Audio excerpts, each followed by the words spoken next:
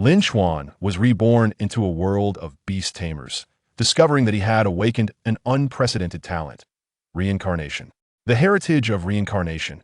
As long as there are materials, one can allocate points and learn skills akin to a game, acquiring divine-level abilities with just a click. The rebirth of reincarnation. Returning to the initial state, enhancing the quality potential of spirit beasts, and achieving mythical bloodlines with continuous rebirth. There will come a day when one can reach the pinnacle, from the adorably naive Hua Ye Ye to the extraordinarily independent Hua Ling Xian.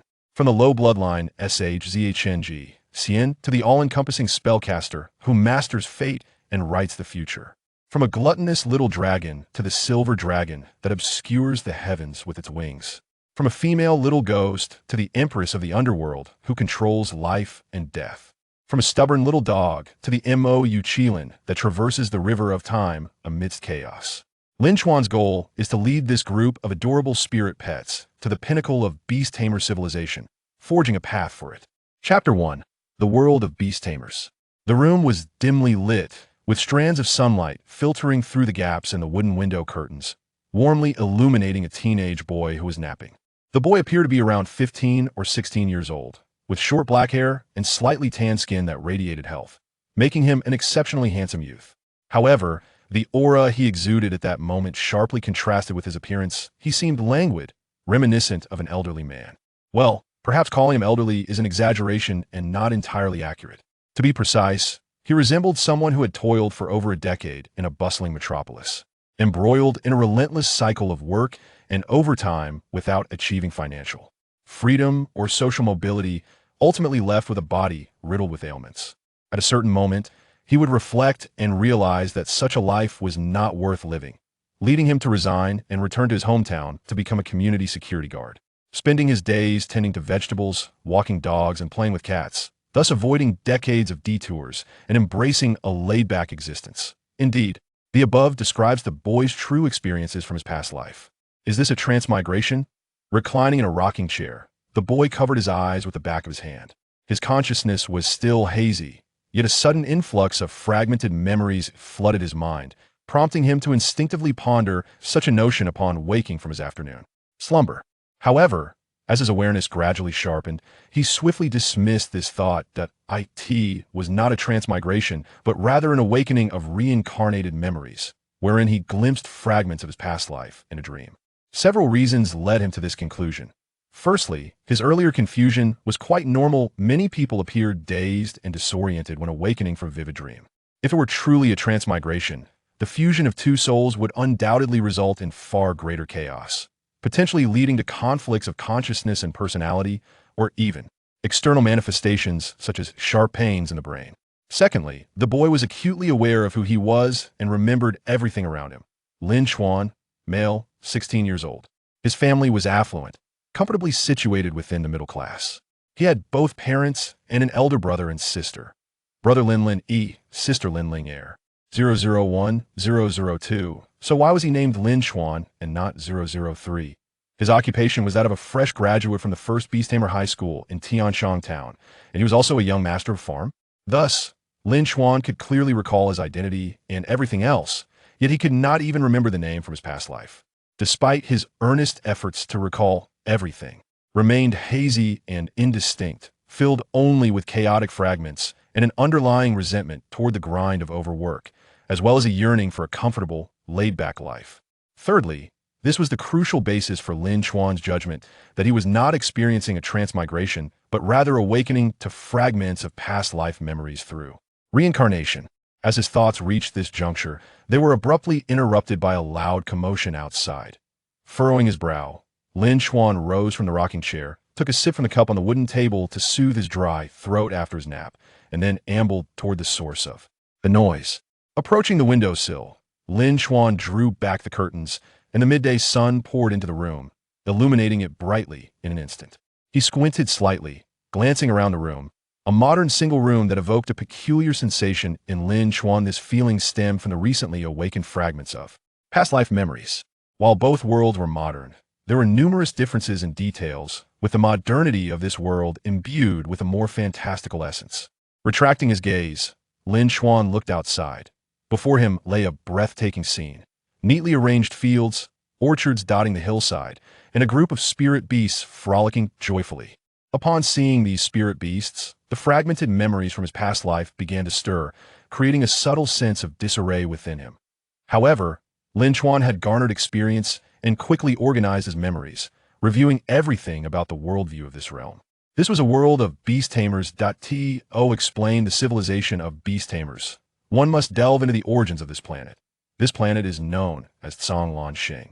Since ancient times, Canglan Xing has harbored extraordinary powers, represented by entities known as Mo Wu, magical creatures. Mo Wu, also referred to as magical beasts, encompass not only animals and plants, but also mountains, lakes, and even a single word or book that is transcended into extraordinary existence.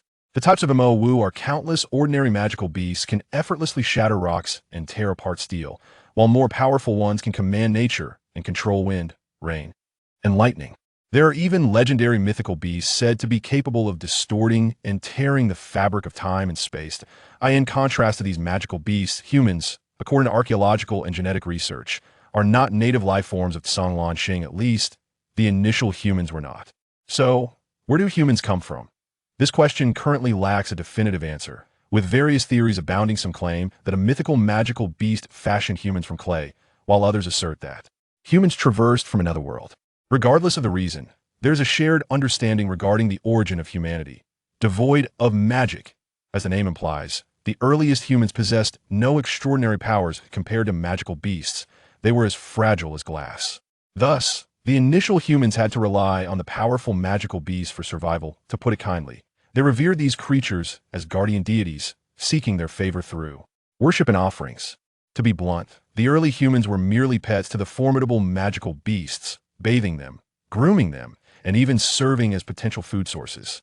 Therefore, to ensure that the frail humans did not perish abruptly due to the harsh natural conditions of Canglan Xing, certain powerful magical beasts shared parts of their abilities with humans through various means, primarily in the form of contracts. Gradually, humans began to acquire extraordinary abilities, yet during this period, they remained subordinate to magical beasts. As time progressed, from ancient to medieval times, conflict erupted between the dragon and phoenix clans for reasons unknown, igniting a racial war that drew in numerous factions, including legendary mythical beasts, into the Dragon-Phoenix War.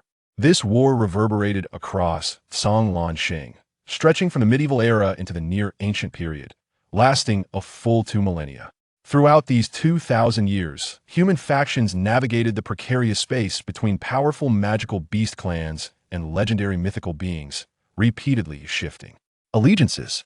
They ultimately gained the protection of the Qilin clan, second only to the dragons and phoenixes, and through relentless research into the contracts between magical beasts and humans, humanity evolved from dependency to equality and eventually to rebellion against servitude, using contracts to subjugate magical beasts. Of course, only those low bloodline, lesser intelligent magical beasts could be enslaved through contracts. The powerful ones, such as dragons, phoenixes, and Qilins, remained beyond the reach of human control, unless through equal contracts, which required their consent. Yet, the vast majority of powerful magical beasts would never submit to humans. Nevertheless, humanity forged a new path. Through nurturing, training, and commanding, the lesser magical creatures are cultivated into formidable beings, capable of rivaling even the legendary monsters. Thus, humanity has risen unexpectedly, securing a place on the planet Canglan Xing. Magical creatures, spirit beasts, and spirit pets. There is no need to elaborate on magical creatures. Spirit beasts refer to those that have been tamed by humans and reside within or near human territories, having developed a profound bond with humanity over millennia, becoming close and even reliant on humans. Spirit pets are spirit beasts that have established contracts with beast tamers, receiving specialized nurturing and training, and grow and fight alongside their tamers under their guidance. The extraordinary power system of spirit pets, cultivated through contracts, nurturing, training, and commanding, constitutes the contemporary civilization of beast tamers. From ancient times to the present, after 2 millennia of development, humanity now occupies a quarter of Canglan Xing. Though a quarter may seem small, it represents the largest territory held by any race, surpassing even the once mighty dragon and phoenix races. As far as Lin Chuan knows, There are hundreds of renowned countries and factions within the human civilization of beast tamers, with countless well-known and obscure families and organizations controlling various territories. Among them, the three most powerful and famous kingdoms of beast tamers stand out. The Tianlong Empire, which venerates dragons as its totem, the Shang Tian Ancient Kingdom, allied closely with the Phoenix race, and the Xingyan Federation, which has signed an equal auspicious contract with the Qilin. Lin Chuan, an ordinary civilian within the Xingyan Federation, briefly revisited the worldview of Kanglin Xing and the foundations of the beast tamer civilization in his mind. The subtle sense of disarray stemming from fragmented memories of his past life dissipated entirely. With a gentle sigh, Lin Chuan turned his gaze toward the source of the earlier commotion, where approximately 30 spirit beasts were frolicking along the road by the fields.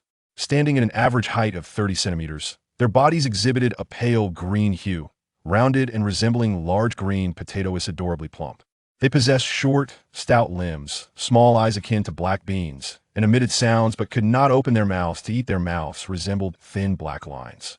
Atop their heads bloomed a flower reminiscent of a lotus, from which two long, leaf-like structures extended, cascading down and even trailing on the ground.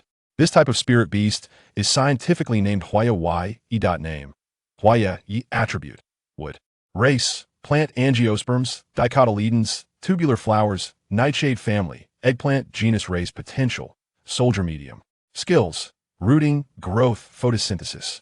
Description, a peculiar plant spirit beast that bears fruit 3 to 5 times a year. The fruit is rich in nutrients, containing various essential substances for the human body. Depending on the cultivation conditions, including fertilizers, soil, sunlight, and other factors, the flavor of Hua Ye Ye's fruit varies. With simple processing, the fruit can be transformed into various delicious dishes, making it a top-tier ingredient for salads and the perfect meal replacement for those seeking to lose weight. Lin Chuan, though not an academic prodigy, was an above-average student well-versed in the specifics of his farm's specially cultivated spirit beasts. Relevant information flooded his mind. Attributes represent the categorization of abilities, more accurately describing the types of energy that spirit beasts can condense and utilize through the absorption of natural energy. The basic attributes include metal, wood, water, fire, and earth, along with special attributes such as wind, thunder, light, darkness, poison, dragon, steel, illusion, demon, fairy, ghost, and the rarest and most enigmatic time-space attribute, which exists only in legend. Race indicates the species classification of spirit beasts. Many students often confuse attributes with races, with the most common mistake being the misinterpretation of attribute, dragon and race. Dragon. If a spirit beast possesses a dragon attribute, it means the beast can harness dragon energy and learn skills like dragon breath or dragon might.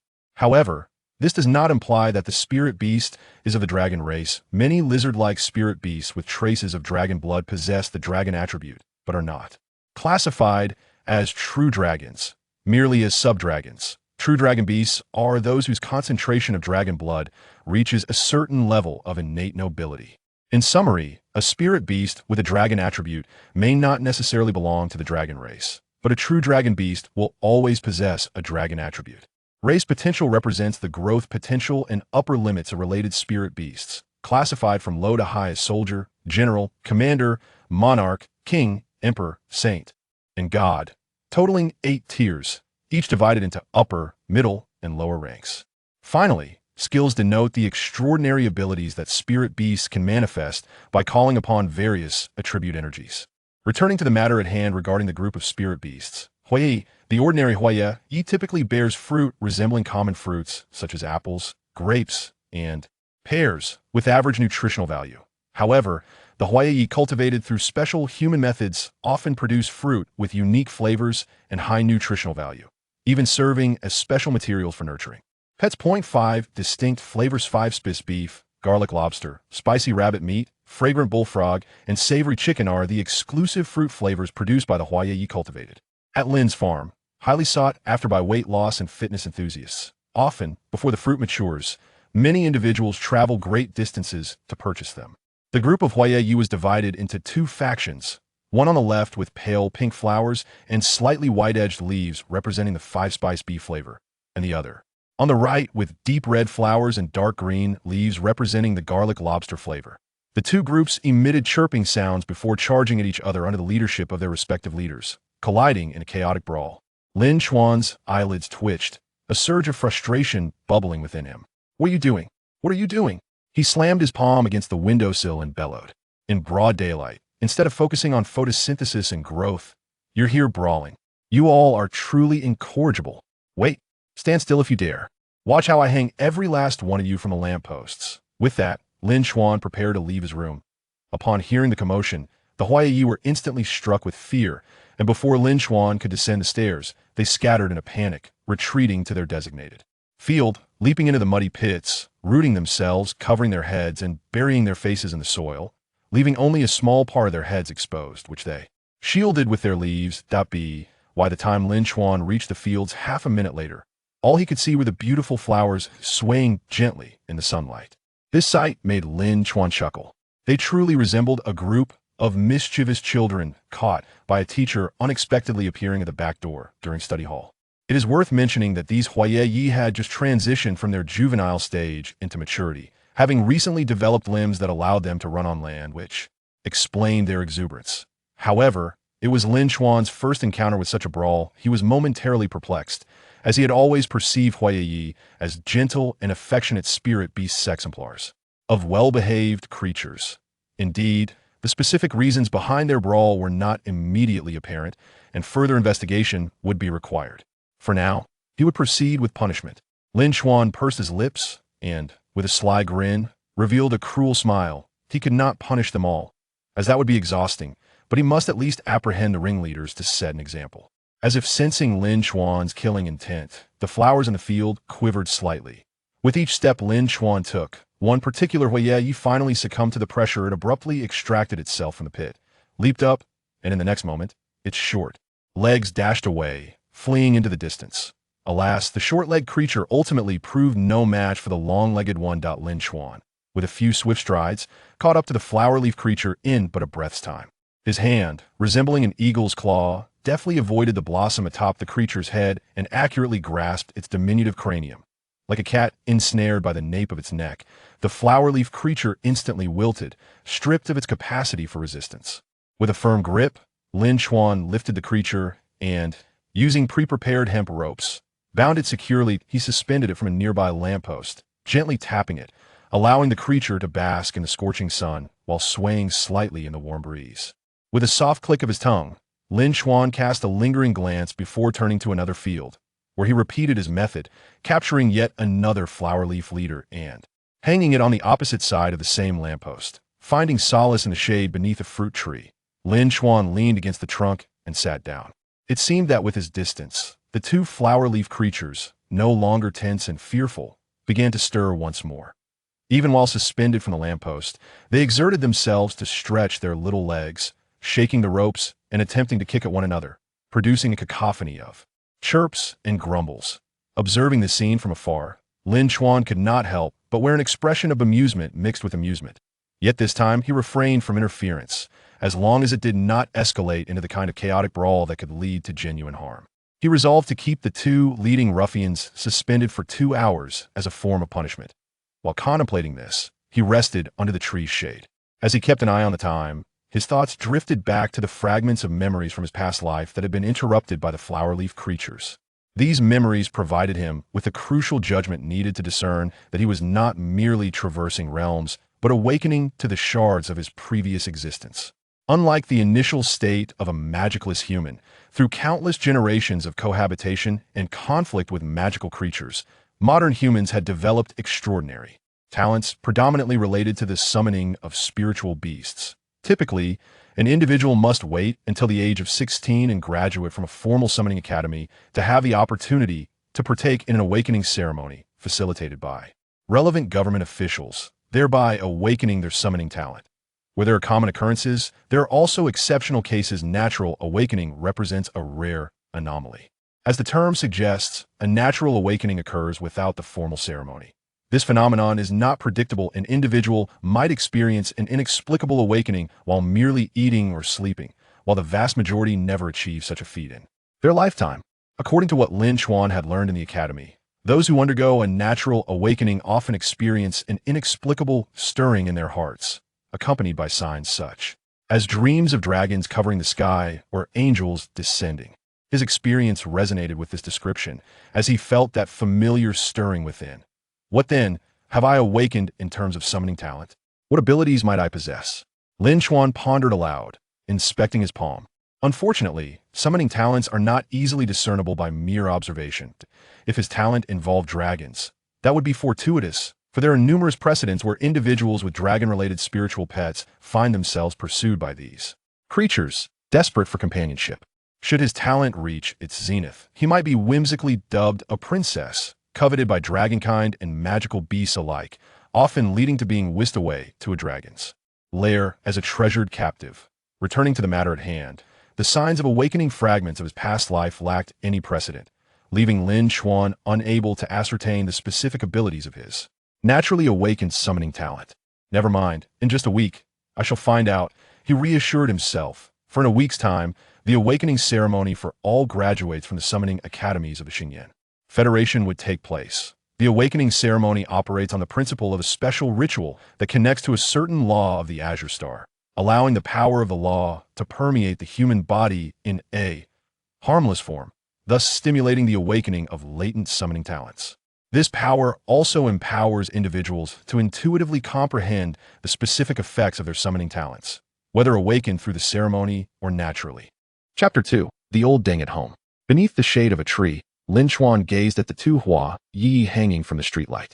Most wood-type spirit beasts naturally possess the ability of photosynthesis, and Hua Ye Ye is no exception. The effect of this skill enables spirit beasts to rapidly restore their vitality and energy in the presence of light.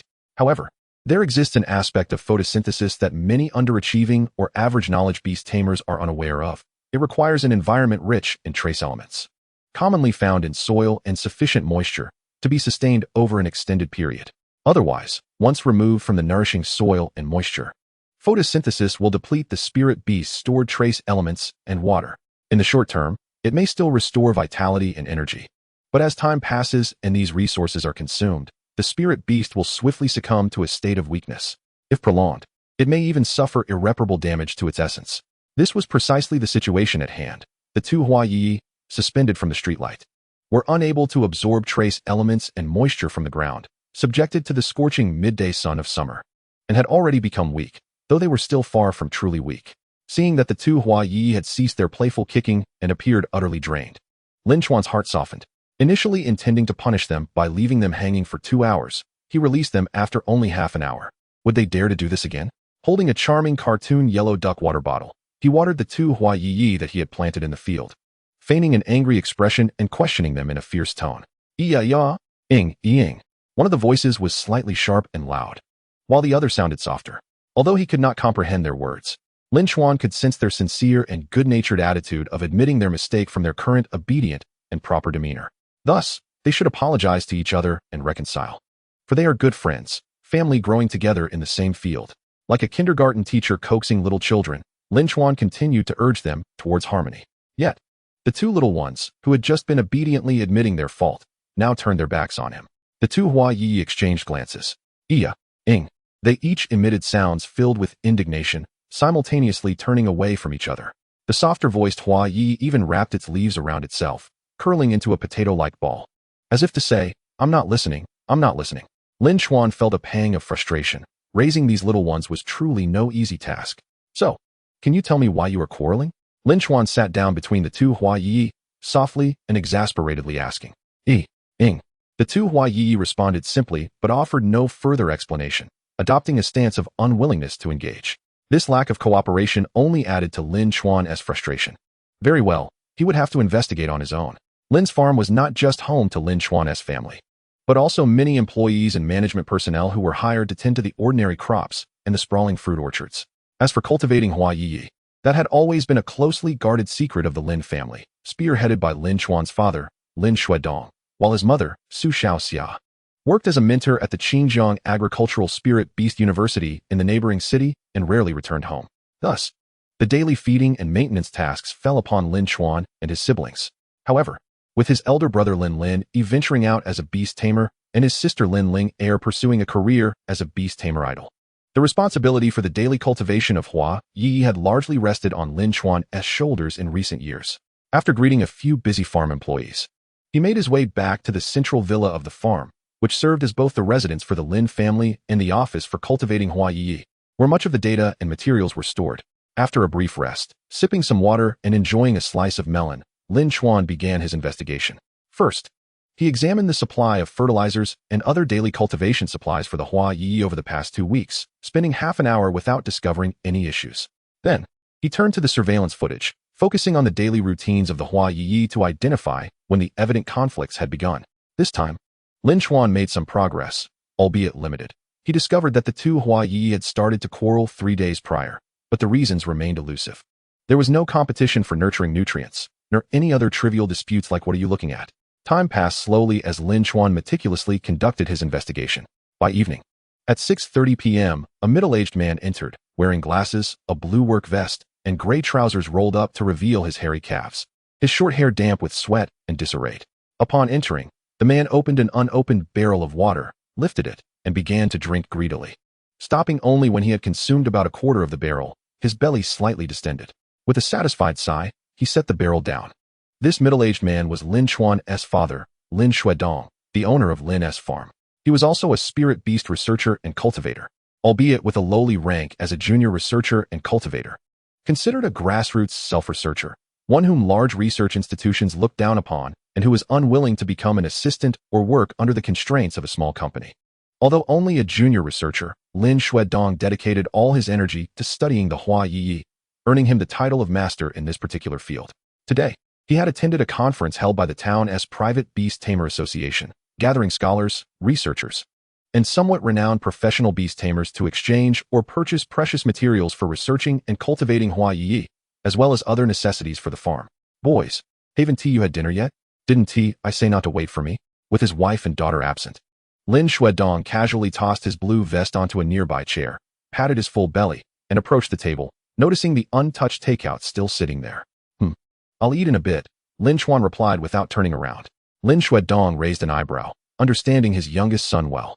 At this hour, Lin Chuan would typically be in his room playing on his phone, yet now he was diligently reviewing the surveillance and records of the Hua Ye Ye.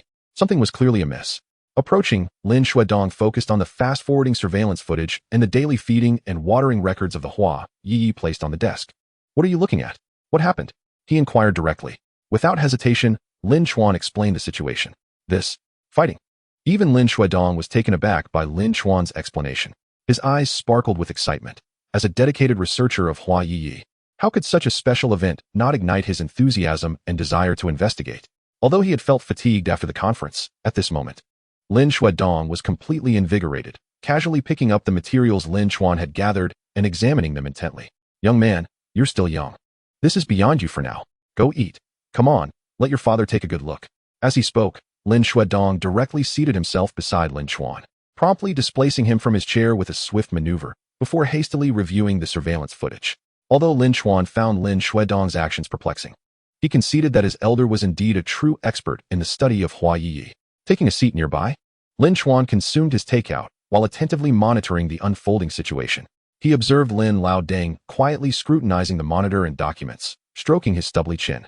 After a while, as if struck by a thought, Lin Dang retrieved additional surveillance footage unrelated to Hua Ye Ye's routine, specifically recordings from the vicinity of the Lin family villa during this period. Gradually, something caught his attention. Lin Dang's eyes sparkled with revelation as he adjusted his black-rimmed glasses. "I have discerned the cause," Lin Dang mused. "What cause?" Lin Chuan, still dining on his dinner, hastily set his chopsticks aside, curiosity piqued. Just as Lin Dang was about to respond, he paused, scrutinizing Lin Chuan intently, feigning a deep contemplation before breaking into a mysterious smile. "Young man, I shall not divulge the answer directly. Consider it a small test to assess your worthiness to inherit my legacy, the stewardship of this farm, the empire established by your father." Lin Dang beamed with pride, his demeanor reminiscent of a peacock displaying its plumage. In response, Lin Chuan merely smirked. "Enough with that, Dang. I have no interest in your legacy. Once I undergo the awakening ceremony next week and contract my spirit beast, I shall venture forth to carve my own path. I will forge my own future. You ungrateful wretch." Lin Chuan, his face flushed, gnashed his teeth, unable to articulate a response. "Is your eldest brother planning to leave? And now the second? And you intend to follow suit?" He gestured animatedly. "Each of you seems remarkably capable. I have built a modest fortune, not that of a millionaire, but enough for financial independence, and you wish to cast it aside? Or is nurturing Hua Ye Ye a burden upon you? Is Hua Ye Ye not adorable? Not obedient? Do you not realize that Hua Ye Ye is the epitome of celestial brilliance, the universe's undefeated and eternal spirit beast? Listening to Lin Dang's fervent declarations, Lin Chuan remained speechless. Indeed, Hua Ye Ye was charming and well-behaved, but to claim it as the ultimate being was excessive. Nevertheless, Lin Chuan refrained from engaging in a debate with his overly enthusiastic elder, recognizing that Lin Dang, once enraptured by his passion for Hua Ye Ye, was beyond logical discourse. He opted to let it be and ignore him. After being left to his own devices for about half a minute, Lin Dang regained his composure, emerging from his fervent obsession with Hua Ye Ye. It was then that Lin Chuan spoke up, shrugging his shoulders. It's not that I do not wish to inherit. I simply desire to attend university first and explore the world. Who knows? I might become a professional Beastmaster. Perhaps even a titled king. If that doesn't pan out, I will return to inherit the family business. Had this been before, Lin Chuan would never have uttered the latter half of his statement. He had always looked up to his siblings and viewed inheriting the family business as a source of shame, believing that a true man should forge his own destiny with his own hands. However, the awakening of fragmented memories from his past life had stirred within him a resentment towards the relentless grind of life, alongside a yearning for a comfortable, laid-back existence. This subtle shift in his perspective led him to express a willingness to inherit the family legacy. The bloodline quality of spirit beasts is indicative of their potential and future strength limits. The actual combat power of a spirit beast is typically assessed based on the energy within it, evaluated through both quality and quantity. Quality represents the intensity of energy levels, while quantity refers to the sheer volume of energy. Based on these criteria, one can ascertain the specific strength of a spirit beast. Within official and academic circles, the strength is rated in hierarchies and tiers. For example, if a spirit beast's energy level is 3 and its quantity is also 3 standard units, it is classified as a 3-tier, 3-level beast. Conversely, among practitioners, Beastmasters often employ a less precise but more intuitive numerical system akin to video game levels, referring to 3-tier, 3-level as level 33. Where does this numerical representation fall short? To illustrate, some powerful spirit beasts possess an energy volume far surpassing that of ordinary ones, leading to cases such as a 3-tier, 10-level, or even 18-level beast, which cannot be accurately described using standard numerical levels. While spirit beasts are assessed this way, Beastmasters, though different, are not dissimilar. They continuously nurture their spirit companions and, through contracts, gain feedback on their growth, thereby enhancing the quality of energy within themselves and ultimately achieving life transformations, extending their lifespan, preserving their youth, and acquiring additional abilities, such as enhanced memory retention. A king refers to a 7th-tier Beastmaster, essentially a master of level 70 or above. A titled king specifically denotes a Beastmaster who has reached the pinnacle of 7th-tier strength, level 79, and has made significant contributions to the Xingyan Federation. Such masters are awarded exclusive honorary titles based on their spirit beasts and achievements. As for the 8th tier and beyond, these are legendary beings, often referred to as emperors. Returning to the main topic, upon hearing Lin Chuan's remarks, Lin Dang's expression brightened, nearly bursting into laughter. A professional Beastmaster may be plausible, but a titled king? You must be dreaming. Although he thought this and wished to voice it, Lin Dang refrained. By the way, I forgot to mention, I naturally awakened today, Lin Chuan said, a hint of pride and playful mockery in his tone. Lin Dang's eyes widened in shock, causing him to cough, his glasses slipping down his nose. Cough, cough, cough, naturally awakened? You? Lin Chuan nodded affirmatively. Lin Dang remained with his eyes wide open, momentarily forgetting to adjust his glasses. He chose not to inquire about the specific signs of Lin Chuan's natural awakening, as it was an unspoken understanding within the culture of Beastmasters that even kin should not pry unless the individual willingly shared or it was observed. Otherwise, it would be deemed impolite. Lin Dang stared intently at Lin Chuan, and after a moment, he regained his composure and exhaled deeply. His expression turned gravely serious as he placed a supportive hand on Lin Chuan's shoulder, his eyes reflecting profound pride and encouragement. After a brief pause, Lin Dang spoke. Since you have naturally awakened, with your abilities, becoming a professional Beastmaster should not pose much difficulty. However, as for becoming a titled king, you might want to temper your expectations. If you manage that, I shall consume all the grass on this farm. Having humorously voiced the thoughts he'd previously kept to himself, Lin Dang's expression shifted as he collected himself. Let us set this aside for now. After a week, when you undergo the awakening ceremony and ascertain the specific effects of your Beastmaster talents, You may select your initial spirit beast. Now, let us return to the matter of Hua Ye Ye and the reasons behind its conflicts. Here as a hint, think back to your childhood. Around the age of 4 or 5, how did you capture your mother's attention back then? He continued. Also, regarding the innate nature of Hua Ye Ye, it gifts the very first fruit it bears in adulthood to the person it cherishes most. At this, Lin Chuan's face swelled with pride. Speaking of which, your father has garnered 237 true love fruits from Hua Ye Ye. My life is indeed fraught with burdens. With that, Lin Chuan sighed dramatically. All right, I believe I've provided sufficient hints. I shall return to my studies of Hua Ye Ye. Though he had discerned the reasons behind Hua Ye Ye's conflicts, he understood that these were merely the causes. The manifestations of behavior, such as psychological changes and other resultant transformations, warranted further exploration. After giving Lin Chuan a reassuring pat on the shoulder, Lin Dang grabbed the remaining takeout and dashed towards the fields of Hua Ye Ye, declaring that he would camp out there for the next few days, sharing every aspect of life with the spirit beasts. Life is unending, and research is relentless. Chapter 3. The Supreme Hua Ye Ye. As he watched Lao Dang dash energetically towards the Hua Ye Ye fields, Lin Chuan lowered his head in contemplation, allowing his thoughts to wander in the direction suggested by Lao Dang. How did he, at the tender age of 4 or 5, capture his mother's attention? Lin Chuan pouted in amusement. What a joke. He was the epitome of a well-behaved child. He had never engaged in any mischief, such as burying firecrackers in the fertilizer storage for the Hua Ye Ye, nor did he ever hide his mother's contract spirit pet, the Xiaoyu dog's feeding bowl in the fields, waiting for it to frantically search for its bowl at mealtime. He was certainly not the most charming lad on the farm. Any slanderous remarks about him being a farm-s bear emperor were utterly unfounded. Lin Chuan rubbed his chin thoughtfully. Since he had been such a model child, never resorting to bizarre antics to draw others' attention, perhaps he should consider the behavior of others, like those mischievous children from the nearby kindergarten who would go to great lengths to attract the attention of the beautiful teacher, Delay. They would engage in all sorts of antics just to have her assist them with washing their faces or feeding them, while fighting and brawling were mere trifles. The conclusion was that the more well-behaved children were often overlooked, while the more unruly ones received greater attention from their elders. Thus, were these Hua Ye Yes trying to capture his attention? It was nearly 7 p.m., with the sun setting in the west and the sky darkening, illuminating the farm's streetlights. Lost in thought, Lin Chuan approached the window, gazing at a human figure illuminated by the streetlight at the edge of the field, surrounded by a cluster of smaller figures. The Hua Ye Yes in this field had just emerged from their juvenile stage, a small portion of which Lin Chuan had been nurturing over the past 6 months. When they were still in their infancy, unable to move beyond the fields, he had diligently tilled the soil, fertilized, and watered them at regular intervals.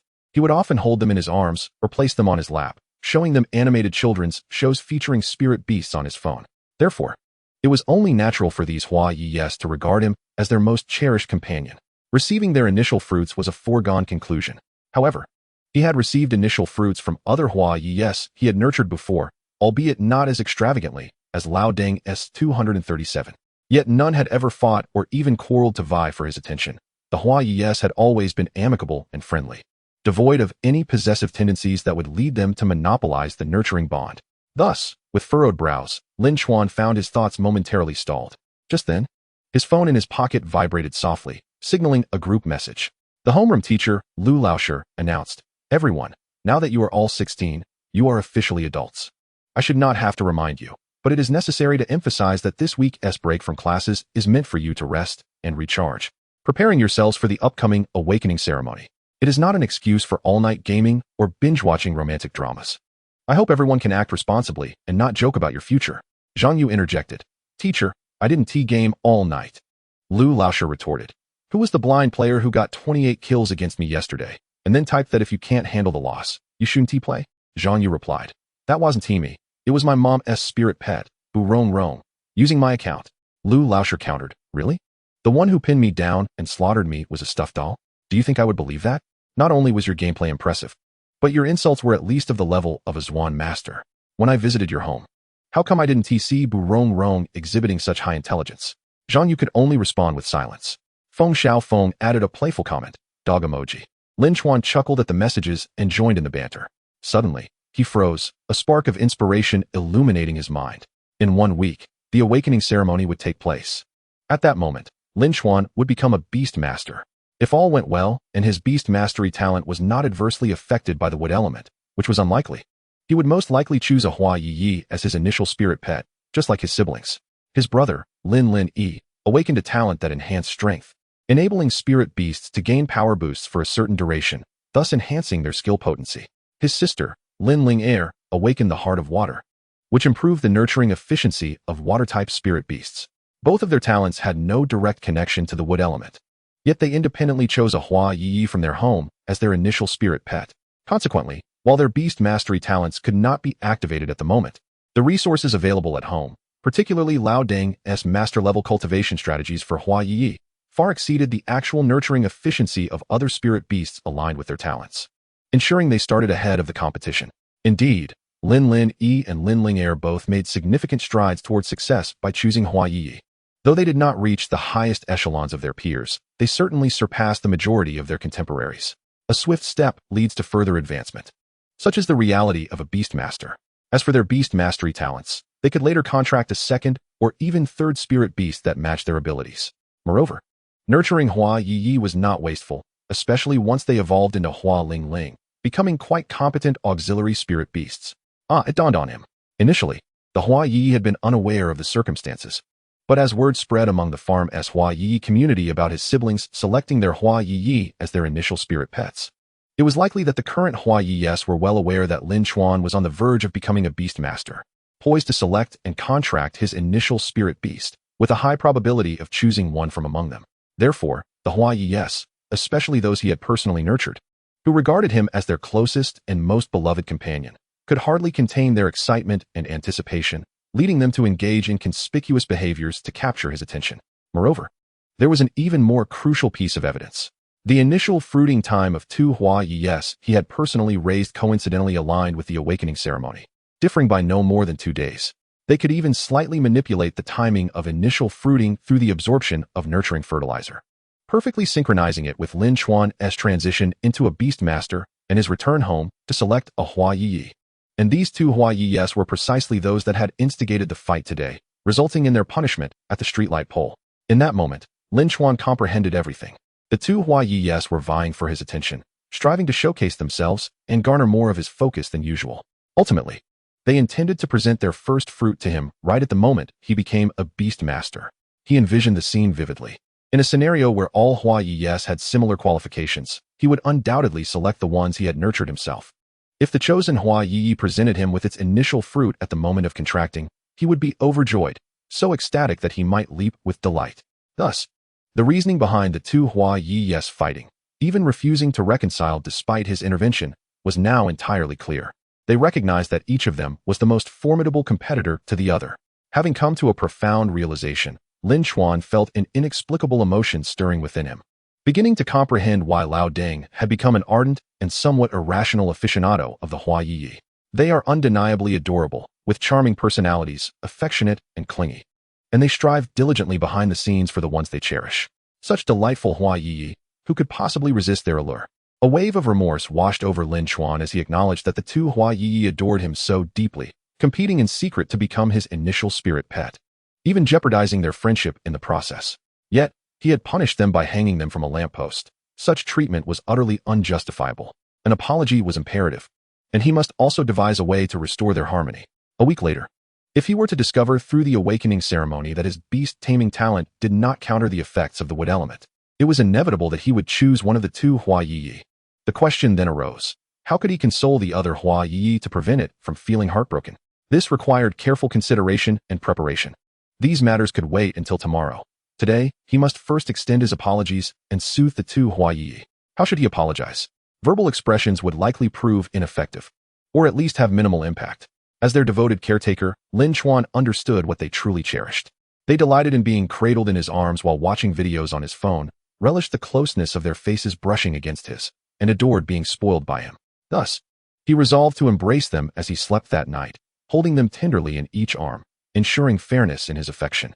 In the Hua Ye Ye field, Lin Shuadong settled himself on a small stool beside the crops. Before him, the Hua Ye Ye stood in neat rows, undergoing their physical examinations. At that moment, Lin Chuan strode past with a whirlwind of energy, prompting Lin Shuadong to glance over. When he beheld Lin Chuan cradling two of the Hua Ye Ye, one on each side, affectionately rubbing their faces together, he was momentarily taken aback, then felt a warm sense of pride, displaying a smile akin to that of a proud father. It seemed he had come to an understanding. Transforming his expression into one of playful jest, Lao Deng exclaimed, "So, tell me, aren't Hua Ye Ye incredibly adorable? Come on, say it. Hua Ye Ye is heaven. Hua Ye Ye is earth. Hua Ye Ye is the invincible, eternal first of the universe." Caught in the midst of his affectionate gestures with the two Hua Ye Ye, Lin Chuan fell silent. Even the two Hua Ye Ye, who were giggling and playfully cooing in his embrace, suddenly froze, shyly wrapping their leaves around themselves and forming an oval ball. Many other Hua Ye Ye in the vicinity followed suit, hiding their leaves as well. The atmosphere became awkward in an instant. Lin Chuan maintained a stoic silence. Hua Ye Ye were indeed charming, but he would not utter such cringe-worthy phrases that could make one want to dig a villa with their toes. He opted to let the silence linger, further solidifying the tension in the air. After a lengthy pause, as a gentle night breeze swept by, Lin Chuan finally spoke. Shifting the topic, "I have come to understand the reason behind the quarrel between these two little ones. However, I still find it puzzling why other Hua Ye Ye joined in, leading to a full-blown brawl. Many of them are not ones I have raised and aren't particularly close to me. So they wouldn't engage in such behavior over the competition to become my initial spirit pet." Upon hearing this, Lin Chuan chuckled and pointed at the deep red flower-topped Hua Ye Ye with dark green leaves that Lin Chuan was cradling in his left arm. "The third one. Let me ask you, what is its name?" "Guogua, Guichijio," Lin Chuan replied without hesitation. Guogua refers to those Hua Ye Ye capable of bearing garlic lobster-flavored fruits, while Chijio is the specific identification number of this particular Hua Ye Ye. "Why two names?" Lin Chuan inquired, intrigued. "Because the language systems of humans and spirit beasts are not entirely compatible. Human language relies on sounds, with emotional nuances being secondary. In contrast, spirit beasts prioritize emotional expression, using sounds primarily as a medium to convey emotional information. For this group of garlic lobster-flavored Hua Ye Ye, they are all called Guogua. However, merely calling out Guogua would leave humans unable to discern which specific Hua Ye Ye is being referred to. Even Lin Chuan would struggle with this. Thus, they are assigned identification numbers for distinction.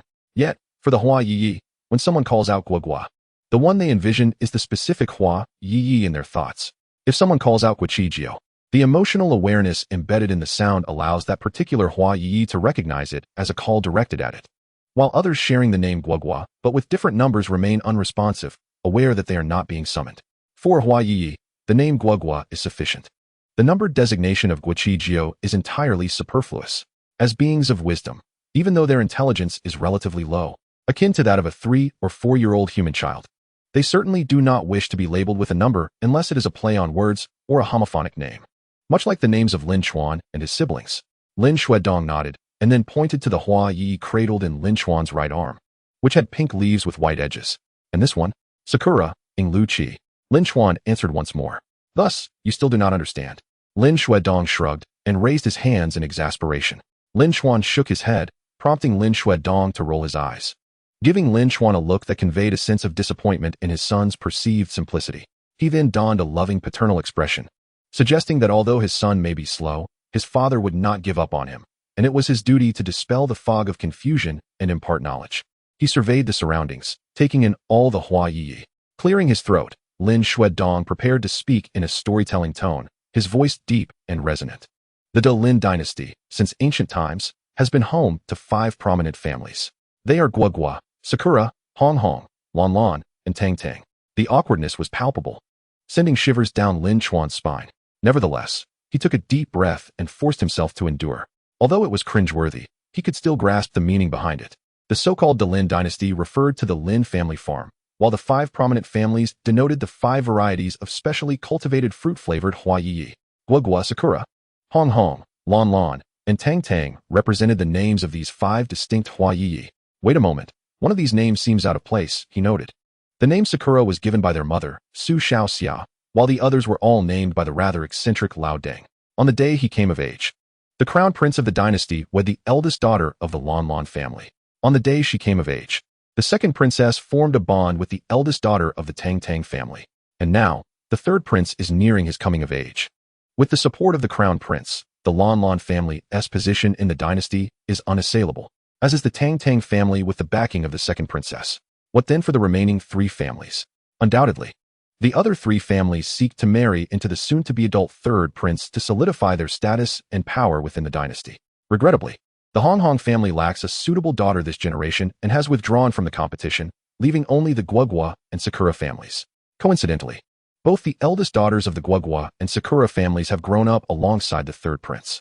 Pausing, Lao Deng's eyes sparkled as he fixed his gaze on Lin Chuan, then shifted to the two Hua Ye Ye cradled in Lin Chuan's arms, and finally turned his attention to the other Hua Ye Ye, particularly the garlic lobster-flavored Guogua and five-spice beef-flavored Sakura.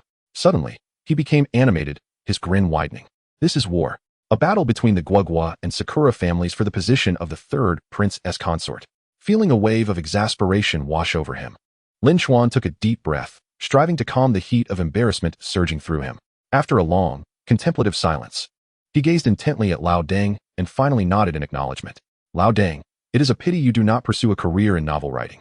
Chapter 4. The Talent of Beast Taming. Ignoring the continued antics of the overly dramatic Lao Deng, Lin Chuan returned home, cradling the two Hua Ye Ye in his arms. As the two Hua Ye Ye had just passed their juvenile stage, they could not remain away from the soil environment for an extended period, at least not for a night, which would amount to about 8 hours. Otherwise, it would adversely affect their growth. However, a solution existed, and it was quite simple. Similar to transplanting a plant, one could wrap the bodies of the Hua Ye Ye with a piece of cloth while stuffing some soil inside. By enclosing the two Hua Ye Ye with the soil-filled cloth, leaving their short, round limbs exposed, it appeared as if they were adorned in garments. Lin Chuan then fashioned a beautiful bow to secure the wrapping, preventing it from slipping off, and patted the dirt from his hands. They were utterly charming. While he could not articulate the outrageous claim of Lao Deng that these Hua Ye Ye were the most adorable creatures in the world, Lin Chuan offered sincere, yet modest praise. Upon hearing Lin Chuan's compliments, the two Hua Ye Ye immediately began to chirp and bounce on the table, eventually leaping into Lin Chuan's embrace, evidently overjoyed. The two Hua Ye Ye radiated pure happiness, yet Lin Chuan felt a twinge of concern within. To the left, to the right, Guogua or Yinghua, how to choose? With a sigh, Lin Chuan shook his head, resolved not to dwell on it further. He proceeded to wash up and change into his home pajamas before returning to place the two Hua Ye Ye on his lap, cradling one in each arm, as they snuggled together to watch a Spirit Beast television series. At 10 p.m., Lin Chuan finally returned to his room, turned off the lights, and went to bed. As for sleeping while cradling the two Hua Ye Ye, that was merely talk. It was inappropriate, not for any peculiar reason, but simply because it would not be conducive to their health. Humans sleep lying down. At least Lin Chuan could not manage to sleep standing or sitting, while the Hua Ye Ye, being rooted in the ground, would naturally rest in an upright position. Should Lin Chuan lie down for any length of time, the flowers atop the Hua Ye Ye's heads would succumb to the pull of gravity, causing them to grow askew. If they were like his mother's spirit pet, the little moondog, or the plush creature mentioned in the previous class group chat, or if the Hua Ye Ye evolved into a more humanoid form resembling a 3-year-old girl, Lin Chuan would undoubtedly embrace them both in slumber without hesitation. The two Hua Ye Ye were placed in a delicate little flower pot adorned with charming cartoon designs, one resting on each bedside table. Lin Chuan lay down and had barely closed his eyes when the soft sounds of Iya Iya and Ying Ing emerged from the two Hua Ye, their ethereal voices seeming to whisper sweet nothings or sing lullabies. Much like mothers who soothe their children to sleep with lullabies or those who light fragrant sandalwood incense, these gentle whispers served as a means of inducing slumber, a wood-based skill named grass flute, which had the effect of lulling others into a deep sleep. This skill was known to all Hua Ye Ye on the farm, as Lin Lao Deng's cultivation plan included playing soothing music for the Hua Ye Ye during their juvenile stage.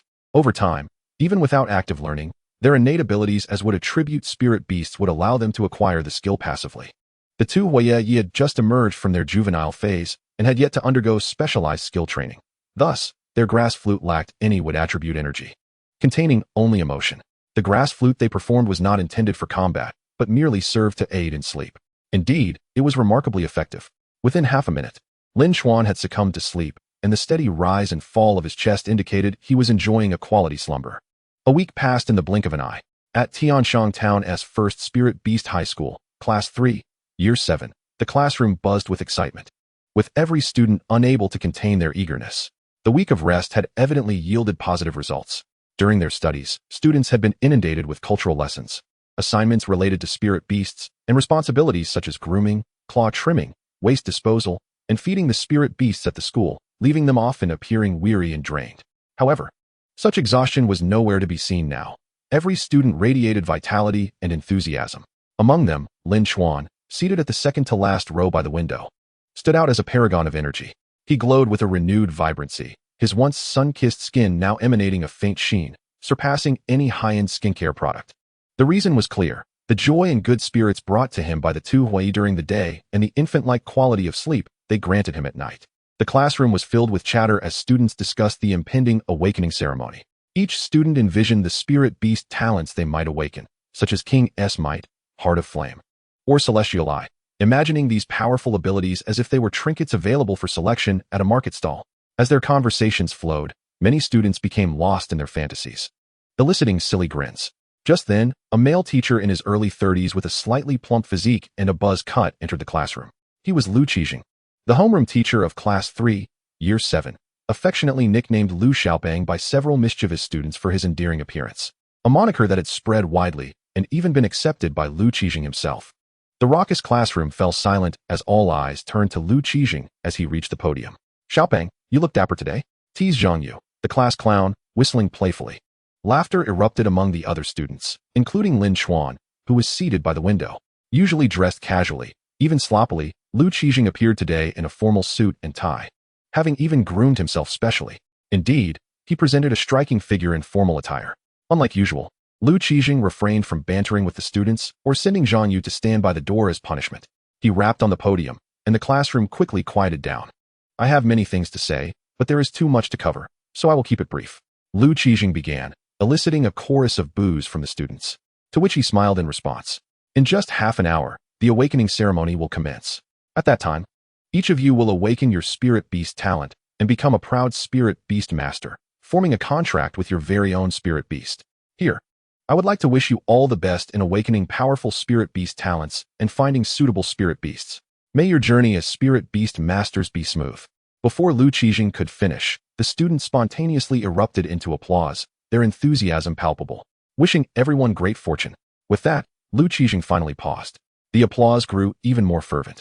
He did not immediately halt it, recognizing that the applause was not only a response to him, but also a mutual blessing among the students themselves. After half a minute, Lu Qijing raised his hand to signal for silence. As the clapping ceased, the classroom returned to tranquility. While the kind words and blessings were heartfelt, Lu Qijing added in a teasing tone, his expression gradually shifting to a serious demeanor, instilling a sense of unease among the students. He tapped the podium once more, the sound resonating, and continued in a low tone. "However, the reality is often less than ideal. 90% of individuals awaken a first-tier spirit beast talent, and their abilities are quite average, even somewhat lackluster. I dare say most of you will fall into this category." As Lu Qijing spoke, many students lowered their heads, biting their lips, their expressions a complex blend of emotions. Lu Qijing's gaze flickered. He was not attempting to undermine the students' confidence. This is a form of rhetoric known as first suppressing, then uplifting. The earlier remarks served as a suppression, but excessive negativity is counterproductive. One must strike a balance to effectively elevate the mood. With another tap on the table, Lu Qijing drew everyone's attention back to him. "All right, here, I shall impart to you the final lesson. There is no need for textbooks or notes. I will pose a few questions regarding the Beastmaster talent. Who can enlighten me on what the Beastmaster talent entails and how it originates? Furthermore, is the Beastmaster talent immutable, or can it be enhanced?" Lu Qijing inquired in a calm tone. After a brief silence, the room erupted into a low murmur as students exchanged glances, pondering what this plump Lu was up to. Eventually, several hands were raised. Lu Qijing scanned the room and selected a female student to respond, a girl of average appearance who wore glasses. Huang Shuya, the perennial top scholar of the class, consistently ranked first in assessments, even among the entire school, where her scores often placed her in the top 3. After standing, she took a moment to gather her thoughts and formulate her words before speaking. The Beastmaster talent is an extraordinary ability possessed by humans, either directly or indirectly, to nurture and assist in the command of spirit beasts. Some talents can temporarily enhance the various capabilities of spirit beasts during battle, while others improve the efficiency of their growth in everyday nurturing. Depending on the strength and nature of the Beastmaster talent, its use may require varying amounts of stamina, mental energy, or other more mysterious resources. The Beastmaster talent, akin to the strength levels of spirit beasts, is stratified. Lower-tier talents yield significantly diminished effects on higher-tier spirit beasts.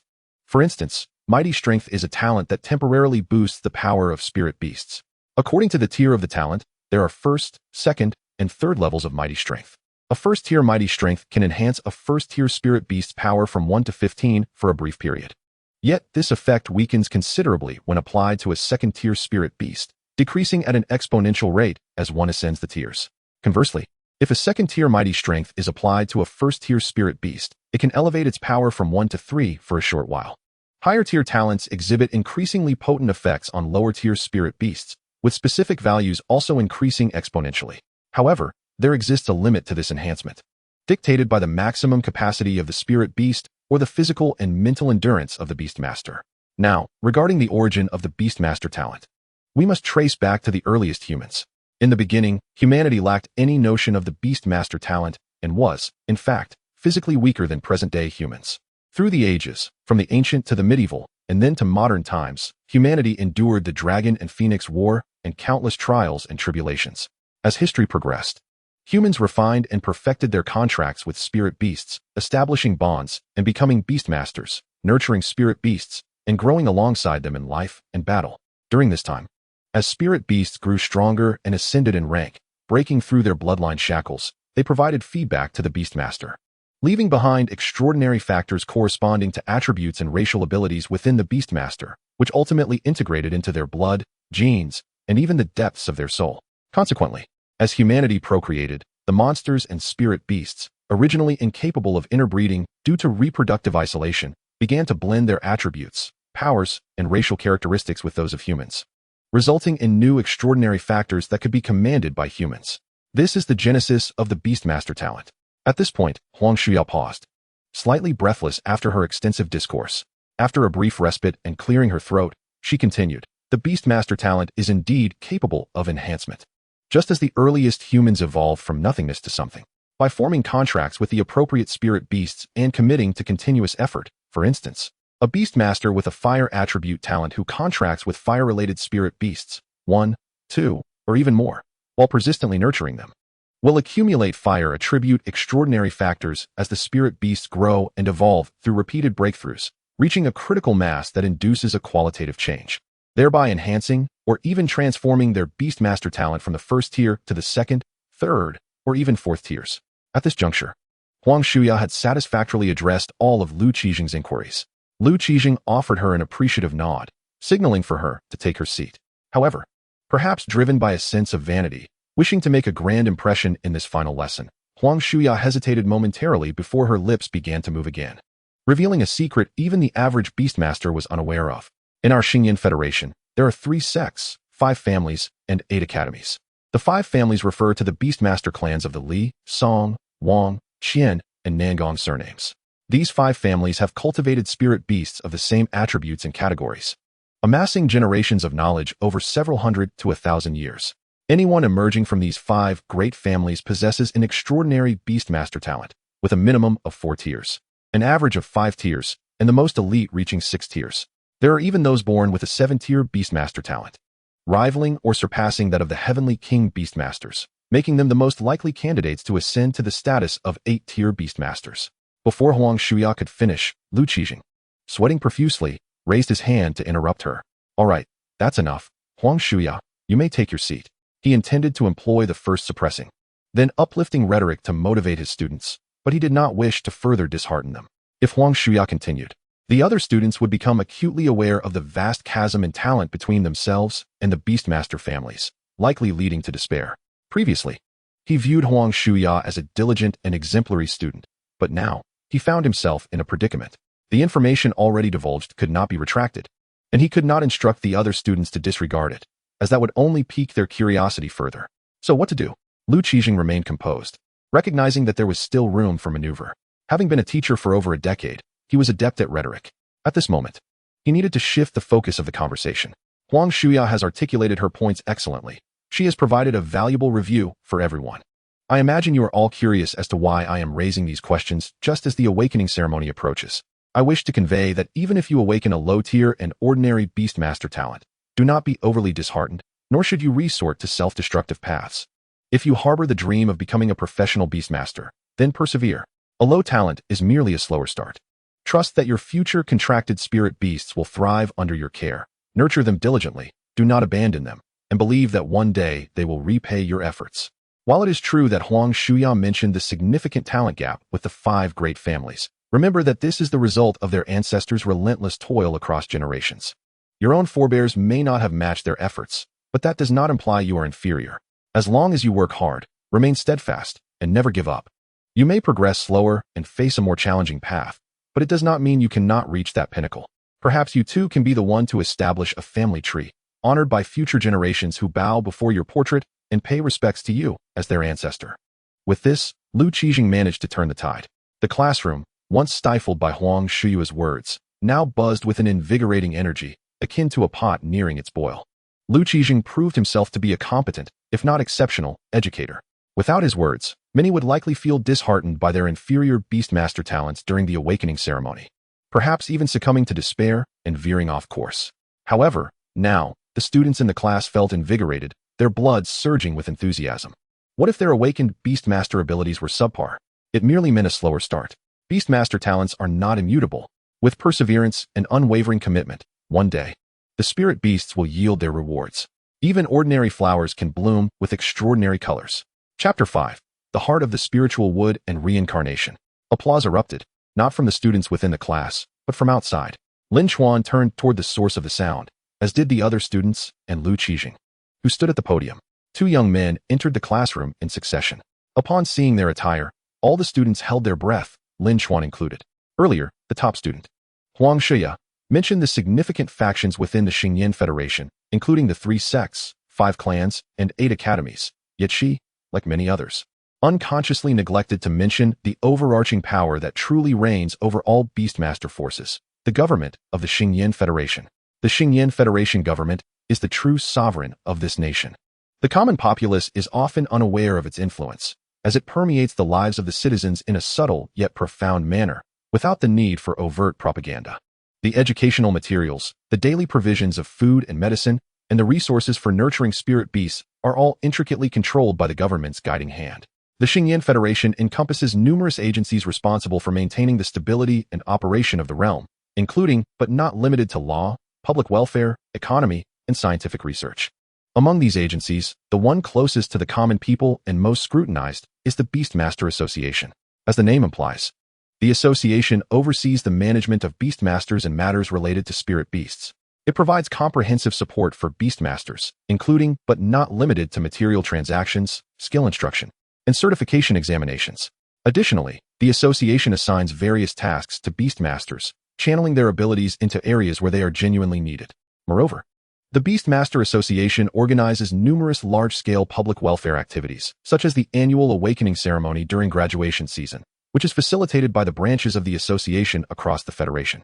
Clad in a black and white robe adorned with cloud patterns at the edges, complemented by glossy black marten boots, the attire worn by the association staff is unmistakable. The white and black color scheme denotes civil servants, while the reverse signifies professional Beastmasters. At this moment, the two individuals entering the classroom, the latter dressed in a predominantly white robe as a civil assistant, while the former, clad in a predominantly black robe, is a professional Beastmaster. In today's era, as long as one is not a criminal stripped of their Beastmaster rights, every law-abiding citizen has the opportunity to awaken their Beastmaster talent through the awakening ceremony and forge a contract with a spirit beast. However, merely awakening talent and forming a contract with a spirit pet is far from sufficient. Such a Beastmaster may be charitably referred to as a trainee Beastmaster, or less kindly as an amateur Beastmaster. Only those who can cultivate their spirit pets into formidable allies, standing out amidst countless peers, demonstrating their capability and qualifications to embark on the Beastmaster path, will be awarded a professional certificate through the assessments organized by the Beastmaster Association, officially becoming professional Beastmasters. Only upon achieving this status can one truly step onto the Beastmaster path, at which point the association will grant access to purchase or exchange advanced knowledge of Beastmasters and rare materials for spirit beasts. Professional Beastmasters typically do not need to engage in regular employment. They can focus solely on nurturing spirit beasts to grow stronger, and if they choose, they may even opt to do nothing at all, only responding to summons from the association when necessary. The Federation government provides a monthly stipend to cover living expenses, ensuring that even their family and friends need not worry about their livelihood. The Xingyan Federation government has corresponding support documents that prioritize arranging suitable employment for the family and friends of professional Beastmasters. Becoming a professional Beastmaster equates to securing a stable livelihood, with the added benefit that one's success uplifts those around them. This path serves as a straightforward avenue for ordinary citizens to transcend social classes and elevate their societal standing. My name is Zhao Tong. Further self-introduction is unnecessary, as many of you may not see me again after today. The professional Beastmaster from the association spoke, his tone carrying an air of superiority that was somewhat uncomfortable. Yet no one seemed to mind. After all, a degree of arrogance is to be expected from a professional Beastmaster. Standing at 8 meters tall, with a square jaw and eyes sharp as an eagle's, his mere presence exuded a commanding aura. Zhao Tong surveyed the classroom, his gaze settling on Lu Qijing, to whom he offered a slight nod. Lu Qijing, feeling the pressure, stepped aside to make way as Zhao Tong advanced to the center of the podium. Pausing briefly before speaking, I have visited all 10 graduating classes in your school, and yours has left the best impression on me. It is not solely because of you, but rather because of your teacher. You have a good teacher. As he spoke, Zhao Tong cast a glance at Lu Qijing. Lu Qijing's slightly plump face flushed with excitement. Being recognized as a good teacher by a professional Beastmaster was more gratifying than any praise from principals or leaders, or even bonuses. Oh, if only he could be presented with a banner in commendation, Lu Qijing thought. With a light chuckle, Zhao Tong shifted his gaze from Lu Qijing back to the students. Continuing, your teacher is correct. Persistence and effort will eventually yield rewards. However, I must also remind you that the path of a Beastmaster is not as idyllic as you might envision. It is fraught with challenges and thorns, and countless individuals will falter along the way. When you encounter difficulties, I hope you will remember the words your teacher has shared with you today. Now, allow me to offer you a personal suggestion. Whether you heed it is entirely up to you. Persistence does not equate to stubbornness. To become a qualified Beastmaster, one must know when to hold firm and when to adapt. Sometimes, it is wise to act within your means and recognize when to step back. Learning to let go can also be a form of courage. That is all I will say for now. I presume you are all eager to begin, Xiao Yu. Zhao Tong turned his gaze toward his civil assistant beside him. The young man, referred to as Xiao Yu, donned round glasses and appeared slender and delicate.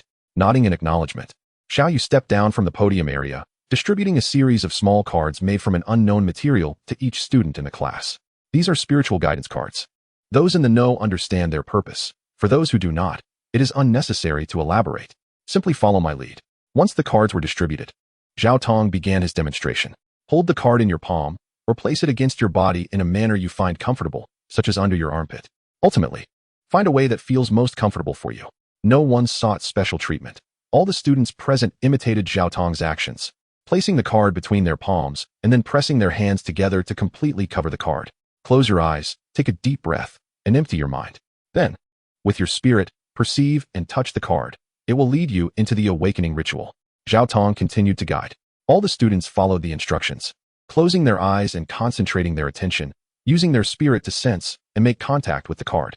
Anyone can awaken their Beastmaster talent through the awakening ritual. Yet there will always be individuals who, for various reasons, may find themselves in a poor state of mind, unable to concentrate, and thus unable to establish a connection with the card, preventing them from entering the awakening ritual. The previous week of school break allowed students to rest and adjust their mental and physical states precisely for this purpose. Lin Chuan had adjusted his condition exceptionally well during this week. One might even say perfectly, brimming with vitality and spirit.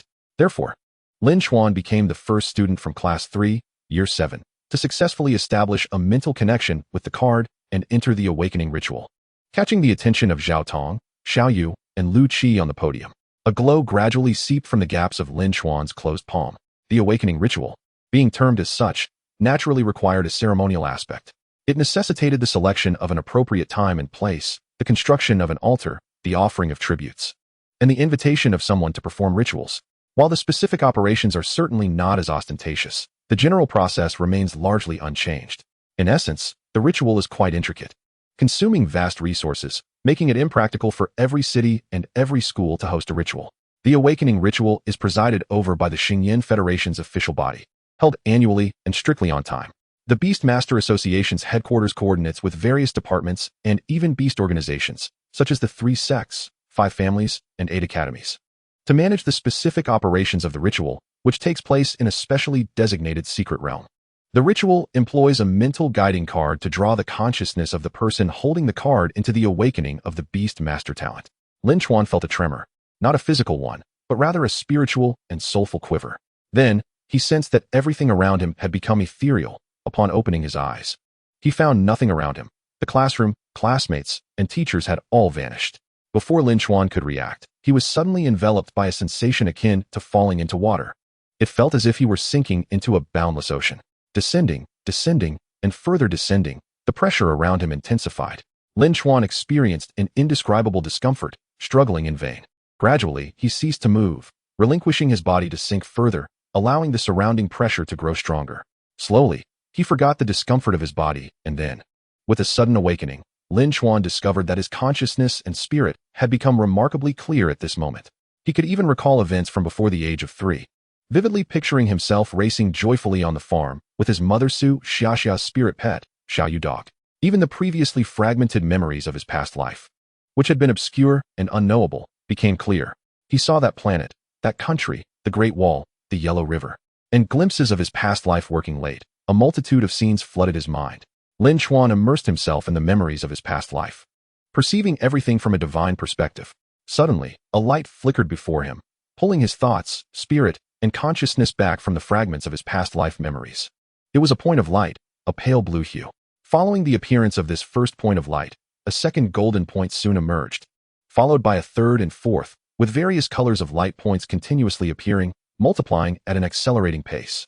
Ultimately, Lin Chuan beheld an ocean of countless colored lights, akin to a vibrant galaxy of stars, profoundly mysterious and infinitely beautiful. Suddenly, Lin Chuan realized that he too was glowing. Looking down, he discovered that his heart was emanating a radiant green light, full of vitality. Fortunately, it was the heart glowing green and not his head, Lin Chuan thought to himself. Focusing on the green light of his heart, a moment of enlightenment surged within Lin Chuan's mind. Spiritwood Heart, second tier, enhances the efficiency of cultivating wood and illusion attribute spirit beasts, facilitating breakthroughs for wood and illusion attributes, while slightly increasing the power of skills when used by spirit beasts. So, this is the Beastmaster talent he naturally awakened? The second tier Spiritwood Heart. Indeed, the Spiritwood Heart is a relatively rare and powerful Beastmaster talent, especially at the second tier, surpassing at least 99 of his peers. Possessing this Beastmaster talent, he is already ahead of the game. As long as he does not squander this talent and progresses step by step, he will undoubtedly secure a stable career as a professional Beastmaster. Wait, Lin Chuan suddenly realized. Although the Spiritwood Heart is a rare talent, it should not be his natural awakening. Otherwise, the signs of his awakening should have manifested as visions of an endless misty forest rather than memories of his past life. Thus, he is awakening a second Beastmaster talent. Indeed, under the premise of having naturally awakened, there exists a probability of awakening a second Beastmaster talent through the awakening ritual, with a significant chance of approximately 20. How fortunate, Lin Chuan mused. However, at this moment, he was even more curious about where his previously naturally awakened talent had gone. It couldn't have been consumed, could it? This was becoming urgent. Observing himself, apart from his heart radiating green light, Lin Chuan found no other parts of his body glowing. Wait, there was a location that he could not see with his eyes. Realizing that he was currently in a state of spiritual consciousness rather than physical form, Lin Chuan closed his eyes and used his spiritual awareness to explore. Immediately, he discovered that the area above his head was emitting light. Fortunately, it was not green light, and it wasn't a single color but a dual-colored light sphere intertwined with black and white. How unique. It certainly stood out, but such uniqueness was indeed fitting, as it was indicative of a natural awakening. Approaching the black and white light sphere with his spiritual awareness, Lin Chuan experienced another moment of enlightenment. Reincarnation, first tier. Inheritance of reincarnation allows the contracted spirit beast to inherit abilities from the remains of other spirit beasts, including, but not limited to, skills, attributes, and battle experience. Rebirth of reincarnation allows the contracted spirit beast to undergo rebirth, reverting to its initial form. This rebirth has a high probability of enabling the spirit beast to surpass its bloodline limits. And special materials can be used during rebirth to induce mutations in the spirit beast species. Chapter 6. Only children make choices. Opening his eyes and emerging from the awakening ritual, Lin Chuan gasped for breath, feeling mentally fatigued and yearning for sleep. However, slumber was not an option at this moment. Rubbing his temples, Lin Chuan gathered his spirit and surveyed his surroundings. By now, several classmates had also completed their awakenings, just like him. The professional Beastmaster, Zhao Tong, had vanished, leaving only Lu Qi and the assistant known as Xiao Yu in the classroom. Lin Chuan glanced at them before closing his eyes to rest. Half an hour passed, and the last student in Class 3, Year 7, completed their awakening. The assistant, Xiao Yu, collected the mental guiding cards from each student and distributed a form for them to fill out, detailing the tier and specific abilities of their awakened Beastmaster talents. This was for the purpose of statistical data collection for the year, although it mainly served to gather and record information. If this were before, Lin Chuan might not have given it much thought or understood it well. However, through the awakening ritual, He had absorbed the fragments of his past life memories with divine clarity, and Lin Chuan now comprehended the rationale behind the actions of the Beastmaster Association and the federal government. In the past life on that blue planet, there was no supernatural power, and even amidst chaos, wars were incessant.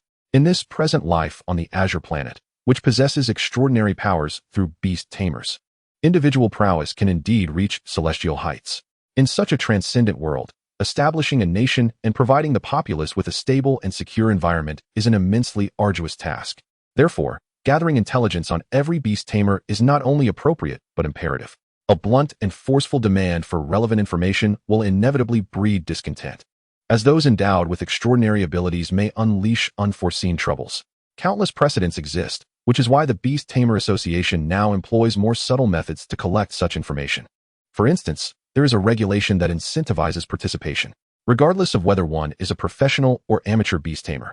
They are required to periodically visit the association to register and update their information about themselves and their beasts. Participation is voluntary. One may choose not to attend. However, those who do update their information will receive a considerable sum of money, the amount varying according to their specific abilities. For an amateur beast tamer who has merely contracted a spirit beast or has not even trained it, but instead kept it as a common pet, this reward is roughly equivalent to 2 months of a regular salary. At this moment, the Beast Tamer Association will subsequently provide all participants with a targeted newcomer gift package based on the talents and initial spirit beasts they register, as a form of encouragement and support as they embark on their journey as beast tamers. The contents of this package are modest yet sufficient for newcomers to take their first qualified step. Naturally, participation is also voluntary. Students may choose to keep their information confidential. Falsifying reports? As long as one is willing to bear the consequences, they may do as they please. Choosing not to report equates to forfeiting the newcomer gift package. Reporting lower abilities, such as claiming to be a first tier when one is actually second tier, could lead to disappointment if the items in the package do not meet expectations. And coveting others' packages would be unwarranted. Conversely, inflating one's abilities, such as claiming to be second tier when one is actually first tier or even third tier, would yield serious repercussions. The association meticulously records the reported abilities and tiers, then estimates the potential of each student for the upcoming advancement examination based on this data and the contracted spirit beasts. Should the results fall short of expectations, it would indicate that the student lacks the qualifications to pursue a career as a beast tamer.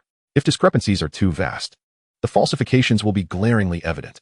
Depending on the situation, resources from the newcomer gift package may be reclaimed. For instance, if a first tier reports as 5th tier, the value of the 5th tier package is substantial enough to warrant recovery. However, if a first tier reports as 2nd tier, the value is negligible and may not be reclaimed. Regardless, the Beast Tamer Association will place those who falsify reports on a blacklist, subjecting them to various restrictions in their future lives, depriving them of numerous benefits, and even affecting their families and friends. Given the multitude of tragic precedents, very few individuals would dare to inflate their reports, as sacrificing one's entire life for a few resources in a newcomer package is hardly worth it. After some contemplation, Lin Chuan accurately filled in his 2nd-tier spirit wood heart. After a moment's hesitation, he also recorded his 2nd beast tamer talent, appending the words 1st-tier skill master to indicate a specific effect that enhances the efficiency of a spirit beast skill acquisition. This is akin to a diluted version of the cycle of rebirth. As for the cycle of rebirth itself, Lin Chuan intended to keep it a secret, revealing it to no one, not even to his family. This is not due to distrust, but rather the inevitable risk of inadvertently disclosing such sensitive information. The more individuals aware of it, the greater the risk of exposure. Should it be revealed, the consequences could be tumultuous, as the ability associated with the cycle of rebirth is indeed astonishing. Yes, it is best to keep such advantages known only to oneself. Discretion is paramount. Should one become boastful and overtly display their abilities, they may find themselves reported and banned, leaving them with no recourse for lamentation. Quietly amassing wealth is the undeniable truth. Secretly and steadily developing one's potential until they reach a point where no one can impede their progress, then they may emerge with confidence, ready to confront the world. Having completed the form and conducted a thorough review, Lin Chuan exhaled softly upon the document before placing it into a pre-prepared envelope, which he then handed to the administrative assistant, Hua Ye Ye. At this juncture, the other students in the class had similarly finished filling out their forms and submitting them. Consequently, they began engaging in light conversation, sharing their respective awakened beast talents.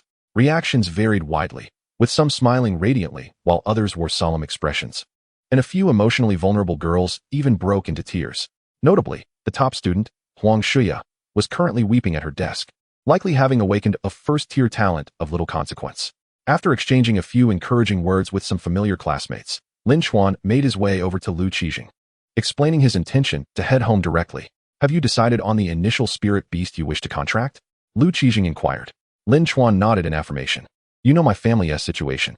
I haven't awakened any talent that opposes the wood attribute, so I plan to select the Hua Ye Ye cultivated on our farm.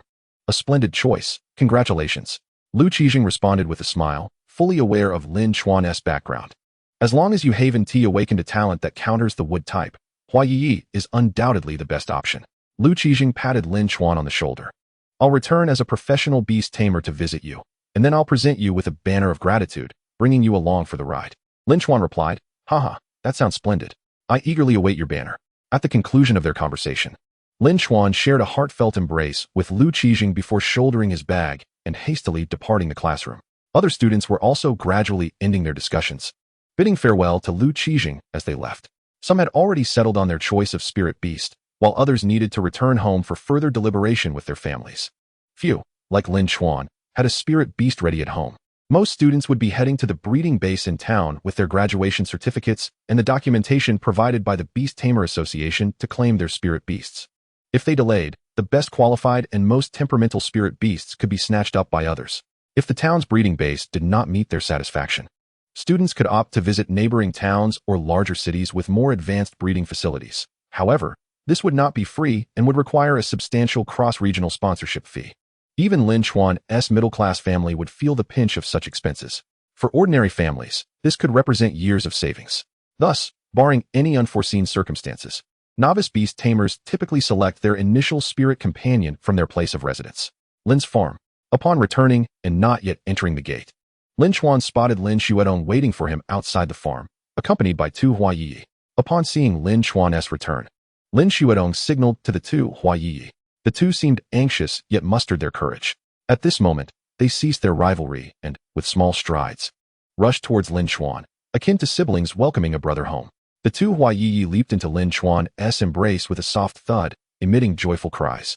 Lin Chuan could not comprehend their words, but, having raised them himself, he could sense their emotions and thus surmise their intentions.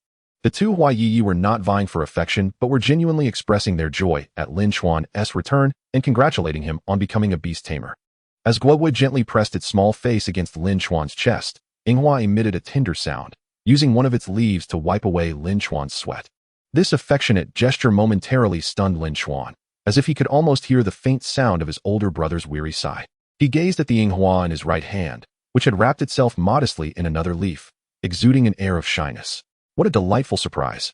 Where did this little green tea come from? It has even learned to play tricks. Lin Chuan's gaze shifted to Lin Laodang, who stood 2 meters away, his eyes darting about.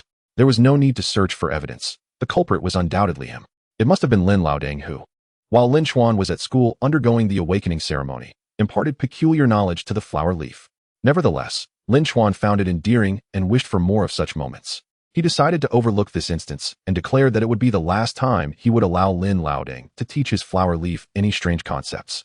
Seeing that Lin Chuan had no intention of pursuing the matter further, Lin Laodang chuckled and approached. So how is it? Lin Xuedong inquired. Lin Chuan smiled lightly and gestured affirmatively. It's splendid. It has even awakened a second Beastmaster talent, the second-tier spirit wood heart. Lin Laodang was momentarily taken aback, his glasses slipping down his nose. The natural awakening had occurred previously, and now there was a second Beastmaster talent. The spirit wood heart? Could it be that Lin Chuan, the third son of the Lin family, is destined for greatness? The prospect of the spirit wood heart thrilled Lin Laodang. This Beastmaster talent, even if one did not hail from an affluent background, akin to most ordinary families, would ensure that Lin Chuan's initial spirit beast choice would indeed be the flower leaf. Within the confines of the Tianshang town's spirit beast breeding base, even when considering the surrounding towns, there was no initial spirit beast more suitable for Lin Chuan than the flower leaf. The effect of the spirit wood heart only applies to wood and illusion attribute spirit beasts, while the flower leaf itself possesses the wood attribute. Upon evolution, both Wallingaling and the 3-stage evolved Wallingshan embody the dual attributes of wood and illusion, making them a perfect match for the spirit wood heart.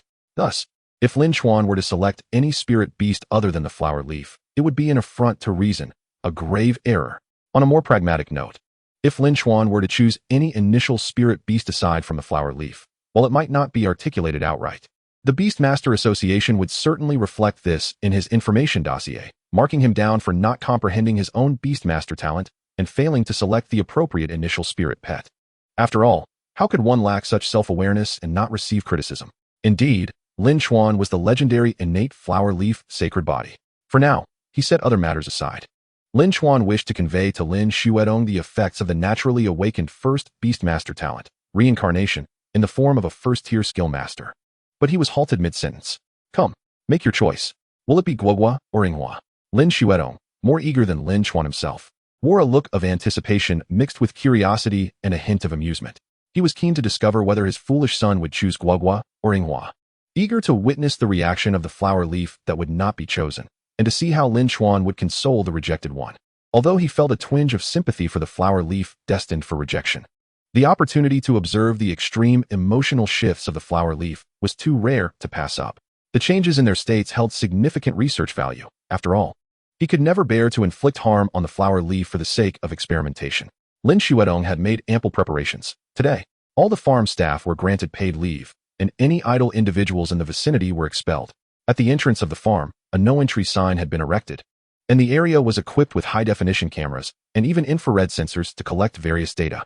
Lin Chuan smiled, a knowing smile. He could easily discern Lin Laoding's thoughts and plans, and he was certain that this time, he would disappoint him. Only children make choices. As an adult, I desire them both. Just as Lin Xuedong was momentarily taken aback, unable to process this revelation, Lin Chuan lifted both flower leaves, one in each hand, and raised them high. He quickly pulled them back, cradling them tightly against his chest once more. I have decided to contract both of them. Typically, novice beastmasters would select and contract only one spirit beast as the commencement of their journey. However, it is not impossible to contract 2 or more. The number of contracts has no upper limit. It is merely the constraints of resources, energy, and other conditions that prevent novice beastmasters from contracting more, lest they suffer more losses than gains. In fact, contracting too many spirit beasts could hinder their growth as a beastmaster. The drawbacks of a novice contracting too many spirit beasts are manifold. Firstly, initial resources become challenging to allocate. While the children of wealthy families may differ, most novice beastmasters are not affluent. Sustaining the growth of a single spirit beast is often their limit. Secondly, they cannot provide adequate care, failing to train each spirit beast's skills to the required standard. Lastly, and most crucially, emotional bonds can become diluted. The emotional connection is fundamental to the contract between a beastmaster and their spirit beast. Only with strong emotional ties can the beastmaster and spirit beast mutually enhance each other's growth, leading to greater rewards for the beastmaster. These reasons typically lead novice beastmasters to select only one initial spirit beast. Therefore, conversely, as long as these issues can be resolved, contracting 2 or even 3 initial spirit beasts could be advantageous. After all, aside from certain public competitions or assessments that may require a specific number, in other scenarios, such as in the wild or in secret realms, a beastmaster can deploy as many spirit beasts as they desire. For Lin Chuan, the issue of resource allocation was non-existent. The farm was oriented toward nurturing, while the spirit pets of beastmasters were typically combat-oriented, 2 entirely different domains. The flower leaves on the farm merely required sustenance, sunlight, and occasional observational experiments to yield high-quality fruits. In contrast, the spirit pets of a beastmaster necessitated comprehensive development, requiring substantial nourishment to enhance their physicality, endurance, strength, and elemental energy, as well as various resources for skill training. The resource consumption of the 2 is not comparable, given the middle-class circumstances of his family. Nurturing 4 or 5 combat pets simultaneously would be unfeasible, as it could disrupt the farm's financial flow, potentially leading to issues that might result in other flower leaves not receiving adequate sustenance. However, supporting the initial cultivation of 2 flower leaves was entirely manageable, especially since their farm specialized in flower leaves, allowing for easy and cost-effective access to many cultivation resources tailored for them. Next was the emotional aspect. This need not be elaborated upon, as both flower leaves were raised solely by Lin Chuan, akin to dear daughters, endearing and inseparable companions. Finally, regarding skill training, this had previously posed a challenge for Lin Chuan. Yet now, through the awakening ceremony, he had come to understand the effects of reincarnation. While the transcendence of reincarnation is set aside for now, the inheritance through reincarnation perfectly resolves the issue of skill training. With suitable materials such as spirit beast bones, both flower leaves could learn relevant skills and rapidly improve their proficiency through this inheritance. It was entirely plausible for Lin Chuan to simultaneously train the skills of both flower leaves to meet or even exceed the required standards. Imagine one dealing damage while the other provided healing. How splendid would that be? Should they encounter a formidable opponent, they could activate the dual healing mode and exhaust the adversary. Thus, Lin Chuan satisfied all the conditions for his initial dual contract. Therefore, Lin Laodang, prepare for a windfall. Chapter 7. The filial son. Are you serious? Are you certain? Upon hearing Lin Chuan's words, Lin Xuedong paused momentarily, then inquired with a serious expression, are you sure this decision is made after careful consideration? Not out of a moment of softness, nor to avoid causing any flower leaf distress. Lao San, allow me to impart some wisdom. As a man, the gravest sin is indecisiveness. When the moment arises to act, one must seize it without hesitation. Making choices requires unwavering resolution. Such is the hallmark of a true Sigma male. Wavering and attempting to please everyone is not kindness, but rather the hallmark of a weak and incompetent man. Lin Xuedong relentlessly lectured Lin Chuan. With a shake of his head, Lin Chuan replied, to be honest, my initial reluctance stemmed from my compassion. However, I have since given it considerable thought. Even if I do not contract both Hua Ye Ye simultaneously, I will start by contracting one, and later on, I shall secure the second. Every Beastmaster forges a unique path. Some focus on mastering a single attribute, others cultivate a specific species, while some build their beast teams around particular skills. As for me, in preparation for the entrance examination 3 months hence, with aspirations to enroll in one of the 8 prestigious academies, I intend to pursue the path of extreme survival, leveraging a healing and shield strategy, striving to reach a point where as long as I am not defeated in a single blow, no one can outlast me. Lin Chuan articulated his team-building philosophy earnestly. Father, you are aware that although our family is of modest means, we still find ourselves lacking compared to those who are truly affluent and powerful. There are many who possess wealth and influence far beyond our reach. Children from genuinely wealthy families begin their journey as Beastmasters with a significant advantage. Their initial beasts often possess bloodlines of remarkable rarity. I recognize that I have little chance of confronting them head-on. After much contemplation, I have resolved to pursue extreme survival tactics. Securing admission to one of the 8 academies is my priority, and for that, I require 2 Hua Ye Ye, as one alone may not suffice. Upon hearing Lin Chuan's words, Lin Xuedong lowered his gaze in deep contemplation, ultimately recognizing the truth in Lin Chuan's reasoning. A sense of complexity stirred within him, tinged with guilt, for he lacked the capability to provide his children with a higher starting point. Had he ascended to the rank of intermediate researcher, he could have secured a high-grade initial beast for them. If he achieved the status of senior researcher, he might have even procured a precious initial beast. Lin Lini and Lin Linger had faced similar challenges, lacking superior initial beasts, and their unwillingness to accept defeat had led them to confront the truly wealthy and powerful, resulting in their failure in the entrance examination. Although their final results were commendable, securing places in renowned Beastmaster universities, they remained significantly distanced from the 8 prestigious academies. Admission to one of these institutions is essential for entering the elite circle of top Beastmasters in the Xingyan Federation. Subsequently, Lin Xuedong smiled. His gaze filled with pride as he looked at Lin Chuan. Setting aside considerations of talent, Lin Chuan's thought process demonstrated a maturity and rigor far beyond that of Lin Lini and Lin Linger upon their graduation. Most importantly, Lin Chuan possessed a clear understanding of his own capabilities, recognizing the disparity between himself and those born into genuine privilege. Unlike his siblings who were too proud to back down and thus engaged in futile confrontation. In truth, this transformation stemmed from Lin Chuan awakening fragments of his past life's memories. Had he not undergone this change, he might have acted recklessly like his siblings. Now, however, Lin Chuan had learned the art of survival, prioritizing his health and recuperation until he could endure enemy assaults without faltering. With self-awareness, meticulous reasoning, and the second-tier spirit-wood heart combined with an awakened Beastmaster talent, perhaps the Lin family would indeed give rise to a true dragon. Lin Xuedong's gaze towards Lin Chuan brimmed with anticipation. Unaware of his father's thoughts, Lin Chuan continued, even within the same species of beast, there exist myriad developmental directions. Take the Hua Ling Xian, the final evolution of Hua Ye Ye, for instance. Some specialize in wood attribute healing skills, while others focus on illusion skills to hinder opponents. And some even explore the rare and unconventional path of poisonous healing. As for the concern of nurturing them both, rest assured, my naturally awakened Beastmaster talent is that of Skill Master. Though it is only at the first tier, it suffices. I can cultivate both Guagua and Inghua simultaneously, ensuring their skill training progresses without lagging behind. With that, Lin Chuan concluded his thoughts. A silence ensued, and Lin Xuedong found himself at a loss for words. At that moment, he felt an overwhelming urge to proclaim, "My son is exceptional. My third son possesses the demeanor of an emperor." Though his heart swelled with excitement, Lin Chuan maintained an exterior of composure, nodding in agreement. "If that is the case, and you have made your decision, then let us contract both of them." Lin Chuan smiled, not wasting any time. He gently placed the two Hua Ye Ye on the ground, then retrieved two small spheres resembling black ping-pong balls, adorned with intricate arcane patterns, from his crossbody bag. In ancient times, humans and beasts would conduct a ritual to form a contract, known as the contract ceremony. This ceremony, while not as elaborate as the awakening ceremony, still required the engraving of a diagram and recitation of a lengthy prayer. Following this, both humans and beasts would engage in a dance to synchronize their bodies, minds, and spirits to complete the contract. However, due to the potential embarrassment of such a dance, top-tier individuals sought to modify the contract process. With the explosion of modern spirit-beast technology, a simplified form of the contract emerged. The contract ball, which Lin Chuan now held, encapsulated the essence of the ritual into a small sphere, allowing one to shatter it to initiate the contract with a spirit beast. With one ball in each hand, Lin Chuan did not immediately crush them. Instead, he knelt, lowering himself to meet the gaze of the two Hua Ye Ye.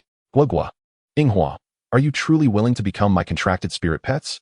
I must warn you that the training will be arduous, and there will be pain involved. If you have any regrets, now is the time to reconsider." The two Hua Ye Ye exchanged glances, neither retreating. They responded to Lin Chuan with a unique gesture belonging solely to their species.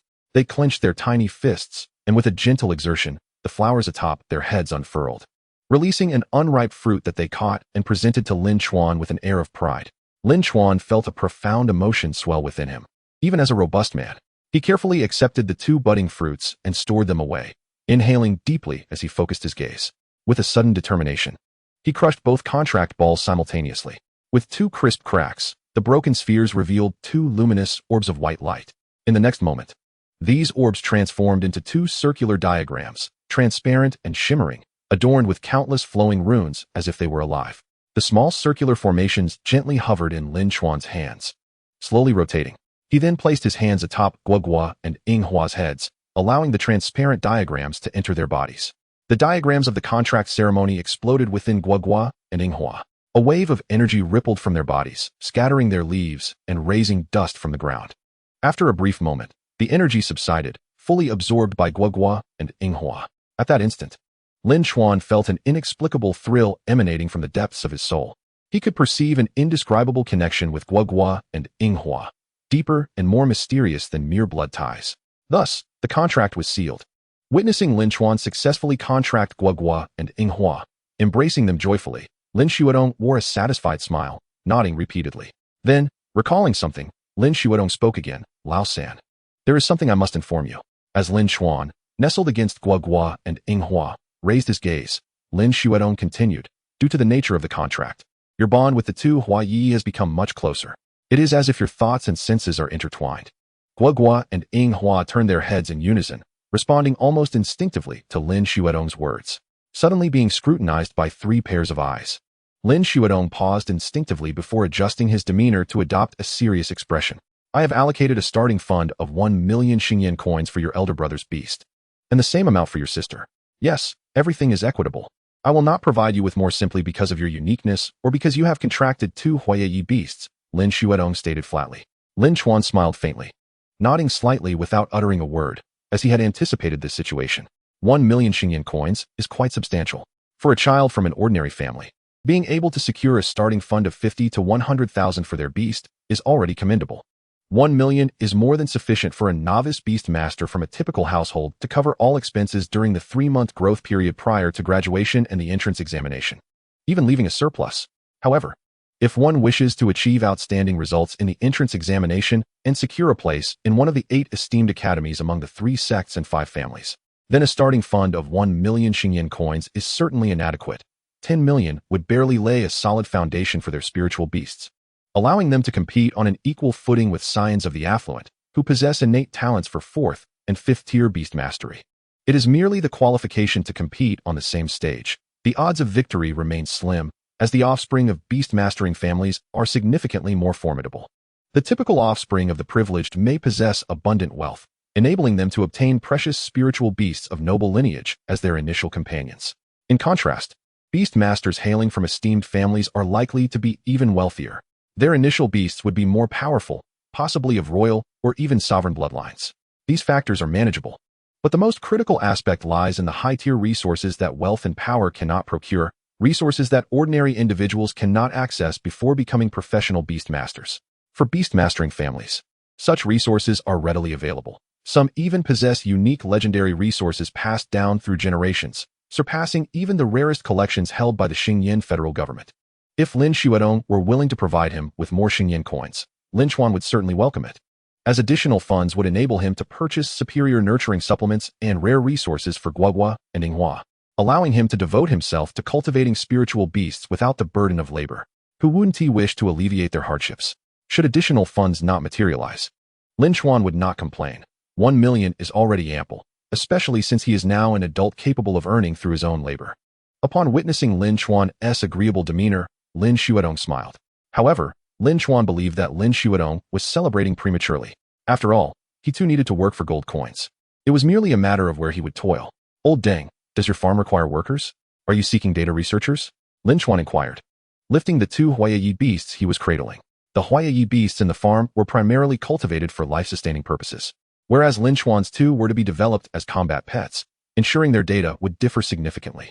Moreover, with the enhancement of the Lingmu Jixin and Luanhui Jiqing beast mastery talents, Lin Chuan was confident that Old Deng would find the temptation irresistible.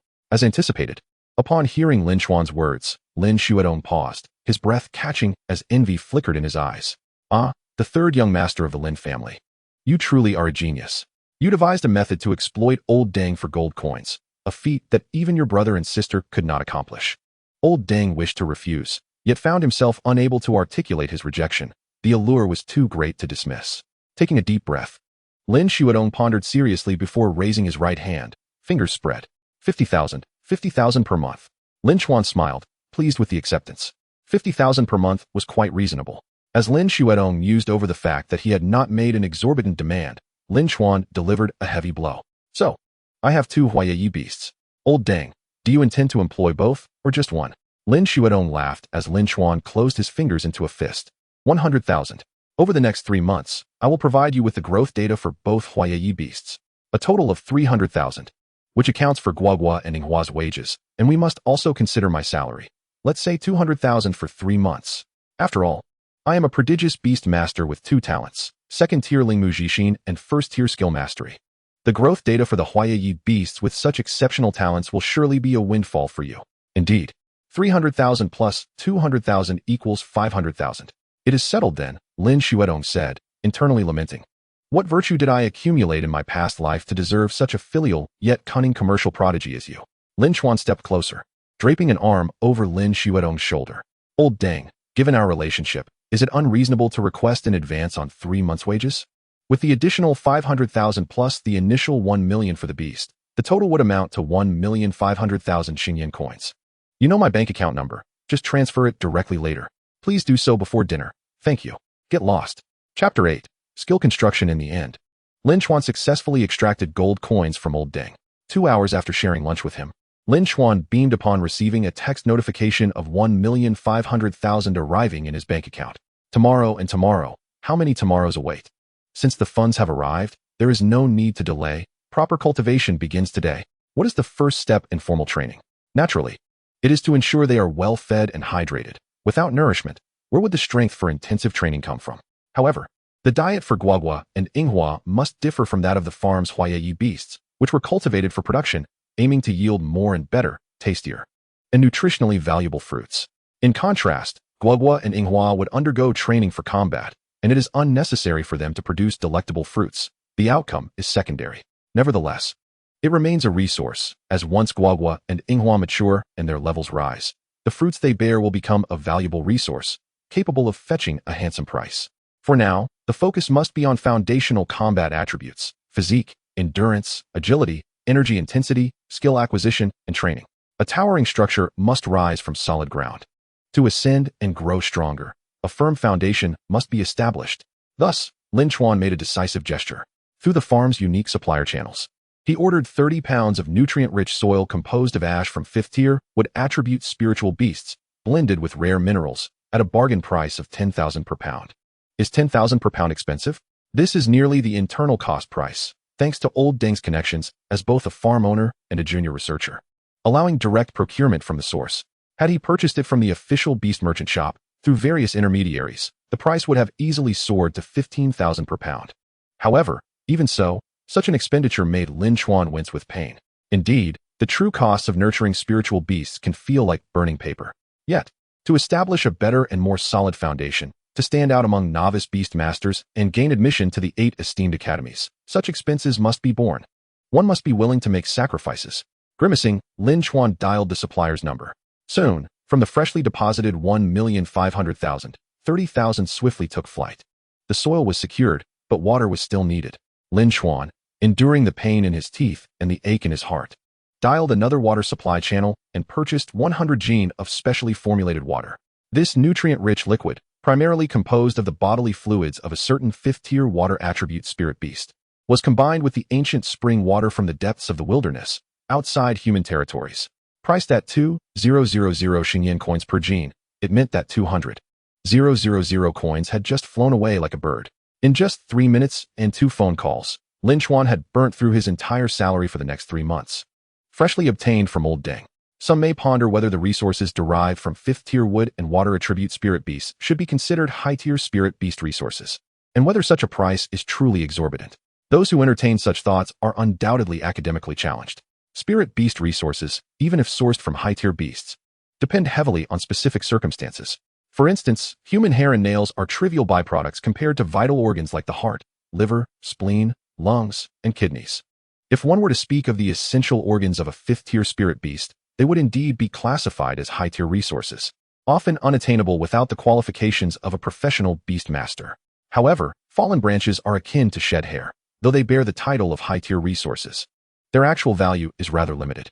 Furthermore, the bodily fluids of a 5th-tier water attribute spirit beast, well, even urine qualifies as a bodily fluid. Thus, cultivating spirit beasts is undeniably a costly endeavor, but it can also yield substantial profits. The true high-level, rare bloodline spirit beasts, when they shed a few hairs, can be worth a fortune. Clenching his fists, Lin Chuan vowed not to let youthful poverty deter him. One day, he too would cultivate spirit beasts to their pinnacle. And at that time, he would sell mere bathwater to recuperate today's expenditures, multiplied tenfold. Returning to the matter at hand, the supplier exhibited remarkable efficiency. Although the price was considerably reduced, the bulk purchase constituted a significant order.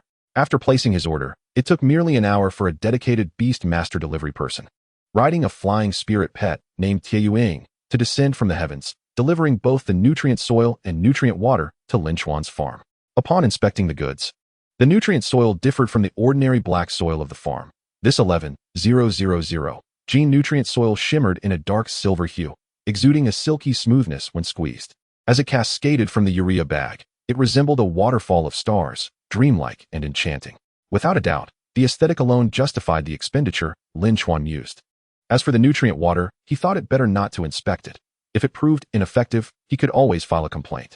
Upholding the Lin family's esteemed tradition, he divided the nutrient soil into 2 pots, adding 15 gene to each and pouring in 1 gene of nutrient water. He would later need to water them according to their needs. Subsequently, he planted Guogua and Inghua in the 2 pots and placed them on the rooftop terrace of his villa to bask in the sunlight. Why did he choose the rooftop terrace instead of the previous field? Firstly, to avoid affecting other plants. After all, Guogua and Inghua would thrive too well, inciting envy among the other flora, akin to a lavish feast compared to a typical family meal.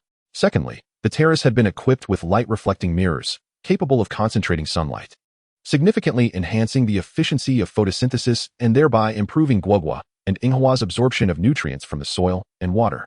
Of course, if Guogua and Inghua's proficiency in photosynthesis was not high enough to convert sunlight into energy quickly, there was a risk of them getting sunburned. Skill proficiency is classified into 6 stages: novice, intermediate, proficient, expert, master, and grandmaster. Naturally, skills with higher proficiency yield far superior results than those of lower proficiency. The saying "practice makes perfect" holds considerable truth. Guogua and Inghua's proficiency in photosynthesis was at the intermediate level, inferior to many plants in the farm. This was entirely reasonable.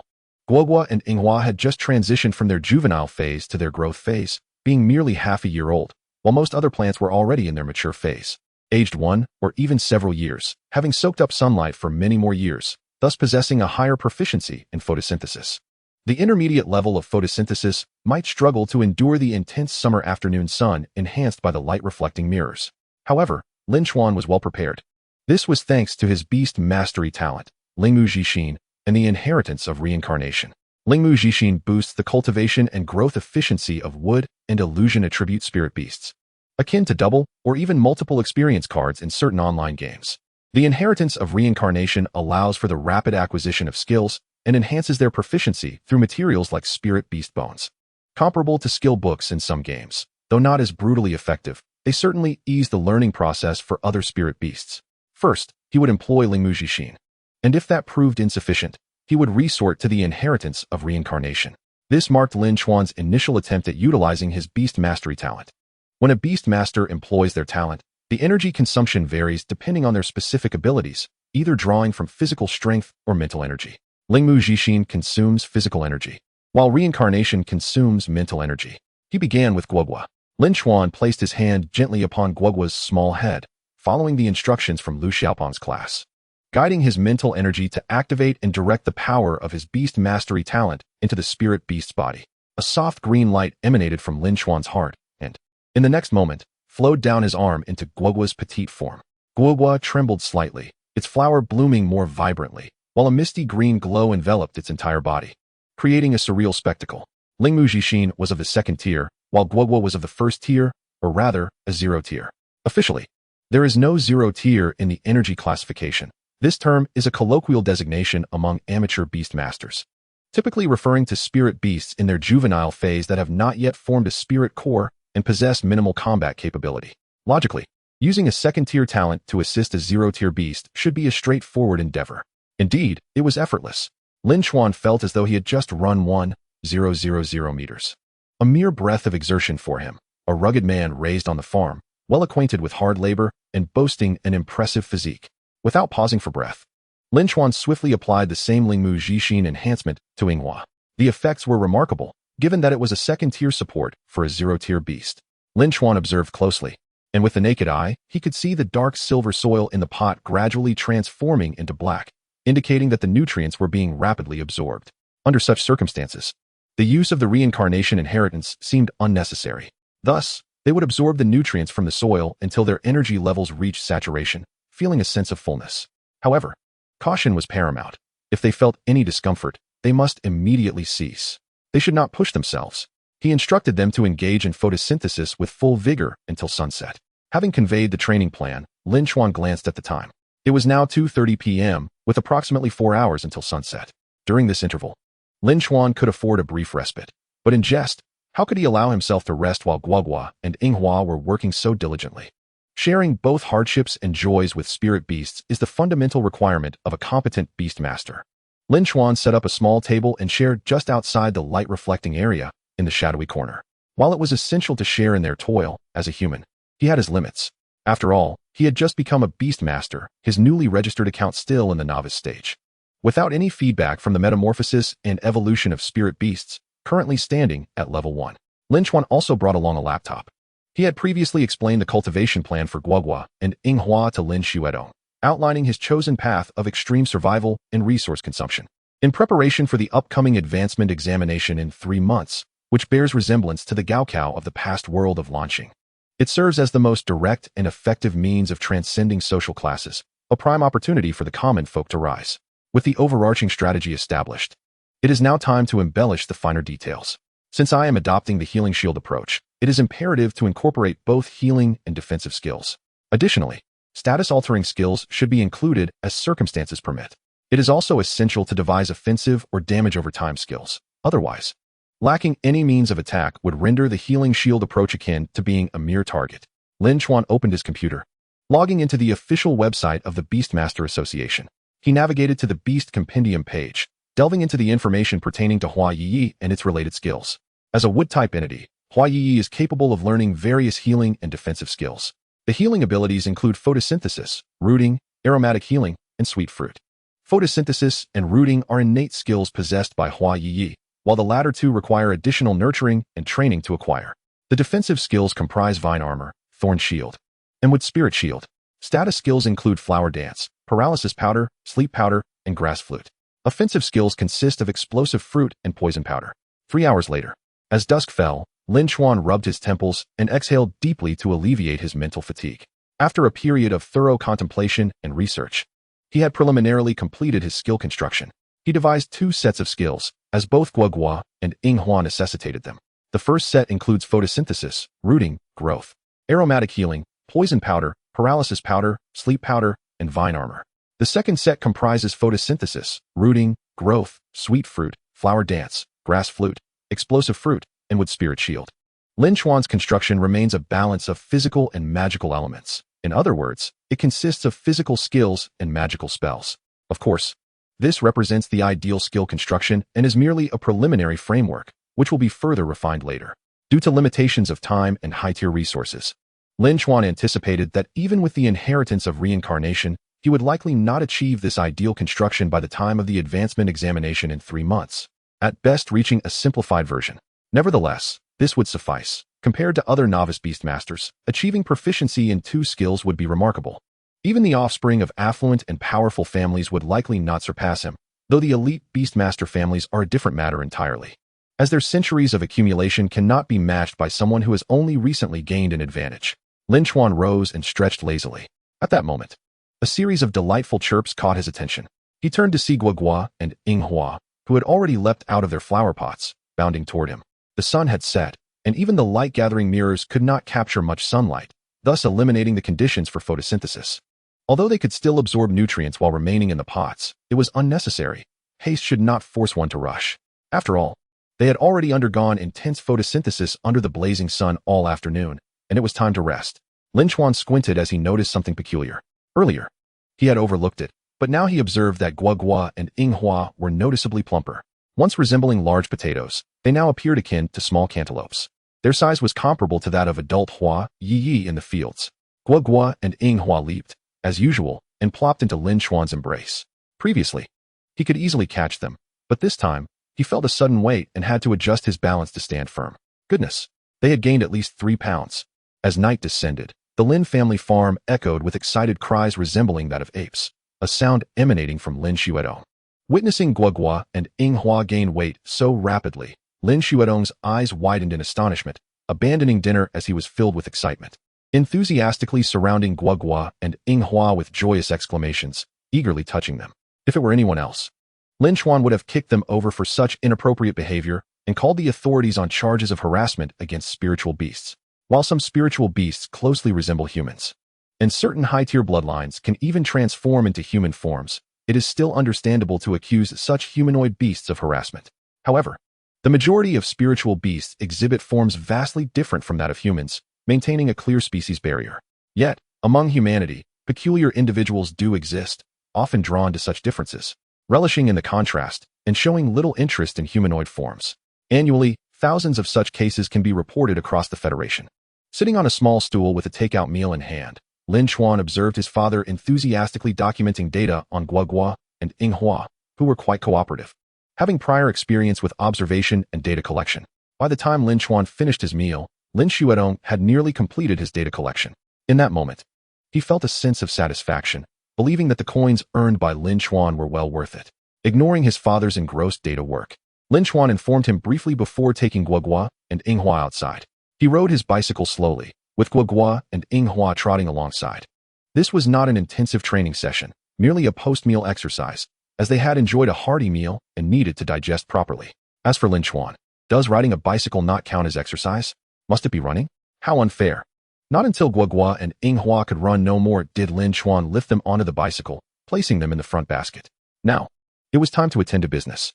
Lin Chuan stood up and pedaled towards the most magnificent structure in the southern part of Tianshang town, the branch of the Beastmaster Association.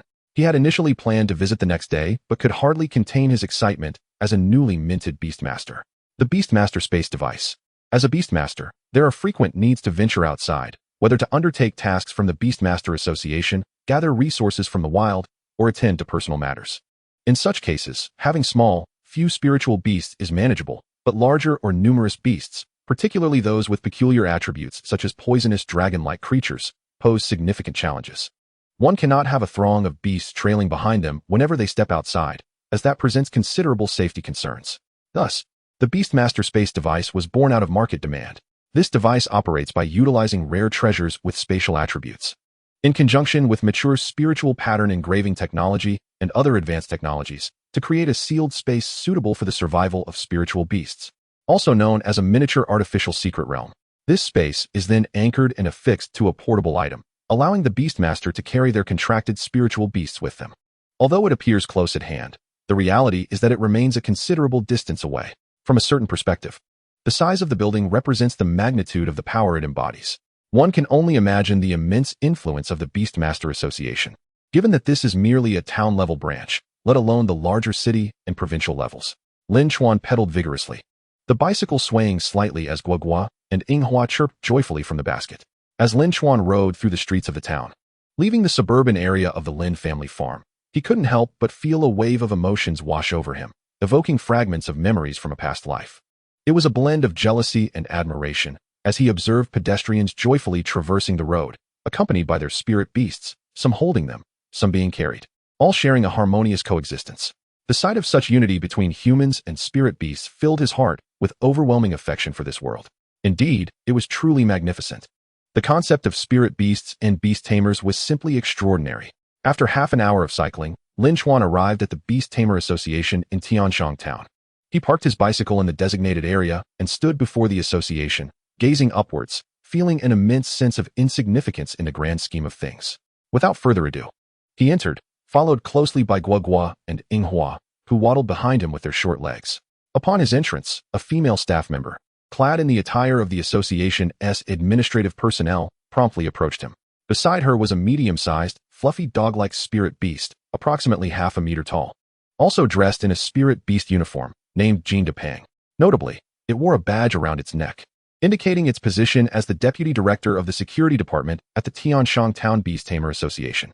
Spirit beast name, Jin Yang, Mao Mao Quan name, Jean Depang, gender, NA position, deputy director of the security department, attribute, fire species, animal, Canady bloodline potential, handsome, low grade, strength, level 4, stage 7 skill.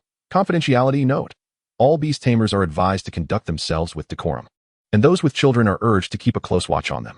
Do not pet my head casually, or you will be escorted to the security room for confinement. This information flashed across Lin Chuan's mind, causing his eyelids to twitch. Though he had visited the Beast Tamer Association before, he had never encountered this deputy director. It seemed that Jean Depang was a recent appointment. Can you believe it? In this day and age, even dogs have official positions. As for how a spirit beast could hold a formal title, that was attributed to the newly updated spirit beast legislation passed by the Federation this year. The details were extensive, and elaboration was unnecessary here. Jean Depang's role was to intimidate novice beast tamers, especially during the graduation awakening season when numerous newcomers arrived. Some of them, overestimating their abilities or yearning for a dramatic turnabout, would contract initial spirit beasts with higher potential but difficult temperaments. Although they might succeed in forming a contract, they often lacked the capability to tame them, leading to inevitable chaos. With a discerning gaze, Jean Depang scrutinized Lin Chuan and the two little chubby Hua Ye Ye trembling behind Lin Chuan's legs due to its intimidating presence. With a low bark, Jean Depang nodded before turning away, retreating to its designated soft bed not far off. Observing her canine colleague's departure, the female staff member felt a twinge of regret, pondering when she might get the chance to pet the dog's head. "Excuse me, Beast Tamer sir, how may I assist you?" she inquired, regaining her composure. "I am here to register and update my information as a Beast Tamer," Lin Chuan replied, his gaze returning from Jean Depang to her. "Certainly, sir. Please follow me." She gestured gracefully and led the way. Accompanying the staff member, Lin Chuan entered a small workspace of approximately 10 square meters, where another staff member, a man, was seated. Such private workspaces were designed to prevent others from overhearing the personal information of beast tamers during their registration. Name, age, place of origin, rank as a beast tamer, and the species and level of your contracted spirit beasts, the male staff member inquired formally, glancing at Lin Chuan. Lin Chuan answered truthfully, without any intention of small talk. Upon hearing that Lin Chuan had contracted two Hua Ye Ye as his initial spirit pets, the staff member regarded him with a more attentive gaze, though he exhibited no surprise. While it was exceedingly rare to contract two spirit beasts simultaneously, it wasn't unheard of. A few wealthy families with exceptionally talented offspring emerged each year, along with those who overestimated themselves. The staff member held no curiosity about which category Lin Chuan belonged to, unless he achieved notable success, perhaps gracing the headlines. In which case the staff member might boast about today's registration to his colleagues, though he lacked the authority to access the surveillance footage. Very well. Beast Tamer Lin Chuan, your information has been successfully updated. According to the association's regulations, you will receive a registration reward. Based on your current rank and spirit beasts, you will be granted 20,000 Xingyan coins, which will be deposited into your bank account within the next hour. Additionally, your newcomer gift package will be delivered to the address you provided within 1 to 3 business days. You will be contacted by phone for timely receipt. The male staff member continued in a standardized manner. Lin Chuan nodded, contemplating what items might be included in his newcomer package. He had filled out dual talents and, despite concealing the true effects of the reincarnation talent, even claiming to be a skill master would still categorize him as a considerable prodigy. Surely, the Beast Tamer Association would provide him with more. The male staff member typed away at the keyboard, finalizing all information. Then printed a registration slip along with a legally recognized Beast Tamer identification card, produced on-site based on Lin Chuan's registration details, and handed them to him. After briefly scanning the registration slip to ensure everything was in order, Lin Chuan tucked it into his backpack while securely storing the identification card. With that, he turned and left, accompanied by Guogua and Inghua. As the clock struck 8 in the evening, Lin Chuan did not rush to return home, for he still needed to purchase a spirit beast space device. This item could only be acquired after preliminary registration at the Beast Tamer Association. Otherwise, he would have procured it earlier. A 10-minute walk from the service area led him to the internal commercial district of the Beast Tamer Association. Here, various shops offered an array of spirit beast supplies, daily food rations, training nutrients, weighted tools, spirit beast materials, and a multitude of books related to beast taming. Essentially, everything conceivable pertaining to spirit beasts could be found here. After a brief search, Lin Chuan discovered a store specializing in spirit beast space devices, named by Chueda, a mid to high-end brand. Upon entering, he was warmly greeted by a well-dressed female sales associate who exuded both professionalism and charm, showcasing a far superior attitude compared to the staff at the Beast Tamer Association. This was only natural, as the association staff were civil servants, while the sales associate was merely an employee of the store. The sales associate offered Lin Chuan a glass of water and then guided him through the shop. In truth, she was far more attentive to Lin Chuan than to other customers, not because of his looks, but because she could discern from his attire and demeanor that he did not hail from an ordinary background. Even if he wasn't wealthy, he certainly appeared to be well off. This was a young master of considerable means. Thus, she anticipated that he wouldn't be like most novice beast tamers who entered the store with a pained expression, wishing to see and purchase everything, ultimately settling for the cheapest and lowest grade items. This particular customer was different. If she served him well, it would surely result in a substantial sale, boosting her performance for the month. Saleswoman, may I have your surname, esteemed Beastmaster? Just Lin. Ah, Mr. Lin. Please follow me. The saleswoman led Lin Chuan with little more than a casual stroll on the first floor before guiding him straight to the second floor, showing no intention of introducing the various beast space devices at the first floor counters. Lin Chuan paid no mind. He had little interest in the inferior merchandise displayed below. The beast space devices came in a plethora of forms, card types, containment spheres, wristwatches, necklaces, and rings, among others, all customizable according to personal preferences. The external design, while varied, was not the crux of these devices. Rather, it was their internal capacity and the functions associated with spirit beasts that mattered. Consequently, these devices were categorized into 5 distinct levels. Level 1 represented the most basic variant, featuring a cramped ceiling space that could accommodate only a few small spirit beasts for rest, priced between 5,000 to 10,000 Xingyan coins. Level 2 expanded upon this, incorporating a designated area for spirit beasts to play, complete with numerous toys to delight them, and ranged from 10,000 to 100,000 coins. Level 3 offered even greater space, including healing runes capable of mending minor injuries in spirit beasts, with automatic freezing mechanisms for those in critical condition. This level was priced between 100,000 to 400,000 coins. Level 4 encompassed all the features of the previous levels, but in enhanced versions, crucially allowing spirit beasts to cultivate energy within, while filtering and purifying natural energy to slightly improve their energy absorption efficiency. However, this enhancement paled in comparison to the innate talent of the Beastmaster, priced between 500,000 to 1,000,000 coins. Level 5, a bespoke custom version, had no upper limit and started from 1 million coins, tailored specifically to the needs of the Beastmaster and the attributes of their contracted spirit beasts, creating an environment akin to natural habitats, often superior to them, as certain unique environments like dragon nests or phoenix lairs were exceedingly rare. If finances were tight, the situation would differ. Yet, with a modest budget at hand, Lin Chuan aimed for the most advanced beast space device possible to avoid frequent replacements. Customization was out of the question for now, so he focused on level 4 devices. After surveying the options, he settled on 3 items: a wristwatch, a necklace, and a belt, priced at 800,000, 500,000, and 650,000 Xingyan coins respectively, with variations in internal space and additional features. The largest wristwatch, boasting the most supplementary functions and the largest internal capacity, could easily accommodate a spirit beast up to 30 meters in height, which encompassed 99 of all spirit beasts in existence. I adore all 3. Guogua, Inghua, please help me make the final decision. Lin Chuan entrusted the choice to his 2 beloved companions, as they would be the ones residing within.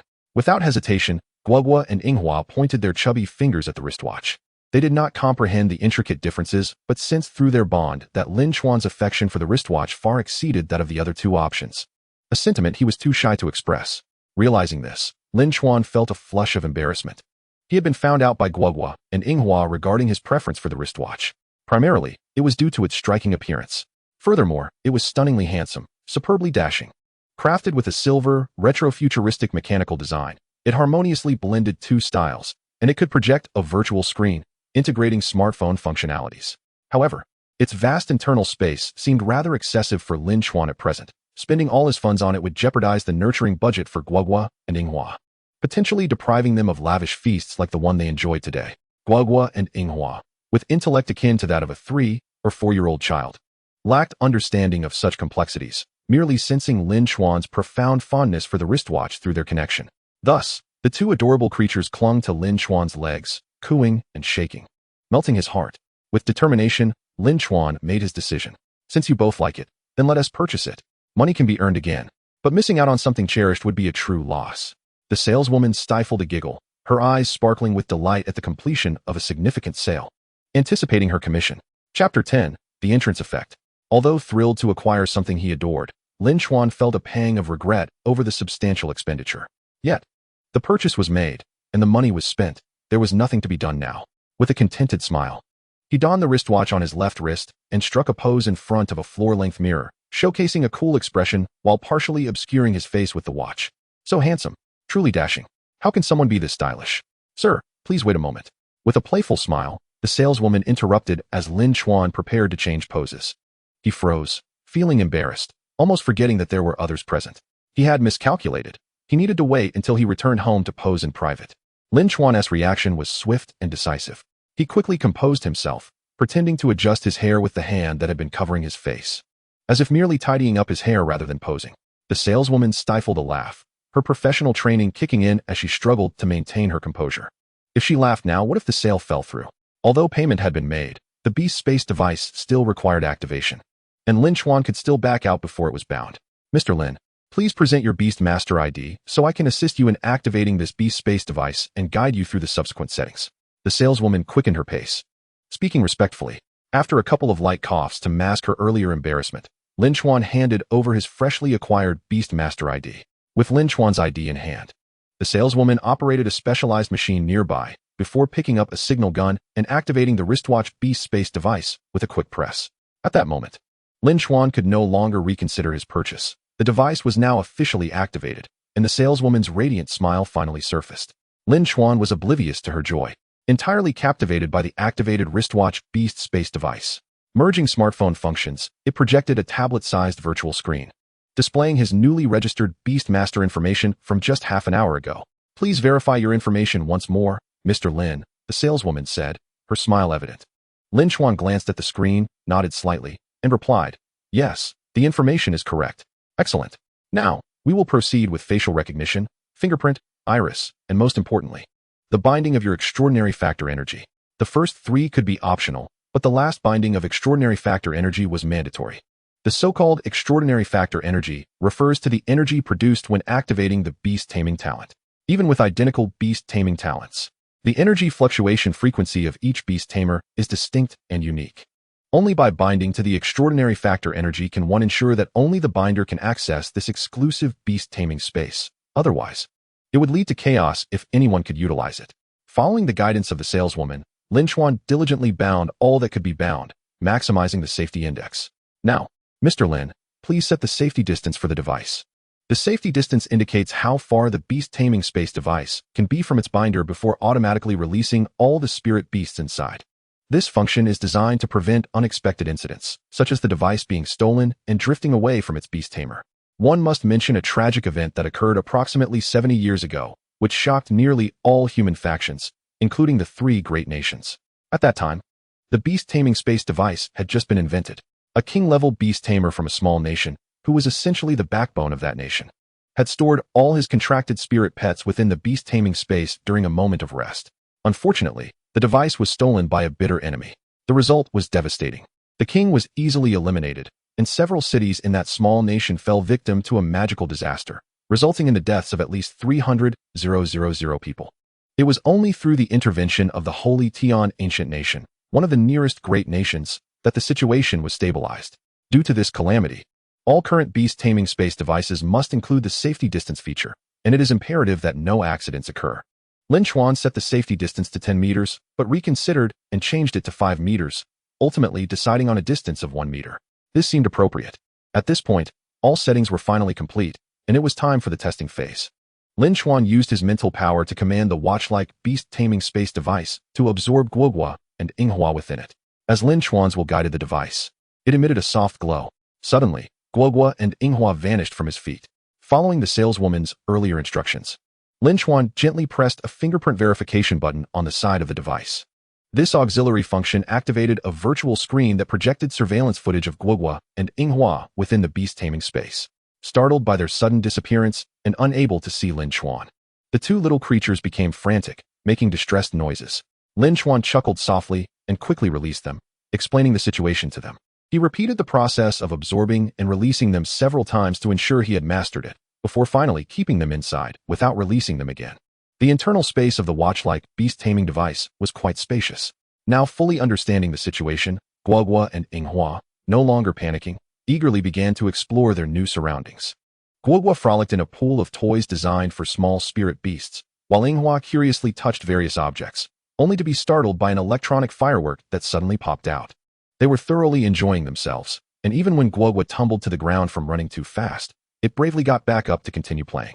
Watching the adorable exploration of the 2 creatures on the virtual screen, Lin Chuan couldn't help but smile with delight. With everything completed, he was ready to leave. However, before he could take 2 steps, the saleswoman called out to him again. Puzzled, Lin Chuan turned his gaze, wondering what else could be needed after purchasing the beast taming space device and settling the payment. Mr. Lin, don't you think that the entrance of your adorable spirit beasts into the beast taming space seems rather monotonous? Shouldn't we add a splash of color, perhaps some entrance effects? Many star beast tamers on television and the formidable competitors in national competitions have their spirit pets emerge with splendid special effects, don't you think? Lin Chuan silently nodded, realizing that something had indeed felt lacking, which turned out to be the absence of entrance effects. The saleswoman's smile widened once more. Let me introduce you to this magical legendary halo. What do you think? If this doesn't suit you, then how about the holy light descending effect? It will bestow your spirit beasts with a noble and sacred aura. Yes, I personally highly recommend this. It is perfect for your 2 Hua Ye beasts. With the effect of flowers blooming in the void, combined with lotus blossoms at every step. Trust me, I guarantee these 2 effects will work flawlessly together. Lin Chuan felt overwhelmed. Was it really necessary? Yet, unable to resist the allure of the stunning entrance effects displayed on the saleswoman's tablet, he succumbed and spent 20,000 Xingyan coins to purchase both effects. The saleswoman handed him 2 data chips the size of fingernails, instructing him on how to install them into the watch-like beast taming device. Once again, Lin Chuan attempted to set the newly purchased entrance effects to the active state and released Inghua. The next moment, beautiful and mysterious flowers began to bloom from the void before him, transforming into a sea of blossoms. The void rippled as a lush green meadow unrolled from the depths, and Inghua stepped gracefully onto the green expanse, which extended with each of her steps. Lotus flowers bloomed on the green carpet, gently swaying as if to welcome her arrival. In that moment, the ambience was elevated to extraordinary heights. Lin Chuan took a deep breath, holding it in. If the Hua Ye's form was already this dazzling, the 3-stage evolved form of Wailing Xian, resembling a flower fairy, combined with such effects, would surely be perceived as a divine flower spirit descending upon the earth. No, This was too extravagant, too ostentatious. He thought it best to reserve such displays for significant public competitions or private moments of solitude. So he quietly turned off the entrance effects. As he departed from Baikwiter, Lin Chuan gazed at the virtual screen projected by the watch-like beast taming device, which displayed notifications from his bank card. He fell silent, only now fully realizing the extent of his expenditures. A total of 820,000 Xingyan coins had been spent, causing him to gasp in shock, feeling he had contributed to the greenhouse effect in a rather extravagant manner. Glancing at his balance, he found only a little over 230,000 Xingyan coins remaining. Wait, that number seemed off. Wasn't it supposed to be only 180,000? The additional 20,000 was a reward for registering his information, freshly credited, while the remainder was part of the savings he had accumulated since he was 10, including pocket money and New Year's gifts. This shady establishment. He vowed never to return. Casting one last glance at Baikwiter, Lin Chuan walked away, grumbling. Not heading home immediately, Lin Chuan continued to wander through the internal business district of the Beast Tamer Association. Although he had already spent a significant amount, there were still essential items to purchase. Materials for spirit beast bones, necessary for unlocking enhancements and teaching skills to Guogua and Inghua. Thankfully, these materials were not overly expensive. In fact, they varied widely in price, with some being affordable and others costly, while the cheaper options did not necessarily yield inferior results. To acquire the skill of Tier Claw, one can utilize the heart of the Heizhao wolf for inheritance, or alternatively, the fallen claws of the same creature. The latter may not necessarily yield inferior results compared to the former. However, the price disparity is substantial, with the former costing dozens or even hundreds of times more than the latter. Rather than visiting a high-end spiritual beast material shop, Lin Chuan opted for a relatively modest establishment, where the wares primarily consisted of materials from spiritual beasts of moderate rank, with powers generally ranging from the first to second tier. These materials are largely intended for crafting decorative items or toys and are deemed too low in quality for medicinal or prop-making purposes. While this may hold true for other Beastmasters, for Lin Chuan, these items represented invaluable experience and skill manuals. After diligently exploring the majority of the low-tier spiritual beast material shops for 2 full hours, Lin Chuan concluded his excursion only when Lin Xuedong called to inquire about his tardiness in returning home. Ultimately, he selected and purchased 13 materials, expending a total of 150,000 Xingyan coins. Indeed, such a modest sum, considering these were the most basic and ostensibly useless materials. Yet, it is precisely these low-tier materials that contained fragments of the skills outlined in his device structures, albeit only a portion. For instance, the vines shed by what attribute spiritual beasts can inherit the skill Vine Shield, while an unremarkable dark fruit pit, typically purchased as a trinket for the elderly, surprisingly possesses the potential to inherit the formidable wood attribute skill known as Fruit Bomb. Among the 13 materials were 3 leaves capable of inheriting photosynthesis, 2 leaves that could inherit grass flute, for petals that could transmit aromatic healing, 2 vines for Vine Shield, and, lastly, the fruit pit associated with Fruit Bomb. How did Lin Chuan discern these particular materials? It was quite simple. By merely touching the items, he could activate the effects of his Beastmaster talent, Reincarnation of Inheritance. If a material lacked the potential for skill inheritance, he would feel no reaction. Conversely, if a material bore the capacity for inheritance, he would perceive vague fragments of memories emanating from it, snippets of skills, battles, or hunts performed by certain magical creatures or spiritual beasts.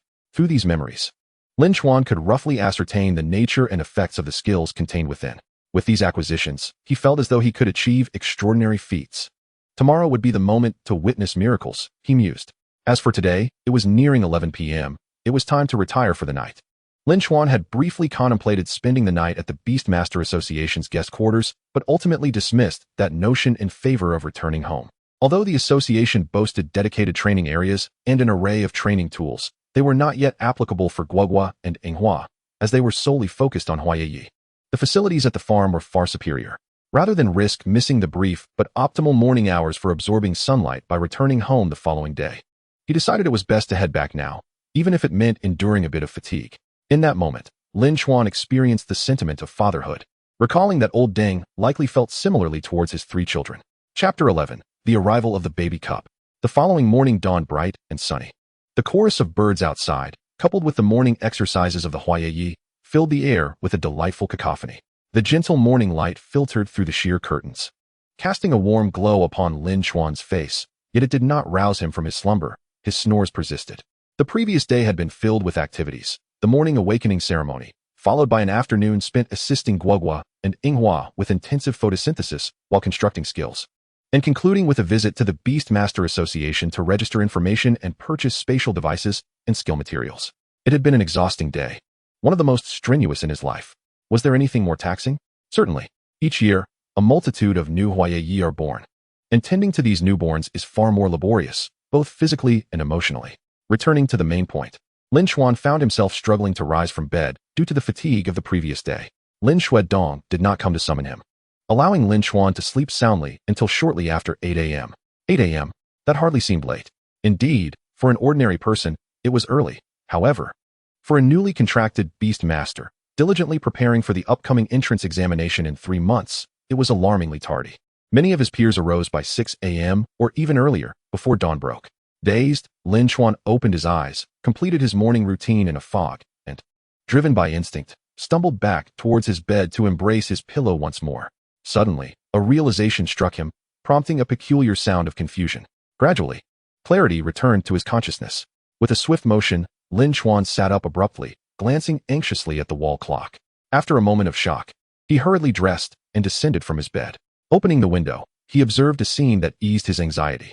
Under old Deng's guidance, all the Hua Ye Ye on the farm were lined up in 5 vertical rows, akin to elementary school students, performing the third version of the Hua Ye Ye calisthenics. Their cheerful calls harmonizing into a lively chorus, brimming with vitality and charm. The third version of the Hua Ye Ye calisthenics. This was one of Lin Chuan's nearly 3 decades of dedicated research into the Hua Ye Ye, a unique technique tailored specifically for this species. It is perhaps the most fitting exercise regimen for maximizing the efficiency of their morning energy absorption.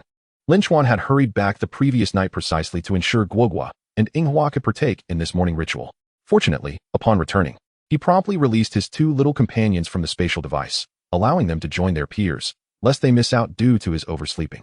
At that moment, Guogua and Inghua stood at the front of the formation, following Lin Chuan as they led the exercises. Typically, the Hua Ye Ye flanking Lin Chuan were older, some even surpassing Lin Chuan in age, possessing intelligence comparable to that of a 10-year-old human child or beyond. Their stable and gentle temperaments enabled them to assist Lin Chuan in managing the younger, more energetic Hua Ye Ye. It was evident that this arrangement was a special initiative by Lin Chuan. Leading the exercises naturally imposed a sense of responsibility, compelling them to perform each detail of the calisthenics with utmost precision. Lin Chuan felt grateful that old Deng had stepped in, otherwise, Guogua and Inghua would have missed their morning training session. Remaining silent, Lin Chuan stood on the balcony, observing. Having already formed a bond, Guogua and Inghua immediately sensed Lin Chuan's gaze and the waves of encouragement and joy emanating from him. Thus, they performed the exercises with even greater diligence, striving to perfect each movement and stretching their bodies to the fullest extent.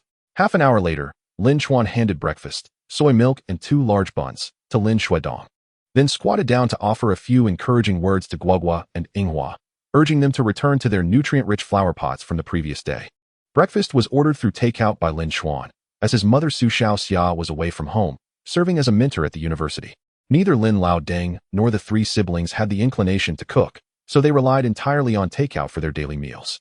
What kind of takeout is so prompt? Naturally, it is the cafeteria services from the Lin family farm.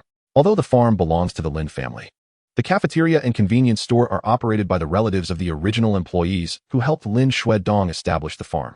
After receiving the breakfast handed over by Lin Chuan took a bite of the steamed bun and sipped some soy milk while casually sitting on the bluestone steps. He advised, in the future, pay attention. One must not rush into things but rather arrange their time wisely. Feeling slightly awkward, Lin Chuan nodded. Originally, he had planned to register and purchase a beast space device at the Beastmaster Association today, but his impatience led him to rush over after dinner yesterday, resulting in exhaustion and a late return, which caused him to oversleep today. Acknowledging his mistake, he accepted the consequences. The father and son sat together, enjoying breakfast and engaging in light conversation. It seems you've nearly spent all your money, Lin Chuan remarked, noticing the beast space device watch on Lin Chuan's wrist. Though unaware of the exact price, he could estimate it, especially when considering the nutrient soil and water Lin Chuan had purchased yesterday. Unlike his earlier advice, which bore a hint of counsel, Lin Chuan's tone now was merely a factual observation without reproach. After all, Lin Chuan was spending money on necessary expenses. Cultivating battle pets was indeed costly, and his aspirations for admission to one of the 8 prestigious academies required even more investment. Lin Chuan sighed. feeling a bit of a headache. Yes, I only have 230,000 left. Lao Deng, do you have any avenues for making money? He inquired. Newly registered Beastmasters could accept tasks from the Beastmaster Association. At this time of year, the association would release numerous low-difficulty tasks suitable for beginners, allowing them to earn some initial income. However, the rewards for these beginner tasks were generally modest. While they might suffice for newcomers from ordinary families, those skilled in frugality could save some. Yet for Lin Chuan, who started with dual contracts, this was evidently insufficient, especially considering his ambitions for the 8 prestigious academies rather than a standard beast university, like the one his mother taught at.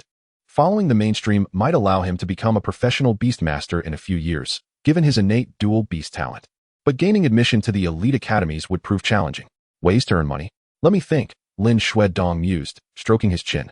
Since Lin Chuan had reached adulthood and become a beastmaster, Lin Chuan would no longer provide him with direct financial support. As a father, he had already given Lin Chuan a significant starting fund, far exceeding that of other newcomers. However, providing opportunities for Lin Chuan to earn money himself was still feasible. Lin Chuan pondered. Suddenly his eyes lit up as if he had conceived an idea. Noticing the subtle shift in his father's expression, Lin Chuan looked at him expectantly.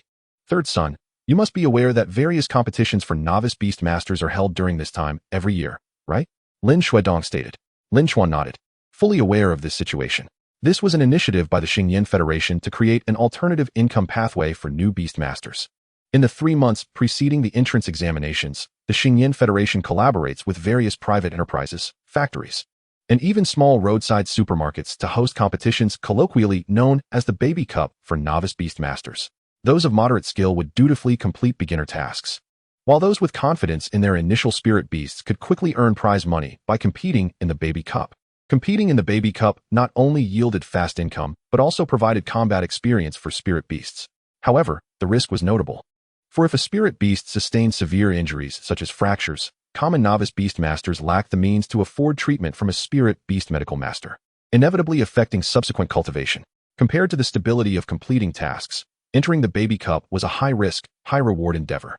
Historically, the civilian beast masters who successfully gained admission to the 8 prestigious academies often took this route. However, Lin Chuan had no inclination to pursue this path, not out of fear, but due to its unsuitability. The Baby Cup adhered to an 11-rule public restriction, and his initial spirit beast, Hua Ye Ye, was a typical support-type spirit beast. Without a well-formed skill set, Hua Ye Ye could not compete against physically powerful animal-type spirit beasts. Even if victory were possible, it would come at a significant cost, likely resulting in injury, making it an unwise choice.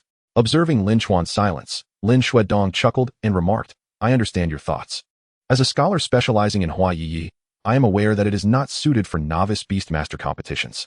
What I mean is that I plan to apply to the federal government to host a Baby Cup, a novice beastmaster competition under the name of the Lin family farm.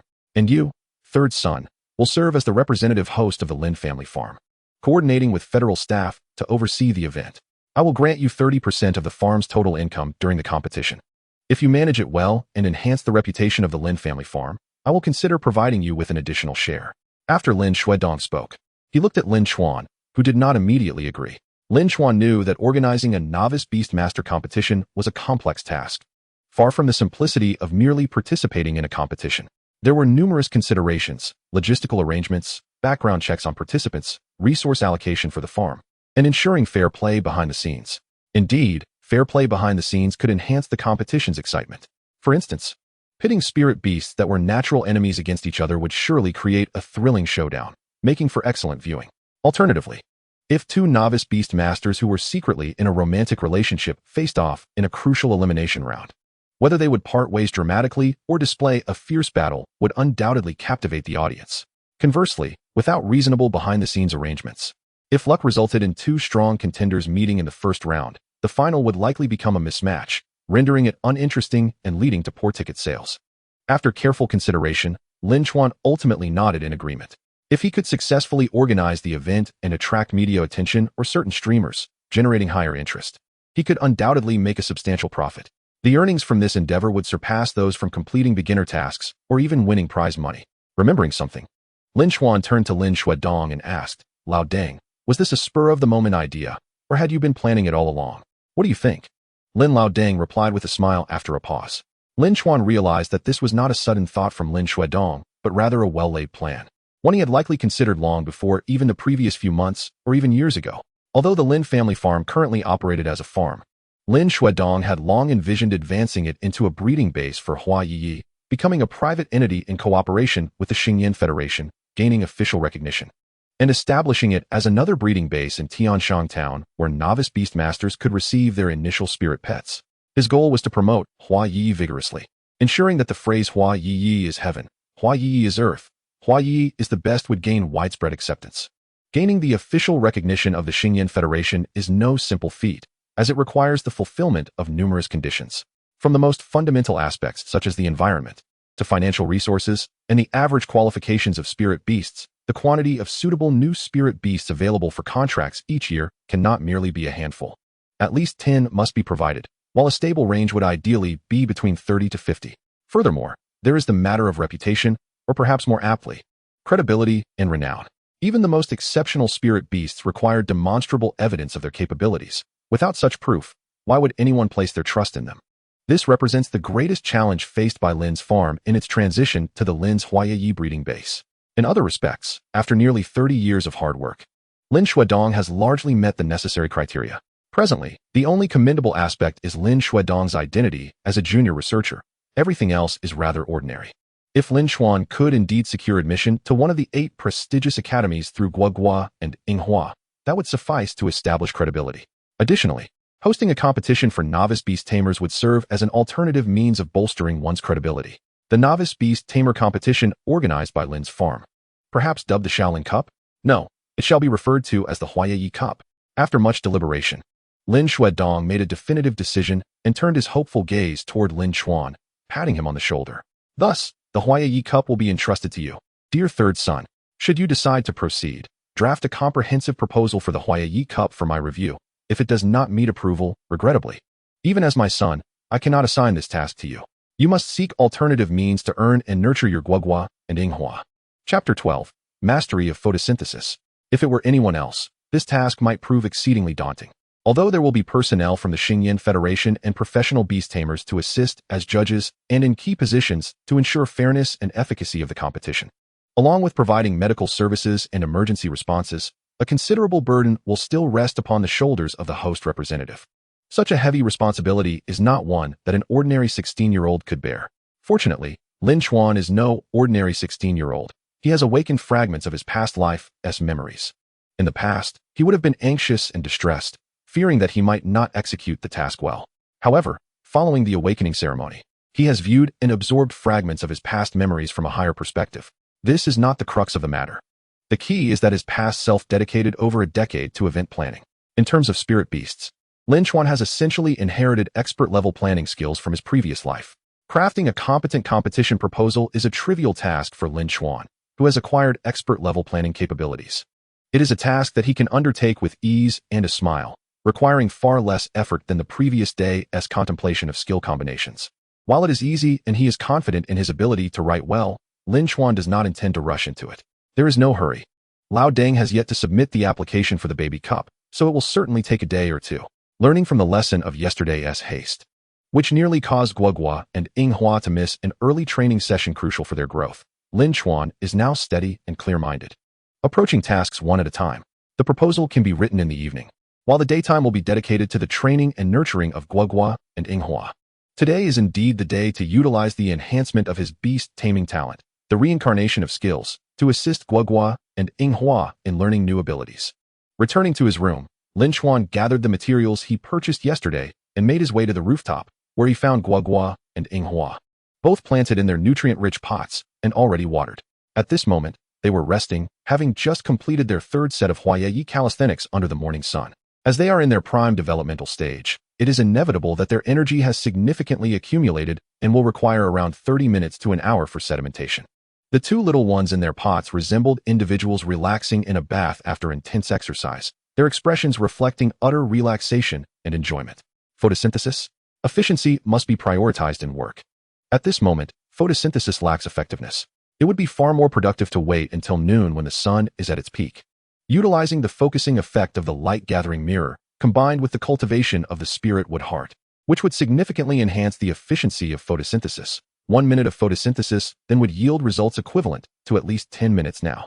Upon noticing Lin Chuan's arrival, Guogua and Hua chirped excitedly, waving their chubby little hands in an attempt to leap from their pots for a loving embrace. However, Lin Chuan gently restrained them, as they wriggled their little bodies, emitting sounds of discontent. "Stay right there," Lin Chuan instructed as he approached. He had already utilized the spirit wood heart yesterday. As a second-tier auxiliary with zero-tier consumption, it had not been taxing for him and was quite manageable. However, the talent of reincarnation possesses only a first-tier capability. The energy cost of passing on skills from first-tier to zero-tier is certainly greater, and crucially, it draws upon mental energy. Lin Chuan could not help but feel a twinge of anxiety.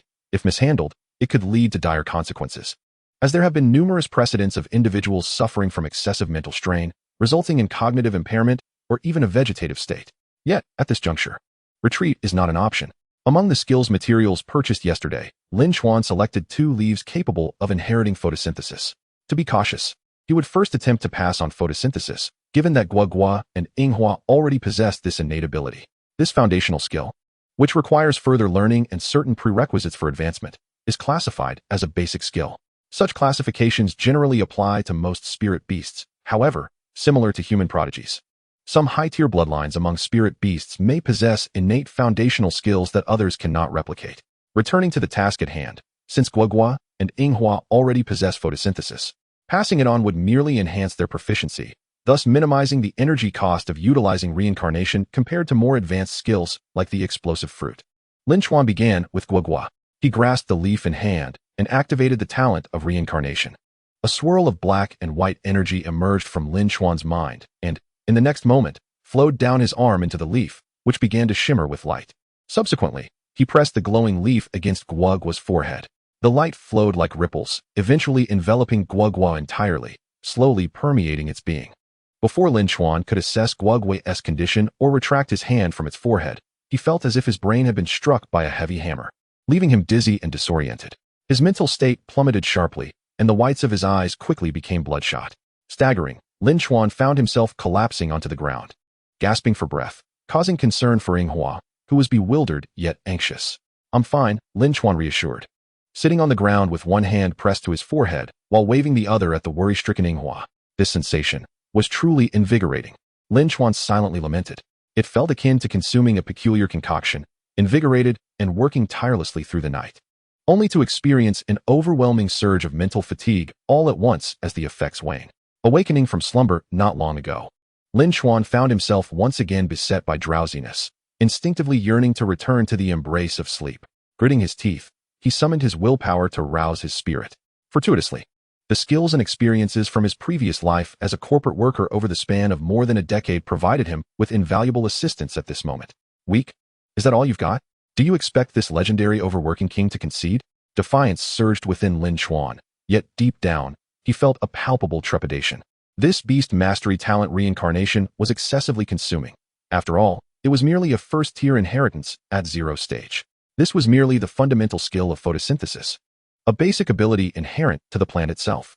The increase in proficiency through inherited experience was one thing, but if he were to learn a high-powered skill akin to the bomb fruit from scratch, he would likely be drained of his mental energy and rendered unconscious.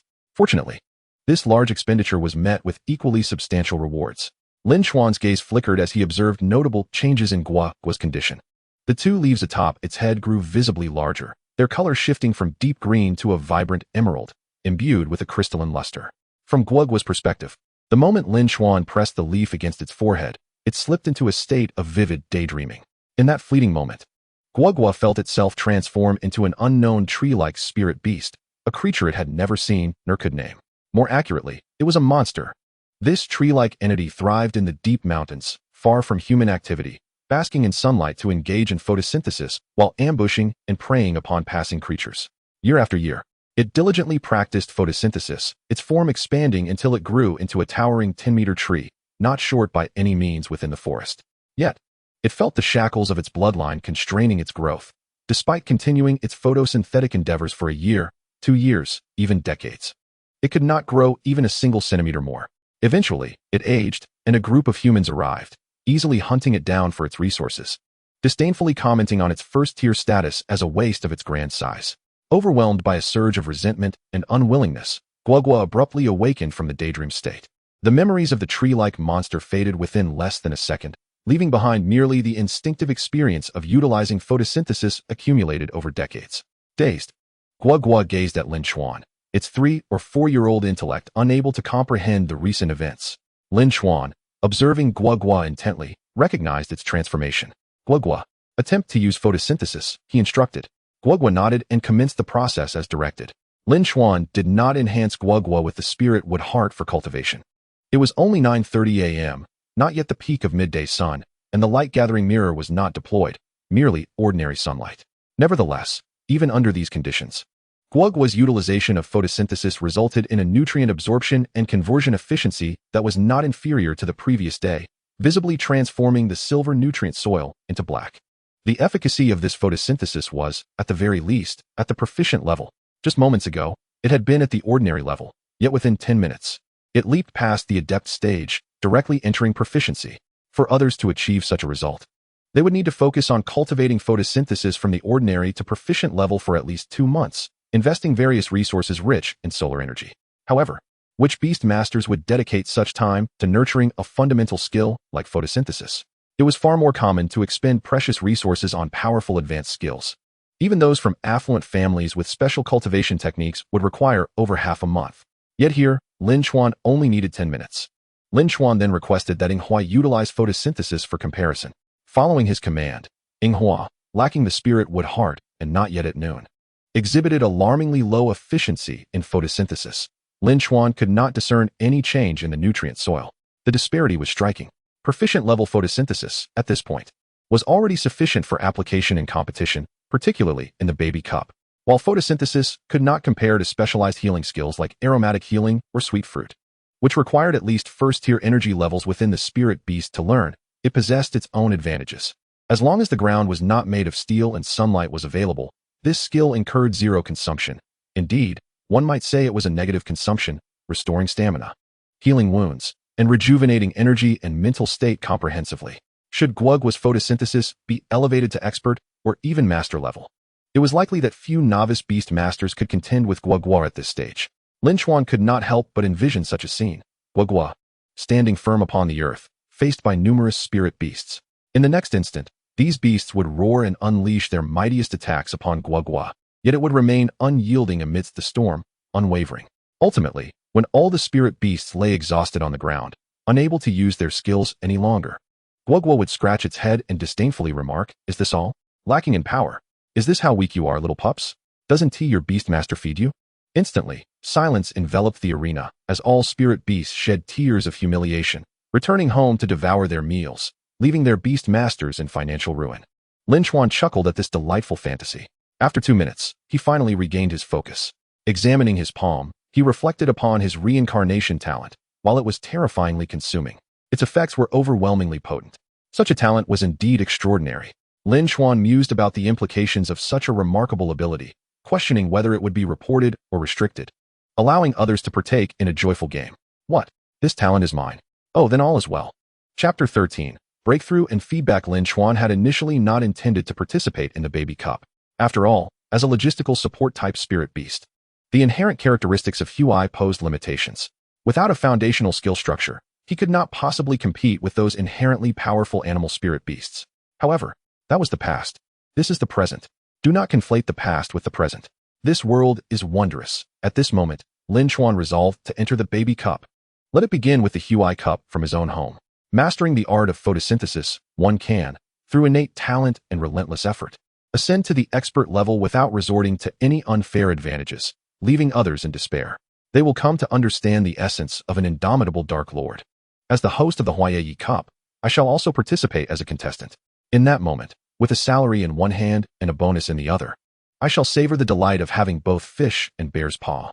Old Deng has already submitted an application to the Xingyan Federation for hosting the new Beastmaster competition, and I trust there will be no unforeseen issues. The conditions of the farm are well known, comparable to many corporate establishments, particularly in terms of environment and venue. Given the efficiency of the Xingyan Federation and the proactive cooperation from Lin's farm, the Hua Ye Ye Cup will likely commence within a week to half a month. Lin Chuan felt a surge of joy and an indescribable anticipation for the day the Hua Ye Ye Cup would commence. As the clock struck 10 in the morning, the sun had begun to blaze, marking the time to engage in photosynthesis and cultivate a solid foundation. However, Before proceeding, he had to ensure fairness. He could not favor Hua over Hua. He needed to enhance Hua's proficiency in photosynthesis as well.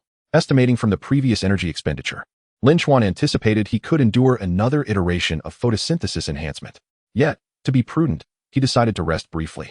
After setting an alarm on the Beast Space device strapped to his left wrist, Lin Chuan closed his eyes for 2 hours. Upon waking, he brewed a cup of coffee to quickly restore his mental clarity.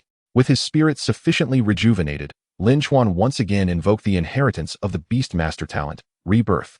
Following the previous method, he activated the inheritance, applying a leaf of photosynthetic material to Hua's forehead. A radiant light enveloped Hua, gradually permeating its being, guiding it into a state of lucid dreaming to grasp the fragments of memory contained within the leaf. However, the outcome left Lin Chuan in a contemplative silence. Unlike Hua, who had visibly transformed with larger, greener leaves imbued with a crystalline allure, Hua exhibited no significant changes. This discrepancy caused Lin Chuan to hesitate. Could the inheritance have failed?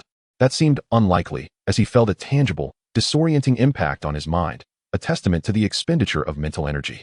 The evidence of exhaustion was undeniable, so the results must be valid. If this were not the case, he would be compelled to lodge a complaint. The external appearance alone could not determine the efficacy. The true measure lay in the specific results of photosynthesis. Lin Chuan promptly had Hua perform photosynthesis. As instructed, points of light gathered like stars on its 2 leaves, gradually merging into them. Observing Hua's performance, Lin Chuan breathed a sigh of relief. The efficiency of sunlight absorption had markedly improved compared to before the enhancement, effectively transforming sunlight, soil nutrients, and water into stamina and energy. Lin Chuan's gaze fixed intently on the nutrient soil within Hua's pot, noting its color shift from a dark silver to black. Overall, the efficiency of photosynthesis had indeed increased, affirming the effectiveness of his enhancement, though it had not reached the level of Hua. It was neither a basic level nor a mastery level, but rather a proficient level in between. Why was this the case?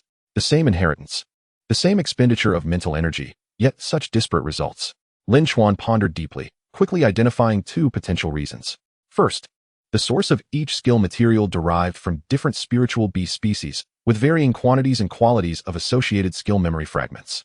The adaptability of each species to Hua Ye Ye also varied, thus leading to different potential for skill proficiency enhancement. For instance, consider 2 spiritual beast materials with the Iron Claw skill. One may originate from a tiger species, while the other from a hawk. When passed on to 2 identical feline spiritual beasts, the one receiving the tiger's skill material would evidently gain greater proficiency and enhancement. Second, the inherent talent inclinations of Hua and Hua differed. Here, talent does not refer to specific aptitude. Both Hua and Hua have undergone Master Lin Shuedong's training in Hua Ye Ye from birth, so any differences are likely negligible.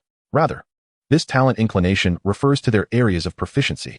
Analogously, some humans are naturally inclined toward the arts while others excel in sciences or music. Perhaps Hua possesses a natural affinity for photosynthesis, excelling in energy absorption, storage, transformation, and manipulation. Conversely, while Hua is competent, it does not match Hua's prowess. This was indeed validated by Lin Chuan's observations. The second reason bore greater weight. As both photosynthetic skill materials originated from the same magical creature, the tree-like entity, rendering the differences almost negligible. So what should be done now? There remains one more piece of photosynthetic skill material. Should it be utilized for Hua to elevate its proficiency to the mastery level? After brief contemplation, Lin Chuan negated this idea. Having already enhanced both Hua and Hua once, the differing outcomes were simply an unfortunate reality. To further enhance Hua would be an unjust imposition of equality. In fact, Lin Chuan leaned more towards using the remaining piece for Hua instead, as it had already demonstrated a talent for energy manipulation, warranting further development of this advantage. The skill sets established yesterday, one physical and one magical, now seemed clear.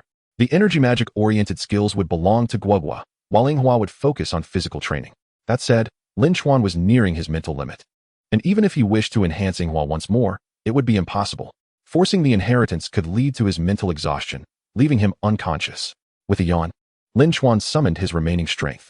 The blazing sun bore down upon him, and he activated all the light-gathering mirrors to concentrate sunlight in a small area, arranging for Hua and Hua to engage in photosynthesis there, enhanced by the training of the heart of spiritual wood.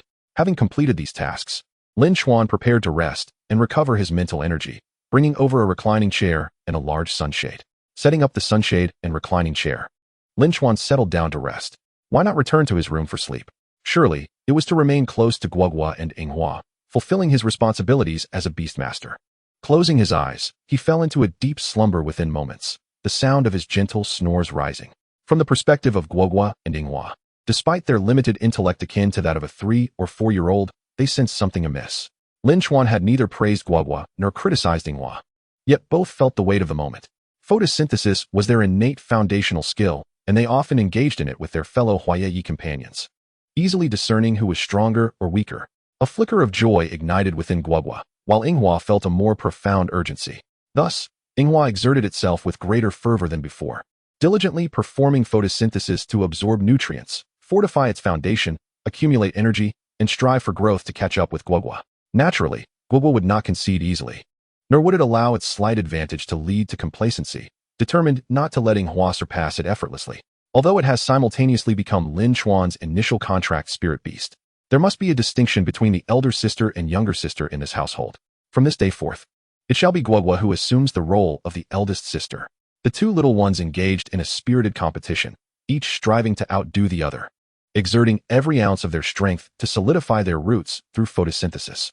The transformation of the nutrient soil in the flower pots of Guoguo and Yinghua was visibly rapid, changing from a dark silver to a deep black. Of course, Guoguo was slightly faster, being proficient in advanced photosynthesis. As time passed, the clock struck 1:30 in the afternoon, the peak of the sun's intensity and the most efficient time for photosynthesis. A low, resonant sound echoed, reminiscent of something gathering and colliding. Suddenly, Guoguo's entire body trembled, erupting in a dazzling burst of light. At the same moment, Lin Chuan, still lost in slumber, felt an inexplicable jolt. It was akin to being immersed in a hot spring or submerged in the deep sea, with pressure emanating from all directions and a gentle warmth seeping into his body, nourishing every cell, leaving Lin Chuan with an indescribable sense of satisfaction that made him unconsciously moan in comfort during his dreams. Abruptly, Lin Chuan opened his eyes, his blurred vision catching the last remnants of light dissipating from Guoguo. As his eyes gradually widened and consciousness returned, he scrutinized Guoguo, noticing that its form had grown significantly since he had last seen it before sleeping. Its skin now shimmered with a visible luster, its resilience markedly enhanced. The once perfectly fitting flower pot had developed several cracks, appearing on the verge of shattering. Momentarily stunned, Lin Chuan grasped the significance of this transformation. In nature, any magical creature or spirit beast, upon reaching maturity, would condense a core of energy within their body, known as a magic core for magical creatures and a spirit core for spirit beasts. Essentially, they are one and the same. With a spirit core, a spirit beast can adeptly manipulate elemental energy and utilize various skills during their juvenile and growth phases. Spirit beasts that have yet to condense a spirit core are commonly referred to as zero tier. It was evident that Guoguo had just broken through from zero tier to first tier, successfully condensing its spirit core. Furthermore, this advancement had provided Lin Chuan with an energy feedback. When a spirit beast undergoes growth, particularly during a metamorphosis, it imparts a portion of energy back to its Beastmaster, which is the sole legitimate means for the Beastmaster to elevate their own level and innate talents. While it may be a bit absolute to claim it as the only method, there do exist alternative paths, such as certain rare treasures, but those occurrences are exceedingly rare, constituting a significant stroke of fortune. For an ordinary Beastmaster, receiving feedback from their spirit beast's growth is the only genuine path to the extraordinary. The specific amount of energy feedback is influenced by numerous factors, including elemental attributes and breed affinities.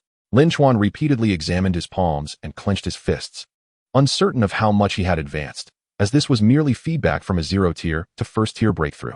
And considering Guoguo was a spirit beast of moderate bloodline within the soldier tier, the feedback should not be overly substantial. Since he was unsure, it was time to measure. Although there was no specialized instrument for assessing the energy intensity of spirit beasts like those at the Beastmaster Association, the farm possessed equipment for examining the vitality of plants, including energy intensity measuring devices. Lin Chuan hurriedly fetched one. The device resembled a flashlight and featured a small electronic screen. By inputting his own energy, it could provide a preliminary assessment of energy intensity and thus gauge his strength. Lin Chuan first tested himself. Beep. The tester emitted a sound, and the electronic screen displayed level 3, indicating he was at zero-tier level 3. An increase from the initial level 1 to level 3 was quite respectable.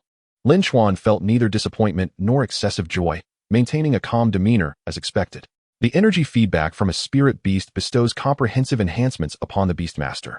Depending on the spirit beast, the enhancements received by the Beastmaster can vary in focus. For instance, if one contracts a spirit beast renowned for its physical prowess, the energy feedback during the spirit beast's growth would yield greater benefits in physical attributes and strength compared to agility or mental acuity. Some rare spirit beasts can even confer unique effects on their beastmasters, such as improved memory, ultimately leading to photographic recall.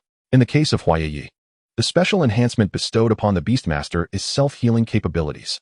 Subsequently, Lin Chuan used the tester to assess both Guoguo and Yinghua. Guoguo registered at level 11, more accurately described as first tier level 1, while Yinghua measured at level 8, 0 tier level 8. The tester may not have been precise, but the results should be relatively accurate. In contrast to his previous understated reaction to his own enhancement, Lin Chuan was visibly pleased with the progress of Guoguo and Yinghua. Considering the developments over the past 2 days, was such advancement an exaggeration? Not at all. It was entirely reasonable.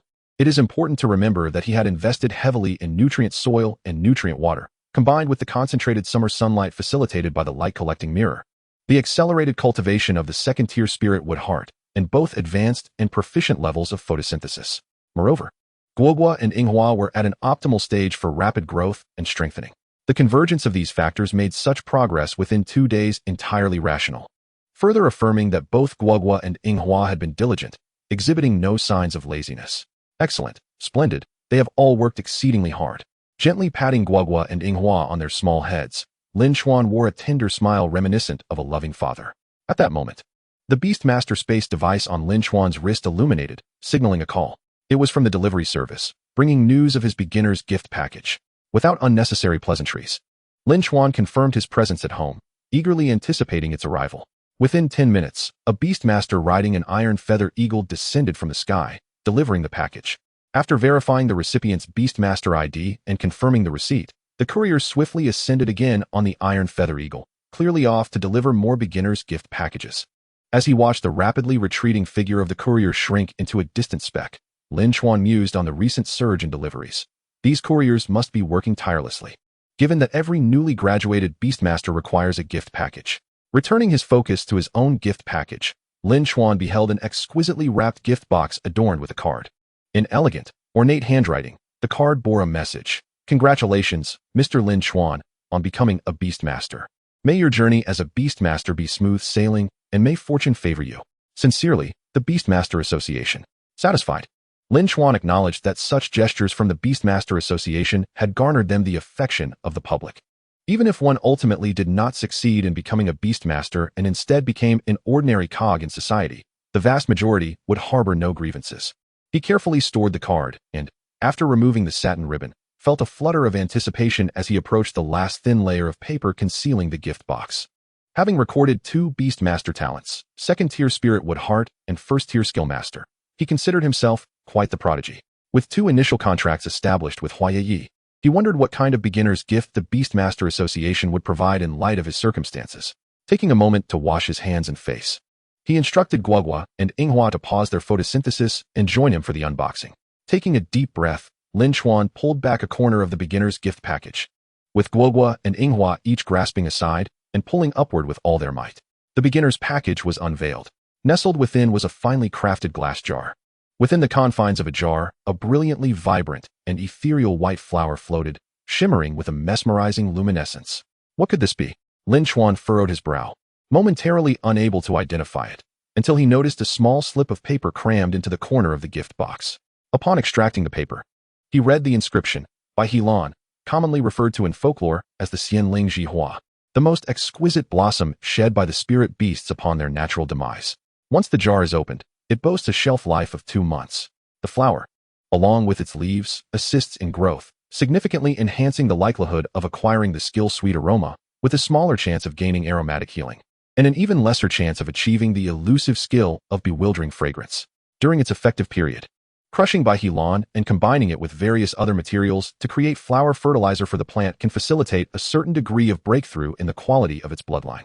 Note: the effect of enhancing bloodline quality is solely applicable to the plant and not to the spirit beasts. Chapter 14. Successful Application. By Helan. This is the scientific nomenclature within the realm of spirit beast research. However, Lin Chuan found the colloquial term, Xianling Ji Hua, to be far more picturesque and pleasant to the ear. He withdrew the glass jar containing the Xianling Ji Hua but refrained from opening it, as doing so would commence the countdown on its shelf life. Holding it in his hand, Lin Chuan examined it closely. Setting aside other considerations, its appearance was indeed captivating. Nonetheless, the crux of the matter lay in its efficacy. Firstly, it serves to aid growth. Secondly, it facilitates the comprehension of skills. And thirdly, it can potentially transcend the limits of bloodline quality. Lin Chuan clicked his tongue in mild discontent. Were it any other novice Beastmaster to receive a starter package like this, they would surely be overjoyed. The item was undoubtedly exceptional, deserving of the generosity of the Beastmaster Association, yet for Lin Chuan, it was somewhat lackluster, as the benefits of the Xianling Zhihua were largely overshadowed by his own circumstances. To begin with, regarding its growth assistance, aside from legendary mythical creatures, such as dragons or phoenixes with unparalleled bloodlines, the growth rate of ordinary spirit beasts is inherently limited. No matter how high the innate talent of the Beastmaster, be it 5th, 6th, or even 7th tier, utilizing the finest resources cannot surpass this boundary. As a spirit beast of moderate bloodline rank, Gwug was growth speed. With a combination of nutrient soil, nourishing water, the heart of spirit wood, and master-level photosynthesis, has likely reached its limits, as deduced from Lin Chuan's extensive research compiled over 30 years. The subsequent growth of Yinghua will undoubtedly follow suit in due time.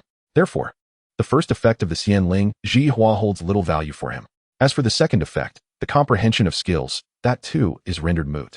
His reincarnation heritage guarantees 100% learning capability, rendering reliance on the probabilistic nature of the Xianling Zhihua skill acquisition entirely unnecessary.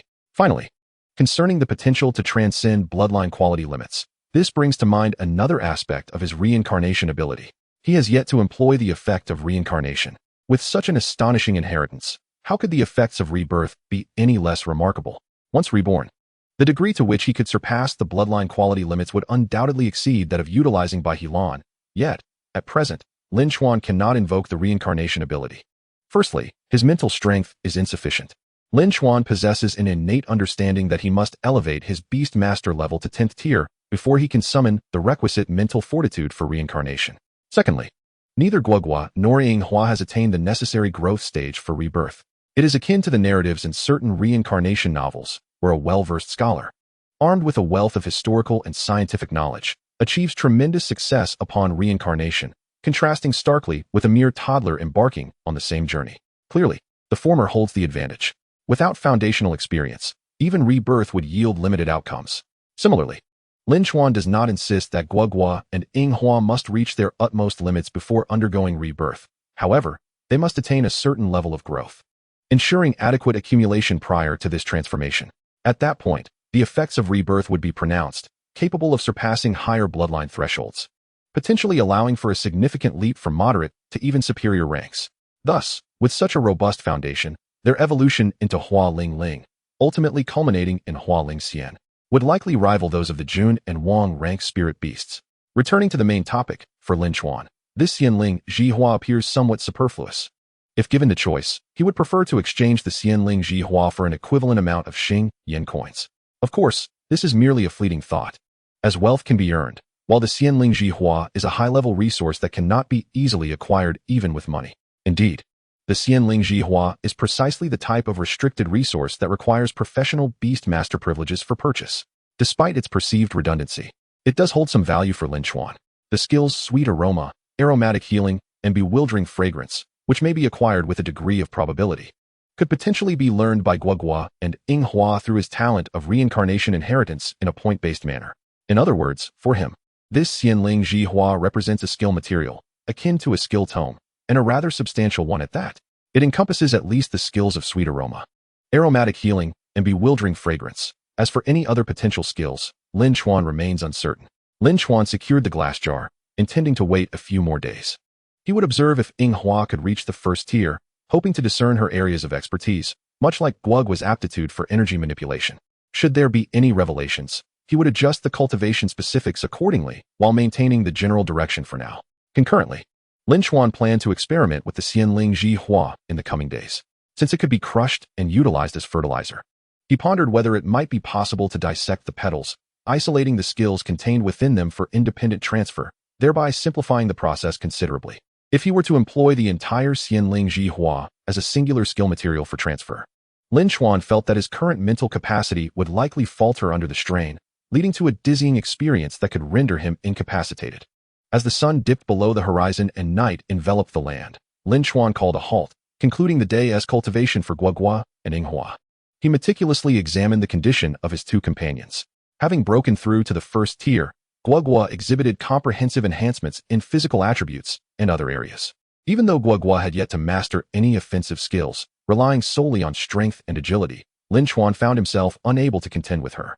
If Guogua exerted her full effort, her adorably pudgy little hands could easily cleave through bricks, a testament to the capabilities of spirit beasts, who can effortlessly accomplish feats beyond human reach, even those of the plant-based support type.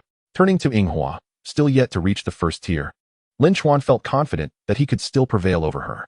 Thus concluded the physical examination. Reflecting on their progress, Lin Chuan mused that Guogua could now commence foundational training for enhancing strength, constitution, and agility. As for Inghua, she needed to continue her nutrient intake. Notably, due to the vigorous competition between Guogua and Inghua today, both exerted themselves to the utmost in their photosynthesis, resulting in noticeable weight gain compared to yesterday. Lin Chuan estimated that he could still manage to carry them today, but by the following day, it would likely become a challenge. With no pressing matters at hand, Lin Chuan allowed Guogua and Inghua to frolic freely while he took some time to enjoy himself. In an instant, Guogua and Inghua dashed off, eager to play with their friends among the flower leaves on the farm. The sun had not yet fully set, casting a warm glow across the horizon. Before long, Lin Chuan observed a group of chubby little ones, including his Guogua and Inghua, frolicking under the sunset's afterglow, their shadows stretching long and their joy palpable. The heart of this rugged man softened at such an adorable sight, prompting a warm and contented smile. Time was drawing near. He ordered takeout and planned to finish dinner before commencing his work. What work, you may ask? Of course, it was to write the proposal for the Baobao Cup. If time permitted, he would also delve into research on Xianling Jihua. As Lin Chuan sat on a small stool, savoring his fragrant takeout while watching the little ones play, Lin Xuedong hurried back with exciting news. Today, Lao Deng had been tirelessly navigating through the township government, the Beastmaster Association, and various relevant departments, completing all necessary paperwork for the upcoming newcomer Beastmaster competition. The outcome? Naturally, the application had been approved. After all, the environment and facilities of the farm were far superior to those of many enterprises. Lin Xuedong handed Lin Chuan the documents, while he himself began devouring the unopened fast food box beside him. The newcomer Beastmaster competition, hosted by Lin's farm, was named the Hua Ye Ye Cup. The competition would unfold over 3 days. The champion would receive a prize of 400,000, the runner-up 200,000, and the third place 100,000. With all participants awarded a token gift valued at 10,000 Xingyan coins from Lin's farm. The specific date of the competition was set for July 13th. A mere 10 days away. Though time was tight, Lin Chuan mused that it should suffice. Currently, both Guogua and Inghua lacked defensive and offensive skills. However, with 10 days to work with, the terrifying effects of the cycle of rebirth should allow them to establish a foundational skill set and combat capability. Chapter 15, Pre-Competition Warm-Up. Lin Chuan quickly finished his dinner, tidied up, and after a refreshing shower, began drafting the proposal for the Hua Ye Cup. It was not a daunting task for Lin Chuan, who had inherited expert-level planning skills from his past life. Crafting a competent proposal was a straightforward endeavor. However, Lin Chuan was not inclined to treat this matter lightly. The success of the Hua Ye Ye Cup was directly tied to his potential earnings and the subsequent funds available for nurturing Guogua and Inghua. This was crucial for the entrance examination in 3 months. A successful outcome would significantly enhance his chances of being admitted to one of the 8 prestigious universities. During this period, various newcomer Beastmaster competitions, both large and small, were taking place across the Xingyan Federation. In fact, several competitions could be held simultaneously in the same city. The principle of scarcity applied here. The more common something became, the less it was valued. The same was true for the Baobao Cup. Large companies hosting the Baobao Cup need not worry about attendance. Ticket sales alone could yield substantial profits. However, the Hua Ye Ye Cup, organized by Lin's farm, could only be categorized as a small-scale newcomer Beastmaster competition. Such smaller events typically garnered little attention and attracted few formidable participants, as the prize money was relatively modest. Unless one secured the championship, the rewards for the runner-up and third place were not significantly greater than those for completing a standard task. Given the limited time, ambitious and confident newcomer Beastmasters would naturally gravitate towards competitions offering greater prizes, even if it meant only reaching the top 16. Generally, only those residing nearby and participating in routine tasks would opt for smaller competitions. Thus, Lin Chuan's objective was to refine the proposal as much as possible and attract a larger audience and more participants for the Hua Ye Ye Cup. If he could generate a buzz and draw in reporters and broadcasters, it would be even better, as that would translate into more coins. What approach should he take? Lin Chuan pondered. In a moment, inspiration struck, and a smile graced his face. It didn't require overly complicated maneuvers. It merely needed to be more appealing than other small-scale competitions. After all, large competitions were not held continuously, and their lengthy durations often spanned a week or more. A single captivating focus could generate discussion and draw attention. That said, in the world of Kanglin's Star, despite its advanced technology, the entertainment sector lagged significantly behind that of Lonstar's. Were it not for the extraordinary Beastmaster civilization, where individual prowess could reach the heavens, Lin Chuan might have considered becoming a literary ghostwriter, bringing over some of the gems from his past life to achieve fame in entertainment. Alas, in this world, being an entertainment mogul held little value. Even mastery of song and dance paled in comparison to the profession of a Beastmaster. With the time spent on literary pursuits, it was far more prudent to diligently cultivate spirit beasts, for becoming a professional Beastmaster would open up a world of opportunities. Only those unable to become professional Beastmasters would entertain other career options. Returning to the subject at hand, Lin Chuan's recent idea was not entirely his own, but rather stemmed from fragments of memories of internet phenomena from his past life. While not particularly profound, these quirky and eye-catching concepts were sure to attract a curious audience and participants. On July 10, 2233, in the Xingyan Federation, only 3 days remained before the Hua Ye Ye Cup officially commenced. The federal government and staff from the Beastmaster Association had already visited Lin's farm to delineate and set up the competition area. As the host, Lin's farm was responsible for various arrangements, such as preparing the audience area, setting up stalls for snacks, beverages, and jellies, and selling the farm's specialty products. However, the paramount task remained to draw in spectators and participants, particularly talented newcomer Beastmasters, who would attract high-quality audiences and even reporters. For instance, if a renowned prodigy from a specific academy participated, it would undoubtedly encourage some of their classmates to join in, either to compete or observe. And even their instructors might come to witness the event, thus boosting attendance and consumption. Naturally, amidst these responsibilities, Lin Chuan remained committed to the training of Guoguo and Yinghua. 4 days prior, Yinghua had finally attained the first tier, reaching level 12, which provided Lin Chuan with an energy feedback that elevated his Beastmaster level to 4, enhancing his physical prowess. He could distinctly feel the improvement compared to his initial state, especially in his self-healing capabilities. Not only had his physical recovery improved, but his mental resilience had also been fortified. Previously, activating the basic skill of photosynthesis had drained him significantly, necessitating a half-hour rest, whereas now he only required 10 minutes to recuperate. Guoguo, on the other hand, had reached level 14, nearly catching up to Yinghua. This was not due to a lack of effort on Guoguo's part, but rather because it had already surpassed its rapid development phase and established a solid foundation. Moreover, akin to characters in an online game, progressing to higher levels became increasingly challenging, necessitating more extensive training, higher-grade resources, and the honing of skills through combat experience. As for skills, it was worth noting that various spirit beast materials were not exclusive to the Beastmaster Association shops. Such stores existed everywhere, often found on every street. And low-level spirit beast materials were plentiful. In recent days, Lin Chuan had scoured dozens of Beastmaster shops, acquiring numerous materials capable of triggering the cycle of rebirth and skill inheritance. Most of these skills are applicable to Hua Ye Ye, and among them are 2 materials that are absent in Lin Chuan's construction. Initially, there was no intention for Hua Ye Ye to learn them, but due to the rare nature of these skills, Lin Chuan seized the opportunity, fearing that such an opportunity might not arise again. These 2 skills are Huang Huang Fist and Yao Yin Wan Yu.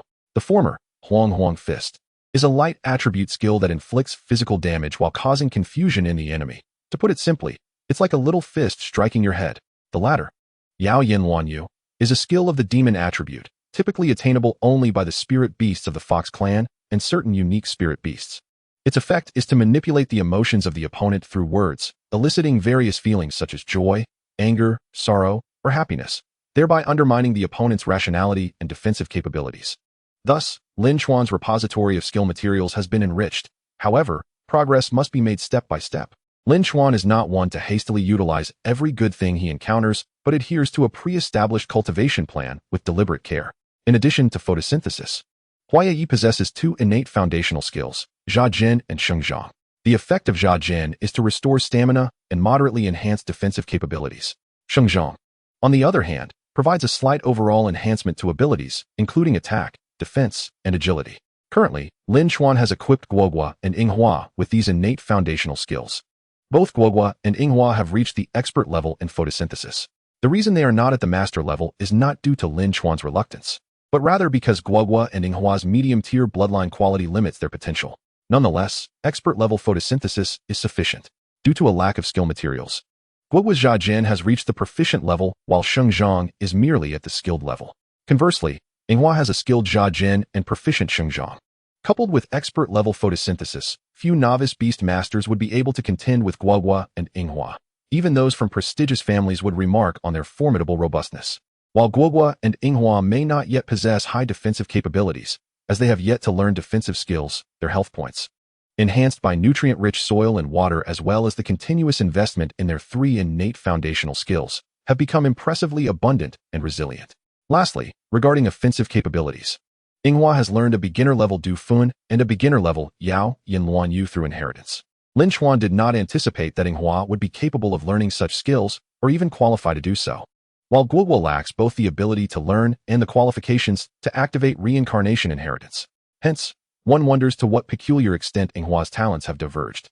Guogua remains without any offensive skills, not for lack of skill materials, but due to incompatibility with its attributes. It cannot learn Yao Yin Luan Yu, and any other skills learned would likely be disregarded. Lin Chuan does not feel the need to follow the conventional path of other Beastmasters who pursue skills for broader damage potential. His focus is on extreme survival and healing consumption. As long as there is damage, it suffices. He plans to wait until Guogua reaches level 5, at which point he will have sufficient mental energy to pass on a fruit bomb that aligns with Guogua's attributes and energy talents. He believes this will happen in a matter of days, at which point he can implement his plan in one fell swoop. Moreover, Lin Chuan has imparted considerable combat experience to Guogua, derived from a piece of hard, keratinous skin, likely a material from a fighting-type spirit beast. Although it lacks skill inheritance, it enables Lin Chuan's reincarnation talent to resonate with fragmented memories from numerous training sessions in a martial arts arena. Most of these memories consist of being struck and serving as a punching bag, indicating that the original owner's aptitude may be lacking. These combat experiences may not suffice against spirit beasts cultivated for 1 or 2 years by Beastmasters, but they should be adequate for battling babies that have been nurtured for about a week. In summary, this encapsulates Lin Chuan's cultivation endeavors over the past week. In essence, under the auspices of dual talents, both Guogua and Hua have completed their preliminary construction, qualifying them to compete with any other baby spirit. One could even assert that they are poised to dominate. Perhaps only the spirit beasts from prestigious families would stand a chance against Guogua and Hua, as ordinary household babies might find themselves repulsed by their presence. As for the topic of cultivation, let us transition to the pre-match hype for the Baby Cup. Ordinary promotional activities have been ongoing, with Lin Shuedong and the farm staff distributing flyers in every nook and cranny. Meanwhile, Lin Chuan has been crafting promotional videos, preparing to unveil something unprecedented in this world. On this day, just 3 days before the commencement of the Hua Ye Ye Cup and 6 hours before the final registration deadline, a promotional video for Lin's Farm's Hua Ye Ye Cup for novice Beastmasters was posted on the promotional website of the Beastmaster Association's Tianshan Town branch. Initially, the video showcased beautiful pastoral scenes, quite pleasing to the eye. Subsequently, it featured Hua Ye Ye performing morning exercises in a neatly arranged manner reminiscent of elementary school students. The delightful sounds and adorable movements captivated countless girls, even winning over some formidable Sigma men. Following that, the farm's unique competition venue was introduced. While it may not match the formal elegance of larger competitions, it possesses its own charm. At this moment, the video's perspective suddenly shifted from a distance to a close-up of the competition ground, where a boy clad in black overalls, sporting a center-part hairstyle, spun a basketball on his fingertip. Flanking him on either side were 2 Hua Ye Ye donning sunglasses, exuding an air of confidence. The boy then declared, "I am Lin Chuan, a novice Beastmaster with 2.5 years of training, skilled in singing and dancing. I am here, awaiting your challenge." Guogua chimed in with an eager "ee. "Come at me if you're a brother," while Hua, employing Yao Yin Luan Yu, added, "Ing. If you don't come, you're just a little dog." Chapter 16, Little Dog. The entertainment industry requires an environment, much like the blue star of my past life.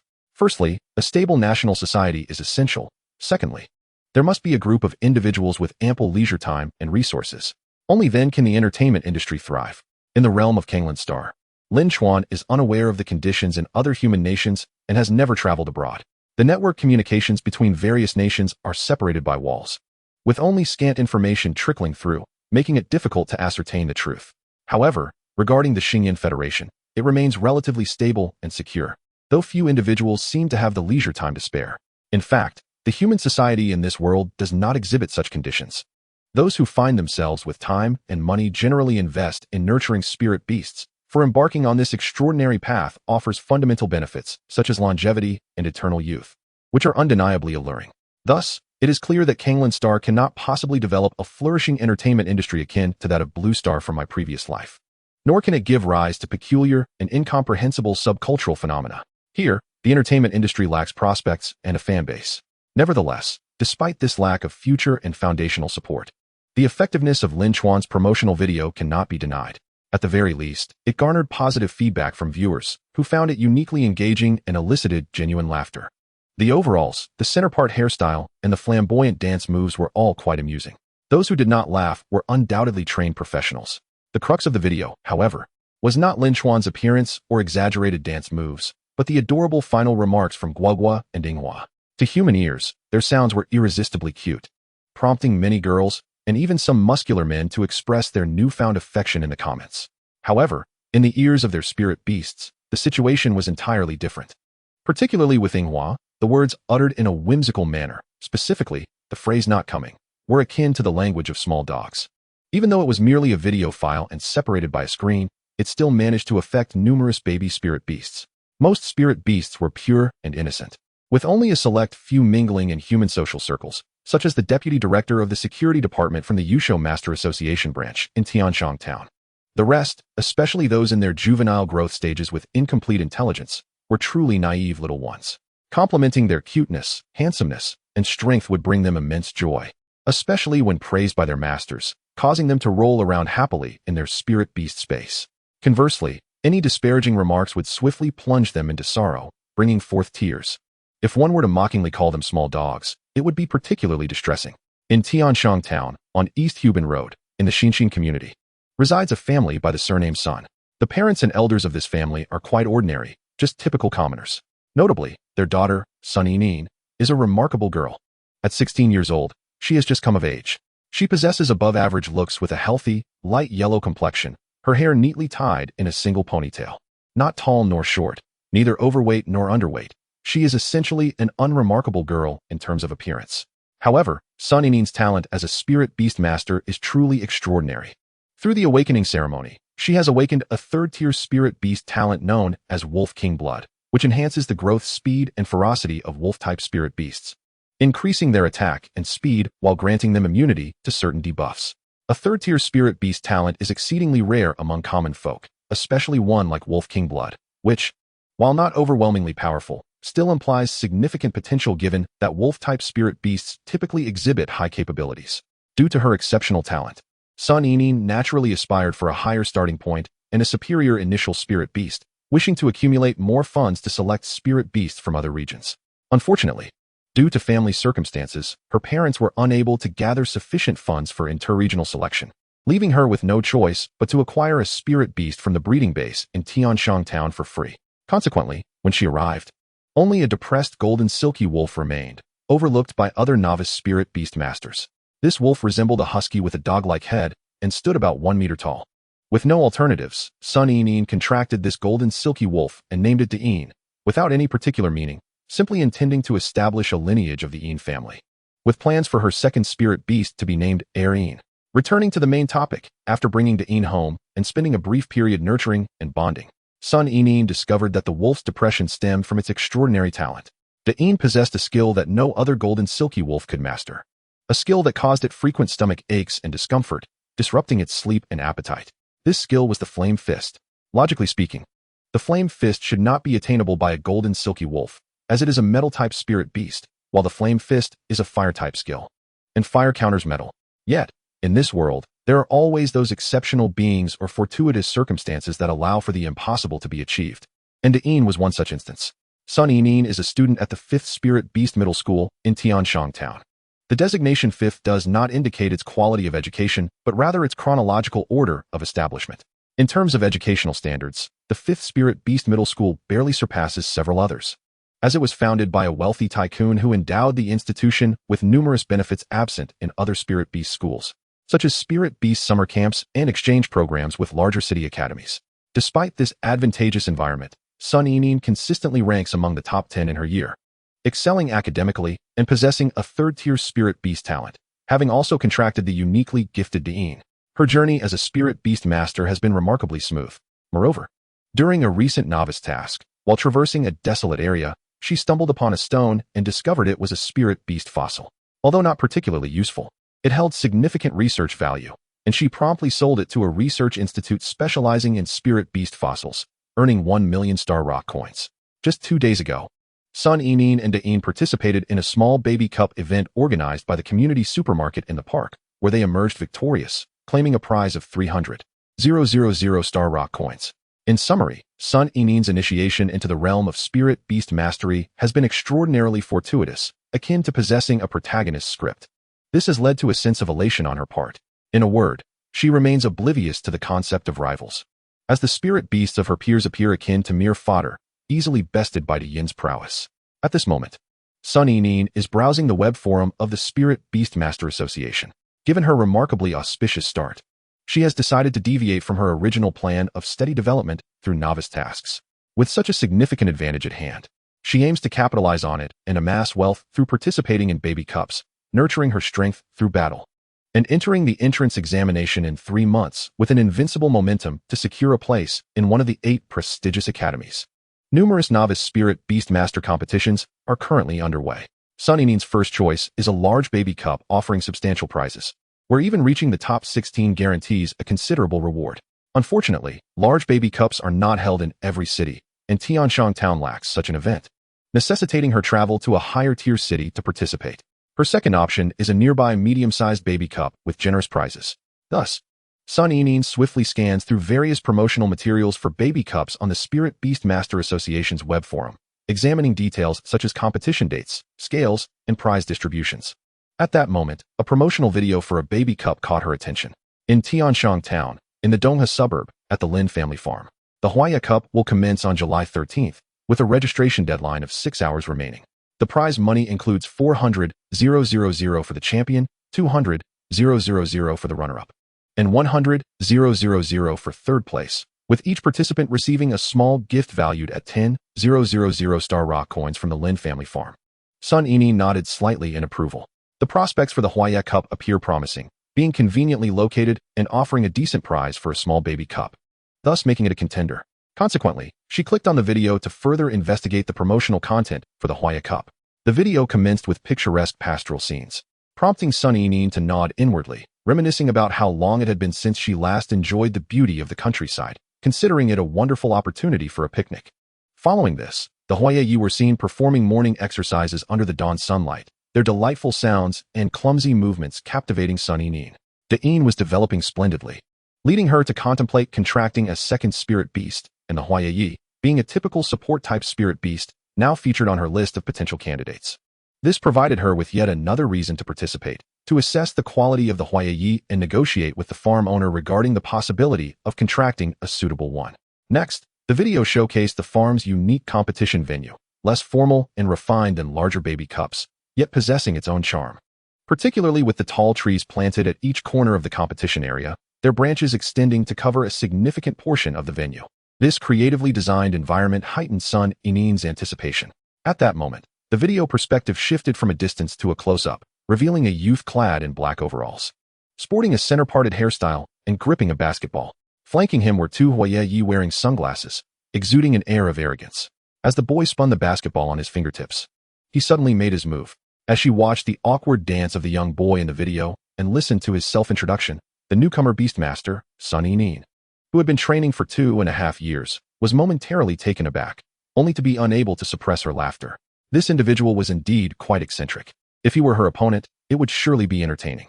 At that moment, the 2 Hua Ye Ye beside him emitted delightful chirps, their adorable voices filling Sun Yinyin with joy and intensifying her desire to have one as her second Spirit Beast.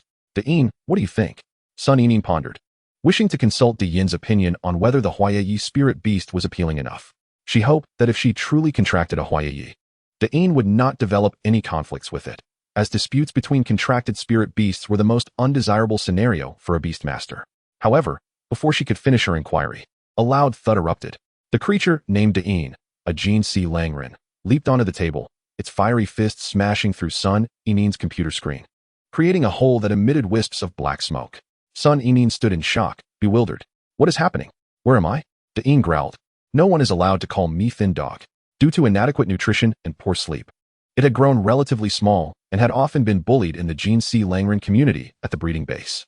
Unlike the gentle nature of the Hua Ye Ye, the wolf-like spirit beasts were generally lively, playful, and mischievous, fostering a strong sense of competition among them. In the midst of being bullied, Da'in had been derogatorily referred to as a thin dog. This term was a sensitive and untouchable wound for Da'in. As Sun Enin regained her composure, she noticed the damage to her computer screen. Da'in hurriedly attempted to explain, though its howls and barks were not directly understandable. Yet, having established a contract, Sun Enin could sense Da'in's emotions to some extent. She felt its pent-up frustration and intense competitive spirit. Such strong fighting intent indicated that a battle was inevitable.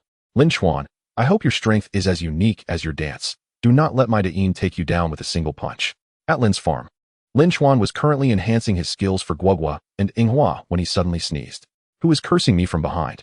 He murmured to himself. He had a peculiar instinct that something strange was watching him, yet felt no significant threat. Shaking his head, he returned his focus to Guogua and Inghua. Earlier, he had strolled through the trading area of the Beastmaster Association and was fortunate enough to acquire a skill material for rooting and another for growth, perfect for enhancing Guogua and Inghua's abilities. As expected, Guogua's growth skill advanced from proficient to expert, and Inghua's rooting skill similarly progressed. Although this was anticipated, Lin Chuan felt a wave of joy and immediately rewarded himself with a bucket of gugu chicken. He then blended the leftover bones into the nutrient soil for Guogua and Inghua, allowing them to savor the taste. Consequently, the three innate skills of Guogua and Inghua, photosynthesis, rooting, and growth, each reached expert proficiency. Lin Chuan affectionately rubbed their heads. Due to their growth and transformation, Guogua and Inghua's wooden skin had become firm and smooth, a delightful tactile experience far superior to before. Reluctantly, Lin Chuan withdrew his hand, although Guogua and Inghua chirped insistently, desiring further head pats. He knew he must refrain from indulging them any longer, as he had other tasks to attend to. With a thought, a faint glow emanated from his watch as he returned Guogua and Inghua to the Beastmaster space, revealing a sincere smile. The two little cuties had grown even stronger. Alas, one could only mourn for the opponents in the Hua Ye Ye Cup. Come on, really? Even when using cheats, one should adhere to the basic rules. 100,000 health points. How could the other babies possibly cope? Are they to charge in head first? Chapter 17, the competition begins. 3 fleeting days passed, and the Hua Ye Ye Cup at Lin's farm officially commenced. Perhaps the promotional video Lin Chuan produced had indeed garnered attention, as the number of participants exceeded expectations by 30%. The truth, however, was that the phrase shouted by Inghua, "If you don't come, you're a thin dog," had a much more pronounced effect. Spirit beasts contracted by novice beastmasters were typically those that had just passed their juvenile phase and were in a rapid growth period. Such spirit beasts were the most suitable for cultivation. The results could vary significantly based on the cultivation methods, and often, a minor detail could lead to substantial changes in the outcome, revealing the beastmaster's cultivation level. However, these spirit beasts generally possessed low intelligence and could hardly withstand the ridicule of being called thin dogs. Even if a beastmaster deemed the prize money insufficient or had other reasons for not wanting to participate in the Hua Ye Ye Cup, the spirit beasts, having been provoked by the term thin dog, would roll about in eagerness to join the competition, eager to outshine the one who insulted them. With numerous local participants, it was only natural that friends and family formed cheerleading squads to support them. Consequently, the audience grew in size.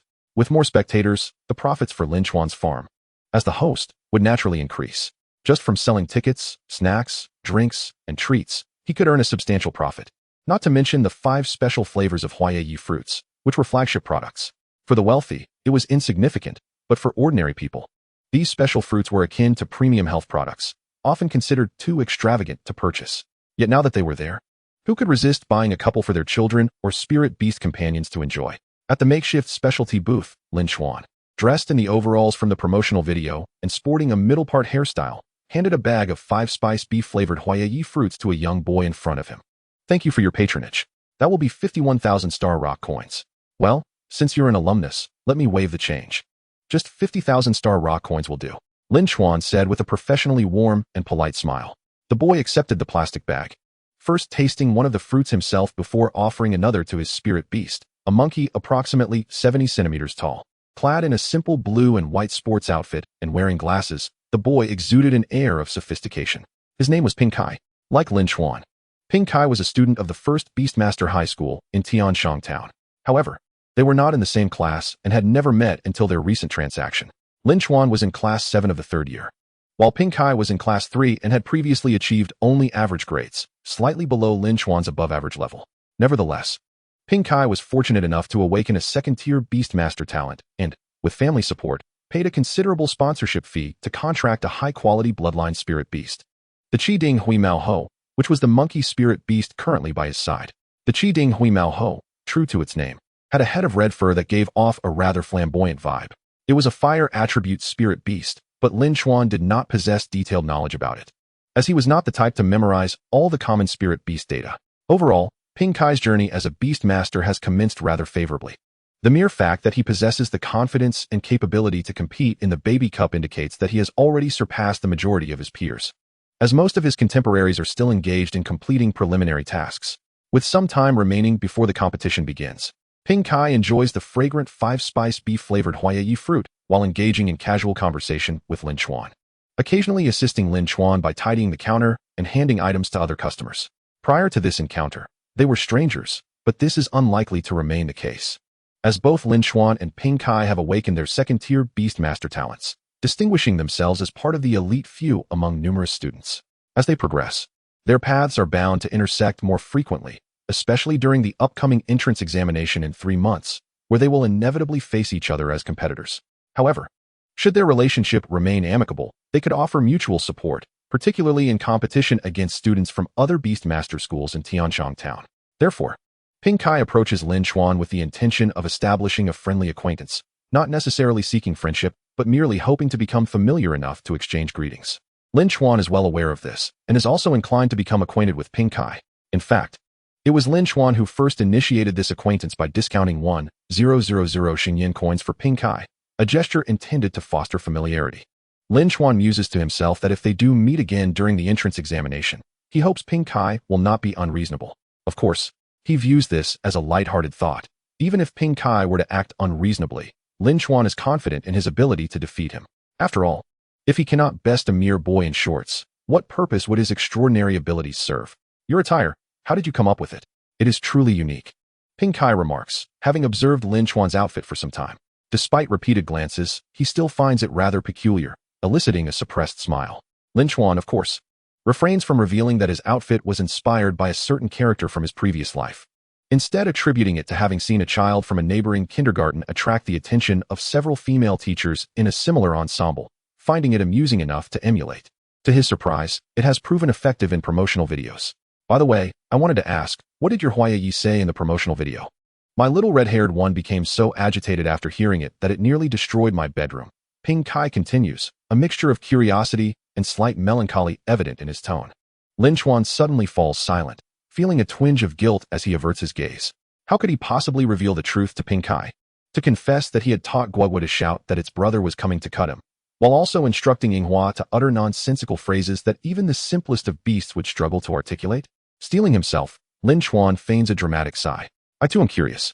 You are not the first to inquire about this today. I genuinely do not know what my Hua Ye Ye shouted. I merely instructed them to call out to attract other spirit beasts to participate in the Hua Ye Ye Cup. As I mentioned in the promotional video when I said I would be waiting for your challenges, I am uncertain of the specifics of what they said. Perhaps my Hua Ye Ye picked up some phrases from those animated series they enjoy watching, like the Black Society Spirit Beast cartoons. Alas, these cartoons truly glorify villainy. They ought to be reported. Lin Chuan grumbles, a look of discontent crossing his face, unaware that he has been led astray. Ping Kai is similarly influenced by Lin Chuan's musings, pondering the Black Society Spirit Beast cartoons and nodding in agreement. Prior to this, Ping Kai had also enjoyed such animated series. However, since becoming a novice Beastmaster and bonding with his Chitty Hui Mao monkey, he allowed it to watch a few episodes of a certain bear-themed spirit beast show. Unfortunately, this led to the monkey becoming restless, resulting in it clandestinely chopping down 2 ornamental trees in their community, costing Ping Kai a hefty fine of 30,000. It is merely a monkey. Why does it not climb trees instead of chopping them? Those trees are not just trees. They represent money. Ping Kai reflects, lost in thought. Lin Chuan, relieved that he nearly revealed too much, regains his composure. Just before, he had come perilously close to being discovered by a girl with a single ponytail and a golden-haired wolf-like beast named Sun Yining, a student from the 5th Beastmaster Middle School. When she came to purchase special-flavored Hua Ye Ye fruit, she, like Ping Kai, inquired about what Ing Hua said in the video, causing her golden wolf to erupt in fury and shatter her computer screen with a single punch. Lin Chuan had felt a surge of anxiety, fearing that Sun Yining might demand compensation for the screen. Fortunately, she did not pursue the matter but was merely curious about what had provoked her golden wolf's rage, something a Beastmaster should be aware of. Lin Chuan, much like in this conversation, had explained that Guogua and Ing Hua had likely learned some phrases from those Black Society Spirit Beast cartoons.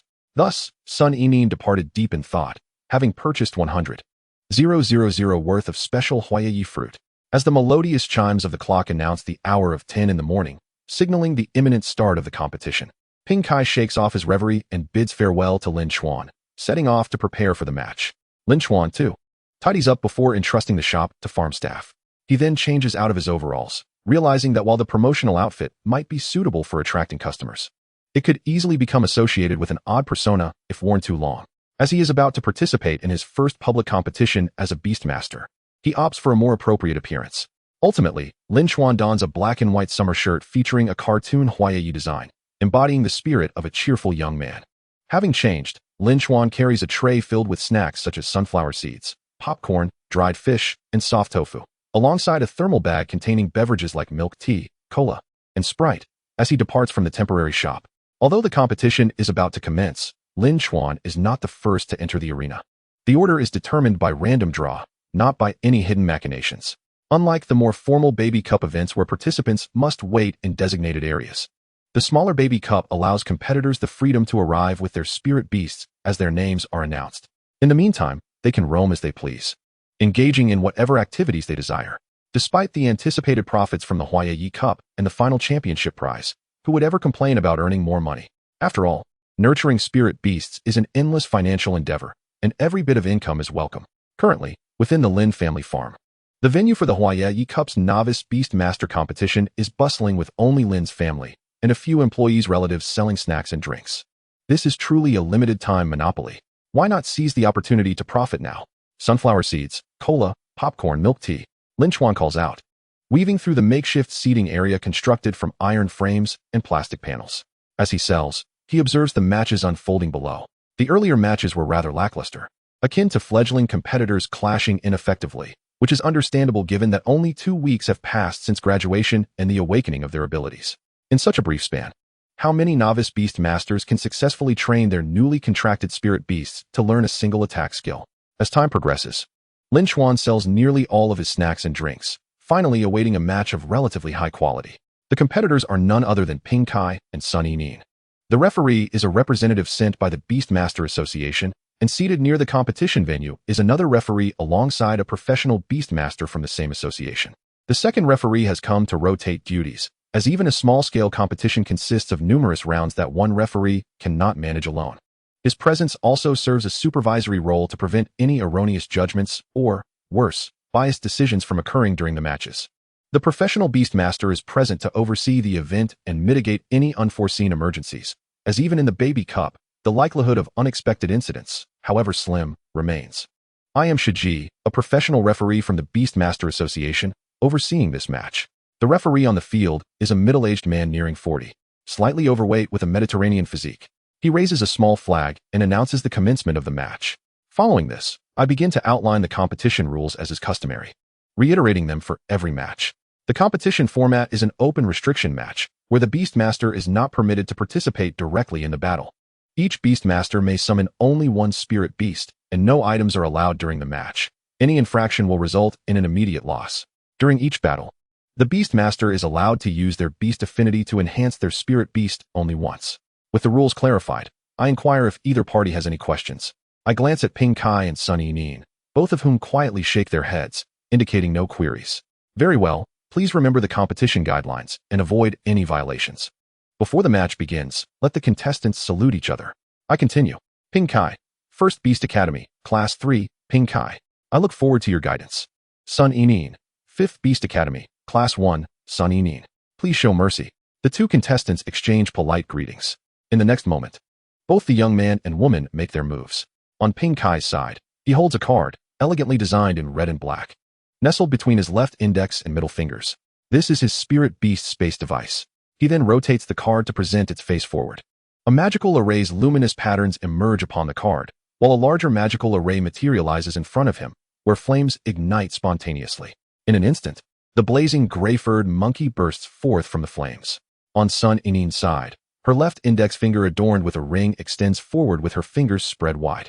The ring erupts with a dazzling golden light that soars towards the heavens. The golden luminescence rains down, revealing a majestic golden wolf that gracefully materializes in the arena. With both spirit beasts now summoned and awaiting their commands in their respective zones, I nod slightly and wave the small flag. The match begins. As my words fall, both spirit beasts spring into action, charging towards each other. The golden wolf is a mid-tier beast, while the blazing gray-furred monkey is of higher rank. However, in reality, the golden wolf, De'in, exhibits swifter reflexes and agility.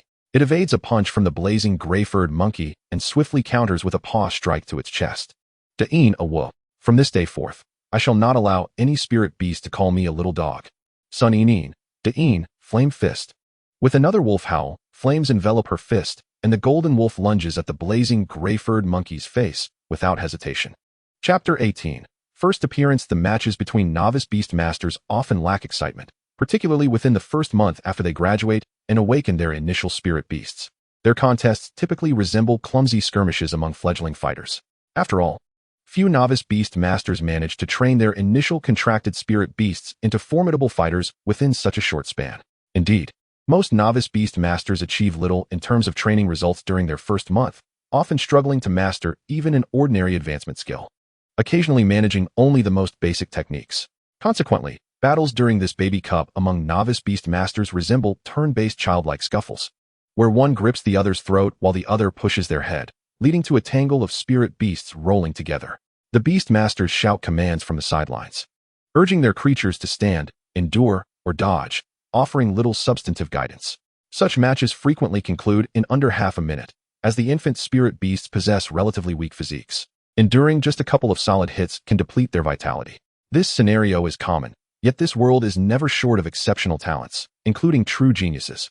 Whether due to innate gifts or fortuitous circumstances, one commonality unites outstanding Beastmasters. They efficiently convert their talents and various resources into nourishment for their spirit beast's growth, forging a solid foundation for their advancement in the realm of Beastmasters.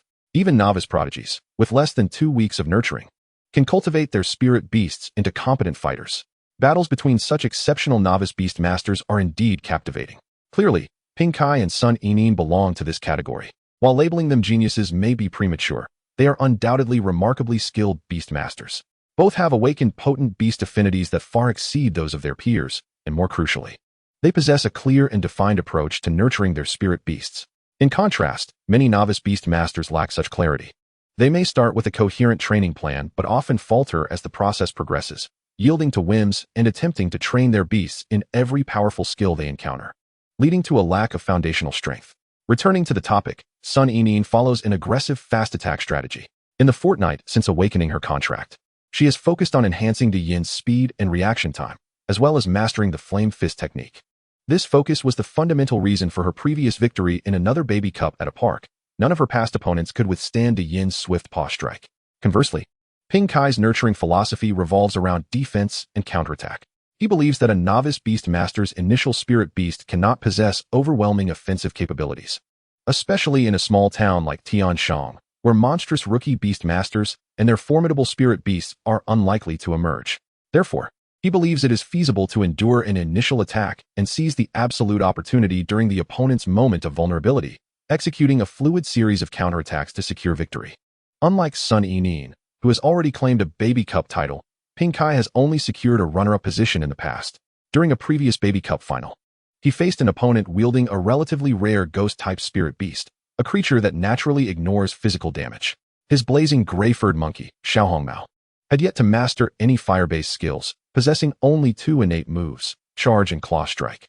The resulting combination of these basic skills proved ineffective against the ghost-type spirit beast, leading to his regrettable defeat.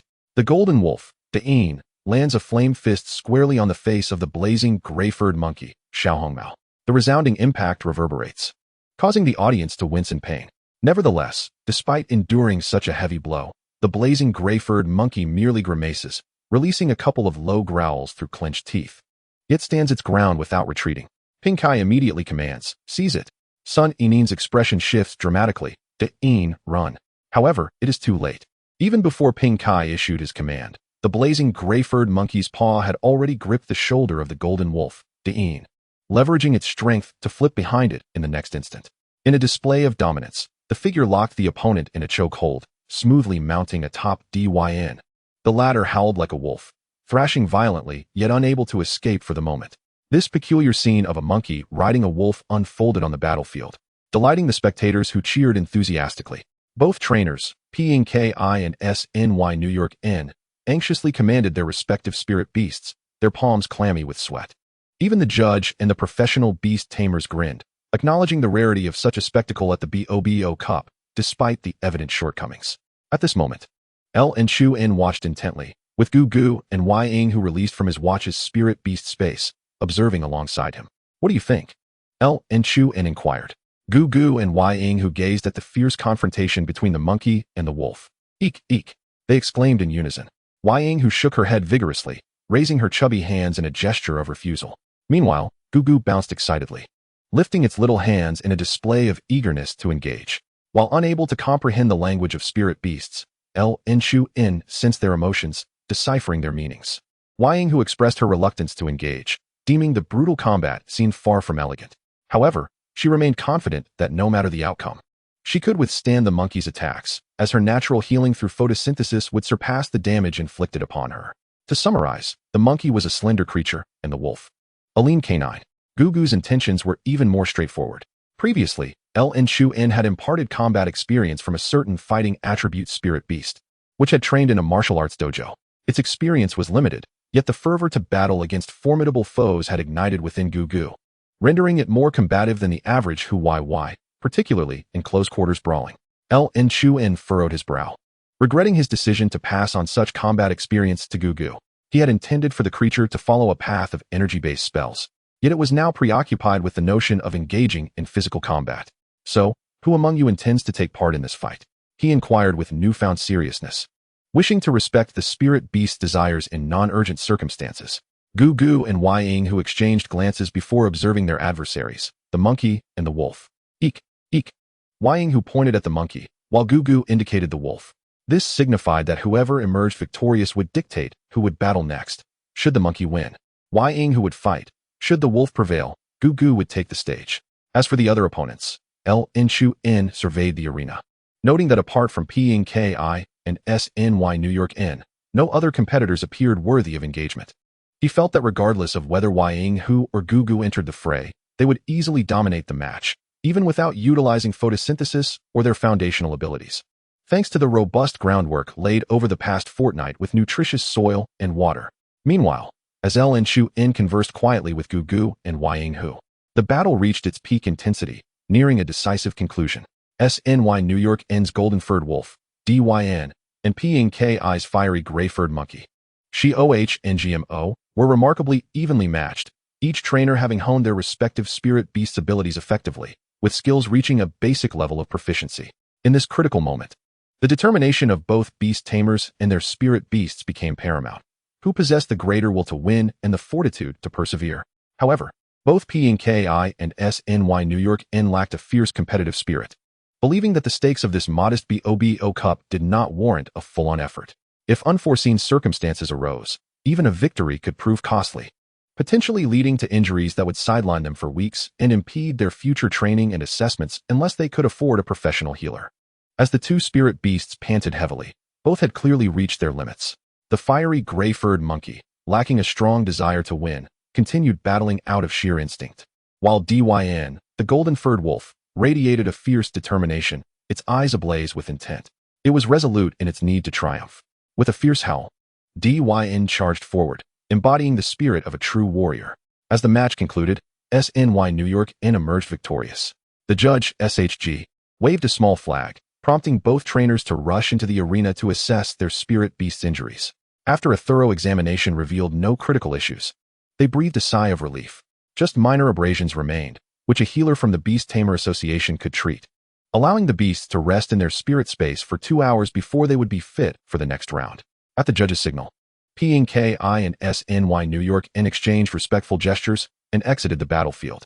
PNKI, having lost, returned to the stands, feeling a mix of melancholy and dissatisfaction, but he quickly regained his spirits with encouragement from friends and family. SNY New York N, on the other hand, beamed with joy at the congratulations from her parents and peers, with some classmates even celebrating with champagne, proclaiming her as the pride of their group, confident that no other contender could rival her in this BOBO Cup. Meanwhile, a professional beast tamer seated in the special observation area, closest to the arena, noted down the names of both PNKI and SNY New York N, summarizing the match in 300 words. The Beast Tamer Association naturally paid closer attention to promising newcomers, establishing individual files for them to provide better support and monitor their development, ensuring they remained on the right path. Subsequent matches following PNKI and SNY New York N's encounter felt somewhat lackluster, resembling the typical BOBO Cup style of inexperienced contenders clashing. As the rounds progressed, it reached 2 o'clock in the afternoon, marking the 13th match, that of Lin Chuan. Upon hearing the announcement, he promptly set down the tray he was attending to and handed his backpack to an elder nearby, striding confidently toward the arena. Upon arriving, Lin Chuan faced his opponent, a robust young man with an unremarkable appearance, especially when compared to Lin Chuan's own. The judge for this match was not SHG, but another, named Zhu Ying Ln, a young woman appearing to be in her late 20s. After explaining the customary rules of the match and confirming the understanding of both Lin Chuan and the muscular youth, she waved her flag and blew her whistle, signaling the two to pay their respects and unleash their spirit beasts. Zhuang Xiaoxianyan, at the 3rd Beast Tamer High School, Class 9, Wang Lu. Are you the son of the owner of this Lin's farm? The promotional video was well made, the clothes look splendid, and it's quite amusing. It was your video that prompted me to participate in the competition. Lin Chuan, from the 1st Beast Tamer High School, Class 7, Lin Chuan. I appreciate your kind words and support, haha. My Hua Ye Ye is rather delicate, it merely whimpers. Please, be gentle. After exchanging pleasantries, Lin Chuan and Wang Lu acted simultaneously. Wang Lu raised his hand, revealing a string of glazed jade beads on his right wrist, one of which began to glow. The sound of crashing waves suddenly echoed. In the void, tumultuous waves surged, reminiscent of a stormy sea. In that moment, a colossal wave, akin to a tsunami, arose, atop which rested a massive blue turtle. Riding the waves, the blue turtle descended into the arena, beaching Gui, a medium-tier beast of the bloodline. On Lin Chuan's side, he had not originally intended to activate a special entrance effect, considering it merely a minor event like the Baby Cup. However, most other participants had their effects activated, and those without would shout to bolster their presence, such as calling out, "Come forth, my treasure." The penchant for grand entrances is characteristic of novice beast tamers, especially at the tender age of 16, where one often indulges in fantasies of grandeur. Particularly, those who have recently awakened their beast tamer abilities and contracted their spirit beasts often harbor dreams of becoming legendary figures. Some audacious individuals even envision themselves as deities, referring to themselves as this emperor in solitude. It must be noted that a considerable portion of the audience attending the Baby Cup was eager to witness the spectacle of the spirit beast's entrance effects, which were far more captivating than mere skirmishes. If others were to showcase their effects while Lin Chuan remained subdued, it would render him conspicuous. Therefore, Lin Chuan assumed a pose he had previously practiced. He raised his left hand, partially obscuring his face, revealing a fantastically styled wristwatch that served as his beast tamer spatial device. In the next instant, the intricate mechanical patterns of the watch illuminated, spreading forth. Before Lin Chuan, the void blossomed, and petals of cherry blossoms emerged from the ether. Zhuanglan, let the competition begin. Chapter 19, a specialized assault on the turtle. There exists no notion of the host needing to exhibit humility. This is a contest, although it is the Baby Cup. It is still an officially recognized competition by the Xingyan Federation. The moment the referee waved the flag, Lin Chuan issued his command with an expression of calm assurance. Root. The cherry blossom responded immediately. Root. This is a fundamental skill innate to many wood attribute spirit beasts. Even some non-wood attribute beasts with unique traits can learn and utilize it. The application of the rooting skill can be categorized into 2 scenarios. Using Hua Ye Ye as an example. One is the everyday application of rooting, which requires minimal skill proficiency. Basic competence suffices. In this context, after embedding itself in the soil, Hua Ye Ye's roots would extend, anchoring itself while absorbing nutrients and moisture from the surrounding earth. The The second scenario pertains to its use in combat, necessitating a higher level of skill proficiency, at least competent level, as ordinary level would be insufficient. In this case, Hua Ye Ye would extend simulated roots composed of would attribute energy only from its short, stout legs, including the soles. These simulated roots would penetrate the ground at an astonishing speed, provided the terrain is not made of steel or certain special alloys. The energy roots would swiftly infiltrate the soil, voraciously extracting nutrients from that confined area. Moreover, as these roots are formed from would attribute energy, they can be generated and severed at will, thereby not significantly hindering the spirit beast's mobility. Thus, those are the two applications of rooting. The higher the proficiency, the quicker and more numerous the simulated roots produced, and the more efficient the extraction of nutrients from the soil. Generally, only by mastering rooting to a competent level can it be effectively utilized in competitive battles. Otherwise, if at an ordinary or lower entry level, the speed and quantity of energy roots generated would be inadequate, making it challenging to absorb sufficient nutrients for stamina conversion, subsequently affecting the rhythm of combat and leaving one vulnerable to opponents. Seated closest to the competition arena was a professional beast tamer dressed in the black and white robes of the Beast Tamer Association. A spirited young man in his early 30s named Tang Hashan. At that moment, Tang Hashan could not help but exclaim in surprise. Having discerned that Lin Chuan's Hua Ye Ye's rooting ability was not merely competent, but had reached the proficiency level. From the time of awakening until now, it had only been 2 weeks, yet he had cultivated a proficient skill. Even considering the innate abilities of Hua Ye Ye, that was quite remarkable. Unless this Hua Ye Ye possessed extraordinary talent. Otherwise, given Lin Chuan's cultivation capability and level, even in larger cities, he would be deemed a prodigy. While Tang Hashan could easily identify the proficient rooting, the common audience lacked such discernment. Otherwise, they would not be mere spectators. Most of them were unaware of the intricacies of the rooting skill, thus showing little reaction to Lin Chuan's command. However, this did not include Sun Yining, who, although lacking Tang Hashan's professional insight, was acutely aware that proficient level was the minimum requirement for utilizing rooting in a competition. After all, she was a top student at the 5th Beast Tamer High School, consistently ranking within the top 10 of her year. With just the rooting skill, Sun Yining realized that the young master of Lin's farm was likely formidable. How could he possibly cultivate rooting to at least a competent level in such a short span? Even with the advantage of his background, achieving such proficiency was no simple feat if she were in Lin Chuan's position, even with her advantages. She would struggle to develop the rooting skill to competent level within 2 weeks.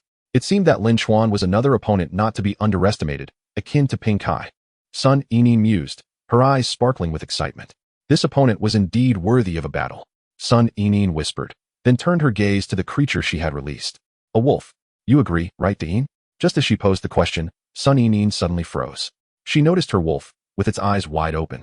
Its beastly gaze fixated fiercely on the Hua Ye Ye, Lin Chuan's cherry blossom. Indeed, that is it. The very Hua Ye Ye that was called Slender Dog in the promotional video. It must be defeated to prove it is not a mere slender dog. A howl erupted from the wolf as it lunged toward the arena. Fortunately, upon noticing the wolf's unusual reaction, Sun Yining had prepared in advance and swiftly responded, just in the nick of time, retracting the wolf into her spatial device. The audience, seated at a distance from the competition arena, had only a few of Sun Yining's family and classmates who noticed the sudden howl. While they were curious about De Yin's abrupt behavior, no one inquired at that moment.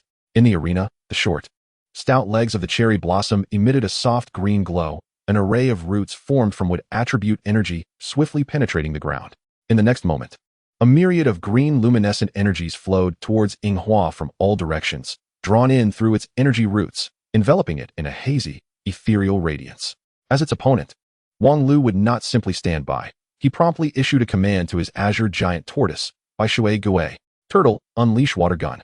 The little tortoise's beady eyes widened, and it opened its mouth, unleashing a water column as thick as an adult's arm directed straight at Yinghua. The impact was sudden.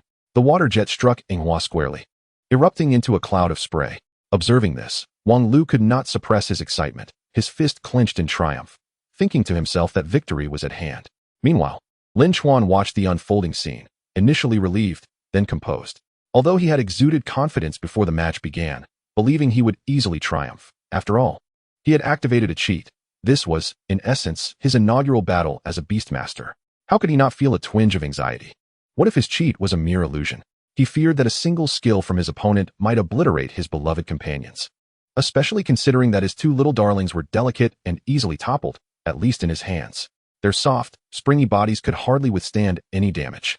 However, Reality proved to Lin Chuan that his worries were unwarranted. His cheat was indeed genuine, a superlative, everlasting cheat. Not every Beastmaster possessed the extraordinary advantages that he did, enabling them to allocate skills as effortlessly as one uses skill books in an online game. In just 2 weeks, through sheer talent and diligence, he had elevated his spirit beast's foundational skills to expert and proficient levels. Not all Beastmasters were as fortunate as Ping Kai and Sun Yin, who were either exceptionally gifted or simply lucky. In truth, the vast majority of novice Beastmasters at this stage were rather inept. Take Wang Lu and his Azure Giant Tortoise. Bai Shui Gui, for instance. Each type of spirit beast requires a tailored training method, which may vary based on the Beastmaster's familial background and innate talent. Ultimately, there is no universally superior training method, only the most suitable one. Lin Chuan was unaware of Wang Lu's training philosophy for Bai Shui Gui, but if it were up to him, he would focus on the tortoise's fundamental physical conditioning and strength, practicing basic attack skills like biting rather than commencing with the energy-based water gun skill. It was evident that Wang Lu had devoted the past fortnight to honing Bai Shui Gui's water gun technique, as evidenced by its skill release speed. However, one must acknowledge that energy damage skills like water gun are largely ineffective in spirit beasts that have yet to reach the first tier and condense their spiritual cores. This theory primarily applies to ordinary spirit beasts, with exceptions for those possessing unique talents or superior bloodlines.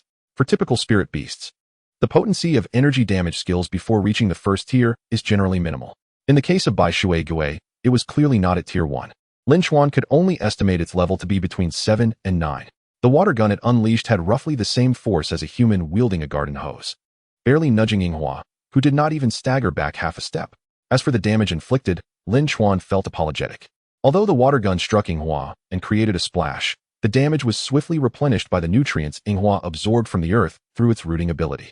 Both Ying Hua and Guogua had 3 phases of vitality recovery. The first phase was rooting, the second involved photosynthesis, and the third was growth based on the previous 2. Unfortunately, this giant tortoise could not even penetrate the first phase of Ying Hua's vitality recovery. The damage it dealt was less than 1/10 of what Ying Hua currently healed. From Ying Hua's perspective, the little creature blinked, feeling rather perplexed. That thick water column, which it had expected to be formidable, ended up being quite the disappointment. The force of the water gun was even less than when it playfully wrestled with Guogua behind Lin Chuan's back. In summary, this tortoise was far too puny. How could there be such a slender tortoise? Could it be the turtle boy occasionally mentioned by its Beastmaster? Ying Hua completely abandoned the notion of resistance. It squinted its eyes and began to relish the sensation of the water gun spray. It felt akin to the routine watering it received, albeit even more soothing. Akin to a gentle massage. Delightful indeed. Ying Hua silently applauded the Azure Giant Tortoise, thinking that should it and its master find themselves unemployed, they could come to Lin's farm as watering assistants, and it would gladly recommend them for the job. Ying Hua, stop enjoying yourself and finish this battle, Lin Chuan urged. Noticing Ying Hua's newfound enjoyment, Ying Hua glanced back at Lin Chuan, its eyes inquiring how to conclude the match.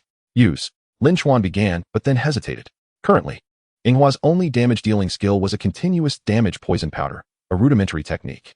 Lin Chuan had initially intended for Ying Hua to use it, but reconsidered. This opponent did not warrant the use of poison powder, while the tortoise may have lacked prowess in other areas. Its high defense and robust health were innate traits of tortoise-type spirit beasts. Using the entry-level poison powder would yield minimal damage, leaving Lin Chuan uncertain of how long it would take to deplete the tortoise's health. Thus, a different approach was warranted. He wanted to conclude the battle swiftly so he could sell some sunflower seeds, milk tea, and cola to earn a little pocket money. In a flash of inspiration, Lin Chuan gestured to Ying Hua with a motion that indicated lifting from below. Instantly, Ying Hua comprehended the instruction. Seizing the opportunity while Bai Shui Gui was momentarily fatigued from its water gun barrage, Ying Hua waddled over with its short legs, panting slightly. Though its speed was not swift, much slower than the earlier canines and monkeys, it was, however, faster than Bai Shui Gui, which had yet to move, still catching its breath from the preceding water gun onslaught. By the time Bai Shui Gui had regained its breath, Ying Hua had already reached its side. Without waiting for the tortoise to react, Ying Hua grasped the edge of its shell and, mimicking Lin Chuan's earlier demonstration, forcefully flipped it over. With a resounding thud, Bai Shui Gui was toppled onto its back. The tortoise struggled helplessly, its legs flailing in an attempt to regain its balance and right itself. However, after several earnest attempts, it remained unable to overturn itself. Lin Chuan clicked his tongue, thinking this was as expected. As a tortoise-type spirit beast, lacking foundational strength training or proper practice in shifting its center of gravity led to this predicament. Once flipped onto its back, It could not recover without external assistance. Wang Lu's confidence waned. He had initially intended to rally his tortoise with an encouraging shout, but now he was at a loss for words and unsure how to direct it. The audience fell silent, only for laughter to erupt like a tidal wave, many whipping out their phones to capture the moment. Even the referee, Zhuang Lan, could barely contain her expression. As a referee, especially presiding over the match, she was expected to maintain decorum, yet this was truly difficult to endure. Fortunately, Zhuang Lan was professionally trained. She swallowed her laughter, inhaling deeply to refocus on the competition. With a couple of swift motions of her flag, she reminded Wang Lu that if he did not provide commands soon and allowed by Shui Gui to remain toppled, the countdown for passive play would commence. Wang Lu's expression froze, tears brimming in his eyes, utterly perplexed about how to command. How could one possibly instruct under such circumstances? 10 seconds, 20 seconds, 30 seconds elapsed. At last, the 30-second limit for the lackluster match was reached, and Zhuang Lan promptly waved the flag denoting Lin Chuan's victory. The contest concluded with Lin Chuan emerging triumphant. Chapter 20, Reflection and Special Training Minigame. The competition had ended, yet before departing, the competitors were obligated to pay their respects to one another. In a private training session, such formalities might be deemed unnecessary, but given the public nature of the event, even a modest baby cup required adherence to established protocols. Though these procedures may seem cumbersome, they are indeed essential. It is precisely through these intricate rituals and courteous details that every Beastmaster learns to uphold the moral principle of respecting others, even those who may have bested them. Such moral foundations are crucial. When faced with ethical dilemmas in their future journeys as Beastmasters, they are more likely to maintain their humanity and moral integrity, resisting the temptation to harm others or threaten society for fleeting gains. These meticulous norms have contributed to the stability of the Xingyin Federation's environment. As the ancient saying from the former Blue Star goes, with courtesy, there is peace. Without it, chaos reigns. At the referee Zhuang Lan's gesture, Lin Chuan and Wang Lu stepped to the center of the arena to acknowledge one another. The forms of salutation varied. Some preferred handshakes, others favored embraces, while some exchanged high fives or performed polite bows. Ultimately, the method of respect was left to the competitors, as long as it conveyed goodwill and mutual appreciation. It is frowned upon to gloat or mock an opponent after a victory, as such behavior may be commonplace in private, yet remains constrained in public. After all, Beastmasters wield extraordinary powers, and one should not provoke them lightly, lest they retaliate with devastating force. Traditionally, the victor initiates the salute. Lin Chuan opted for a somewhat whimsical yet popular fist bump, raising his right fist. Wang Lu smiled and reciprocated with a gentle tap of his own fist. As they exchanged this gesture of respect, the audience erupted into applause, a detail not to be overlooked. Even in a baby cup, despite the lackluster performances, the crowd offered encouragement, fostering the confidence of novice Beastmasters. In truth, many professional Beastmasters were once novices themselves, struggling to the point of losing confidence. It is often the applause following such public competitions that helps them build self-assurance, propelling them onto their professional paths. The effect was palpable. Although aware that some applause was tinged with mockery, Wang Lu felt a warmth in his heart, no longer embarrassed by his defeat. Your Hua Ye Ye is remarkably strong, he admitted sincerely. I've faced other novice Beastmasters, and few of their spirit beasts could withstand my family's turtle's water gun. Yet your Hua Ye Ye not only endured but did so without a scratch, thanks to its rooting ability. He then glanced at the cherry blossom at Lin Chuan's feet. At that moment, the cherry blossom resembled a bashful young girl, timidly clutching Lin Chuan's leg, peeking out shyly, exuding an aura of innocence and fragility. Wang Lu's lips twitched. Had they not just battled, he might have been deceived by the flower's seemingly helpless demeanor. This was, after all, the same creature that had withstood the relentless barrage of his turtle's water gun without harm. With a wry smile, Wang Lu inquired, "May I ask in confidence? If you're unwilling to share, I understand the rules. How did you train it? What special nourishment did you use to enhance Hua Ye Ye's defenses?" Lin Chuan chuckled and shook his head. He was not reluctant to share his cultivation insights. His current nurturing process was not particularly extraordinary. It was simply a matter of clarity in his approach, taking steady steps without haste, perhaps supplemented by financial investment. However, the nutrients my cherry blossom consumes would not suit your Bai Shui Gui. The number 73 Yuhan Mu Chao Hui nutrient soil, and no. 399 He Yuan Long Shi body fluid nutrient water would fortify your turtle's foundation, making it remarkably resilient. Upon hearing this, Wang Lu was momentarily speechless. Indeed, these were advanced nutrients he had never encountered, and just from their names, he surmised they would be prohibitively expensive for someone of his modest means. Moreover, while water could be manageable, the soil would be indigestible for his turtle, potentially causing digestive distress. With no further conversation, Lin Chuan stored the cherry blossom in his beast space, and they each departed the arena. Shortly thereafter, the next match commenced.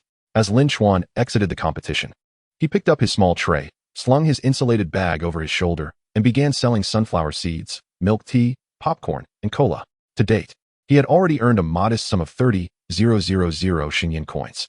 While this amount may seem insignificant in the realm of nurturing spirit beasts, it equated to a month's salary for an average worker, thanks to the Baby Cup's limited-time monopoly by the organizers. Of course, while selling snacks and beverages, Lin Chuan also observed the matches, keenly analyzing his opponents and their diverse spirit beasts. Simultaneously, he mentally reviewed his own performance. One might question what there was to reflect upon in Lin Chuan's recent match. In summary, he had effectively rooted in place, weathered the water gun assault as if it were routine irrigation, and executed a simple maneuver to secure victory, with minimal resistance from his opponent. While it may seem there was little to critique in terms of strategy, reflection can be approached from multiple angles, including the communication between Beastmasters and their spirit beasts. The usage of their respective battle skills was unblemished. However, Lin Chuan's directives and the responses from Hua Ye Ye revealed areas for improvement. When he commanded Hua Ye Ye to address the opponent, the spirit beast looked back in confusion, seeking guidance on how to proceed. Had the opponent been someone like Ping Kai or Sun Yin, they might have capitalized on that moment of hesitation, launching a swift counterattack. If they were professional Beastmasters, their spirit beasts would instinctively know how to act at the moment a command was issued. Lin Chuan's experience was not unique. It is a common challenge for novice Beastmasters. Observing the competitors thus far, most exhibited a lack of coordination between their commands and their spirit beasts, including Sun Yin and Ping Kai, whose instructions were often overly convoluted. Frequently, by the time they finished speaking, the battlefield had shifted, indicating a mismatch between the rapid pace of combat and their ability to direct their spirit beasts. While this was the case for the majority, a select few competitors showcased remarkable proficiency in their communication and command with their spirit beasts. Among them was a female contestant named Tianqi, who truly captivated Lin Chuan's attention. Her commands often consisted of just a few words, and at times, she communicated solely through a glance. Her contracted spirit beast, Xiao Shui Tu, executed remarkably complex maneuvers, akin to a performer showcasing acrobatics, darting to and fro, leaving the audience in a state of awe. Unfortunately, due to a lack of physical prowess, Xiao Shui Tu, with its soft disposition, was knocked unconscious by a rock-type Ban shoe. The outcome was not the crucial aspect. Rather, it was Tianqi's display of communication prowess with her spirit beast that stood out. She could convey instructions without uttering a single word. This was also a realization Lin Chuan made upon reflecting on his own shortcomings. He understood the principles behind such a mode of communication. Firstly, Tianqi likely possessed a talent akin to telepathy with her spirit beast, which was evident, as it would be impossible to attain such a level of nonverbal communication in merely 2 weeks otherwise. Secondly, it hinged on the bond established between the Beastmaster and the spirit beast through their contract, something every Beastmaster could achieve, albeit requiring time. Through daily interactions, training, combat, and adventures, the bond would strengthen, and eventually, with the aid of the contract's power, a profound understanding would be reached. Lin Chuan recognized that while his beast mastery talent was already exceptional, it did not encompass telepathy, a feat beyond his capabilities. Thus, he could only focus on the contractual aspect. Apart from time, there were also unique methods to expedite this process. Certain ancient sects or Beastmaster clubs or families had inherited special training techniques, such as meditation methods or collaborative dances. The meditation method, as its name suggests, is quite straightforward. The collaborative dance, on the other hand, was a quirky dance performed within a contract formation during ancient times, allowing Beastmasters and spirit beasts to synchronize their bodies, spirits, and wills. Such practices could swiftly enhance the rapport between the Beastmaster and the spirit beast, and even slightly improve the quality of energy feedback received upon the spirit beast's growth, thus accelerating the Beastmaster's level advancement. Lacking meditation techniques and unfamiliar with collaborative dances, Lin Chuan could only resort to simpler, more rudimentary methods. Time passed quietly as Lin Chuan sold snacks and beverages, and by 4 p.m., the day's competition had concluded. Of the 46 contestants, 23 were eliminated, and 11 voluntarily withdrew from further competition, realizing they had no hope of securing a top spot. Ultimately, 12 contestants remained to participate in the following day's events. Most contestants and spectators gradually departed from Lin's farm, while some chose to book rooms at nearby inns, intending to enjoy their time and take in the beauty of nature. A few defeated contestants submitted requests to rent the training grounds of Lin's farm. Among them was Ping Kai, who was the first to propose such a request, prompting others to follow suit. In Ping Kai's words, he had been eliminated and felt no pressure. With the competition over, he wanted to give Xiao Hongmao a break before embarking on new training the next day. The environment of Lin's farm, particularly the sprawling fruit orchards on the hillside, was ideal for the growth of monkey-type spirit beasts. Lin Laodang pondered briefly before approving the request from Ping Kai and the other Beastmasters. His approval was not driven by the rental fee, but rather to foster goodwill, enhancing Lin's farm's reputation and credibility. These Beastmasters might very well become professional Beastmasters in the future, and when Lin's farm applied to become a specialized breeding base for Hua Ye Ye, they might lend their support. Naturally, entry to the specialized cultivation area for Hua Ye Ye was prohibited for these Beastmasters. Similarly, Lin Chuan's dedicated training grounds were off-limits without his consent, a customary rule in Beastmaster civilization that forbade unauthorized observation of another Beastmaster's rearing methods, under threat of severe penalties from the Beastmaster Association, including fines and records. Everyone understood the rules, and there were no objections. Lin Chuan refrained from further comment, allowing them to act independently. As for Lin Chuan, he held no notion of postponing tasks to the morrow, having identified his shortcomings through reflection. He immediately set about organizing a plan, engaging in intensive training through the night. While it was termed intensive training, it was more akin to playful games with Guogua and Inghua. Both expressed immense joy and enthusiasm, eager for more such training sessions, claiming they could engage endlessly. The specifics of the training involved Lin Chuan retrieving many childhood building blocks and 3 pieces of paper from the storage room. First was the paper game. Lin Chuan randomly drew a card, keeping it hidden from Inghua and Guogua, and then conveyed the information on the card to them through emotional resonance via their contract, instructing them to select the corresponding card from their own set. The reason for this method, rather than simply having them guess the card, was due to Guogua and Inghua's limited understanding of the full deck. Next was the building block game. Lin Chuan began by constructing something with the blocks. Subsequently, Guogua and Inghua, without looking or thinking, relied solely on their instincts to stack the blocks. The closer their constructions resembled Lin Chuan's, the higher the level of understanding between them. Numerous such games could enhance their rapport, though Lin Chuan only implemented these 2 for now, which were sufficient for Guogua and Inghua to enjoy alongside their daily training. Chapter 21, Room Inspection. Compared to the card game, the building block game was evidently far more enjoyable, and Guogua and Inghua naturally preferred it. Their youthful exuberance and playful nature made them prone to becoming engrossed in games they enjoyed.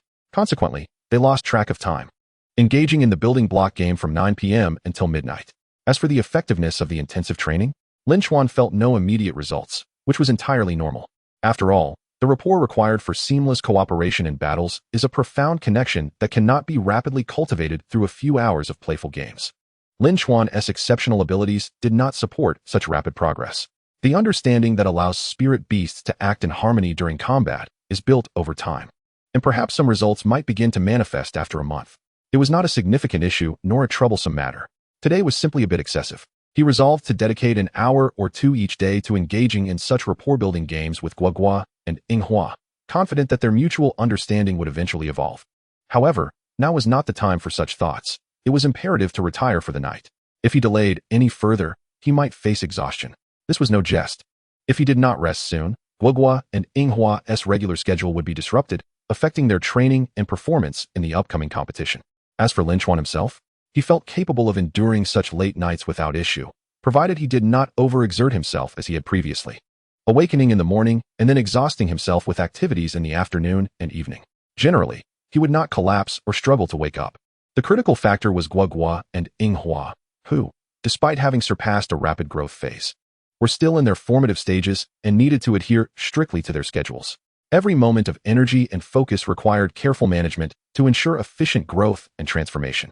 In a swift stride, one must maintain an advantage and remain diligent to stand out in the upcoming entrance examination, which is now merely 2.5 months away, and gain admission to one of the esteemed 8 universities.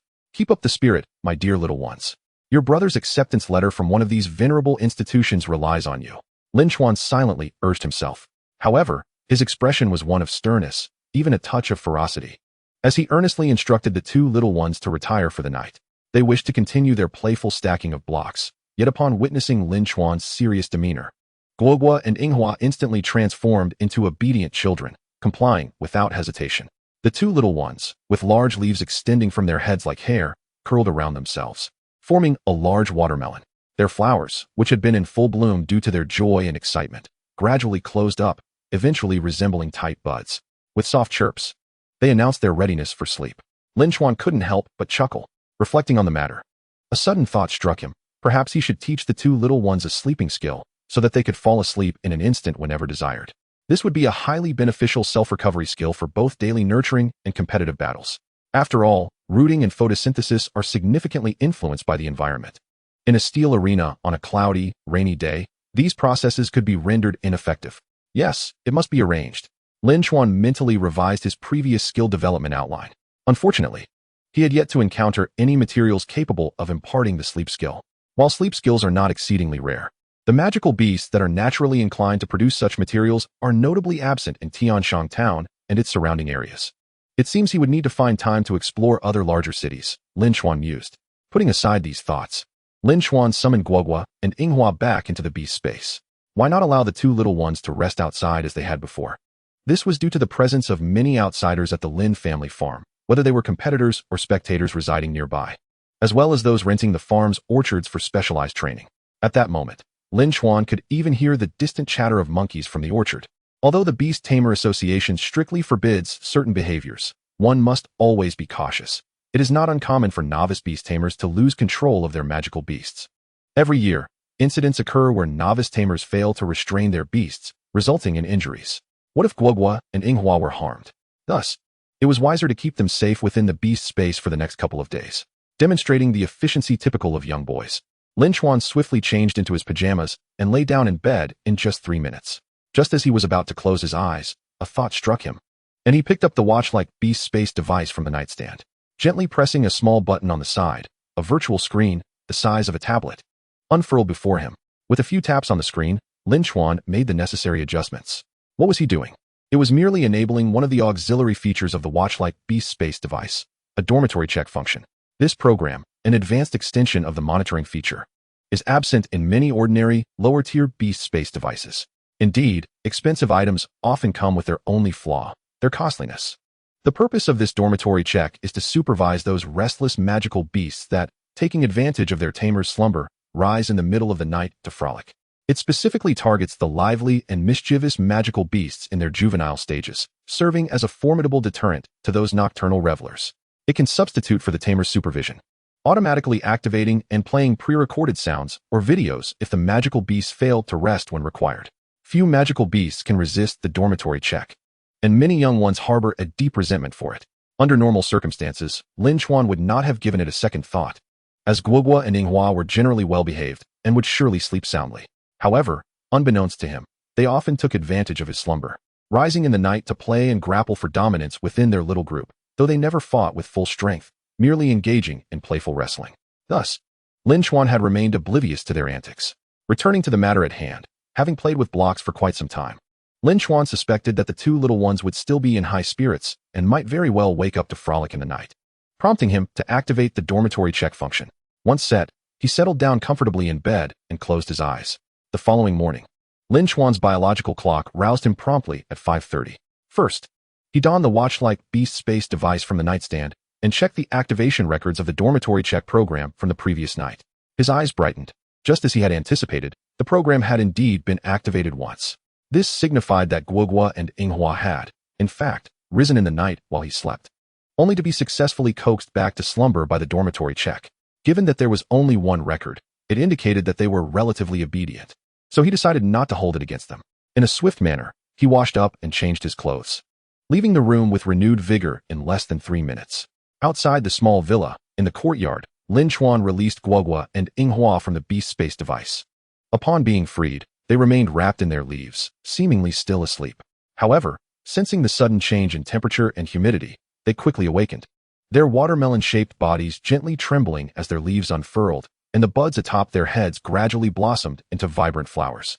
Due to their training as battle companions, the flowers atop Guoguo and Yinghua's heads had developed distinct colors and textures compared to the other flora in the farm. Guoguo's flowers had become more crystalline in texture, feeling slightly firm and exuding a cool, smooth sensation akin to crystal, while their color transitioned to a pure, pristine white. Conversely, Hua's flowers had taken on a tender softness, feeling as delicate as a young maiden's skin, with a progressively pink hue that was irresistibly charming. Awakening with soft sounds, Hua and Hua greeted Lin Chuan with a cheerful morning. They then playfully bounced around him, instinctively warming up as they were about to engage in their morning exercises. Initially, Lin Chuan had led the sessions, but for the upcoming 3 months leading up to the entrance examinations, Lin Chuan would take on this responsibility. After a brief warm-up to loosen his muscles, Lin Chuan led Hua and Hua in a light jog around the villa courtyard. By 6 o'clock, he took a watering gun to the flower fields, methodically watering each plot to awaken all the flora from their slumber. In the flower fields, the buds swayed gently in the breeze, slowly unfurling under the cascading mist from the watering gun.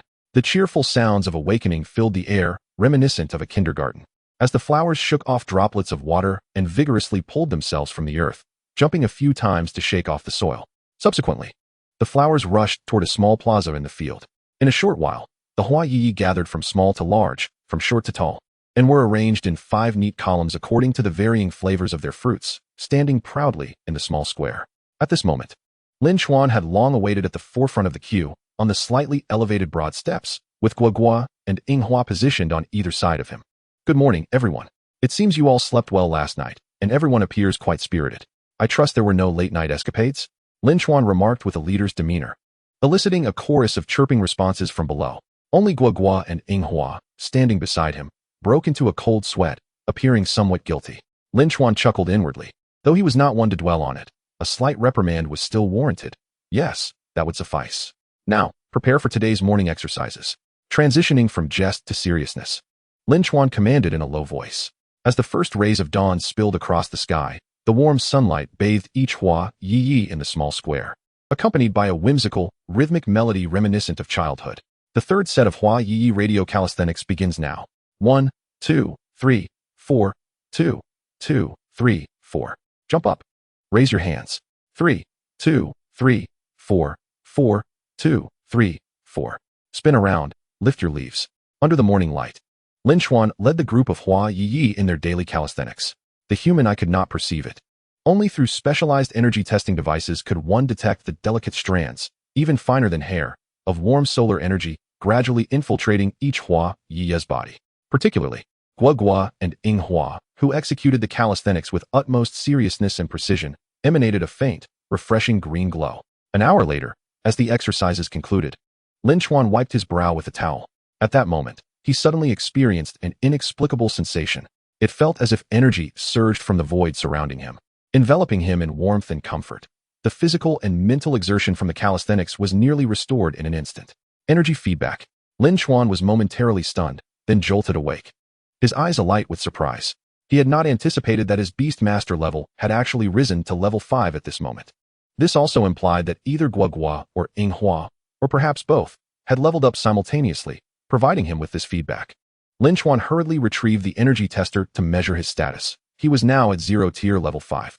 Hua was at 1st tier level 6, and Hua at 1st tier level 5. Excellent news. Hua and Hua had both leveled up. Instantly, Lin Chuan's spirits soared with their upgrades. His confidence for the upcoming competition had increased exponentially, shifting from a certainty of 100 to 200. Speaking of which, since both Hua and Hua had leveled up, and he too had ascended, perhaps it was time to add a little more. Lin Chuan glanced at the time. It was now 7:12 a.m., and the second day's competition for the Hua Ye Ye Cup was set to commence at 10 a.m., just as it had the day before. With ample time at his disposal, a little enhancement was in order. Lin Chuan dashed back to his room, retrieving the skill materials he had gathered from various Beastmaster shops during his free moments over the past few days, selecting them one by one. Hua already possessed a damage skill, albeit a beginner-level poison powder, which dealt damage over time. It was a damage skill nonetheless. As for Hua, although it had inherited a combat attribute from a previous experience, it lacked a true damage skill. Now was the perfect opportunity to bestow a proactive damage skill upon Hua. Lin Chuan's gaze settled on a black fruit core. Previously set aside due to insufficient mental energy, he now felt confident to impart this skill to Hua, as his Beastmaster level had risen to 5, significantly enhancing his mental prowess. The skill in question was an extraordinarily rare and powerful energy damage skill of the wood attribute, the Exploding Fruit. Chapter 22, Exploding Fruit. This was an advanced skill of the wood attribute, requiring a spirit beast to reach at least first tier and to condense an energy core within itself before it could learn the skill. The principle of this skill was quite simple. The spirit beast would gather its internal wood attribute energy, compressing it forcefully until it transformed into the semblance of a fruit, which could then be thrown to explode upon contact with its opponent. Although the concept was straightforward, the actual learning process was fraught with complications and inherent dangers. Challenges included, but were not limited to, energy absorption, directional control, compression, the degree of compression, and the timing of the projection. It was true that any first-tier spirit beast possessing the wood attribute or capable of utilizing wood attribute energy could learn this skill through study and persistent practice. However, in reality, the energy capacity of an average first-tier spirit beast was often insufficient to execute the exploding fruit more than a few times before exhausting its internal energy reserves. According to the average data compiled from Lin Chuan's 30 years of research on Hua Ye Ye, if one relied solely on natural energy recovery through photosynthesis without utilizing any particularly precious energy restoration potions, a level 15 Hua Ye Ye could typically execute the exploding fruit only 3 times within a 24-hour period. Exceeding this limit would adversely affect the Hua Ye Ye's healthy growth. The most critical point was that the learning process of this skill was perilous, especially in the hands of an inexperienced practitioner, as there was a risk of failing to stabilize the energy, resulting in premature detonation and self-inflicted injury. Thus, while this skill could be learned at first tier, Beastmasters generally awaited their spirit beasts to reach second or even third tier before allowing them to learn it. Additionally, one would need to prepare a considerable stockpile of energy restoration potions and stamina recovery medicines, equating to no less than 5 million Xing Yen coins. This was the standard scenario. However, this world also contained irregularities, whether due to fortuitous circumstances, exceptional insight, or even the possession of special resources or cultivation manuals passed down through family lines. Setting aside these considerations, the black fruit core material that Lin Chuan now held was a rarity. This core belonged to a first-tier spirit beast, yet it could impart the skill of the exploding fruit. This indicated that the first-tier spirit beast associated with this black fruit core had indeed mastered the exploding fruit skill. From a rational standpoint, this was utterly implausible.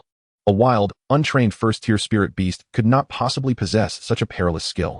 However, that was of little consequence. What mattered was that this exceptionally powerful and challenging skill was soon to be his. Well, more precisely, it would belong to his guagua. Lin Chuan chuckled inwardly, flicking the fruit core into the air with his thumb before swiftly catching it in his palm, striking a pose as if to show off. In order to avoid being seen while utilizing this advantage, Lin Chuan retreated to the small courtyard at the back of his villa. Here, thick walls provided ample privacy, and with surveillance equipment in place, it was unlikely anyone could intrude unnoticed. Even if Lin Lao Dang were to enter, he would have to use the one entrance, which Lin Chuan would surely notice. Lin Chuan called Gua Gua to his side. Having undergone skill inheritance before, Gua Gua was no stranger to the process and was visibly excited, rubbing its little pudgy hands together and waving them up and down, exuding an eagerness that communicated, "I am ready for the grand adventure." Through their Beastmaster bond, Lin Chuan could distinctly sense the thrill and anticipation radiating from Guagua. In the realm of Guagua's immature wisdom, the skill inheritance bestowed upon it by Lin Chuan resembles a dreamlike journey into the experiences of another spirit beast, a grand adventure filled with twists and turns. Although upon awakening from this dream all memories fade, the body retains fragments, a skill, perhaps, or the lingering aspirations of the spirit beast from which it originated. For instance, after inheriting the combat experience from a fighting-type spirit beast, albeit it was merely the experience of being a punching bag, it instilled within Guagua's subconscious a primal desire to challenge the strong, to engage in fierce and unrelenting combat. Consequently, Guagua now yearns for battle far more than Sakura or any of the flora in the farm. It craves the exhilarating sensation of grappling and the glory that accompanies triumph over formidable foes. These desires captivate Guagua, leaving it entranced. Grasping the black fruit pit tightly, Lin Chuan closed his eyes and took a deep breath. He understood that his mind was about to face a tremendous impact, and he needed to prepare himself mentally. After several deep breaths, Lin Chuan suddenly opened his eyes. In that instant, he activated the effect of the cycle of rebirth inheritance with his consciousness, and a thread of invisible energy, intertwining black and white, emerged from the depths of his soul, coursing through his body's meridians until it penetrated the black fruit pit he held. In the next moment, the black fruit pit emitted a faint crimson glow. So weak it resembled a flickering candle in the wind, giving the impression it might extinguish at any moment. Yet, paradoxically, this fragile light emanated a sense of imminent danger. As if the black fruit was on the brink of exploding, infused with a powerful, destructive fury. Lin Chuan realized that this was the influence of the remnants of memory within the black fruit pit, leading him to deduce that the spirit beast from which it originated must have undergone significant trials. Otherwise, such explosive emotions of wrath and destruction would not exist. An involuntary shiver ran through him, and his hair stood on end. He felt a twinge of panic and hesitation about whether to grant Hua access to such a perilous skill material, considering its current immature mindset and the potential for dangerous subconscious impressions. Ultimately, after approximately 10 seconds of contemplation, Lin Chuan resolved to proceed. There is no such thing as a free lunch in this world. Everything carries a price marked by destiny, and to attain extraordinary abilities, one must be prepared to face danger. He pressed the glowing black fruit pit against Guoguo's forehead. Thud! As anticipated, the soul-shattering impact struck, akin to being struck by a 10-ton war hammer, leaving Lin Chuan dizzy and his vision blurred, as if his very soul might crack. He had mentally prepared for this. Immediately, he summoned the energy from within, drawing upon the wood attribute energy that Guogua and Sakura had enhanced, maximizing his healing capabilities. Gradually, Lin Chuan felt a sense of comfort return to his head, though a wave of drowsiness began to wash over him. Fortunately, it was not overwhelming and was manageable. Drawing upon years of experience resisting fatigue from late-night endeavors, he clenched his teeth and massaged his temples, forcing his willpower to prevail. In his current state, provided there were no further significant expenditures of energy, he should have no trouble completing today's match. From Guoguo's perspective, as Lin Chuan pressed the glowing black fruit pit against its forehead, it entered a state akin to a lucid dream, immersing in the fragmented memories of the spirit beast from which the black fruit pit originated. In a moment of disorientation, Guogua felt itself transform into a spirit beast resembling a small peach, standing approximately 10 centimeters tall. This little peach, known as Tao Xiao Tao, belonged to the lower tier of spirit beasts. Its inherent nature was gentle, kind, and lively, resembling a pink heart-shaped peach, making it exceedingly endearing and a favored choice among certain human women and burly men as a domestic companion. However, due to its living habits, it required a natural environment with a grove of peach trees, making it rare for common beast tamers to contract and nurture a Tao Xiao Tao. Typically, Tao Xiao Tao inhabited peach orchards established within human rearing bases or in wild, natural peach groves deep within mountains. Those residing in human-managed orchards faced little danger, while those in the wilderness often fell prey to other magical beasts, particularly monkeys, which favored capturing Tao Xiao Tao. The Tao Xiao Tao that Guogua transformed into lived freely alongside its kin in a wild peach grove, blissfully content and without conflict, enjoying each day in happiness for many years. As time passed, this Tao Xiao Tao was elected as the leader of its group, a role that entailed little more than drinking first at the water source, claiming the best sunbathing spots, and mediating minor disputes among the others, such as simple, happy existence. However, one day, calamity befell the Tao Xiao Tao tribe. A horde of monkey monsters invaded the peach grove, capturing all the Tao Xiao Tao in an instant, with 4 or 5 being devoured daily. Witnessing its friends and kin being consumed one by one ignited a boundless fury within the leader, Tao Xiao Tao. When all the others had been devoured, leaving only remnants of fruit pits, this largest and presumably most delectable Tao Xiao Tao was also captured by the monkeys. And at the moment of impending doom, it exploded. Gathering all its energy, spirit, and determination, it retaliated fiercely against the monkey that had seized it. It succeeded in inflicting a severe injury on the beast, yet simultaneously, it sustained grave wounds. Soon after, another monkey picked it up and, with a crunch, devoured it whole. The only remnant left was the black fruit pit, encapsulating its rage, its unwillingness to accept fate, its love for the Tao Xiao Tao tribe, and the culmination of all its energy in a single explosive act. Lin Chuan felt a tremor coursing through him, as if he were a branch in a frigid wind, experiencing a pain unlike any prior adventure. At this moment, Guogua was immersed in the fragmented memories of the Tao Xiao Tao leader being consumed by the monkey monster. Anger and unwillingness surged forth as all energy and spirit coalesced at once. Boom! An incredibly powerful explosion shattered Guogua's dreamscape. This intense surge of will jolted Guogua awake, and all memories of the Tao Xiao Tao washed away like a receding tide, leaving only the final explosion of energy and spirit etched instinctively within Guogua's being. Fruit bomb. Acquired. Observing Guogua awakening, Lin Chuan hurried over to inquire about its condition. However, before he could utter a word, Guogua began to experiment autonomously, raising its chubby little hands in front of it as wisps of wood attribute energy coalesced from its body. Essence, spirit, and energy unified in an instant, and Guogua exclaimed, forcefully compressing the wood attribute energy to its utmost limit. In the next moment, a jade-green energy peach materialized before Guogua, suspended between its two small hands. A flash of determination crossed Guogua's eyes, as if fueled by boundless rage towards the monkey. With a powerful thrust of its hands, the jade-green energy peach soared through the air in a parabolic arc, landing against the courtyard wall. Boom! The sound of an explosion reverberated. A tumultuous wave passing through the air, stirring up clouds of dust. The various flowers, grasses, and trees in the courtyard were bent and even broken by the shockwave, with shattered stones scattering everywhere. As the dust settled, a scene of devastation remained. A large hole had been blown into the courtyard wall, debris cascading down. And in the next moment, with a deafening crash, the entire wall collapsed. Lin Chuan inhaled sharply, wishing to contribute to the cause of environmental protection against the greenhouse effect. Unfortunately, this time, his contribution did not serve to mitigate the greenhouse effect. Instead, it inadvertently aided in the management of fog. He took a deep breath of the dust, leading to a fit of violent coughing. Regaining his composure, Lin Chuan gazed incredulously at the state of affairs before him. He had anticipated the explosive power of the Jagua fruit would be considerable, but he had not envisioned it would be this immense. This was merely the Jagua fruit he had just inherited at the beginner level? No, it must be more than that. It was at least at the ordinary level. Such potency could effortlessly demolish a wall. It is worth noting that this wall was constructed from bluestone, which, while not as robust as an equivalent thickness of steel alloy, was significantly thicker than an ordinary wall. Typically, a first-tier spirit beast would find it challenging to destroy such a structure. Even the most physically powerful beasts would require extensive time to carve out a hole. Remarkably impressive. Who would still dare to claim that Hua Ye Ye was merely an auxiliary spirit beast? Even rapid assault, strong offense, or explosive spirit beasts might not possess such exaggerated destructive capability. At least, to Lin Chuan's knowledge, he had never witnessed a first-tier spirit beast unleash such damage. Truly astonishing. His Jagua possesses the aura of an emperor. Chapter 23. The Early Arrival of the Finals. Returning to reality, Lin Chuan suddenly fell into deep thought. Finding the situation somewhat peculiar, he utilized the mobile function of his beast control device to search for videos related to the Jagua fruit skill.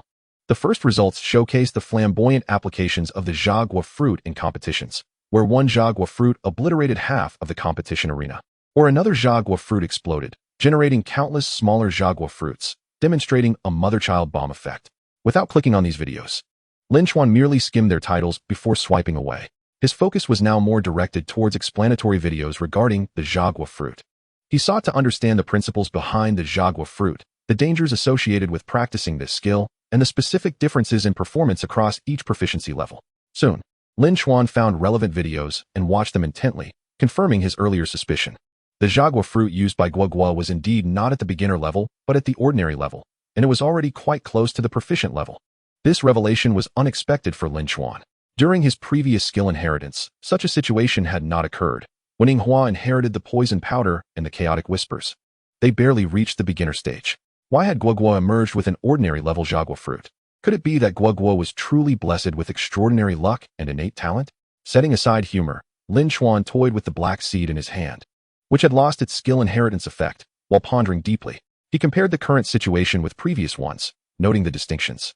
As he gazed at the black seed, a flicker of dark light danced in his eyes. He recalled the moment he activated the reincarnation inheritance while touching the black seed, feeling a surge of lethal danger.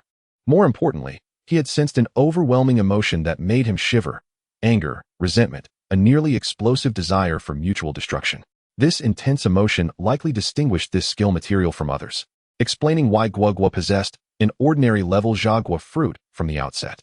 Furthermore, Guogua's inherent talent in energy manipulation probably contributed to the Jagua fruit leaping from the beginner level to ordinary level directly. With his thoughts concluded, Lin Chuan chose not to dwell further. Whether his speculations were correct remained uncertain, and he could only investigate later for any similarly intense emotional fluctuations in spirit beast skill materials. For now, he needed to check on Guogua's condition to see if the recent use of the Jagua fruit had exhausted it. After a thorough examination, Lin Chuan breathed a sigh of relief. Guogua showed no signs of fatigue and was, in fact, in excellent condition. Given this, he encouraged Guogua for the upcoming competition, remarking on the delightful coolness of its little head. Upon hearing Lin Chuan's words, Guogua's small eyes seemed to ignite with enthusiasm, and it excitedly began to punch the air with its tiny hands, eager to engage in battle. Beside them, Hua made an adorable sound, quietly thinking Guogua could not hear. However, their proximity ensured Guogua heard everything, prompting an immediate, dissatisfied response. The two little creatures then began chasing and playfully tussling around Lin Chuan, who served as a pillar, with Ying Hua fleeing and Guogua in pursuit. The scene was heartwarming and harmonious, bringing a smile to Lin Chuan's face. At that moment, Lin Laodeng arrived. The tremendous noise from the collapsing wall had attracted attention. Believing something serious had occurred, Lin Xuedong rushed over. Upon seeing Lin Chuan unharmed and Guogua and Ying Hua engaged in playful antics, he finally relaxed. Surveying the scene, Lin Xuedong remained silent, discerning certain details from the traces left behind. Based on his research on Hua Ye Ye, he could surmise that Lin Chuan was conducting special cultivation, even guessing the specific skill involved, filling him with astonishment. However, Lin Xuedong refrained from further inquiries, respecting the tacit understanding between father and son, as well as the conventions of beast control civilization to date. You need not worry about the wall. I will send someone to repair it shortly, he said, patting Lin Chuan on the shoulder, his eyes suddenly sparkling like flashlights in the night. After today's competition, remember to bring Guogua and Ying Hua to me for a thorough health check. I want the latest data on Guogua and Ying Hua. While he did not press Lin Chuan about the extraordinary event that had led to the destruction of the Bluestone Wall, obtaining the latest data on Guogua and Ying Hua was imperative. Naturally, Lin Chuan agreed, as they had previously made a pact to provide data in exchange for an additional 500,000 Xing yen coins for Lin Laodeng. Basic integrity must be upheld. Leaving the cleanup to Lin Laodeng, Lin Chuan returned to prepare for the upcoming Hua Ye Ye Cup competition. First, he planned to take a short nap for an hour to recharge, followed by gathering snacks such as sunflower seeds, popcorn, milk tea, and cola. Regardless of how busy or tired he felt, he could not neglect the scheme to earn extra income. Lin Chuan intended to capitalize on the 3 days of the Hua Ye Ye Cup to secure sufficient funding for cultivation for at least the upcoming month, striving to ensure his investments continued without pause. Time flew, and before he knew it, it was 10 a.m. The second day of the Hua Ye Ye Cup commenced punctually without incident. 11 competitors who felt they had no chance of winning the top 3 prizes withdrew yesterday, leaving a total of 12 contestants today. Each competitor would face 2 matches today, progressing from 12 to 6, and then from 6 to 3, ultimately determining the final 3. These last 3 would compete in a round-robin tomorrow, with each contestant facing the other 2 once. The one who secures 2 victories would emerge as the champion, while the remaining second and third places would be decided by the outcome of their match. As for the scenario where all 3 competitors ended up with 1 victory and 1 loss, that was quite common. In the event of such circumstances, a comprehensive evaluation will be conducted based on the specific performance during the competition, the command skills of the Beastmaster, the level of synergy between the Beastmaster and their spirit beast, the timing and speed of the spirit beast skill execution, and various other factors. The 2 judges present, along with the professional Beastmaster overseeing the event, will assign scores to determine the rankings of the top 3 contestants. Rest assured, there will be no favoritism or hidden agendas. Both judges and the professional Beastmaster will transparently disclose the criteria for their evaluations. Yesterday, Lin Chuan entered the competition relatively late, only appearing in the afternoon. However, today he arrived early, and at 10:12 a.m., his name was announced for the second match. His opponent was a girl named Ying Qingqing, who possessed a physique that straddled the line between a lowly and a young lady. With a bobbed hairstyle and large round glasses, she had a delicately pleasing appearance. Ying Qingqing's spirit beast was a vine leaf frog, approximately 40 centimeters tall, slightly shorter than the current Sakura Guagua.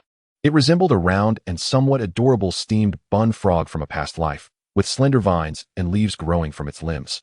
Categorized as a wood attribute with moderate combat rank, one cannot say that Ying Qingqing is a complete novice, as that would be impolite. Rather, her abilities are reflective of the typical rookie Beastmasters. Her foundational skills have yet to be firmly established. It could be said that her investment in nurturing her vine leaf frog has been inadequate, as she has not provided it with the best and most suitable nutrients, resulting in a slower growth rate and less robust development. Additionally, it seems her innate talent as a Beastmaster does not enhance the growth efficiency of her spirit beast. Furthermore, her skills are hardly developed. The inherent abilities of what attribute spirit beasts, such as photosynthesis and rooting, have yet to be refined. While they may serve a purpose in daily life, they lack practical value in combat scenarios. The only skill of note is a charged leap, a specialized skill for frog-type spirit beasts that allows them to leap high and use their weight and gravity to strike or pin down opponents. It was this charged leap that enabled Ying Qingqing to triumph over another novice competitor yesterday.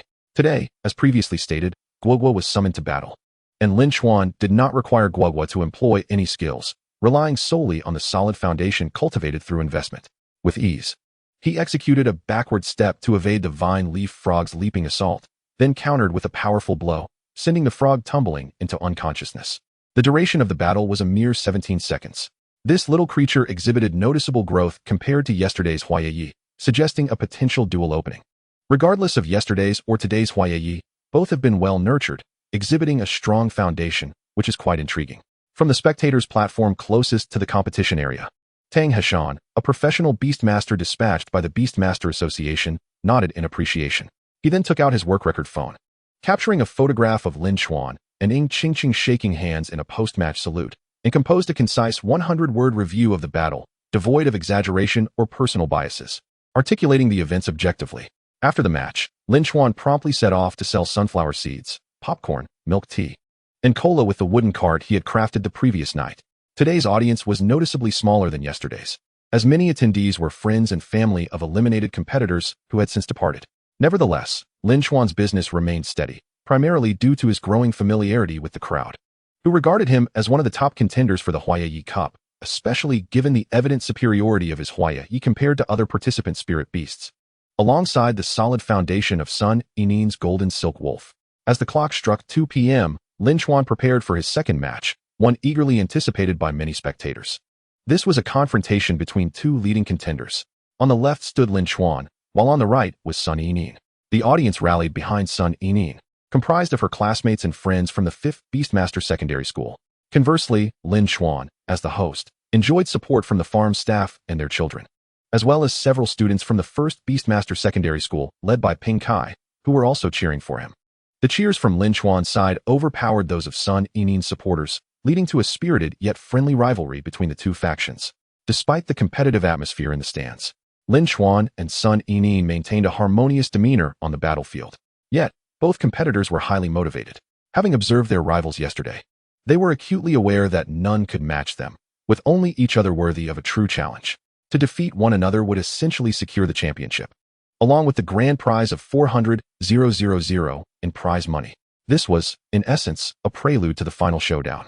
Both the participants and the judges recognized this match's potential for high quality, prompting a serious approach to the competition.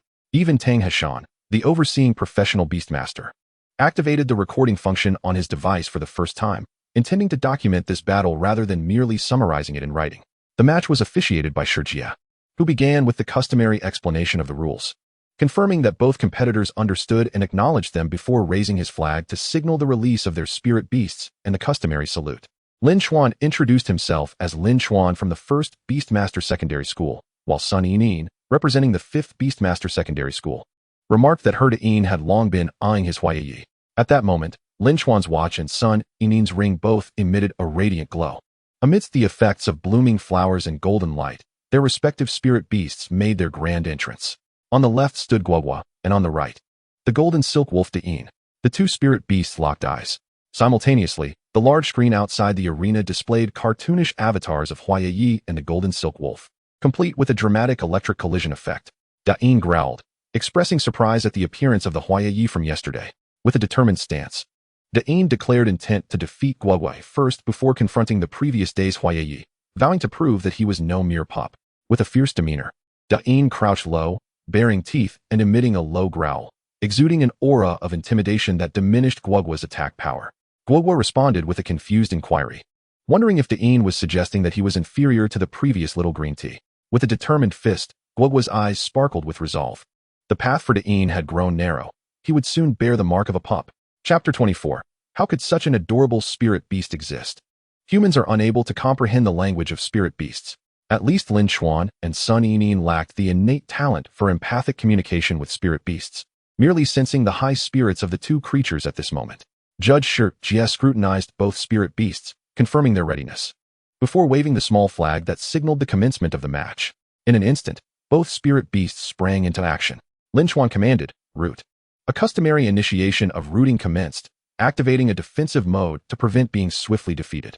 Upon observing the battle yesterday, it became evident that Sun Yinin's magnificent Gene C. Langren, while its precise level remained ambiguous, surely exceeded the first tier. Lin Chuan estimated it to be around level 12 or 13. If he had not been meticulous and failed to activate the Blood Ox mode in a timely manner, there indeed existed a slight possibility that Guogua could have been eliminated instantly.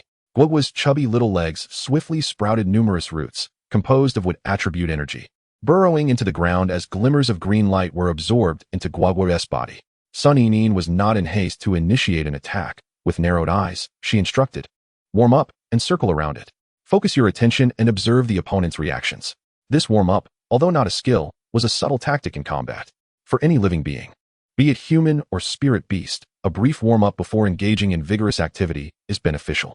It loosens the muscles, accelerates blood flow, heightens energy activation, increases adrenaline, and elevates emotional excitement, thereby enhancing combat performance. Reliable research indicates that the state of the same spirit beast after warming up is approximately 10 improved compared to without such preparation.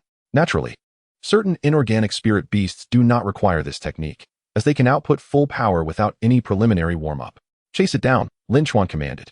Sun Yinyin was momentarily taken aback by Lin Chuan's unexpected directive. She had anticipated a more passive approach. It is important to note that the speed of the Jin Si Langren far surpasses that of Hua Ye Ye, making it impossible to catch up. Such an attempt would only result in her being led on a wild goose chase. An experienced Beastmaster might have already discerned Lin Chuan's intentions, much like Tang Hashan, who nodded slightly in acknowledgement of Lin Chuan's command.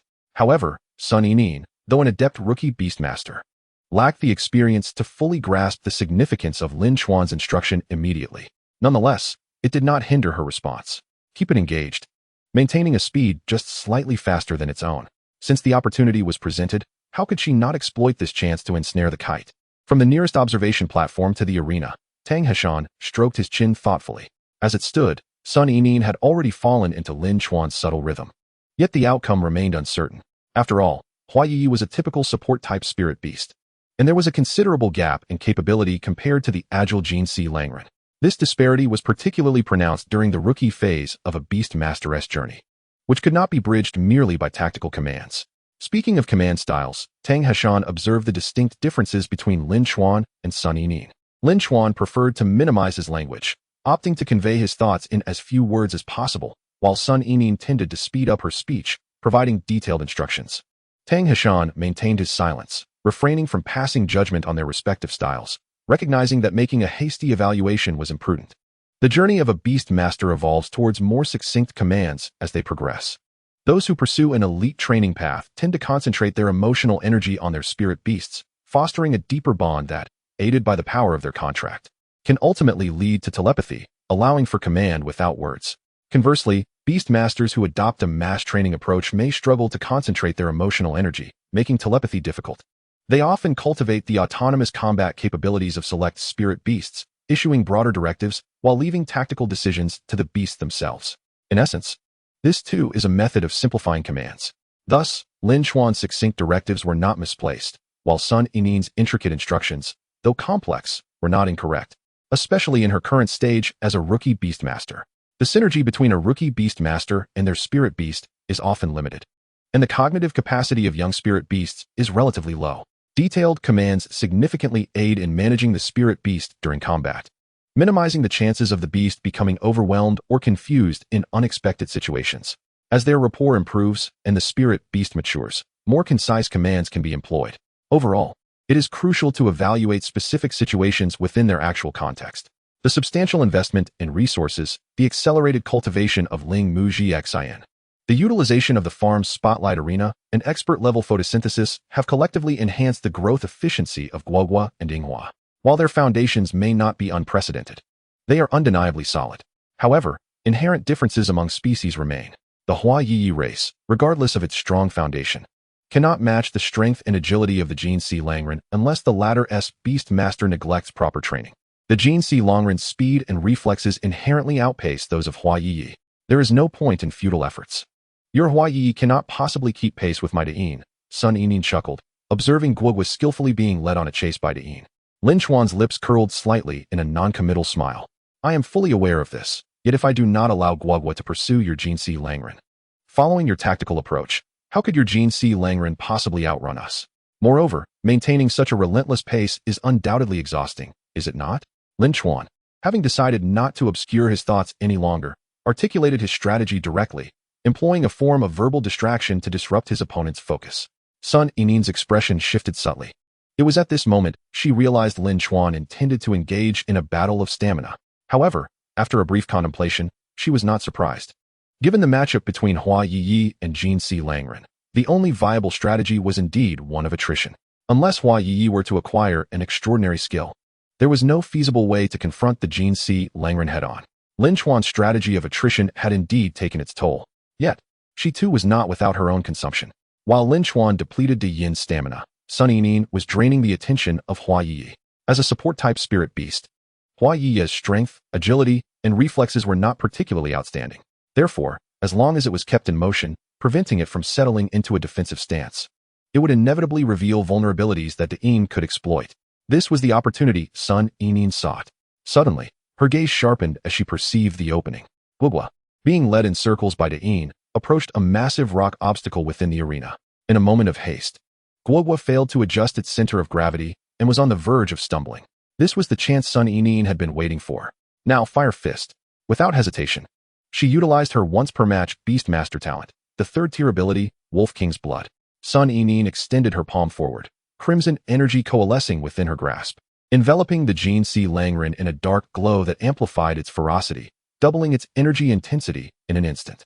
With a sudden pivot, empowered by the Wolf King's Blood, De Yin's speed surged to its apex, transforming into a fleeting shadow as it lunged at Guogua, its fist ablaze with fierce flames, striking Guogua with tremendous force. Guogua, still struggling to regain its balance, was unable to evade or defend, leaving its most vulnerable form fully exposed to De Yin's assault. Bang! The dull thud of a punch echoed as Guogua was sent flying, engulfed by flames emanating from the Dang's clawed fist.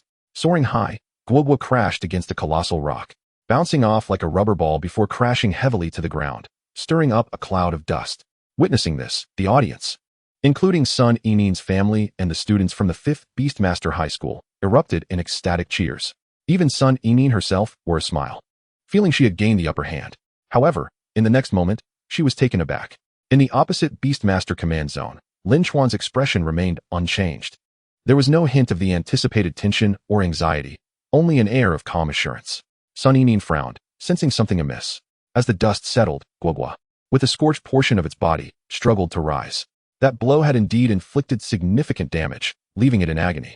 Fortunately, it had activated its blood cow mode for a brief period. Otherwise, it would have been defeated in a single strike. Jia Zhen, Guang He Zui Yong, Lin Chuan commanded succinctly. Since the first level of blood cow mode was insufficient, he decided to activate the second level, keeping the third level in trump card. The explosive fruit, hidden for now. Ideally, he could conceal them until the upcoming entrance examination in 2.5 months, providing a tremendous surprise for other competing candidates. Guogua let out a cry, its chubby hands clenched in determination as if holding in its breath. The roots formed from wood attribute energy extended further, penetrating the ground to siphon nutrients, as green lights sparkled along the roots into Guogua's body. Simultaneously, the two green leaves beneath the pure white flower atop its head glimmered, radiating a soft, shimmering light. At this moment, it was 2:10 p.m., the peak of the scorching sun's intensity, with countless green specks converging from all directions, absorbed by the leaves and assimilated into Guogua's form. The nutrients and water rapidly absorbed through the roots, under the expert-level photosynthesis, transformed astonishingly fast into stamina and energy. The charred portion of Guogua's body visibly faded, restoring its original hue. In mere moments, Guogua was rejuvenated, brimming with vitality. Seeing this, Sun Yining was left speechless, frozen in disbelief. Tang Heshan stood up abruptly, his face a mask of incredulity.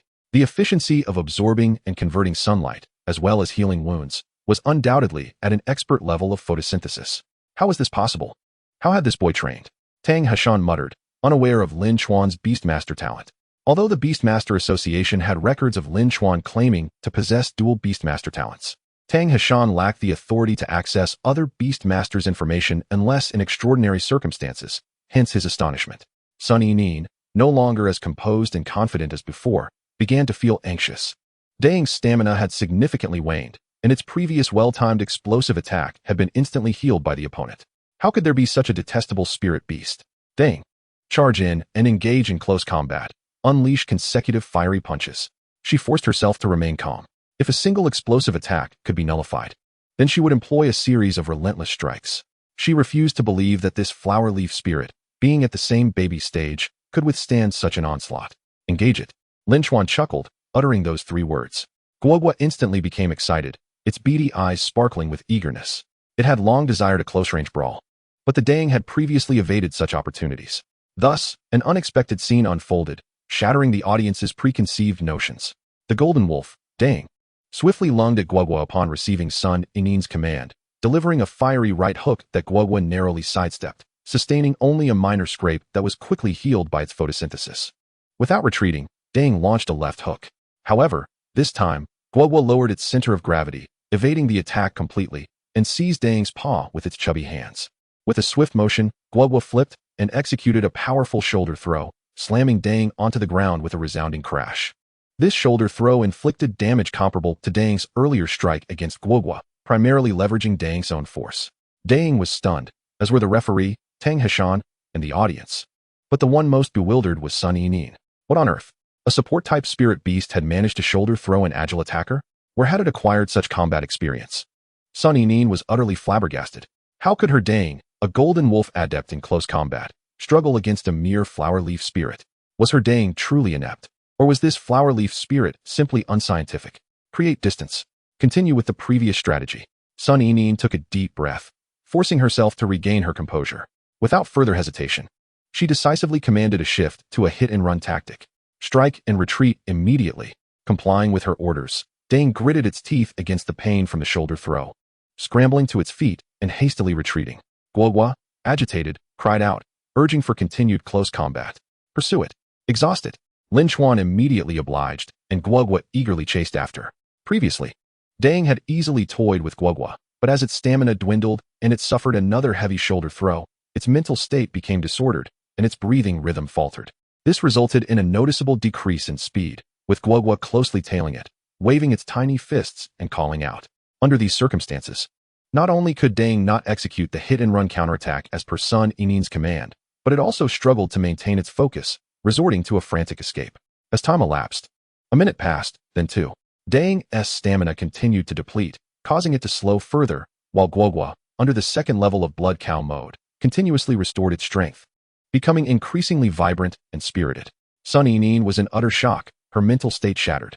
Stamina depletion, insufficient attack damage, failing to match Guogua in close combat, and now even losing in speed. How could she possibly win? Should she headbutt it? This spirit beast was unscientific and infuriating. Exhausted, Dang collapsed, unable to move. As the plump Guogua caught up, leaping up, Guogua delivered a mighty blow to Dang's head, knocking it down to the ground. To prevent Dang from escaping again, Guogua decisively mounted Dang's neck, tugging at the fur beneath its chin. Get up, little dog. Stand and continue fighting me. Don't sleep, little dog. Don't faint. Little dog, little dog, little dog. With one final howl, Dang's last breath escaped, succumbing to the relentless taunts of little dog. Shiji remained silent, momentarily caught off guard, until another judge, Zhuang Lan, gently cleared her throat to remind him, bringing him back to his senses as he swiftly waved the small flag. The competition concluded with Lin Chuan emerging victorious. In Chapter 25, after all, I am not such a bad person. Lin Chuan claimed his triumph, while Sun Inin wore a complex and uncomfortable expression, akin to someone suffering from constipation, hesitating to speak, then hesitating again. Ultimately, during their post-match handshake, she asked, "Is your Hua Ye Ye legal?" Lin Chuan responded, "Are you implying that my Hua Ye Ye is filled with stimulants and devoid of any legitimate substance?" He smiled back. "No." Sun Inin shook her head, her expression serious and sincere. "What I mean is, your Hua Ye Ye is brimming with milk. The nutrients you used during its cultivation must have been various dairy products, right? How could it possess such an absurd and disgusting recovery ability?" she said, grinding her teeth and speaking with a sarcastic tone. In response, Lin Chuan displayed a radiant and proud smile, playfully glancing at Sun Inin. "What do you mean by absurd and disgusting? It's simply adorable." Sun Inin shot him a look of disbelief, as if to say, "You young man, so unscrupulous." Soon after, her demeanor turned serious again. "Lin Chuan, does your farm have any suitable Hua Ye Ye for contract?" "Well, I was already preparing to contract a second spirit beast. After battling with you, I feel even more convinced that Hua Ye Ye is an excellent choice. So, I would like to inquire if your Lin family farm has any suitable Hua Ye Ye available for me to contract. Rest assured, I will handle all the necessary procedures. It will be entirely legal and compliant. Furthermore, I am willing to apply for a contract at a 50 increase over the standard price for a mid-tier spirit beast at a regular breeding base." Lin Chuan was taken aback, not expecting Sun Inin to express a desire to contract Hua Ye Ye as her second spirit beast. Was the advertising effect of this match truly that remarkable? Regaining his composure, Lin Chuan nodded slightly, feeling pleased for his mentor, Lao Deng. If more beast tamers like Sun Yining sought to contract Hua Ye Ye from the Lin family farm, it would be effortless for their farm to upgrade into a Hua Ye Ye breeding base. There would be no need for them to actively apply. The officials from the Xingyin Federation would approach Lao Deng, offering various privileges, funding, and technical support, persuading him to elevate the farm into a breeding base for Hua Ye Ye. After all, in this world, industries related to spirit beasts held true value. And a Hua Ye Ye breeding base would be far more beneficial to the nation than an ordinary farm. Suitable Hua Ye Ye, Lin Chuan pondered. He was responsible for caring for only a small portion of Hua Ye Ye. The majority was looked after by Lao Deng. However, he occasionally checked in and was aware of some circumstances. Currently, there are none available, but in about half a month, approximately 3 Hua Ye Ye will have matured from their juvenile stage into a rapid growth phase suitable for contract cultivation. As for whether you can contract them, that is a matter you will need to discuss with my mentor, Lao Deng. Well, as long as your application process is in order and you possess the official seal and notarization from the Beast Tamer Association, Lao Deng should be quite willing to allow you to contract a Hua Ye Ye from the Lin family farm. Upon hearing this, Sun Yining nodded slightly, revealing an expression of anticipation, even beginning to fantasize about her contracted Hua Ye Ye, Erin, being just as impressive as Lin Chuan's Hua Ye Ye, a supersized version. She imagined it performing as it had in this battle, with her opponent's attacks failing to surpass its own recovery, ultimately exhausting and defeating her adversary. Contemplating such a scene made Sun Yining's lips involuntarily curl upwards. Indeed, how could there be such an adorable spirit beast as Hua Ye Ye? Half a month then? All right, I shall wait for half a month. Initially, Sun Yining planned to develop further in Qinghe City after this Hua Ye Ye Cup, where resources would be more abundant, and she could compete in larger events to earn more money for the cultivation of Diyin.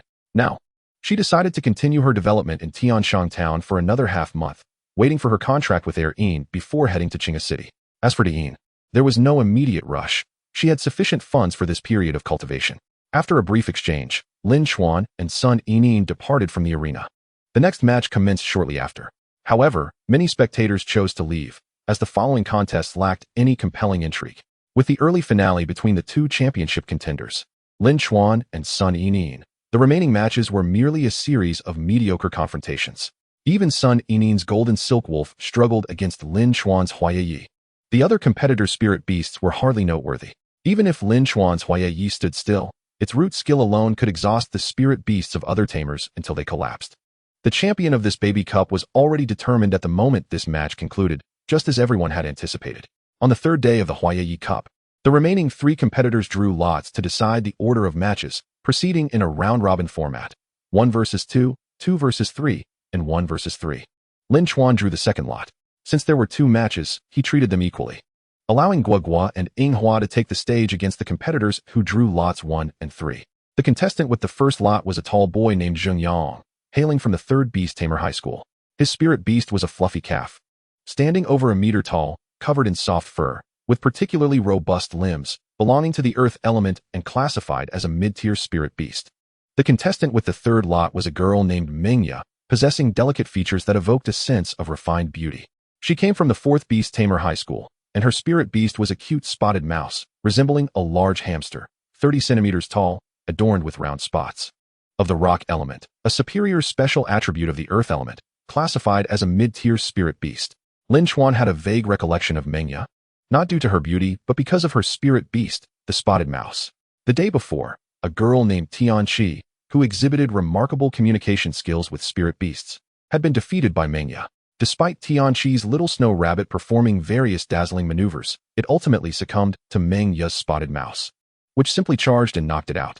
Both Zheng Yang and Mengya could be considered relatively outstanding among novice beast tamers. However, compared to Sun Yining, they fell slightly short, and certainly when compared to Lin Chuan. In their 2 battles, Lin Chuan only allowed Guogua and Yinghua to utilize the root skill, entering a robust state.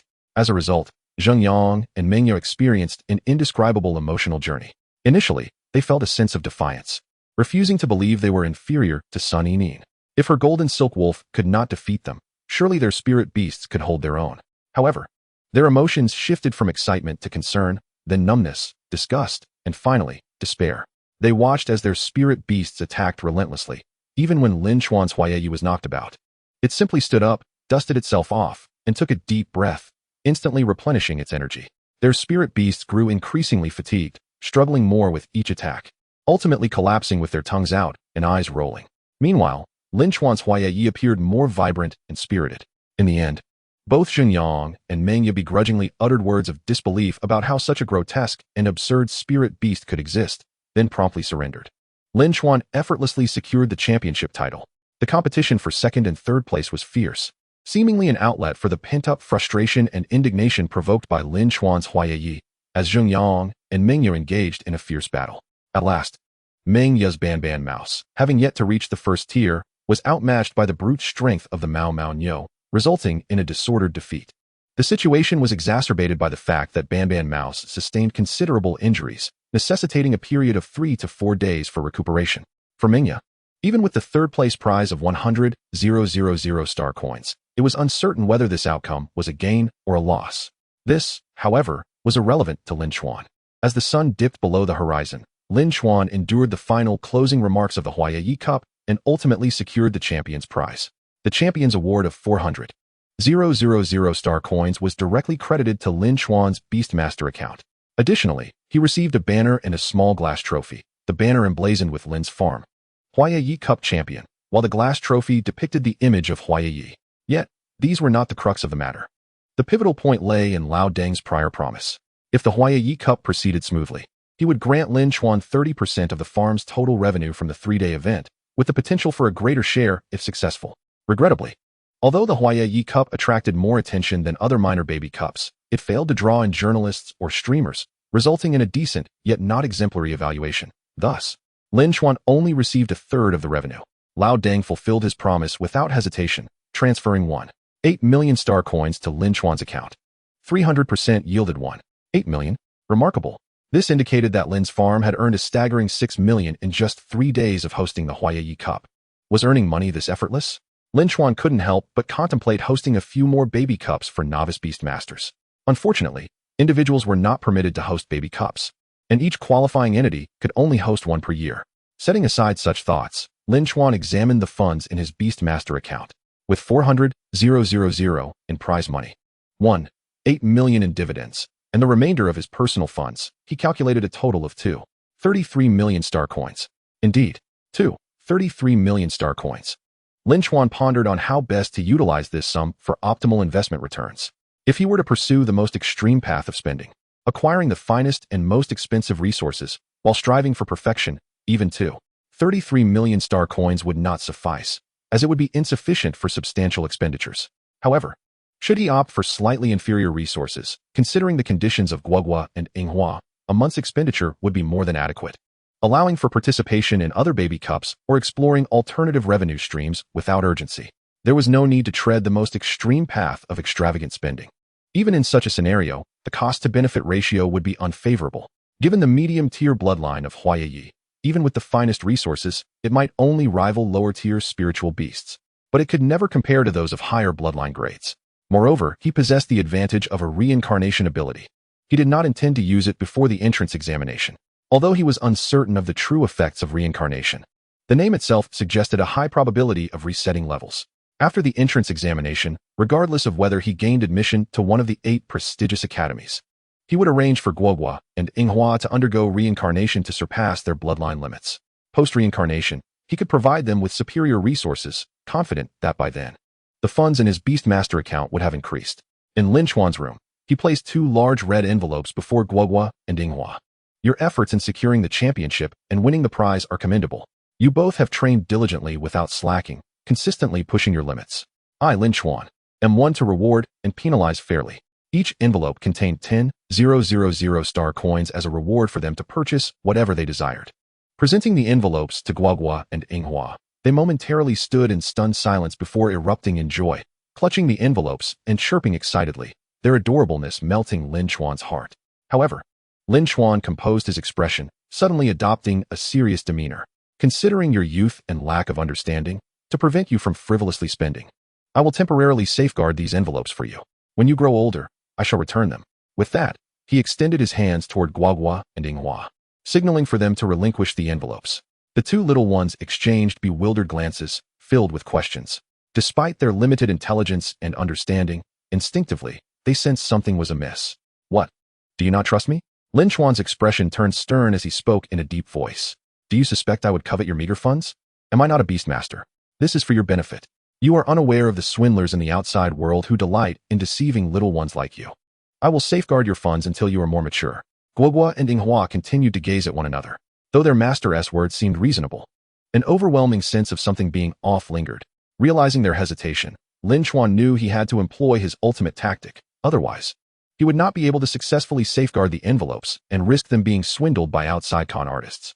With a flash of inspiration, Lin Chuan produced 2 small red flowers, delicately cut from red paper, from his pocket. After all, I am not a villain. If you allow me to protect your envelopes, I shall gift you each a small red flower. The envelopes belong to you. I am merely holding them temporarily. The small red flowers are also yours. See? This is a win-win situation. You win twice. As Lin Chuan presented the small red flowers, the 2 little ones were irresistibly drawn to them, finding the flowers even more beautiful than the envelopes. Hearing Lin Chuan's words, Guogua and Inghua excitedly communicated win, win-win, win twice. The 2 little ones squealed with joy, eagerly raising their envelopes, impatiently wishing to exchange them for Lin Chuan's small red flowers. Excellent. Come, hand over the envelopes, and I shall adorn you with the small red flowers. With the money from the envelopes extracted and tucked away, Lin Chuan handed the empty, exquisite envelopes back to the 2 little ones. Observing them wearing their small red flowers and holding the empty envelopes, their joyous exclamations filled the air, and Lin Chuan wore a satisfied smile, reminiscent of a proud father. With clear rewards and penalties, he had effectively reclaimed the funds. How fortunate he was to be such an exceptional Beastmaster. Seeing the 2 little ones in their current state, their enthusiasm was undoubtedly ignited. Surely, during future training sessions, thoughts of the enticing envelopes and the small red flowers adorning their chests would inspire them to work even harder, leading them to strive valiantly in battles. Their fighting spirit unwavering, all for the sake of securing admission to the prestigious academies. Having rewarded the 2 little ones, it was time to reward himself as well. As a Beastmaster, Lin Chuan believed he was the true hero of the day. Without his advantage, there would be no victory today. Well, while he intended to treat himself, Lin Chuan had no desire for any extravagant indulgences. He simply ordered a fried chicken and cola family meal with the money from his pocket, donned his comfortable home attire, and relished a carefree evening. Yes, the reward was that simple, but his leisure time would be limited to this evening. Tomorrow, he would have to resume his efforts. As he enjoyed the fried chicken and cola family meal, Lin Chuan reclined and perused novels projected on the virtual screen of the Beastmaster space device, relishing the comfort of the moment. Suddenly, his brow furrowed as he stumbled upon a novel that captivated his attention. It was not the synopsis of the novel that piqued Lin Chuan's interest. In fact, he had yet to even click on it. What captivated him was the 2 characters Ling Shou noted beside the author's name in parentheses. Could it be that this novel was indeed penned by a spirit beast? Lin Chuan found this occurrence utterly unprecedented. Who would have thought that a spirit beast could also assume the role of an author? However, upon reflection, he deemed it quite reasonable. This year, the Xingyan Federation had promulgated a new Spirit Beast Act, which further safeguarded the rights of these creatures and permitted highly intelligent spirit beasts to hold positions in human society. For instance, the Beastmasters Association in Tianshang Town had a Jinyang Mao Mao Quan serving as the deputy head of the security department. Thus, it seemed only natural for a spirit beast to register as an author and compose novels online. Nonetheless, did anyone really read novels written by spirit beasts? With a mixture of curiosity and anticipation, Lin Chuan clicked into the novel and began to read attentively. He soon discovered that although it employed a template akin to those popular on the internet, the writing was surprisingly commendable, with a style far superior to many mediocre writers. For instance, he had just come across a novel by an author with the pen name Xu Shangzhu, whose writing was abysmally poor. Regarding the information about this novel, author, Wan Ling Shou. The title is Shu Ruyan. The protagonist is a spirit beast named Ruyan, scientifically referred to as a Shu Zhongxian. The Shu Zhongxian is a unique spirit beast that manifests from a book after it has endured a long passage of time, at least 30 years, under the influence of emotional, spiritual, and natural energies, resulting in a serendipitous birth from the pages of literature. Unlike the magical creatures found in the natural world or the spirit beasts that humans have domesticated over millennia, the Shu Zhongxian is entirely reliant on human civilization for its existence. After all, books exist because of humanity, while other highly intelligent spirit beasts, such as those from the Dragon and Phoenix clans, have their own lineage methods, such as dragon pearls and phoenix fire seeds. Books are the sediment of human history, the continuity of culture, the accumulation of wisdom, and the transmission of knowledge. The Shuzhong Xian is born from these very facets of human civilization. Because it emerged alongside human development, the Shuzhong Xian possesses a form that closely resembles that of humans, typically manifesting as exquisitely beautiful and adorable young girls, making them particularly cherished by Beastmasters, especially by those with peculiar tastes. Regrettably, they are rather diminutive, otherwise, they would be even more adored. This diminutiveness refers to their size, as Shuzhong Xian are generally no larger than figurines, appearing atop the very books from which they were born. One might liken their appearance to that of fairies perched upon spellbooks in certain fantastical animations from a previous life, being creatures birthed from literature. The Shuzhong Xian inherently possess intelligence comparable to that of humans, with a capacity for learning that rivals humanity's, particularly in rote memorization. When it comes to the sheer accumulation of knowledge, the Shuzhong Xian can easily outshine even the most gifted human scholars. Only those deemed prodigious among humans stand a chance of surpassing them.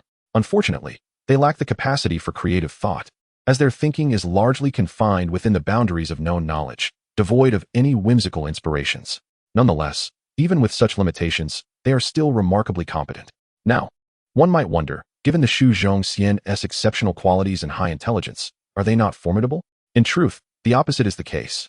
The greatest flaw of the Shuzhong Xian lies in its abilities as a spirit beast. Often, their bloodline tier is quite low, generally only reaching the soldier tier. Furthermore, unlike ordinary spirit beasts, such as the Hua Ye Ye, which can evolve and surpass their bloodline limits, the Shuzhong Xian remains static in its abilities, with no potential for evolution or advancement. This phenomenon has been the subject of exhaustive research by countless scholars over centuries, yet no evidence of evolutionary potential has been found, leading to the classification of the Shuzhong Xian as one of the rare non-evolving spirit beasts. The specific bloodline tier of a Shuzhong Xian is determined by the materials of the books from which they are birthed, the content recorded within, and the sedimentation of time, along with various other factors. For example, a Shuzhong Xian birthed from a book made of legendary spirit beast leather will possess a higher bloodline tier than one originating from ordinary paper. Moreover, a Shuzhong Xian born of a book containing precious knowledge will be superior to one arising from a commonplace novel or diary. A Shuzhong Xian born from a book meticulously preserved by a family for a millennium will have a higher potential than one emerging from a dilapidated tome excavated from ruins. However, it is important to note that not every high-quality book, rich in rare knowledge and preserved for centuries, will inevitably give rise to a Shuzhong Xian. Their emergence, while dependent on the sedimentation of time and various emotional and natural energies, remains ultimately unpredictable, governed by fate. Essentially, 999 Shuzhong Xian are birthed from an array of peculiar books, such as miscellaneous novels and diaries. Consequently, the bloodline tier of Shuzhong Xian is generally subpar, often falling into the lower soldier tier. To clarify, the lower soldier tier is the minimum classification for spirit beast bloodlines as defined by humans, but it does not represent the lower limit for Shuzhong Xian. Should there exist an even lower classification, the Shuzhong Xian would surely strive to plummet to those depths. Typically, the combat growth of a Shuzhong Xian peaks at only the first tier. No matter how much training or resources are invested, they cannot ascend to the second tier. In comparison, Lin Chuan had, within just 2 weeks, elevated his spirit beasts Guogua and Yinghua to levels 16 and 15, respectively, ensuring they would surpass the second tier before the upcoming advancement assessments. The disparity is evident. Returning to the novel at hand, the female protagonist, Ru Yan, and the male lead, Ji Chang, embark on a tale where this Shuzhong Xian, born from an unusual book about dark culinary arts, possesses an innate talent for peculiar cooking. Through her unique culinary skills, Ru Yan fortuitously encounters and captures the attention of a novice Beastmaster, Ji Chang, who possesses an extraordinary palate, leading him to contract her as his initial spirit beast. Crucially, Ji Chang is born with an imperial demeanor, endowed with an astonishing 8th-tier talent for beast mastery. Furthermore, his family possesses a legendary treasure from the Phoenix clan, a Nirvana flame, capable of allowing a spirit beast to be reborn through fire, thus reconstructing its foundation. It is easy to predict the subsequent plot developments, as it aligns with conventional storytelling formulas. Ji Chang uses the Phoenix clan's treasure to enable Shu Ru Yan's rebirth, thereby reconstructing her bloodline foundation and elevating her to an imperial-grade bloodline, with Ru Yan accompanying Ji Chang as he ascends to greatness step by step. The story culminates with Ru Yan achieving the 8th tier, allowing her to transform at will into human form and enjoying a blissful life alongside Ji Chang. In the comments section, Shen Nong Lan Lu remarks, "Identification complete, has succumbed to poison." Chi Zhu Can Yuguan quips, "So bizarre. I'll watch it again." Charge at the main character, Spirit Beast. Let go of Bo Chong. Come for me. 8837 ads. Is Emperor Ru Yin here to face the trials of love again? Is today a pure love route? Emperor Ru Yin did not betray Bo Chong? Delightful. I love it. Bring on another chapter. Wan. Author. Interjects. Get on the bus. Get on the bus. No time to explain. There's plenty to enjoy on board. Fan 999 chimes in. Ding. Child card. Xianjia Shi comments. Ding. Baby card. In comparison to the novel's content, the comments section is indeed far more entertaining. Lin Chuan laughs as he reads, munching on fried chicken and French fries, sipping on cola. Meanwhile, an idea, influenced by the narrative he was absorbing, began to take shape in Lin Chuan's mind. The bloodline tier of the shuzhangshan is generally subpar, devoid of any evolutionary forms. Without the legendary Nirvana flame, a mythical artifact referenced in the novel, they are essentially rendered useless, forever unable to ascend beyond the second tier. In contrast, ordinary spirit beasts can easily break through to the second tier with a modicum of dedicated training, and they possess the potential for further evolution, thereby continuing to grow stronger. Moreover, artifacts akin to the Nirvana flame are unlikely to be utilized by the shuzhangshan, especially when there exist other spirit beasts with higher innate potential. What if, however, he possessed an extraordinary ability, reincarnation? Could it potentially aid the shuzhangshan in transcending their bloodline tier as depicted in this narrative? If it were feasible, a shuzhangshan endowed with human-like intelligence, explosive learning capabilities, and a bloodline tier reaching the king level, or even further to the emperor level, would indeed rival the dragon, phoenix, and Qilin spirit beasts. They might even catch a glimpse of the legendary mythic beasts. It is important to note that the shuzhangshan embodies the essence of immortality, with dual attributes of illusion and divinity. These attributes are among the rare and powerful special traits, and their combination is truly exceptional. In a moment of inspiration, Lin Chuan contemplated forming a contract with the shuzhangshan. However, he soon shook his head, dismissing the notion with quiet resolve. Perhaps he would set this idea aside for the time being, to revisit it when the opportunity arises. Despite the generally inferior bloodline tier of the shuzhangshan, their unique and rare birth circumstances render them not easily found or contracted like ordinary spirit beasts. For ordinary spirit beasts, one merely needs to locate an appropriate breeding facility, obtain a legal certificate of identity from the Beast Tamer Association, and pay a sum to secure a contract. In contrast, contracting a shuzhangshan is an arduous endeavor, necessitating substantial luck, strength, and financial resources. Absent the serendipitous emergence of a shuzhangshan from a certain book in one's home, wild shuzhangshan are virtually non-existent. After all, upon their birth, they possess intelligence comparable to that of humans, without a particularly close human connection. Specifically, the author of the book from which they emerged or their direct blood relatives, they would promptly seek registration with the Beast Tamer Association, securing a stable future and receiving protection from both the federal government and the association. Subsequently, the shuzhangshan would be assigned to crucial document management roles in places such as libraries, archives, or skill manual storage rooms. Almost all shuzhangshan are registered with the Beast Tamer Association, thus to contract them requires navigating the rigorous scrutiny of the Star Rock federal government and the Beast Tamer Association. Akin to seeking the approval of one's in-laws. From the government, one must accrue sufficient federal contribution points, which can be earned by responding to summons for perilous tasks such as defending a city or repelling formidable monsters, or by gaining admission to one of the 8 prestigious academies. From the Beast Tamer Association, one must pay a fee in points, which can be acquired by fulfilling various tasks, even trivial ones like retrieving lost pets, as long as the point total suffices.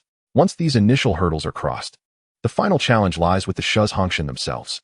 Although they possess intelligence on par with humans, their inherent strength is lacking, and they have minimal potential for growth as combat companions. Nevertheless, their standards for selecting a beast tamer are exceedingly high. Once contracted, the shuzhangshan essentially acts as a full-time secretary for the beast tamer, managing mundane tasks and assisting in recording various information, thereby alleviating much of the mental burden. Crucially, this secretary can be unconditionally trusted, unless the beast tamer engages in abusive behavior that violates the contract. Otherwise, adhering to the principles of the contract, the shuzhangshan would never betray their beast tamer.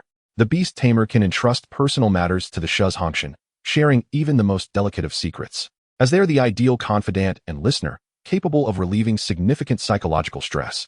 However, the shuzhangshan would not serve just any beast tamer, only those of exceptional caliber, akin to a heavenly king, would catch their attention, or those possessing other enticing traits, such as extraordinary beauty.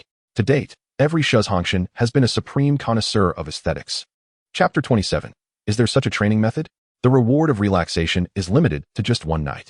The following morning, as Lin Chuan's biological clock awakened him promptly at 5:30, he immediately entered a state of vigorous activity. As per his routine, he first took Guogua and Yinghua for a warm-up jog around the courtyard to loosen their muscles.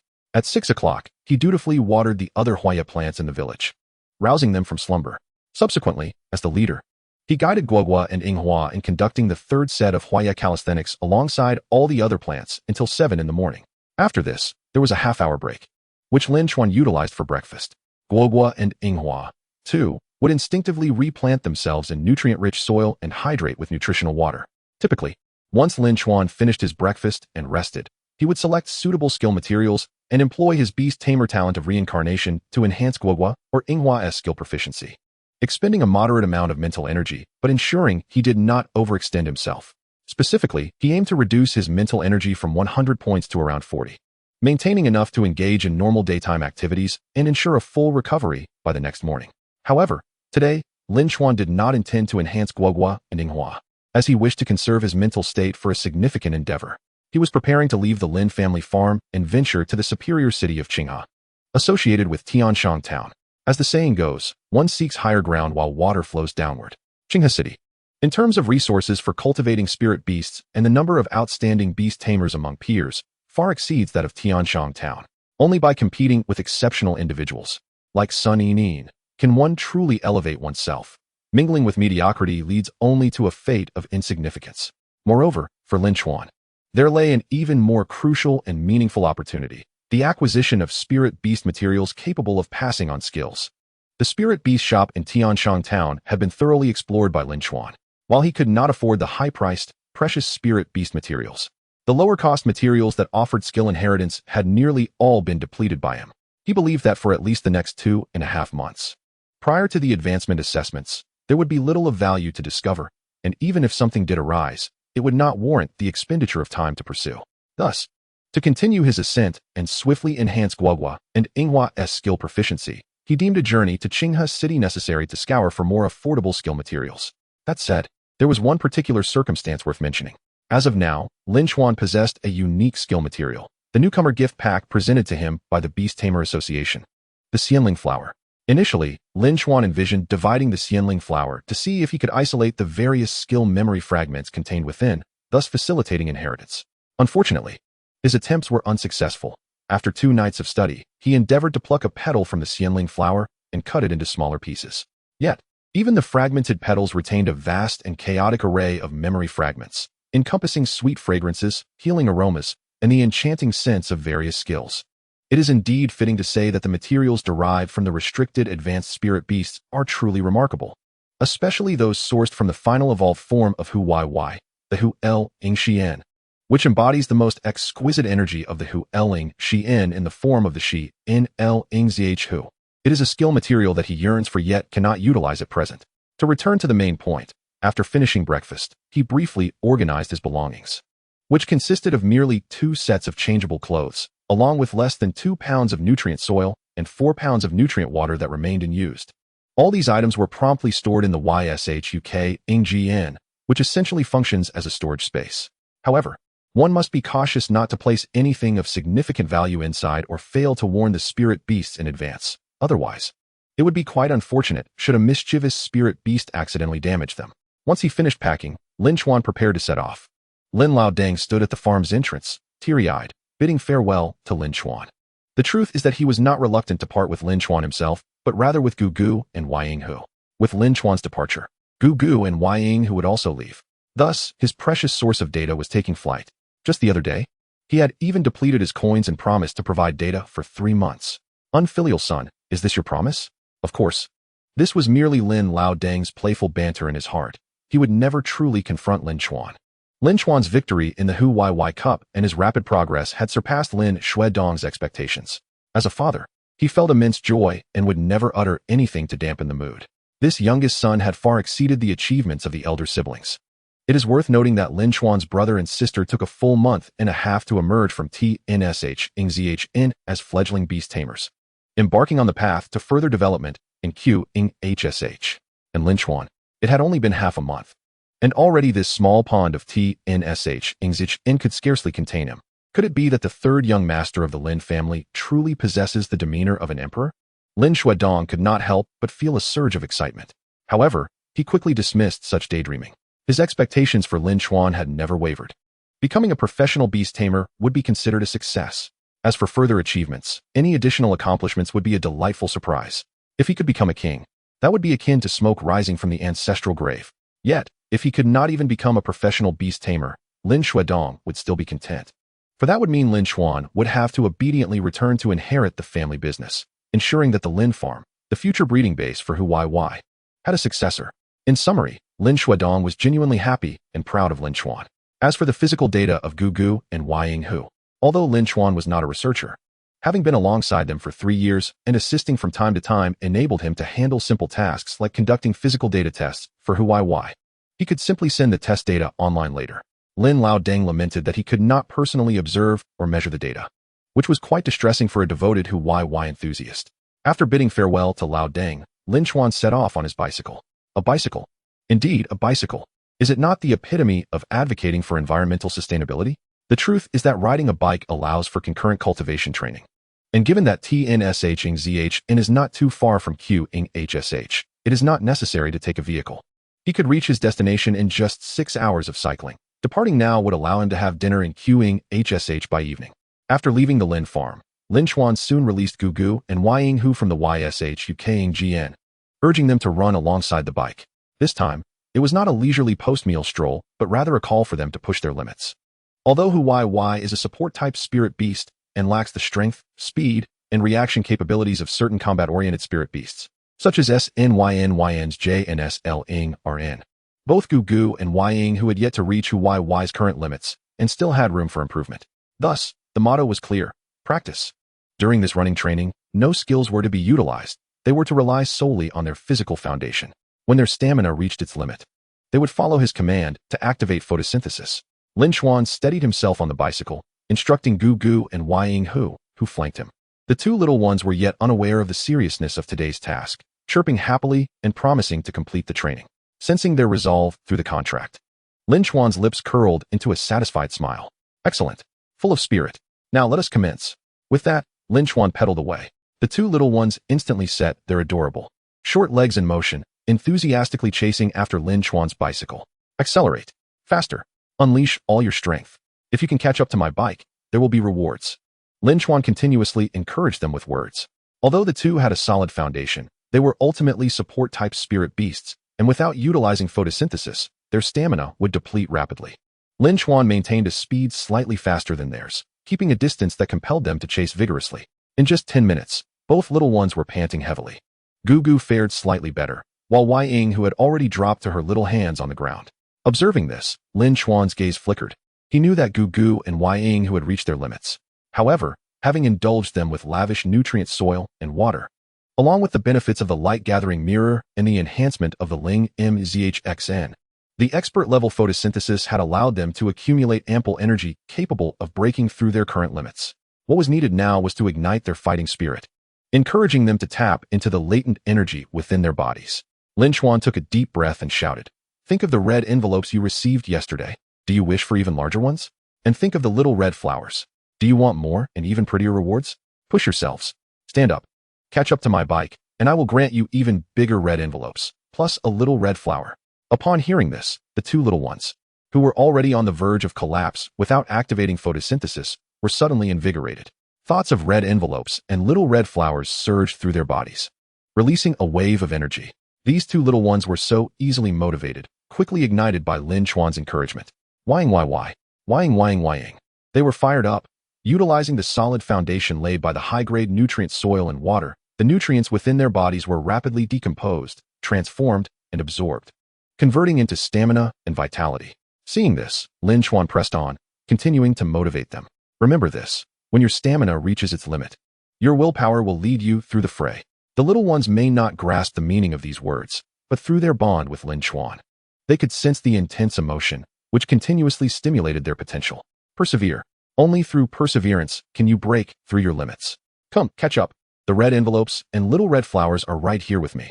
Come and win them. With that, Lin Chuan suddenly stood up, pedaling furiously, propelling the bicycle forward at breakneck speed. Gu Gu and Wei Ying, who also erupted with enthusiasm, chasing after him. At that moment, the speed they unleashed was hardly slower than that of SN, YN, YN's J, and SL Ing are in during the competition. This spectacle left passers-by, including SN, YN, YN, utterly astonished. She had already submitted her application to Lin Laoding and selected the Hua Ye Ye she would contract in half a month. Today, and in the days to come, she would frequently visit the Lin farm to nurture her bond with her future Hua Ye Ye. At this moment, observing Lin Chuan as he mounted his bicycle and sped away, while two spirited companions, Hua Ye Ye, fervently pursued him, Sun Yin's eyes widened in astonishment. The methods employed by a Beastmaster to nurture spiritual beasts are shrouded in secrecy, with no one permitted to intrude without explicit consent. However, if a Beastmaster conducts training in a public setting rather than a designated arena, it is implicitly understood that he allows others to observe and learn from his techniques.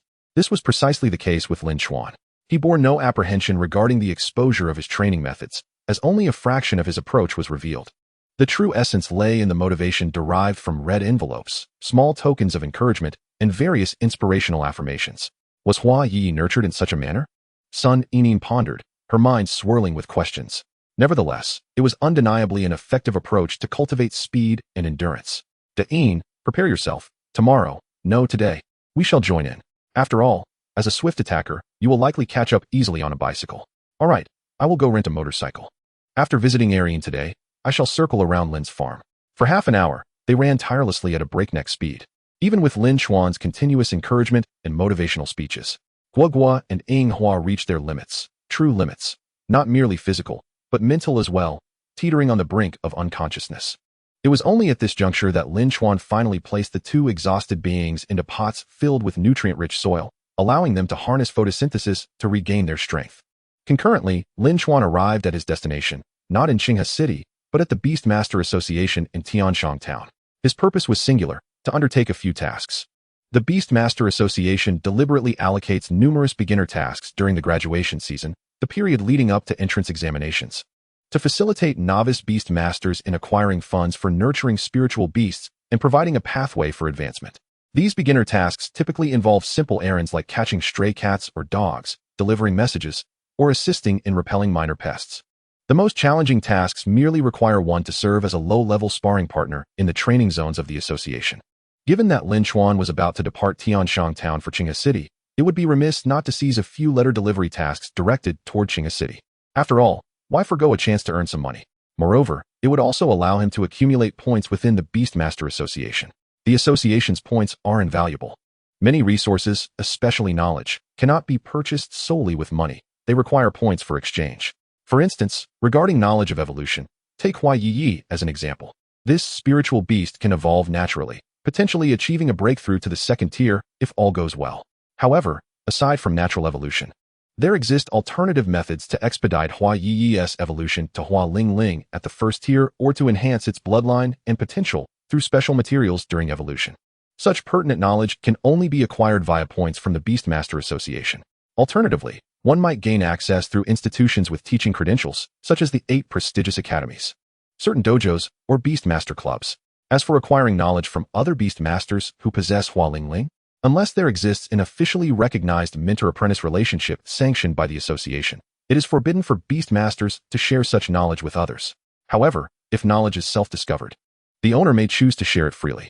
Nonetheless, to date, no individual has been so magnanimous as to impart valuable knowledge to anyone outside of blood relations or designated disciples. Furthermore, when exchanging for knowledge through the Beastmaster Association, one must sign a confidentiality agreement. Breaching this agreement incurs penalties proportional to the value of the proprietary knowledge. Sharing high-tier knowledge is considered a crime, while sharing relatively lower-tier knowledge results in a deduction of the Beastmaster's credibility points. Although this does not constitute a crime, it adversely affects the Beastmaster's future ability to acquire higher-level knowledge from the association. Chapter 28, Qinghe City. The 4th-tier beast space device can absorb and slightly purify external natural energy, marginally accelerating the growth rate of spiritual beasts within the space. However, for certain spiritual beasts, such a minor enhancement pales in comparison to nature's offerings, particularly for most would attribute spiritual beasts, including Lin Chuan's 2 companions. Unlike beasts of the animal kingdom, which thrive on proper nourishment and abundant natural energy, the growth of wood attribute spiritual beasts is influenced not only by natural energy, but also by soil, nutrients, and moisture.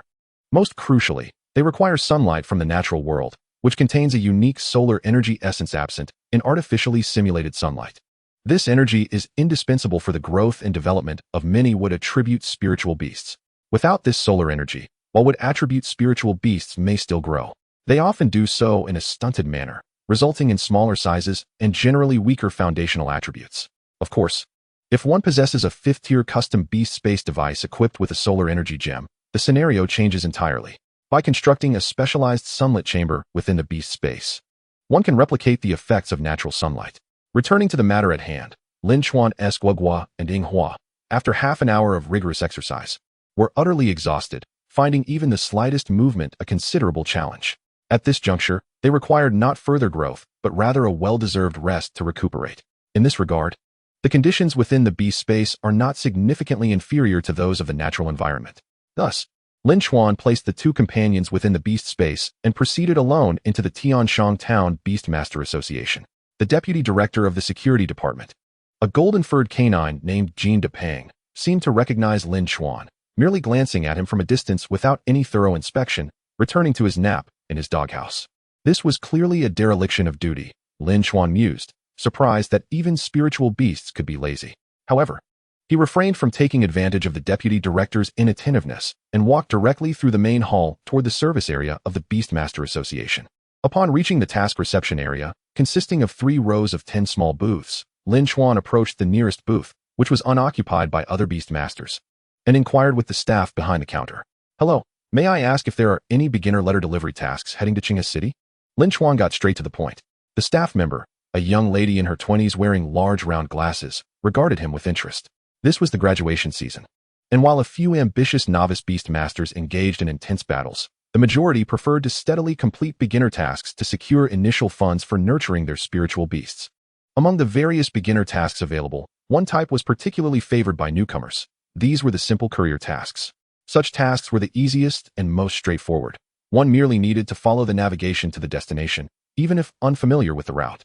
Although the remuneration for a single delivery task is modest, a judiciously planned route allows one to undertake 3 to 4 delivery tasks simultaneously, resulting in a final profit that rivals that of other novice tasks, while also yielding slightly more Yusho points. This is due to the fact that even the most elementary tasks provide at least 1 point. Thus, completing 3 or 4 delivery tasks in one go can accumulate 3 or 4 points. In contrast, tasks involving the search for cats, dogs, or mice, while seemingly simple, can lead to considerable frustration. If the elusive cat is well hidden and the novice Yusho and their contracted spirit beast are rather lacking in wit, quite literally so, as when a cat conceals itself atop a beam yet remains unseen, the result can often be an entire day squandered without completion. Indeed, delivery tasks are the favored assignments of novice Yusho, vanishing quickly upon availability. However, they are confined to a specific geographical area. For example, those within Tianshang Town generally only accept delivery tasks within the town itself. Cross-regional deliveries can prove counterproductive as the cost-benefit ratio becomes unfavorable. Thus, when Lin Chuan expressed his desire to find delivery tasks bound for Qinghe City, the staff member cast an appraising glance in his direction. Unless there existed a pressing personal matter necessitating a journey to Qinghe City, such as a family member's illness, only an exceptionally gifted Yusho would venture beyond the confines of Tianshang Town to further their career while concurrently accepting tasks. The staff member's curiosity was piqued, yet professionalism restrained her from inquiring further. Adhering to protocol, she requested Lin Chuan's Yusho identification card, and upon verifying that he was indeed a recent graduate, she commenced her work on the computer. Within mere seconds, 4 delivery tasks aimed at Qinghe City were identified. One involved a letter to an individual, 2 were parcels destined for a certain spirit beast shop in Qinghe City, and the last was a sealed box labeled as containing important documents for the Qinghe City Yusho Association. However, these so-called important documents were likely a ruse. Genuine critical documents would not be entrusted to a novice Yusho.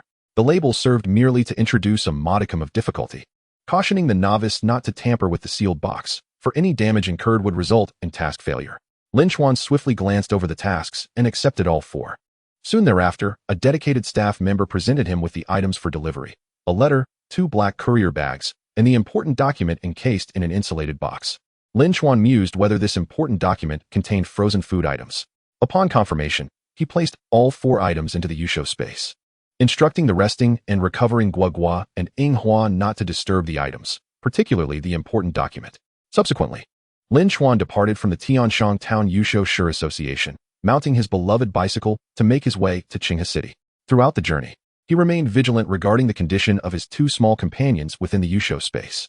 Once they appeared sufficiently recovered, he released them to run alongside the bicycle, continually providing motivational encouragement to foster their growth. After pushing them to their limits, he would return them to the Yusho space for rest and recovery before releasing them once more. This routine continued for a total of 6 cycles, culminating in Ing Hua successfully leveling up from level 15 to 16, achieving the status of a first-tier 6th level, now on par with Guogua, who was inching towards level 17. With Ing Hua's advancement, Lin Chuan naturally received feedback energy. However, he himself did not level up, remaining at level 5.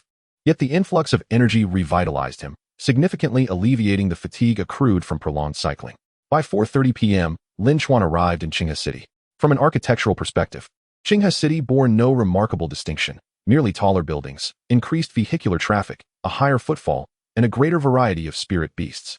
The disparity between Tianshang Town and Qinghe City was palpable. It was indeed a stark contrast between rural simplicity and urban complexity.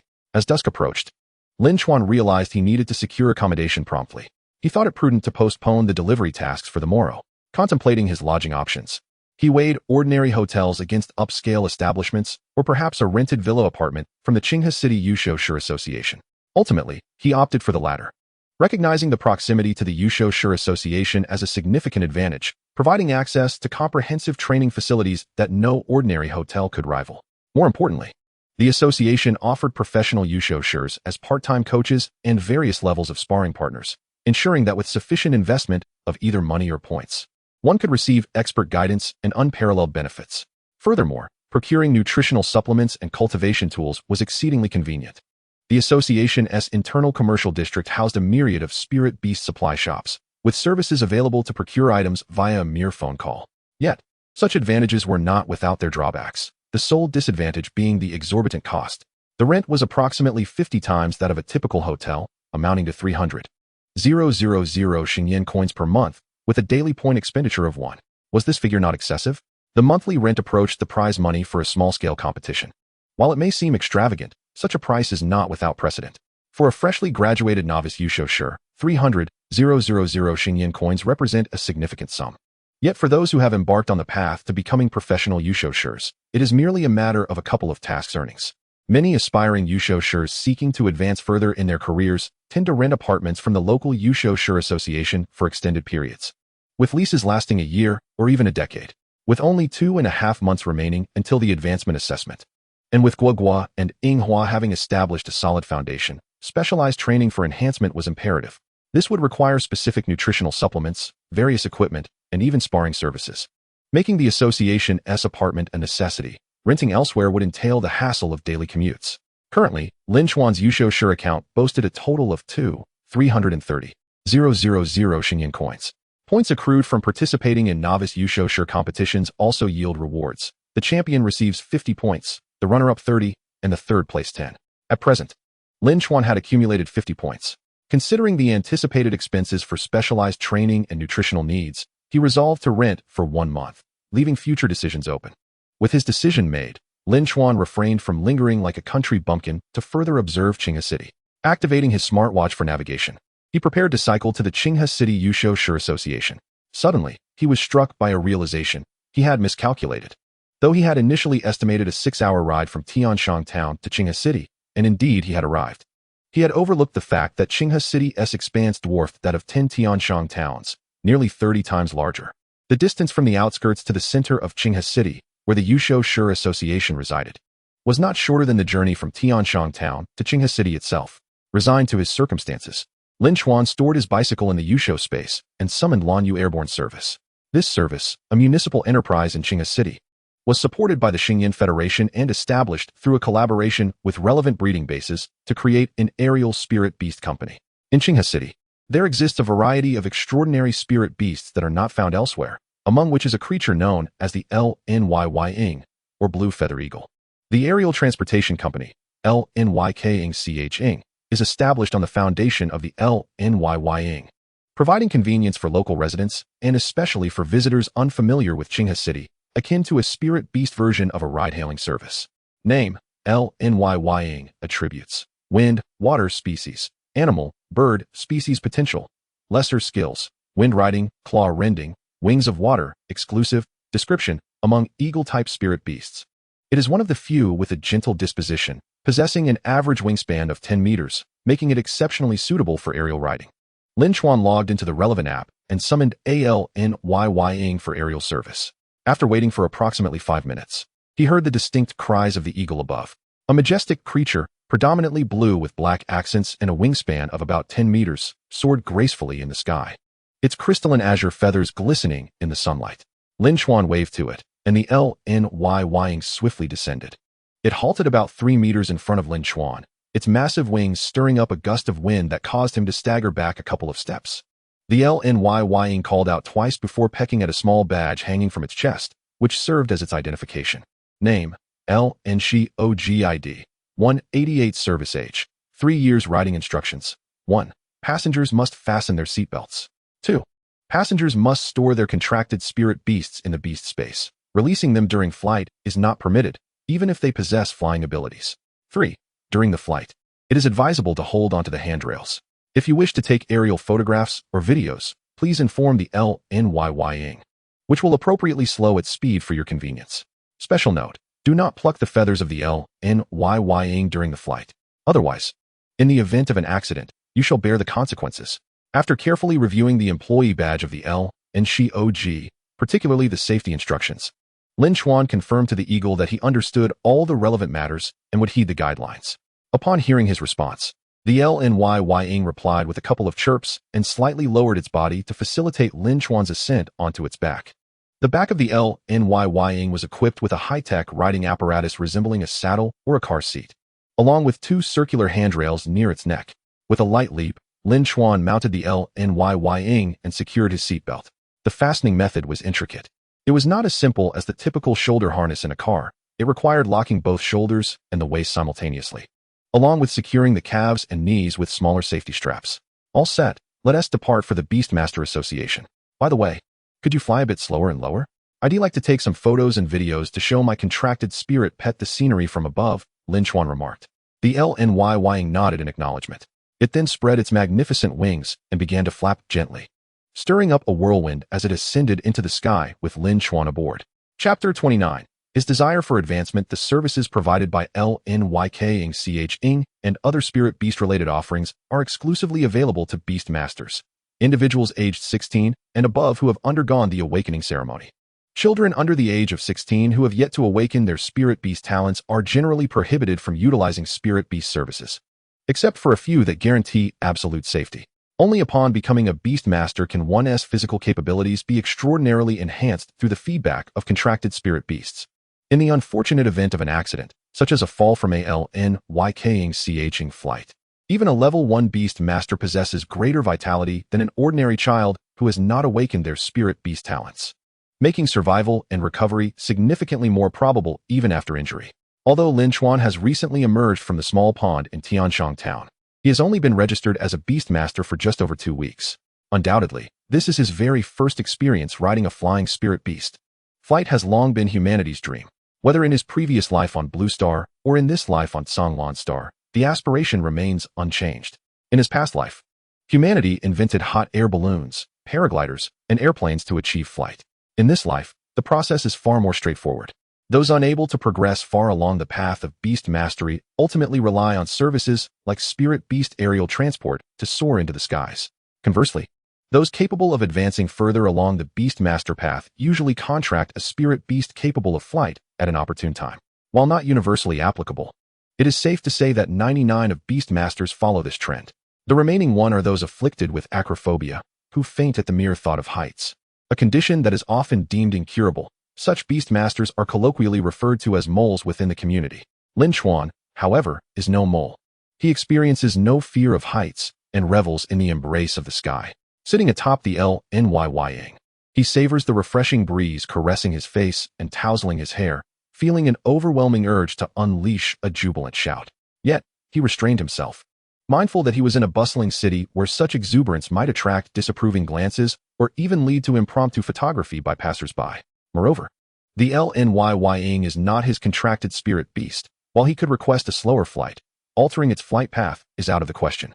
He could always shout and frolic once he eventually contracts his own flying spirit beast in a more secluded area. Suppressing his urge to shout, Lin Chuan could not, however, resist the impulse to take photos and videos.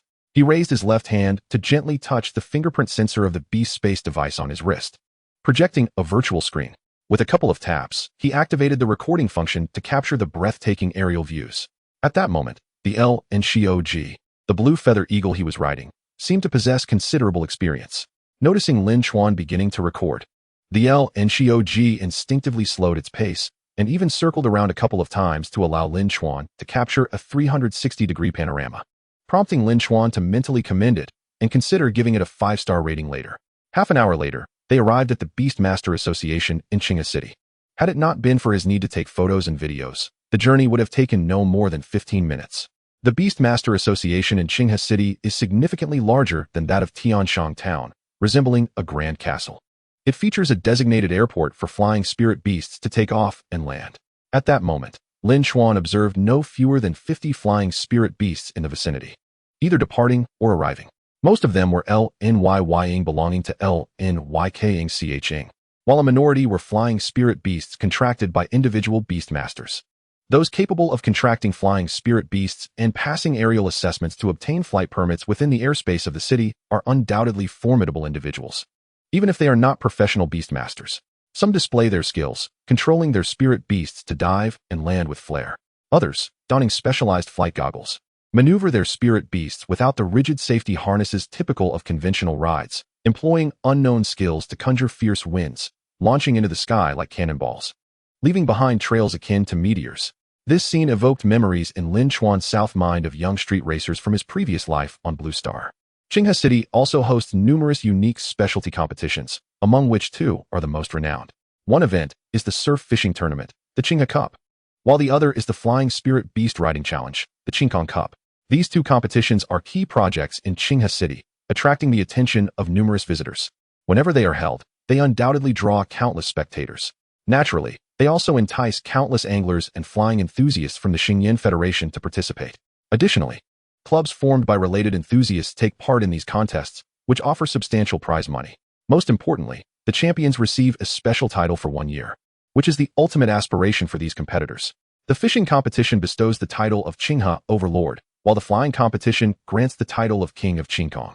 Although these titles hold no practical utility and cannot be exchanged for points within the Beastmaster Association, they represent the singular dream of countless fishing and flying competition aficionados.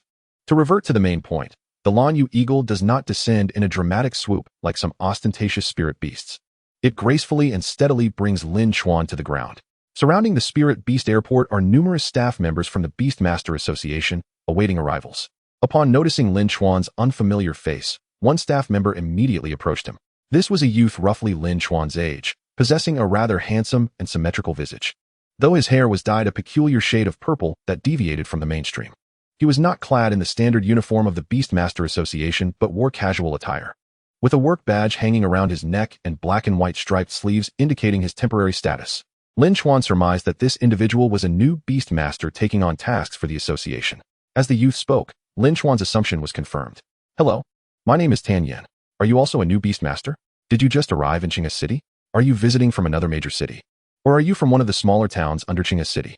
If he were a formal worker of the Beastmaster Association, his professionalism would have kept him from asking so many questions. Only a temporary worker would inquire in such a manner. While this information was not particularly secretive, being interrogated so soon after arrival was somewhat irksome unless the person being questioned enjoyed such familiar banter. Although Lin Chuan did not suffer from social anxiety, he was not particularly gregarious either, and he felt a tad uncomfortable, though he did not show it and merely nodded slightly. "I am Lin Chuan, from Tianshang Town," he replied softly. Tan Yan's eyes suddenly sparkled with excitement. "Impressive, my friend. It has only been half a month since your graduation awakening, and you're already ready to leave Tianshang Town? Have you conquered the baby cup there? You must be here to develop your skills in Qinghe City." Tan Yan showed no signs of looking down on Lin Chuan for hailing from a smaller town. Instead, he seemed genuinely thrilled. Were it another ordinary newcomer from Qinghe City or some middle-aged individual, they might indeed scoff at Lin Chuan, the country bumpkin, but Tan Yin was different. His background played a crucial role in this. Tan Yin did not come from a wealthy family. Compared to Lin Chuan's middle-class upbringing, he was an ordinary citizen. His parents worked in media-related fields, not as famous journalists, but as photographers and archivists, exposing Tan Yin to more information than the average person in Qinghe City. In truth, for those at the bottom tier of Beastmasters, whether from the capital, the city center, small towns, or even rural areas, there was little difference in their circumstances. No one was inherently superior. Even those from rural areas could outshine those from the capital. They all started with low-potential initial spirit beasts and limited funds, hesitant to compete in the baby cup and relegated to completing newcomer tasks to survive. Ultimately, many would be washed away by the tides of competition, unable to pursue a genuine path as a Beastmaster, returning to the grind of daily life as diligent cogs in society. The real disparities emerged among the talented Beastmasters, particularly for individuals like Lin Chuan, who had risen to prominence in just 2 weeks from Tianshang Town to Qinghe City. He undoubtedly surpassed 99 of his peers, including Tan Yin, and could rival local prodigies in Qinghe City. Even if he ultimately fell short against them, he would not be dismissed as just another ordinary newcomer destined to be swept away by the tides of competition. Lin Chuan, are you headed to the service area or the shopping district? Tan Yin inquired, his enthusiasm unabated. The internal structure of the Beastmaster Association in Qinghe City was vast, with numerous underground levels, and it was likely many times larger than Tianshang Town. Even with signs, first-time visitors could easily lose their way. If you need assistance, let me guide you. Don't worry, it's free. This is part of my newcomer task. Tan Yin's warmth was disarming. It seemed his sociable nature was not rooted in a condescending attitude towards those from rural backgrounds, which made Lin Chuan feel somewhat guilty. Nodding in agreement to Tan Yin's offer, Lin Chuan accepted his guidance. Tan Yin's enthusiasm intensified. Had Lin Chuan not taken a step back, he might have attempted to drape an arm around his shoulder. Let's head to the service area first. I need to complete a message delivery task and register for housing. Lin Chuan stated, his mind focused. Upon hearing this, Tan Yin's eyes sparkled even brighter. If Lin Chuan were merely visiting the Beastmaster Association to register and complete tasks, that would be one thing. It might indicate talent or mediocrity. However, the fact that he was registering for housing at this moment signaled that he was no ordinary newcomer. The likelihood of him being a talented Beastmaster had significantly increased. Tan Yin's eagerness stemmed from the various competitions for new Beastmasters in Qinghe City. While small and medium-sized competitions were commonplace, the key events were the large-scale baby cups, particularly the 2 major tournaments strongly supported by Qinghe City, held annually. Unlike typical large baby cups, which might be organized by wealthy enterprises for advertising or other purposes, these 2 established tournaments were dubbed Super Baby Cups by eager media outlets. One was the Qinghe Cup, and the other the Qingkong Cup, both of which had affiliated competitions sponsored by clubs from the respective tournaments.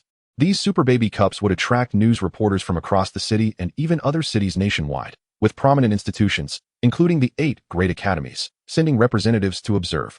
Consequently, upon their inception, the Qinghe and Qingkong Cups would generate many opportunities uncommon in smaller competitions, such as information brokers. If one could uncover intelligence about potential champions and their spirit beasts or strategies and sell it to other competitors or underground betting organizations, the profits would far exceed those earned from routine newcomer tasks. Indeed, becoming an information broker and selling data may yield modest gains, though it is not without ethical concerns. The true path to success lies in forming connections. Should fortune favor one, encountering a potential champion in any Super Baby Cup and establishing rapport, even if merely as acquaintances, would be the most crucial and promising endeavor. Following such individuals, documenting their journey, or even live broadcasting their progress, could present unparalleled opportunities. And Tan Yin was capable of fulfilling such a role. This was the genuine avenue to prosperity, even if one has not encountered a competitor capable of clinching victory at the Super Baby Cup.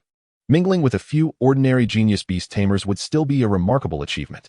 Thus, with sufficient wealth and the camaraderie of talented beast tamers, one might not currently excel, possibly failing to gain admission to a prestigious university, yet the future may still hold the promise of soaring to become a professional beast tamer.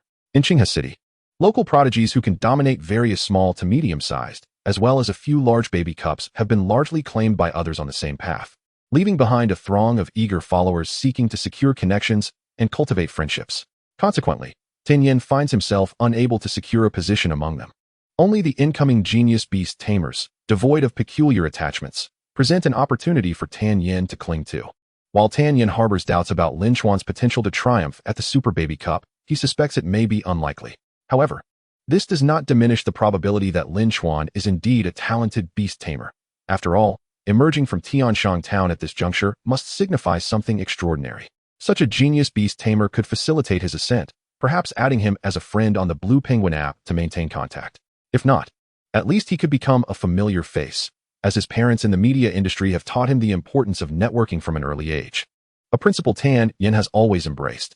Despite his lackluster talent in beast taming, modest background, and unremarkable initial spirit beast contract, he has managed to navigate the realm of ordinary citizens quite well at Qinghe City's Beast Tamer High School. In this world, there is never unmerited enthusiasm. Tan Yen simply yearns for progress. In Chapter 30, Put Down My Nutritional Fast Lane, Lin Chuan remains unaware that, having just arrived in Qinghe City, he has already attracted the attention of a peculiar individual who desires him. Had Lin Chuan known, he might have exclaimed, "Your discerning eye is commendable. Indeed, I am a genius." Moreover, he is not just an ordinary genius, but one who possesses an extraordinary, permanent supreme cheat. However, just aside, following the purple-haired youth Tan Yen, Lin Chuan traverses the lengthy corridor of the Spirit Beast Airport and ascends an internal elevator, ultimately arriving at the main hall of the Qinghe City Beast Tamer Association. It is merely the main hall, not the actual service or commercial area, with the training zone situated even deeper within. The main hall serves as a free exchange area for beast tamers, where some stroll with their spirit beasts, others engage in casual conversations, and many, like Lin Chuan at this moment, hurry past. Indeed, the internal space of the Qinghe City Beast Tamer Association is astonishingly vast, resembling a labyrinth. Without the guidance of a local familiar with the area, newcomers following the directional signs are likely to become lost. Lin Chuan considers himself fortunate to have encountered such an enthusiastic guide in Tan Yen upon his arrival. Although Tan Yen's purple hair is quite unusual, he genuinely seems to be a good person. Well, one should reserve judgment, having only just met. However, at present, he appears to be quite amiable. As Lin Chuan follows Tan Yen, he occasionally gazes at the advanced facilities absent in the Tianshang Town Beast Tamer Association. Engaging in conversation with Tan Yen along the way, Lin Chuan finds Tan Yen to be exceptionally loquacious. To label him as a chatterbox would be inaccurate. A chatterbox speaks incessantly without regard for the listener's feelings, often becoming quite irksome. In contrast, Tan Yen's conversational style invites interaction, fostering a mutual desire to engage. Should the topic stray into uncomfortable territory, he swiftly detects it and deftly redirects the conversation. Unbeknownst to Lin Chuan, he becomes increasingly engrossed in their dialogue. When he finally regains his awareness, he notices that his Spirit Beast Space device has projected a virtual screen, displaying a notification from the Blue Penguin chat application. You have added Qinghe Xiao Ling Tong as a friend, which is Tan Yen's Blue Penguin nickname. Lin Chuan furrows his brow, sensing something amiss. Something feels profoundly off. Could it be that this purple-haired individual harbors ulterior motives? Despite their extensive conversation, Lin Chuan has revealed not a single crucial detail, such as his beast tamer rank, innate talent, or contracted spirit beast. He remains vigilant, aware that while the likelihood of trouble is low, as the saying goes, one must always be cautious of potential threats. Unexpectedly, Lin Chuan dismisses these thoughts as irrelevant. They arrive at the service area just ahead. At this moment, Tan Yen halts, raising his hand to point forward. Following his gesture, Lin Chuan observes a sea of people, 50 service counters arranged in 5 rows, with hardly any vacancies in sight. Even if a spot becomes available, it is quickly filled. Lin Chuan cannot help but click his tongue in disbelief, contemplating how the task service area of the Tianshang Town Beast Tamer Association pales in comparison to this bustling hub. Indeed, a major city is characterized by its sheer volume of people. Having brought Lin Chuan here, Tan Yen prepares to depart, wishing to continue fostering familiarity and leave a lasting impression. However, he is also burdened with newcomer tasks. Any negligence could jeopardize his rewards. He assures Lin Chuan that if he encounters any unfamiliar situations in Qinghe City, he can directly inquire via Blue Penguin. After taking a few steps, Tan Yen pauses again, saying, "If you require assistance, I may not be able to help with major issues, but feel free to reach out for minor matters." He adds, "Just a small commission, akin to what you would earn from a newcomer task. I trust you have that little sum to spare." With a playful gesture, he pinches the air between his thumb and forefinger, followed by a hearty laugh. "Haha, don't take it to heart. I'm just joking." With that, Tan Yen prepares to attend to other guests, bidding farewell without waiting for Lin Chuan's response. Once he is blended into the crowd and is out of Lin Chuan's sight, he pulls out his phone, glancing at Lin Chuan's name, Lin Jia Sanshao 003, among his Blue Penguin friends. He clenches his fist in excitement. Although unsure of the type of genius Lin Chuan may be, whether he is a top-tier talent destined for one of the 8 prestigious universities, a first-rate individual poised to become a professional beast tamer, or merely ordinary, he is certain that Lin Chuan surpasses the typical newcomer. This realization is enough for Tan Yin to take a significant step forward on his own path. As Tan Yin departs, Lin Chuan remains deep in thought. He finds the purple-haired youth perplexing yet decides not to dwell on it, as he perceives no immediate threat. There is a saying, more friends, more pathways. Returning his focus to the throng of people in the service area, he contemplates the lengthy wait ahead. Approaching the designated machine for service, he uses his Beast Tamer ID to obtain a number and settles in the waiting area. Remarkably, within just 10 minutes, his number is called. Upon hearing his name, Lin Chuan approaches the corresponding counter. There is no place for polite small talk with the busy task area staff. To do so would be to truly offend, as it would hinder their efficiency. Without hesitation, Lin Chuan articulates his 2 objectives, submitting a letter task and registering for housing. The male staff member behind the counter, appearing to be in his 30s with a crew cut, should project a spirited image. However, the dark circles under his eyes suggest he is on the brink of exhaustion. Lin Chuan quickly glanced at the identification badge placed beside him, noting that the 27-year-old man was named a task receptionist for the Beastmaster Association. The photograph on the badge depicted a vibrant man who, despite nearing 30, could be considered a dashing uncle. However, in reality, despite his meticulously groomed attire and hair, his wooden eyes reveal the depth of fatigue. Lin Chuan, drawing from his prior life experiences of relentless work, deduced that had likely endured over a week of consecutive shifts, with daily rest not exceeding 3 hours. Lin Chuan observed for a moment longer. Yet did not raise his head or acknowledge Lin Chuan with even a glance. Reflexively, he accepted the Beastmaster identification card Lin Chuan offered, and the card reader emitted a beep as it connected to the computer. Identity verification successful, Beastmaster Lin Chuan. Task confirmation successful, ID 1785. Please prepare to receive task items. The voice that spoke was that of the card reader, not you. A letter task. You may retrieve the letter and place it directly on the counter. A designated person will come to collect it shortly, you stated lethargically. Nodding slightly, Lin Chuan extracted the precious document's insulated box from his Beastmaster space and placed it on the counter. In the next moment, Lin Chuan noticed freeze momentarily before his heavily circled eyes blinked slowly, regaining focus. Without even formally confirming Lin Chuan's task success, proceeded to open the insulated box. Inside were small bottles resembling beverages. In front of Lin Chuan, immediately grabbed one, inserted the attached straw, and took a deep gulp, draining it in an instant before reaching for another. I feel revitalized. This truly saves my life, he exclaimed, transforming from a state of near collapse to one of exhilaration, akin to a parched soul encountering rain in the desert. Lin Chuan was taken aback, realizing lapse in professionalism and feeling a pang of awkwardness. Apologies, you chuckled, attempting to mask his embarrassment. Mr. Lin Chuan, I see you hail from Tianshang Town. You must be familiar with our local specialty, the Hongchengguo nutritional quick line, which is invigorating. You remarked. Lin Chuan nodded. He was indeed aware. The Hongchengguo nutritional quick line is a product from a reputable workshop in Tianshang Town known as Hashishi, with some of its raw materials sourced from Lin's farm, thus forming part of the downstream supply chain. Indeed, the orchards of Lin's farm on the mountainside cultivate the Hongchengguo trees. The invigorating effects of the Hongchengguo nutritional quick line are quite remarkable. Previously, Lin Chuan had consumed it when aiding Guoguo and Yinghua during their bouts of mental fatigue, although not excessively. However, it should not be said that it is an absolute remedy. While the Hongchengguo nutritional quick line can replenish some mental energy, it only offers a negligible amount. To quantify, consuming one bottle might restore merely 1 point of mental energy out of 100. Given that Lin Chuan expends at least 40 points of mental energy when enhancing Guoguo and Yinghua's skills using his reincarnation inheritance, he would need to drink 40 bottles to recover fully. Though the bottles are small, 40 is an overwhelming quantity, and indulging in such would likely leave Lin Chuan bedridden with stomach issues the following day. The Hongchengguo nutritional quick line is best suited for daily work life. Consuming it during overtime is far superior to any coffee. However, its efficacy diminishes significantly when it comes to nurturing spiritual beasts, especially in training combat pets. Noticing that Lin Chuan seemed unhurried, you took the opportunity to rest a bit, feigning diligence in discussing the task. Each year, the Beastmaster Association deliberately assigns numerous tasks to newcomers like you. However, genuine tasks that meet the criteria are not as readily available. If they were too simple, no one would post them. In reality, most so-called newcomer tasks are fabricated, And the primary architects behind these fabrications are us, the task receptionists of the Beastmaster Association. Consequently, this period each year becomes the busiest for us. Unless we fall ill, we endure relentless overtime for 3 months until your assessments.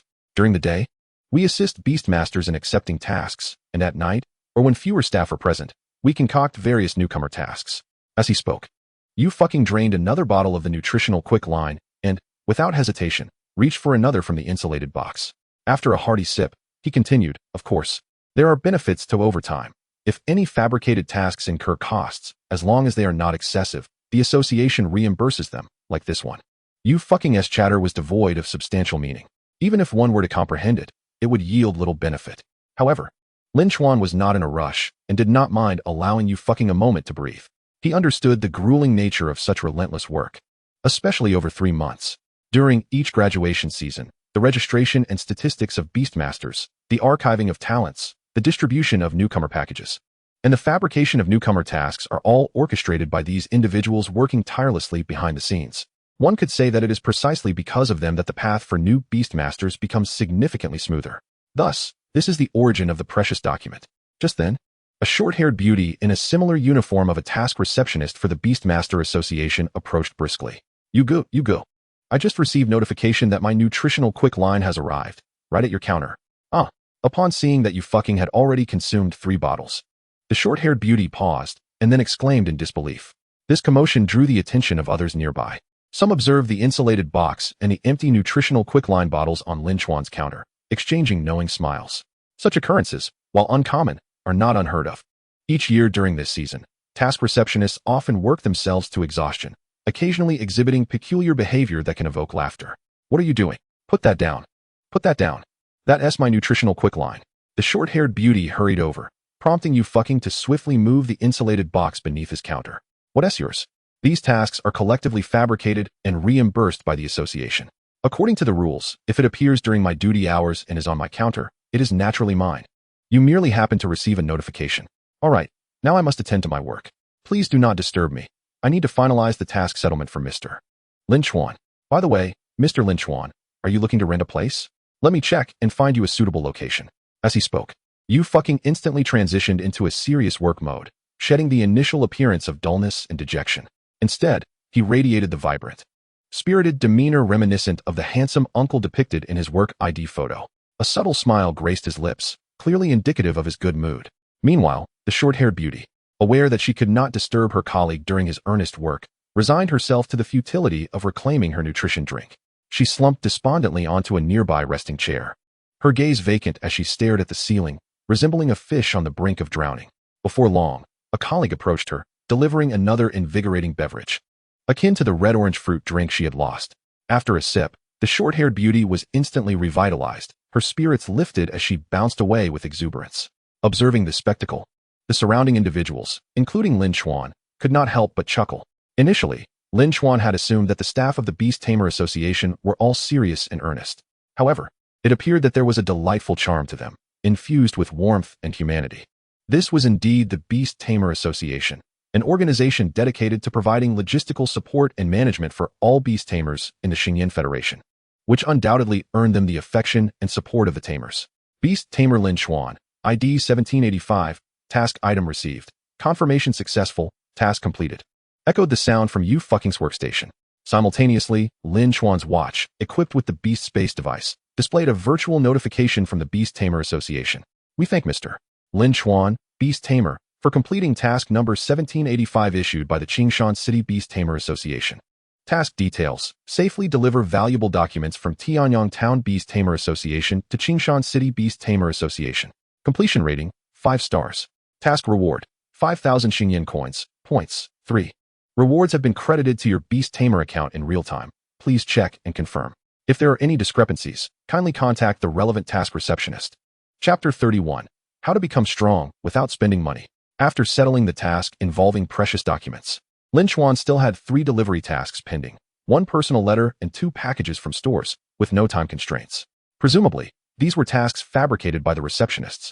Therefore, Lin Chuan felt no urgency and planned to deliver them the following day. Following Lin Chuan's request, Yu fucking proceeded to register his rental information for the Beast Tamer Association's external villa apartment, number 113. According to you fucking, this villa apartment was in a relatively good location. Lin Chuan, uncertain of the specifics, nodded slightly and expressed his gratitude. The rental period was set for 1 month, with a fee of 300,000 Xingyan coins along with 30 points for the Beast Tamer Association. Consequently, Lin Chuan's Beast Tamer account now held 2,030,000 Xingyan coins and 23 points. The value of Xingyan coins was self-evident. As for the points, the recent task reward had just credited him with 3 points, in addition to the original 50 points from the Hua Ye Ye Cup championship, resulting in a total of 53 points. Subtracting 30 left him with 23 points, which was indeed accurate. Confirming everything was in order and having no further matters to attend to, Lin Chuan made his way out of the service area. He did not immediately proceed to the newly rented villa apartment number 113. Although he had been cycling for nearly 6 hours, Lin Chuan felt fine. He believed that as long as he refrained from engaging in mentally taxing operations, such as skill enhancements that would deplete his mental energy, he could easily last until the early hours of the morning. Glancing at the monitoring system of the Beast Space device on his watch, Lin Chuan checked on his 2 little companions. At that moment, they were nestled in the potting soil, wrapped up like watermelon balls with their respective leaves. Likely exhausted from the continuous intensive training they had undergone throughout the day. Confirming that all was well, Lin Chuan chose not to disturb them, allowing them to rest peacefully while he planned to arrange a nurturing program for them the following day. Checking the time, he noted it was 5:13 p.m., not yet mealtime. However, having an early dinner today posed no issue. Lin Chuan dined at the internal cafeteria of the Beast Tamer Association, then called Lao Deng to report his safety and inform him that today's data had been lost and that Guoguo and Yinghua would be resting. Ignoring Lao Deng's murmurs on the other end, Lin Chuan ended the call. Subsequently, he ventured into the trading and shopping district. Searching for spirit beast materials with inherited skills was a time-consuming endeavor. Moreover, Lin Chuan had a package of materials in the beast space, containing several skill materials suitable for Guoguo and Yinghua, such as grass flute and vine shield. These skills were intended for the current phase of specialized ability advancement in their training, as Lin Chuan had planned from the outset. The foundational skills of rooting, photosynthesis, and growth were essential and needed to be prioritized for enhancement. Without an expert-level photosynthesis skill, achieving the current foundational level would take at least another fortnight. To avoid becoming mere targets in battle, both little companions also possessed offensive skills, Guoguo with his fighting experience and secret weapon fruit bomb, while Yinghua wielded the persistent scraping technique, poison powder. Now, it was time to focus on defense and control skills. Once these skills were adequately developed, Lin Chuan's initial envisioned skill combination would have achieved a simplified version. At that point, the strategy would be to initiate with a shield, stacking armor to the maximum, followed by activating the blood cow mode to restore health, and finally unleashing the poison powder and fruit bomb.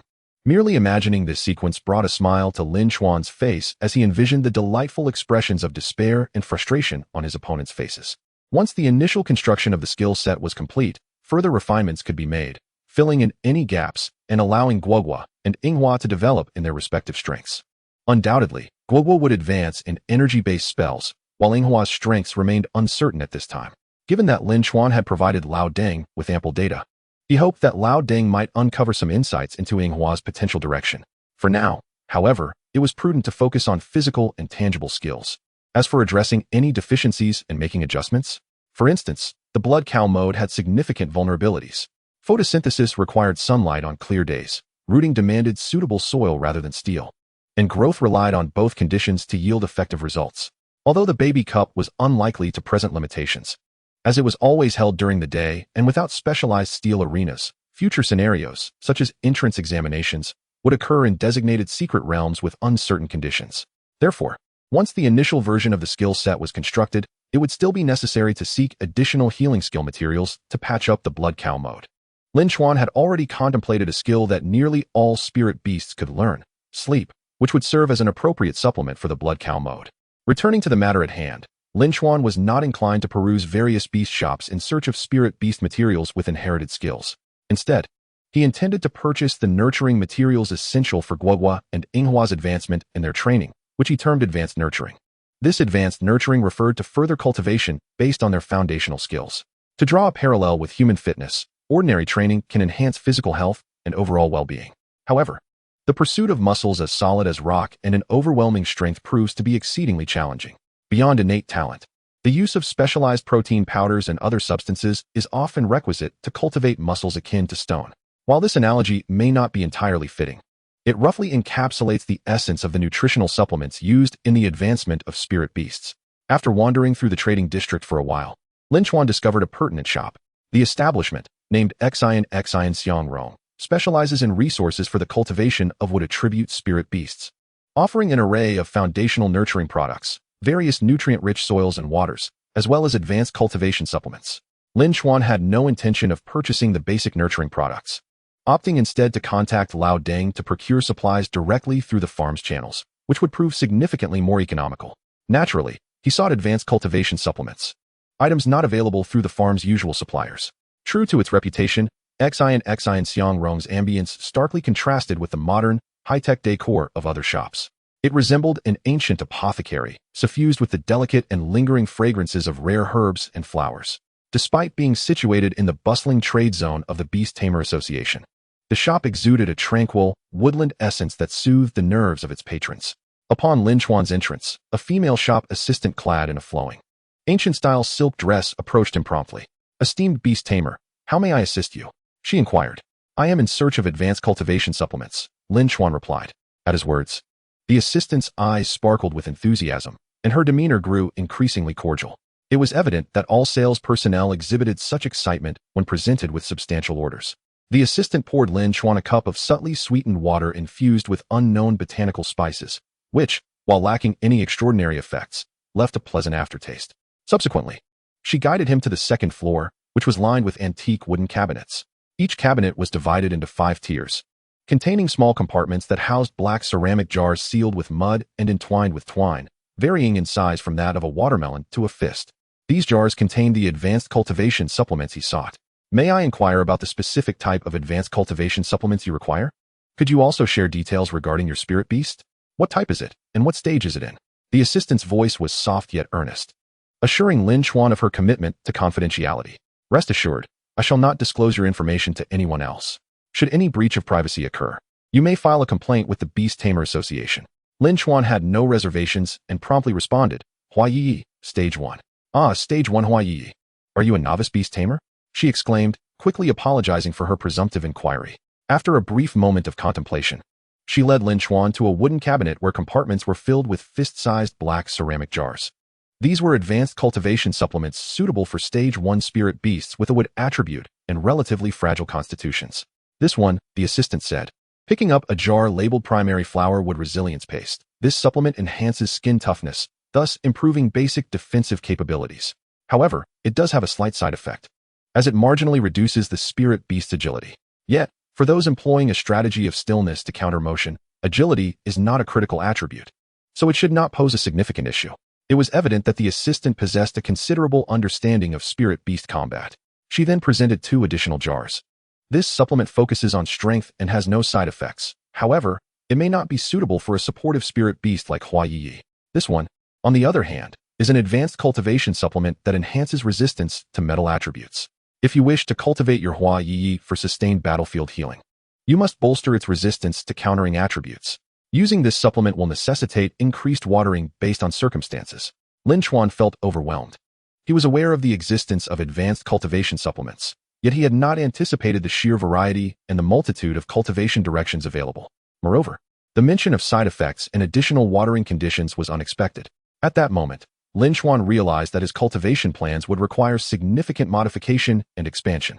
The direction of advanced cultivation necessitated careful consideration, including side effects and supplementary expenses, not solely monetary, but also in terms of time, energy, and mental investment, to maximize the effectiveness of daily training. Lin Chuan suppressed a frustrated exclamation. Nevertheless, he ultimately decided to keep his thoughts to himself, reminding himself that progress must be made step by step. "Provide me with the basic defensive supplement, specifically the Primary Flower Wood Resilience Paste, along with advanced cultivation supplements focusing on energy adaptability." Without needing to elaborate on basic defense, he emphasized the importance of stacking defenses. As for agility, today's long-distance training was merely to push his limits. Lin Chuan had no intention of cultivating in that direction, nor did he plan to have his little companions race against other agile spirit beasts. Energy adaptability was paramount, as it would influence the speed and potency of various skills. For instance, if he could enhance Guoguo's energy adaptability, the speed and power of its fruit bombs would increase. along with the effectiveness of skills like rooting and photosynthesis. I'll need a 2-month supply of both. The assistant raised an eyebrow in surprise. She had not anticipated Lin Chuan would order such a substantial quantity at once, as most novice beast tamers would hesitate even to purchase a week's worth. However, she did not dwell on it. The more Lin Chuan bought, the greater her commission, and thus her joy. Please hold on for a moment while I contact the warehouse to fetch your items. As for the total, let me calculate. I will round down the total to 2 million Xingyan coins. Furthermore, our shop offers a 20% discount for novice beast tamers, bringing your total to 1.6 million Xingyan coins. Despite having mentally prepared for a significant expenditure, Lin Chuan felt a wave of dizziness upon hearing the figure of 1.6 million. Gritting his teeth, he felt a pang of pain and struggled to breathe. Under the radiant smile of the shop assistant, he opened his Beast Tamer account's QR code and presented it. The assistant took the scanner, ready to scan, but Lin Chuan instinctively stepped back. Understanding his hesitation, the assistant knew that all novice beast tamers experienced such doubts. And at this moment, she needed to offer a gentle nudge. With a warm smile, the assistant stepped forward. Sir, if you have reconsidered and wish to withdraw your purchase, please put away the QR code. Lin Chuan took a deep breath, closed his eyes, and extended his hand, displaying the QR code of his Beast Tamer account projected on the virtual screen. The assistant steadied his hand and, in an instant, finalized the transaction. Beep. Total amount, 1.6 million. The card reader announced, accompanying Lin Chuan's internal turmoil. In that moment, he fervently reminded himself, one must invest to gain. Without financial commitment, how can one grow stronger? If I do not invest, I shall be outmatched by those who do. Without spending money, how could one acquire the admission letters from the 8 prestigious academies? Alas, there is no alternative. Thus, one must invest. One must invest fervently. Half an hour later, departing from the bustling marketplace, Lin Chuan glanced at the virtual screen projected by the Beastmaster space device on his wristwatch. The balance displayed in his Beastmaster account read 350,000 Xingyan coins, plunging him into silence, as the wounds within his heart continued to throb. Shouldn't it be 430,000? Indeed, had he solely purchased the advanced cultivation nutrients, he should have retained 430,000. The crux of the matter lies in the fact that Lin Chuan had also indulged in some stamina and mental recovery supplements for his personal use. Regrettably, the human physique is limited. Lin Chuan's current level 5 physical strength cannot contend with that of spiritual beasts. The daily intake of supplements is restricted, otherwise, it could harm his body. If he were to reach the first tier, he would certainly purchase more. At that point, with 10 increments a day, he could elevate all skills to expert or even master level, which would truly be explosive. However, even if Lin Chuan could increment 10 times, he lacks suitable materials. With 350,000 remaining, he still needed to ask Lao Deng to assist in ordering daily supplies, namely nutrient soil and nutrient water. Having already surpassed the foundational phase, he could afford to reduce some expenses, substituting them with advanced nutrients, yet he would still need at least 100,000. Indeed, cultivating battle pets is an insatiable money pit. This small fortune, barely warmed up for a day, is nearly exhausted in the blink of an eye. Guogua, Inghua, observe how generous your Beastmaster is, willing to invest in you and grant you advantages. Therefore, you must strive hard. You must secure the admission letters from the 8 prestigious academies for your master. Like a chatty ant, Lin Chuan muttered softly to the Beastmaster space device on his wrist. Of course, it was merely a whisper, a fleeting sentiment. Lin Chuan would not impose upon Guogua and Inghua the moral obligation of reciprocation for his sacrifices. Instead, he would only feel a pang of heartache for the 2 little ones, showering them with red envelopes and encouragement, inspiring them to flourish. Chapter 32. Not even the 3rd year of high school is this intense. Having purchased all necessary items, Lin Chuan, with no other immediate matters at hand, prepared to return home, or rather, to the small villa apartment he had just rented from the Beastmaster Association. He activated the navigation map, logged into his Beastmaster account, and opened the voice navigation program. Following the navigation, Lin Chuan turned left and right, traversing several underground pedestrian passages until he finally arrived at the small villa apartment designated with the number 113. He did not enter immediately, but scrutinized the exterior, comparing it with the nearby small villas. From the outside, there appeared to be no discernible differences. All featured white ceramic tiles adorning the walls, embodying a modern aesthetic in their 2-story design, complete with a small walled garden. Surveillance cameras adorned the entrance, corners, and even the rooftop, making it quite commendable in terms of both visual appeal and security. As for the so-called advantageous location mentioned by the task receptionist, it merely indicated proximity to the underground corridor leading to the battle training grounds. Well, with that criterion, It is indeed a prime location. Currently, it is the season of graduation, a time when individuals with dreams strive to embark on the extraordinary path of Beastmasters, each exerting their utmost effort, pushing themselves to the brink in a fervent competition. The independent training rooms equipped with various specialized training tools at the Beastmaster Association are often in high demand. Once a room becomes available, it is immediately occupied by eager novice Beastmasters. Thus, novice Beastmasters must rise early each day to secure a training space suited for their contracted spiritual beasts, such as heading to the sunlight room for those with wood attribute beasts. Otherwise, they are left with the general training rooms.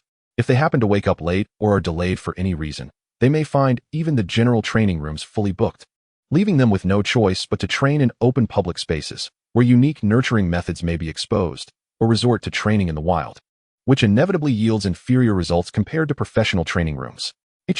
Some may wonder why they do not occupy the rooms for overnight training or seek scalpers to reserve spaces. Overnight training is out of the question. Firstly, aside from ghost attribute and a few other nocturnal spiritual beasts, most domesticated spiritual beasts maintain schedules highly aligned with humans, being active during the day and resting at night. This is especially crucial for young beasts, which require ample sleep. Consequently, novice Beastmasters generally opt for daytime cultivation training. Training while battling fatigue at night is detrimental to the growth of young spiritual beasts and may even produce adverse effects, such as lack of focus or accidental injuries. Secondly, training rooms require maintenance. Continuous use without pause would lead even the highest quality rooms to deteriorate within half a month, rendering it counterproductive. Thus, the Beastmaster Association has established clear regulations. From 9 p.m. to 6 a.m. the following morning, all battle training rooms are closed. Of course, special circumstances exist. If one's contracted spiritual beast happens to be of the ghost attribute or other nocturnal species, they may apply for nighttime use of the training rooms. However, such cases are exceedingly rare among novice Beastmasters. While bat-like spiritual beasts are somewhat common, ghost attribute beasts are a different matter entirely. Those fortunate enough to contract such beasts are typically from affluent backgrounds. As for the practice of scalping training spots, the Beastmaster Association equally prohibits such actions to ensure fair opportunities for novice Beastmasters from ordinary backgrounds. While going unnoticed may be feasible, those caught face penalties, a fine for the first offense, point deductions for the second, and a loss of credibility points for the third, which could significantly hinder a Beastmaster's future endeavors. Previously, Guogua and Inghua concentrated on laying their foundations, so Lin Chuan did not need to utilize the training rooms at the Beastmaster Association. The farm environment, especially the sunlight mirror area, is not inferior to the designated sunlight room at the association. However, starting tomorrow, Lin Chuan will initiate specialized advanced cultivation for them, which necessitates the use of various tools and more professional training rooms. Thus, beginning tomorrow, Lin Chuan must rise early to compete with other novice Beastmasters for training room access. The small villa apartment at 113, being conveniently close to the underground corridor leading to the battle training grounds, offers the utmost convenience. As long as Lin Chuan avoids oversleeping, he can almost guarantee a suitable training room for the two little ones. Upon entering the villa apartment, Lin Chuan took a brief tour. There was little to critique. It was furnished with all essential amenities: television, computer, refrigerator, washing machine, and more, all of high-end luxury brands. There was even a small swimming pool. While it may not reach the grandeur of a presidential suite, it certainly rivals a five-star hotel's premier room. For these reasons, Lin Chuan deemed the monthly rent of 300,000 Xingyan coins plus 30 points quite reasonable. After taking a shower, he refrained from indulging in the pool, for this was not the time for relaxation. There remained much work to be done, and he must continue to strive. Once he achieves further accomplishments, he may then lay back and enjoy the rewards he has earned. For now, he simply washed himself clean, refreshing his body and spirit. Dressed in comfortable home pajamas, Lin Chuan entered his small study, where a computer and various office supplies were neatly arranged. He began to review and organize the advanced nurturing supplements he had purchased today. The primary floral sap, sufficient for 2 months, amounted to a total of 62 bottles. Based on a 30-day month, the additional bottle was a promotional gift. Similarly, the primary floral meridian enhancer also consisted of 62 bottles. The former was intended for external application, while the latter was for internal consumption. Due to the minute size of the floral creature's mouth, which resembled a mere black line and could not open to consume food, injections were necessary. Xian Xiang Rong provided a complete set of professional injection tools at no charge. After organizing and confirming everything was in order, Lin Chuan took a brief respite to sip some water. Subsequently, he sat at his desk and commenced revising and expanding the nurturing plan. Previously, Due to a lack of understanding, he had not considered various details of advanced nurturing, such as potential side effects or the need to increase watering and light exposure. Now, he had to take all these factors into account. Time passed quietly, and it was not until 1:23 a.m. that Lin Chuan completed the nurturing schedule for the upcoming week. Indeed, it was merely a week's plan. As spirit beasts grow and their nurturing methods must evolve accordingly. Should Guogua and Hua exceed his expectations in growth speed, it was likely that this schedule would require revision in less than 5 days. He uploaded the schedule to his smartwatch's Spirit Beast space device, while also printing a hard copy using the nearby printer. Holding the printed schedule in his hands, Lin Chuan scrutinized it closely. He planned to rise at 5 o'clock, complete all hygiene and preparation tasks within 10 minutes, and between 5:10 and 5:40, jog in circles in the yard to warm up. From 5:40 to 5:50, he would take a short break, playing a few rounds of a stacking block game to enhance mutual understanding. By 5:50, he would head out to secure a specialized training room suitable for wood attribute spirit beasts at the Beastmaster Association's battle training ground. From 6 to 7 o'clock, he would perform the third set of floral radio calisthenics.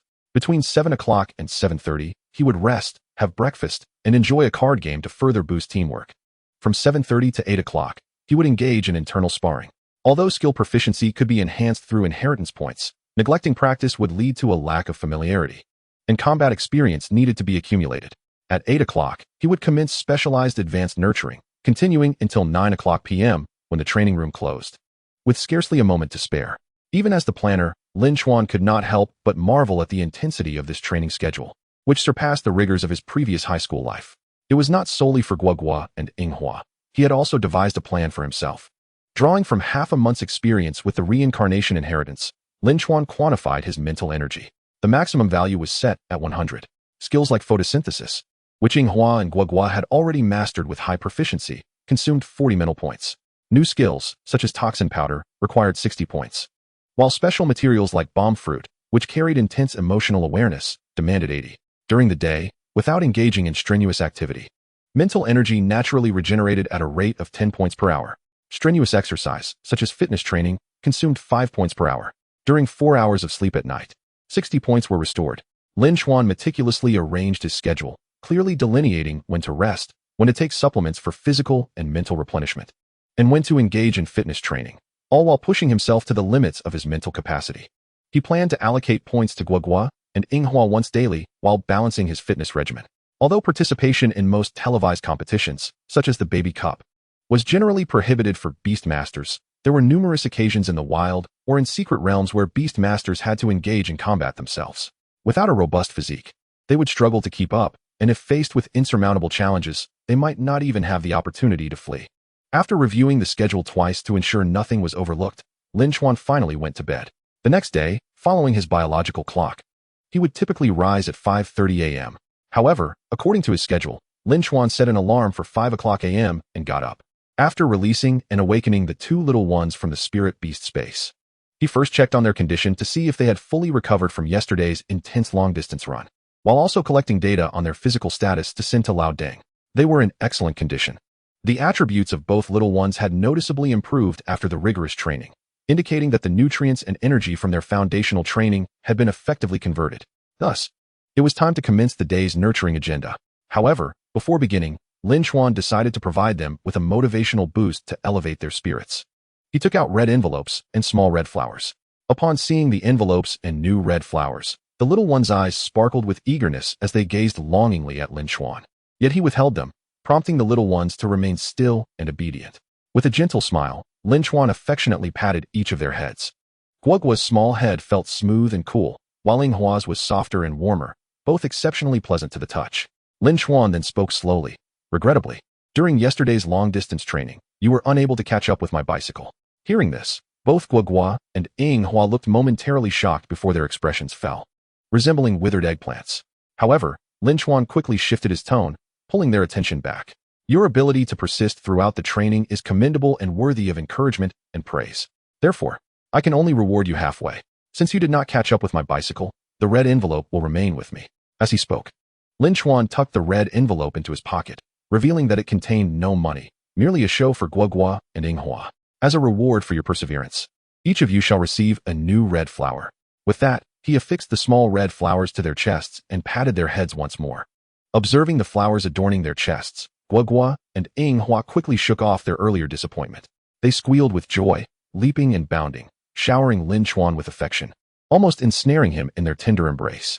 After their affectionate interaction, Guogua clenched her tiny fist, exuding determination, while Hua chimed in with excited sounds. In that moment, both little ones were filled with resolve and vigor. Lin Chuan could not decipher their exact words, but he sensed their enthusiasm as if they were declaring that during the next training session, they would meet their goals fully, claiming both the red envelope and the red flowers. A radiant smile graced Lin Chuan's face. Excellent. With your spirits lifted, it is time to commence the intensive training. He retrieved the printed training schedule from the previous night, showing it to the little ones. This is your training plan for the upcoming week. Give it your all. The red envelopes and small red flowers await you. Though Guogua and Hua could not comprehend human language, the dense array of text on the paper left them feeling anxious and dizzy, a strong sense of foreboding washing over them. Just moments ago, they had been brimming with enthusiasm, yet now they appeared to waver. Noticing their hesitation, Lin Chuan's gaze flickered. He realized he needed to adopt a different approach to motivate them. The previous direct method had lost its impact, so he decided to employ a more indirect strategy. Behold my tea art. Lin Chuan let out a faint sigh.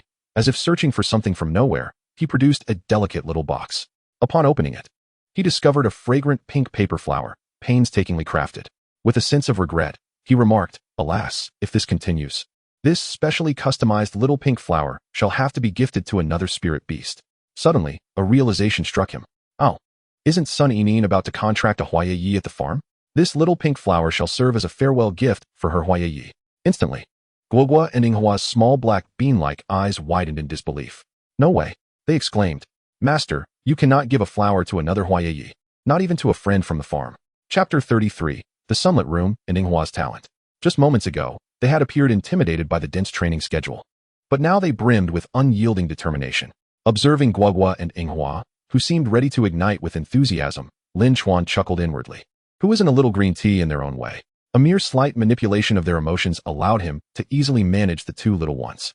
Thus, one cannot help but wonder how such an exceptional Beastmaster as himself exists in this world. Could other Beastmasters achieve the same? After a brief moment of self-indulgence, Lin Chuan gathered his thoughts. It was time to adhere to the training schedule for today's cultivation exercises. The first task involved a warm-up. He decided to modify the warm-up approach slightly. According to the schedule, they were supposed to engage in a running warm-up in the courtyard until 5:40. However, he suddenly recalled unfinished tasks.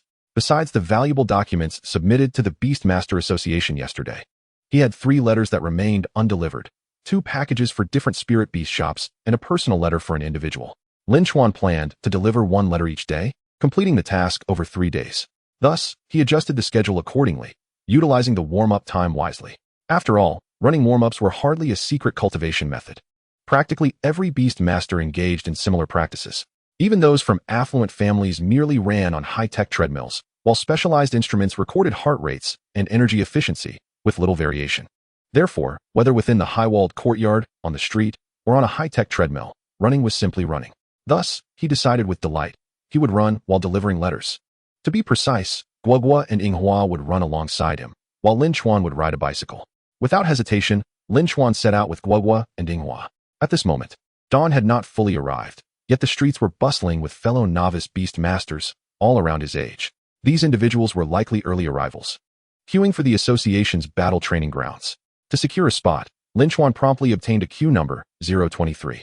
Other novice Beastmasters followed suit, collecting numbers before heading to nearby open areas for their training, some jogging, some doing frog jumps, and the more energetic ones engaging in light sparring with fellow novices. Among them, Lin Chuan even caught sight of a purple-haired figure. Although he had added the blue penguin as a friend, they were still not well acquainted. Thus, he merely exchanged a nod with Tan Yen before continuing on his way to deliver letters. Guogua and Hua hurriedly followed alongside Lin Chuan's bicycle. Thanks to yesterday's intensive long-distance run, they had successfully digested the nutrients accumulated during their foundational training, resulting in noticeable improvements across their physical capabilities. At that moment, even at a normal pace, the two little ones seemed to be closing in on Lin Chuan's bicycle. This simply would not do. If they succeeded in catching up, would that not mean he would have to reward them with bonuses? While the monetary reward was not an issue for Lin Chuan, the true concern lay in not allowing them to acquire such rewards so easily. The more challenging the attainment of something, the more one tends to cherish it. Thus, the benefits of their rewards would be even greater. Consequently, Lin Chuan stood up on the pedals. With all his might, he propelled the bicycle into a whirlwind of speed, leaving a blurred image in his wake. Although the baseline speed had indeed increased, it was evident that Guogua and Inghua could not keep pace with Lin Chuan's standing speed on the bicycle. In truth, they were unable to catch up at all. Given their moderate bloodline quality and supportive racial talents as Hua Ye Ye, even with the finest resources lavished upon them, they could not hope to compare with agile spirit beasts, such as Sun Inin's golden wolf. Of course, if it were a matter of endurance, the situation would differ.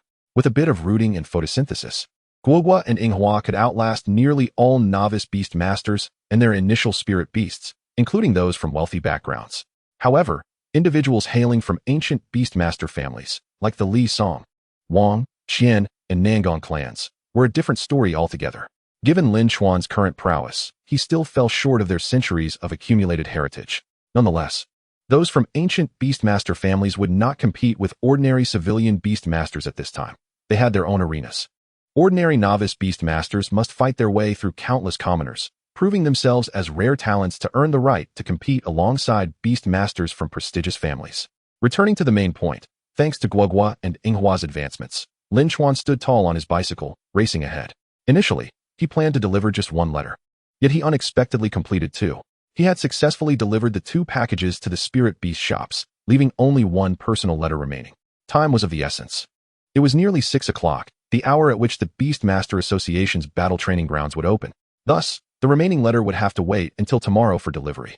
For the two completed letter tasks, each rewarded him with 3,000 Xingyan coins and 2 points.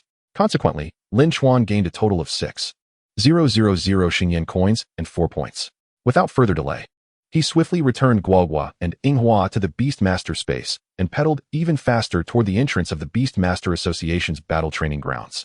At that moment, many novice Beastmasters were already queuing at the entrance, engaged in lively discussions. Although the crowd was sizable, it had not reached overwhelming proportions. Moreover, Lin Chuan had secured a queue number in advance, 023, making him the 23rd in line. With this sequence, he was confident he would easily acquire an appropriate training room. As expected, when the doors to the battle training grounds opened promptly at 6 o'clock, the 22 individuals ahead of him entered without incident, and it was Lin Chuan's turn. He effortlessly gained access to a sunlit room, perfectly suited for the cultivation of what attribute spirit beasts for an entire day. The professional training rooms of the Beastmaster Association charged a daily rental of 10,000 Xingyan coins and 1 point for the lowest tier rooms suitable for first tier and below spirit beasts. However, newly graduated novice Beastmasters were entitled to a limited time discount, paying only 3,000 Xingyan coins per day with no points required. Lin Chuan did not rush into the sunlit room. Instead, he stood at the entrance, carefully reviewing the usage instructions affixed to the door. The instructions were lengthy, but to summarize, the room's sunlight was artificially simulated using precious artifacts, allowing for all-encompassing illumination without any shadows. The temperature is adjustable from 0 to 40 degrees, and the humidity is also modifiable. All facilities and props within the room are available for use, but care must be taken to avoid damage, as any damage incurred will require compensation at full price. It is recommended that beast tamers don the goggles provided in the room immediately upon entry, and subsequently activate the sunlight mode as needed, adjusting the intensity of light, temperature, humidity, and other parameters. This constitutes the content of the manual. After perusing the manual twice and committing the relevant details to memory, Lin Chuan utilized his Beast Tamer identification card to gain access to the room. The room is predominantly rectangular, spanning an area of 600 square meters with a height of 8 meters. At the center lies a patch of ordinary soil, accompanied by an automatic fountain, designed for the resting of what attribute spirit beasts during their training. In the left corner of the room, there exists a closed-off rest area for beast tamers, reminiscent of a security booth from a past life. Once the sunlight mode is activated, the room is illuminated from every angle, leaving no shadows, which can be overwhelming for novice beast tamers who struggle to endure prolonged exposure to such intense light, necessitating frequent retreats to the rest area for recovery. To the right, there is a row of shelves laden with various specialized training equipment, including weighted backpacks of differing gravities, energy detectors, skill-powered dummies, treadmills, trampolines, and automatic ball devices for practicing reactions and evasions. All fundamental training tools can be found here. The control device for the sunlight room is located within the rest area, where specialized goggles are also available. Upon entering the rest area, Lin Chuan first donned the goggles as required, then activated the main switch for the sunlight room. With 3 beeping sounds, the once dimly lit room transformed into a radiant space, with artificial sunlight emanating from every corner, including the floor, resulting in a completely shadowless environment. Lin Chuan adjusted the intensity of the simulated sunlight to the dawn mode and set the temperature to 19 degrees, which is within the comfort range determined by Lao Deng's research data for Hua Ye Ye. Having completed these adjustments, he exited the Beast Tamer rest area. Even with the specialized goggles, Lin Chuan found the omnidirectional illumination somewhat dazzling, though he quickly acclimated, noting a slight warmth against his skin. In contrast, Guogua and Yinghua, released from the beast space, appeared utterly comfortable and reveling in their surroundings. In such a pleasant environment, bathed in all-encompassing sunlight, both Guogua and Yinghua instinctively engaged in expert-level photosynthesis, absorbing the abundant sunlight energy that enveloped them, resulting in an ethereal, soft green glow that enhanced their already adorable appearance. Lin Chuan marveled at the extraordinary effects of the sunlight room. It was akin to the optimal lighting conditions of a summer farm, albeit with the advantage of adjustable intensity to suit specific needs. While there may not be a significant difference during foundational training, the effects would be considerably enhanced during advanced cultivation stages. Without further delay, Lin Chuan promptly commenced his specialized training regimen with the third set of Hua Ye Ye calisthenics. Typically, Lin Chuan could effortlessly complete an hour of these exercises, viewing it merely as a warm-up. However, within this sunlight room, the all-encompassing illumination rendered him drenched in sweat after only half an hour, feeling as though he had emerged from the depths of a pool. By the conclusion of the hour, he was utterly exhausted, gasping for breath like a spent dog. Nevertheless, he persevered. Had it not been for the desire to set an example for Guogua and Yinghua, he would have retreated to the rest area much sooner. Upon returning to the rest area, Lin Chuan consumed nearly half a bucket of mineral water, feeling considerably revitalized. He realized he had miscalculated. While the sunlight room was optimal for wood attribute spirit beasts, it was rather strenuous for humans. Fortunately, it was now time for breakfast and a half-hour break. Lin Chuan had already ordered takeout, which arrived half an hour prior. While enjoying his meal, he engaged in a card game with Guogua and Yinghua, subtly enhancing their synergy. At 7:30, the two little ones began their free sparring, adhering to Lin Chuan's instructions to keep it light. Guogua was prohibited from using explosive fruits, while Yinghua was forbidden from deploying poisonous powder. It would be inaccurate to describe their sparring as a mere clash of novices. Rather, it was remarkably entertaining. Initially, the two engaged in a respectful exchange, akin to a formal competition, though Lin Chuan was unsure when they had acquired such knowledge. They then unleashed their skills, rooting, photosynthesis, and growth, entering a vigorous state. Yet, as the intensity escalated, the sparring devolved into a playful tussle, with the two rolling about in a heap, much to Lin Chuan's amusement. He quickly activated the recording function on his smartwatch to capture the delightful scene. Ultimately, Guogua's combat experience prevailed, pinning Yinghua down. After a spirited struggle, Yinghua managed to escape Guogua's grasp. Recognizing her disadvantage in close-quarters combat, Yinghua opted to flee, turning back and emitting a series of playful exclamations. Though Lin Chuan could not discern her words, nevertheless, it was evident that Guogua grew increasingly incensed by Yinghua's taunts.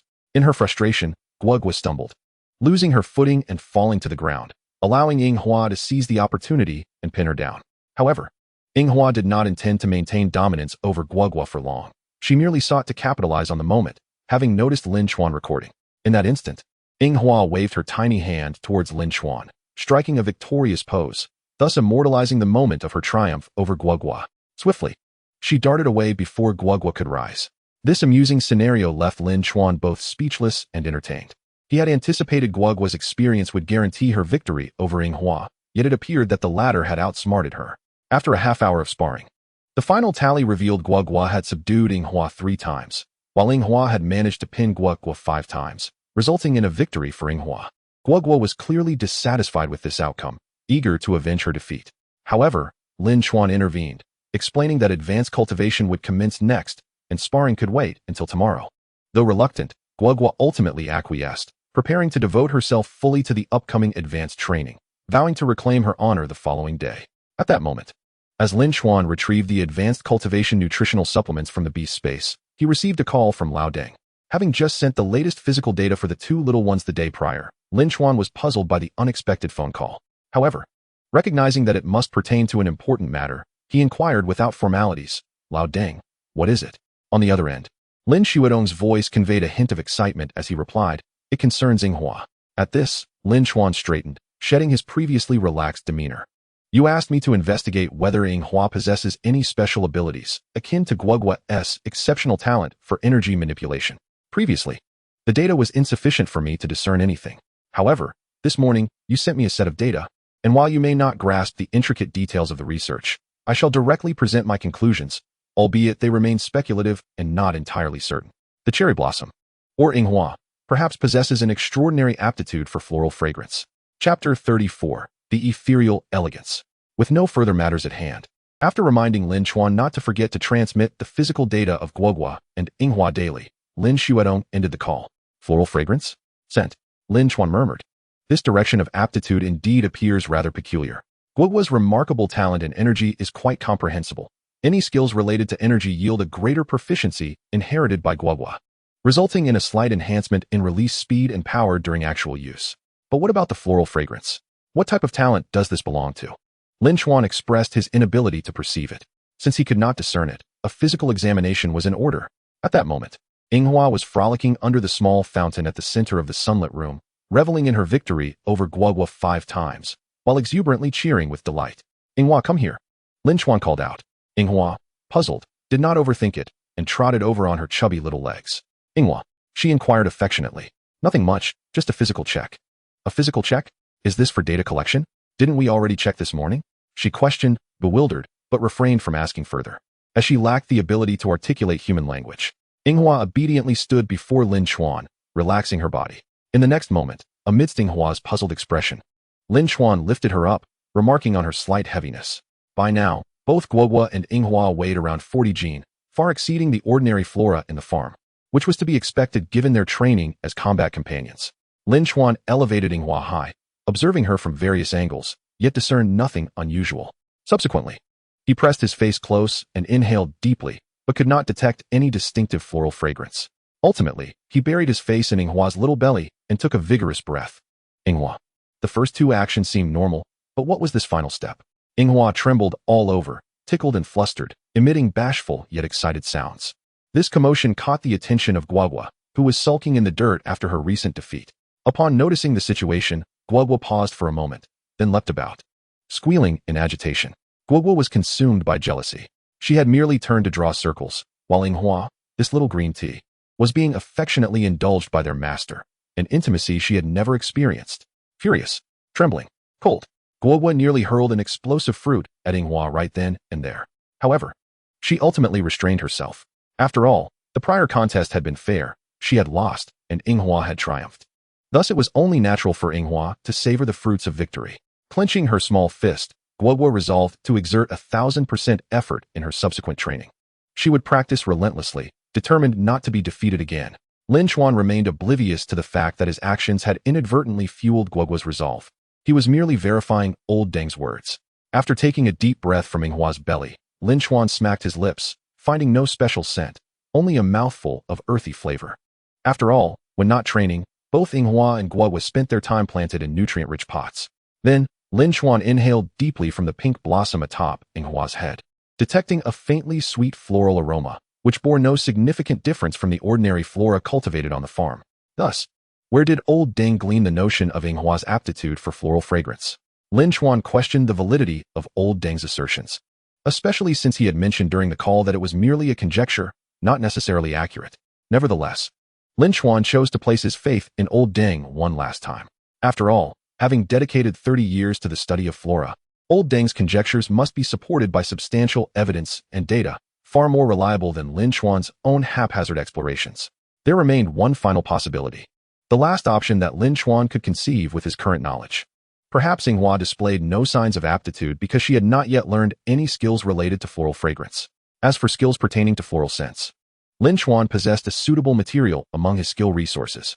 It was not the Xianling Ji Hua, a high-level skill book containing numerous memory fragments of skills, which was beyond his current capability to inherit. Lin Chuan referred to the healing aroma. Regarding healing-related skills, rooting, photosynthesis, sweet fruit, and healing aroma were all skills that flora could learn. Rooting and photosynthesis only provided self-healing. Sweet fruit was a specialized variant of the explosive fruit skill, offering potent healing to oneself or others, while also dispelling all abnormal statuses.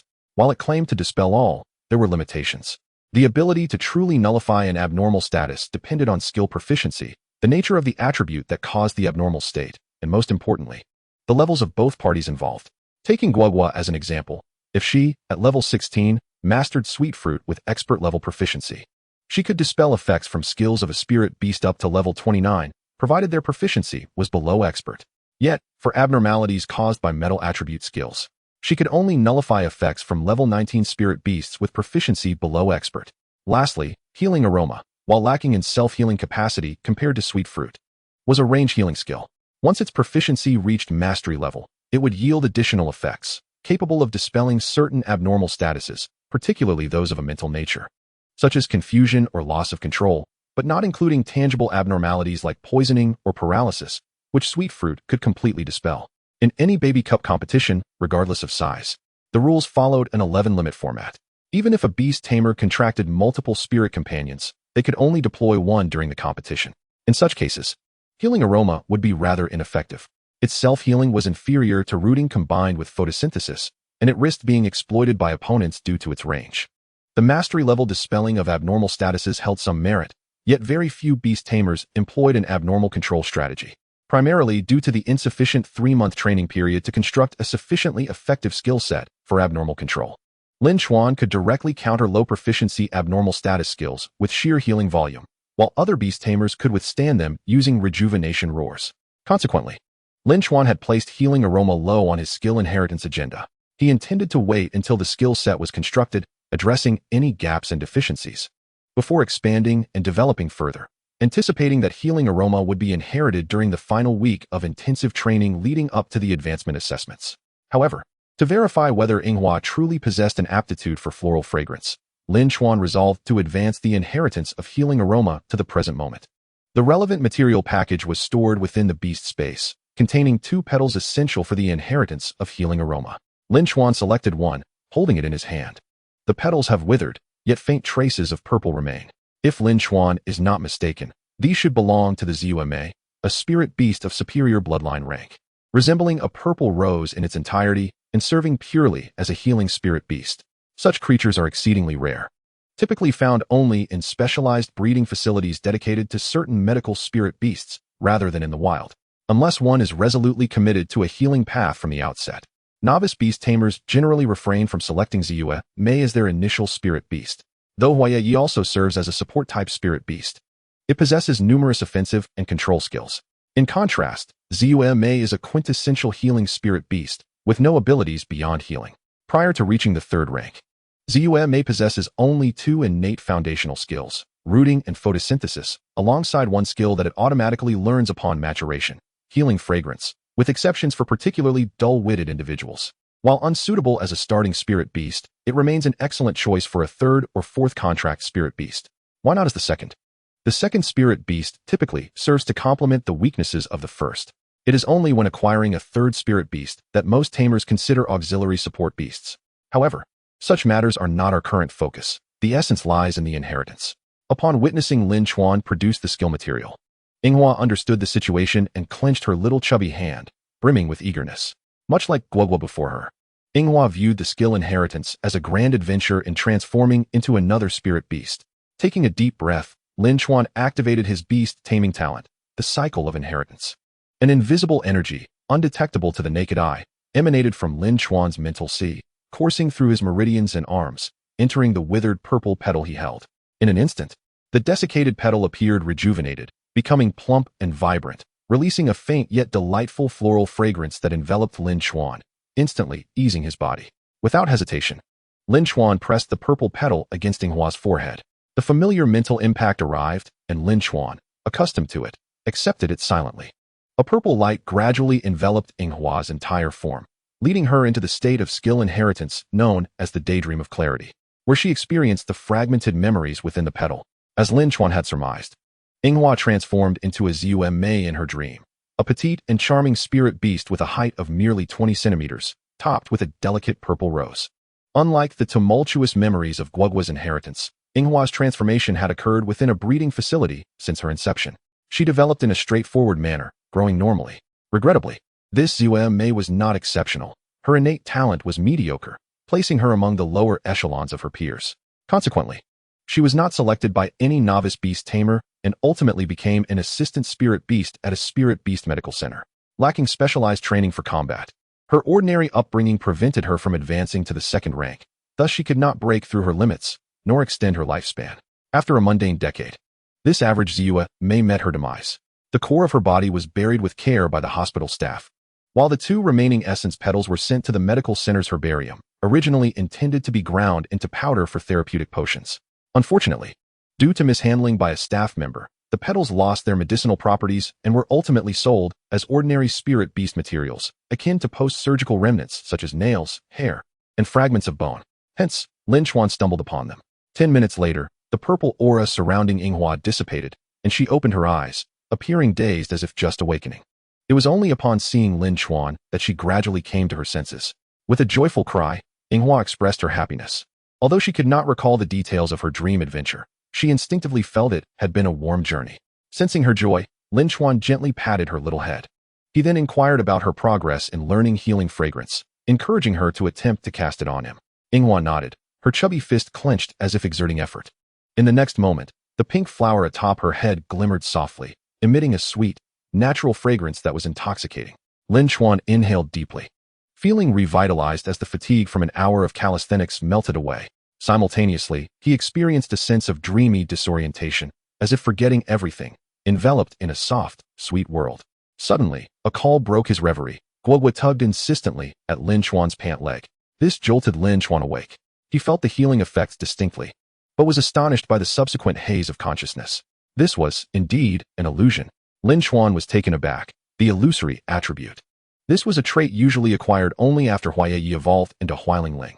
Moreover, possessing the illusory attribute did not guarantee the ability to learn illusory skills. At least, Hualing, while not particularly rare and possessing a weaker bloodline, typically did not naturally awaken illusory skills unless it was extraordinarily gifted. Other illusory skills could only be acquired through the Beast Tamer Association by exchanging for relevant skill manuals, each requiring at least 1,000 points, or through self-study, which demanded significant resources. Alternatively, one might attend one of the 8 prestigious academies for guidance or apprentice at a specialized dojo, which would only impart knowledge to trusted high-level apprentices. Thus, Lin Chuan's assumptions were not entirely correct. Hua's talent did not lie in the floral fragrance itself, but rather in the hallucinatory effects it provoked and carried. My little Hua possesses the aura of a deity of illusions. Chapter 35, Advanced Cultivation. Hua's talent resides in the realm of illusions. Consequently, the previously proposed physical cultivation plan must be revised. Indeed, it should be entirely discarded in favor of a newly drafted mental cultivation scheme. Fortunately, both Hua's energy magic direction and Hua's subsequent mental illusion direction share a common foundation in their initial cultivation plans. Enhancing defense and energy adaptability are sound avenues for advancement. The time is now 8:10. According to yesterday's cultivation schedule, it is time to commence advanced training. However, plans often yield to unforeseen changes. Lin Chuan decided to postpone the advanced cultivation slightly, intending to begin in another hour. In the meantime, he aims to further test the extent of Hua's floral fragrance's hallucinatory effects. Previously, as a level 5 beast tamer, had Hua not tugged at his pants, Lin Chuan might not have easily awakened from the floral illusion. Thus, he resolved to conduct a personal experiment. Caught off guard previously, Lin Chuan now mentally prepared himself to resist the illusions, constantly reminding himself not to be swayed or immersed in the experience. He instructed Hua to cast the healing aroma upon him. Complying obediently, Hua released the healing aroma once more. Lin Chuan inhaled deeply, feeling an immediate sense of comfort as the healing effects took hold. The familiar sensation of lightness and warmth enveloped him again, but this time, Lin Chuan remained vigilant. He focused his mind to actively resist the influence, thus avoiding immediate immersion. The healing aroma was a sustained skill, without a command from Lin Chuan to cease. Hua continued its release. Time passed quietly. 10 seconds, 20 seconds, 30 seconds, 40 seconds. It was not until 45 seconds had elapsed that Lin Chuan felt unable to withstand it any longer. The overwhelming sensation of drowsiness and mental fatigue once again drawing him into a state of languor. Hua, already forewarned by Lin Chuan, noticed Lin Chuan gradually closing his eyes and called out to Hua. Immediately, Hua halted the healing aroma. After another 10 seconds, Lin Chuan slowly opened his eyes, his mental clarity gradually returning. Without rushing to conclusions, he then had Hua serve as a test subject, instructing Hua to release the healing aroma upon her. In the first trial, Lin Chuan allowed Hua Ye Ye to completely relax without any resistance. The hallucinatory effects manifested after 3 minutes, and at Lin Chuan's gentle call, Hua Ye Ye woke instantly. In the second trial, he instructed Hua Ye Ye to remain alert, focusing her energy and spirit to resist, while Hua continued to release the healing aroma until her energy was entirely depleted. Half an hour passed, and Hua Ye remained untouched by the hallucinatory trance. The testing was not exhaustive, but given Lin Chuan's current conditions, it was the best he could achieve. A conclusion could now be drawn. Hua's floral aroma had a limited hallucinatory capability. While it might be effective for lower-level beast tamers, it held little value against spirit beasts. At this stage, particularly within the context of the Baby Cup 11 competition, it lacked significant tactical value. Even if an opponent's spirit beast were to fall into a state of hallucinatory confusion, a simple call from the opponent's beast tamer would suffice to rouse it. Some may wonder if the hallucinatory state could provide an opening for a brief moment of vulnerability in the opponent's spirit beast. However, while the idea is appealing, it is not practical, especially for Lin Chuan. A swift beast like Sun Yinin's golden silk werewolf or Ping Kai's fiery gray monkey could capitalize on such openings due to their speed and explosive power. But Hua Ye and Hua could not. They lacked the ability to suddenly burst forth and close the distance to the opponent within a second or two, rendering them incapable of executing rapid assault tactics. Moreover, Hua Ye's explosive fruit also required time to gather and compress energy. Nevertheless, at present, Hua's healing aroma was merely at an introductory level. Lin Chuan speculated that enhancing her proficiency could strengthen the hallucinatory effect. Yet today, further testing was not feasible. His mental energy reserves were already at a critical point. Any additional exertion could jeopardize his recovery by tomorrow, potentially affecting his subsequent training sessions. He decided to wait until tomorrow when his mental state was fully restored to pass on the remaining petals of the healing aroma, followed by further testing. With the talent assessment of Hua concluded, Lin Chuan planned to adjust the training program for mental illusion techniques later that evening. After an hour's delay, it was time to commence the advanced training. He retrieved 2 jars of primary floral wood resilience paste, opening the lids of the black porcelain containers. Instantly, a pungent, mint-like odor wafted toward him. Generally, the scent of mint is refreshing and pleasant. However, if too intense, it becomes overwhelming. At that moment, Lin Chuan found himself affected, tears streaming down his face as he struggled against the irritation. Noticing Lin Chuan's distress, Hua Ye and Hua grew anxious and flustered. Without speaking, fearing the odor might enter his mouth, Lin Chuan merely shook his head and raised a hand to signal them to remain still and stay in front of him. Donning gloves, Lin Chuan held his breath and carefully applied the pale green paste to Hua Ye and Hua, methodically covering every inch of their skin. After 5 minutes, he completed the task, having taken a few shallow breaths in between, nearly suffocating himself. In that moment, Lin Chuan realized he should prepare a gas mask for future endeavors, as this experience was quite torturous. However, he pondered whether this enhancement of defense was truly necessary, as Hua Ye and Hua would follow the path of magic, one through energy spells and the other through mental illusions. Wouldn't augmenting their physical defense be futile? The answer, however, was more complex. Both energy and spirit rely on the physical form. There is a saying, only a robust physique can nurture a resilient spirit and unwavering will. In more scientific terms concerning spirit beasts, energy does not manifest from thin air, nor is it emitted without foundation. Energy is derived from the nutrients, water, and natural energies from the environment that spirit beasts absorb and subsequently transform into various types of energy compressed within their spirit cores. When a skill is employed, the energy is released from the spirit core, traveling through meridians to manifest as diverse abilities. Since there is an output, there must also be an output endpoint. For instance, many fire attribute spirit beasts expel flames through their mouths, making their mouths the energy output endpoint. Similarly, certain punching or winged attack skills have their energy output through fists and wings, respectively. Thus, it becomes clear that fortifying the energy output endpoint naturally enhances the potency of the skills. Take the example of the fiery fist as executed by Sun Yinin's golden silk werewolf. With the same level and quality of energy, a fist that has been nourished and enhanced for fire attribute energy adaptability will deliver a more powerful fiery fist than an unmaintained fist. The latter may even be unable to withstand the backlash from the fire attribute energy.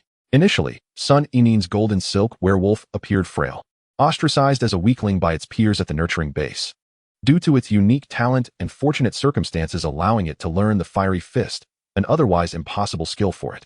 However, the fire attribute energy conflicted with its innate metal attribute, causing frequent pain in its meridians and loss of appetite, leading to its melancholy and frailty. The same principle applies to defensive skills. Many defensive skills utilize the skin as the energy output endpoint. For instance, the Vine Armor Shield among wood attribute skills is released through the skin. The same energy, when utilized through resilient skin, yields a more effective Vine Armor Shield than one released through fragile skin, resulting in a thicker and more robust shield. At this moment, fully coated in primary floral wood resilience paste, Guagua and Yinghua felt as though countless ants were crawling over them, an unbearable itchiness overwhelming their senses. Hold still, concentrate. Lin Chuan's voice echoed, compelling the two little ones, who were on the verge of rolling on the ground to alleviate their intense itching, to endure. Nevertheless, their bodies trembled slightly, akin to branches in the winter chill. Do not rush, stay calm, and focus, Lin Chuan instructed, guiding them on how to proceed. They were to absorb the nutrients gradually using their rooting skills and digest them through photosynthesis. Finally, through the process of growth, the medicinal properties are entirely delivered to the skin. The primary floral wood resilience ointment, as stated in the instructions, can be naturally absorbed by spiritual beasts. All that is required is to apply the ointment on the spiritual beast's body, allowing it to lie down and rest.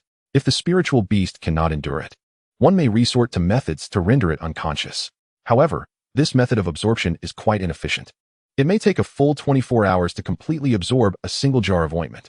Moreover, this passive approach results in a low utilization efficiency of the nutrients within the ointment, as many of these nutrients will dissipate and decompose over time while lying still. The manual provides an alternative absorption method, which is what Lin Chuan is currently guiding Guagua and Yinghua to employ. This involves rooting to absorb, utilizing photosynthesis for conversion, and then employing growth to supply the medicinal effects entirely to the skin to accelerate the transformation. Yinghua struggles to focus, her small body trembling slightly. In contrast, Guagua gradually calms down. Even though the intense itching persists, her body no longer quivers. She recalls the earlier sparring match, having been pinned down 5 times by Yinghua. She remembers the affectionate pat on the belly rewarded to Yinghua by Lin Chuan and reflects on her recent vow never to be defeated again. Guagua's small, black, bean-like eyes seem to ignite with a fiery determination. With a low growl, she suppresses the overwhelming itch with sheer willpower. Delicate, root-like tendrils composed of wood attribute energy extend from various parts of her body, enveloping her in a misty green sphere. Guagua cautiously controls the energy roots to absorb the nutrients from the primary floral wood resilience ointment smeared all over her body. These nutrients, how should one describe them?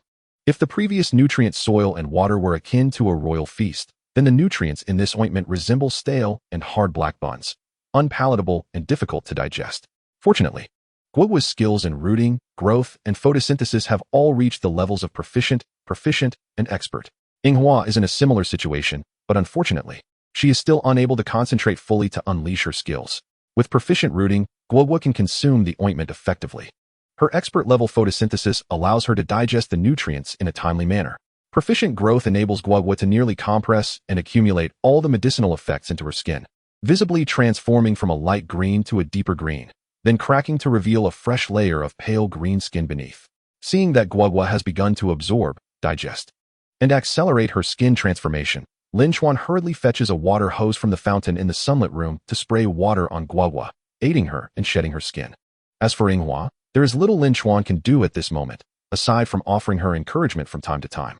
Perhaps witnessing Guagua's rapid progress has instilled a sense of competition in Yinghua, allowing her to gradually stabilize her mindset and suppress the unbearable itch, prompting her to begin unleashing her rooting and photosynthesis skills. However, her timing is still slightly behind Guagua, despite both possessing proficient, and expert levels in their foundational skills. The effects of Yinghua's abilities are still somewhat inferior to Guagua's, indicating that Yinghua's may be slightly lacking. Lin Chuan does not reprimand Yinghua, nor does he suggest that she falls short compared to Guagua. Successfully releasing skills while being overwhelmed by ants and enduring intense itching is already a remarkable feat, one that not every spiritual beast could withstand. 2 hours later, Guagua is the first to complete the absorption. As her rooting skill fades, the misty green sphere enveloping her dissipates, and Guagua collapses to the ground, utterly exhausted, barely able to rise. However, it is evident that her skin has become significantly more lustrous than before, as if coated with a layer of sheen. This being her first use of the primary floral wood resilience ointment, such pronounced effects are only to be expected. Future applications will yield diminishing returns as the resilience of her skin strengthens over time. Another hour passes, and Yinghua also completes her absorption, collapsing to the ground, indeed fainting outright. Nonetheless, her transformation is also quite apparent, albeit slightly different from Guogua's. Unlike Guogua's brilliant sheen, Yinghua's skin has become more supple and smooth, possessing an abundance of elasticity, easily yielding to a gentle poke.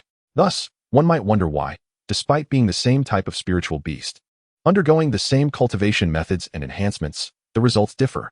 Perhaps this is the essence of spiritual beasts.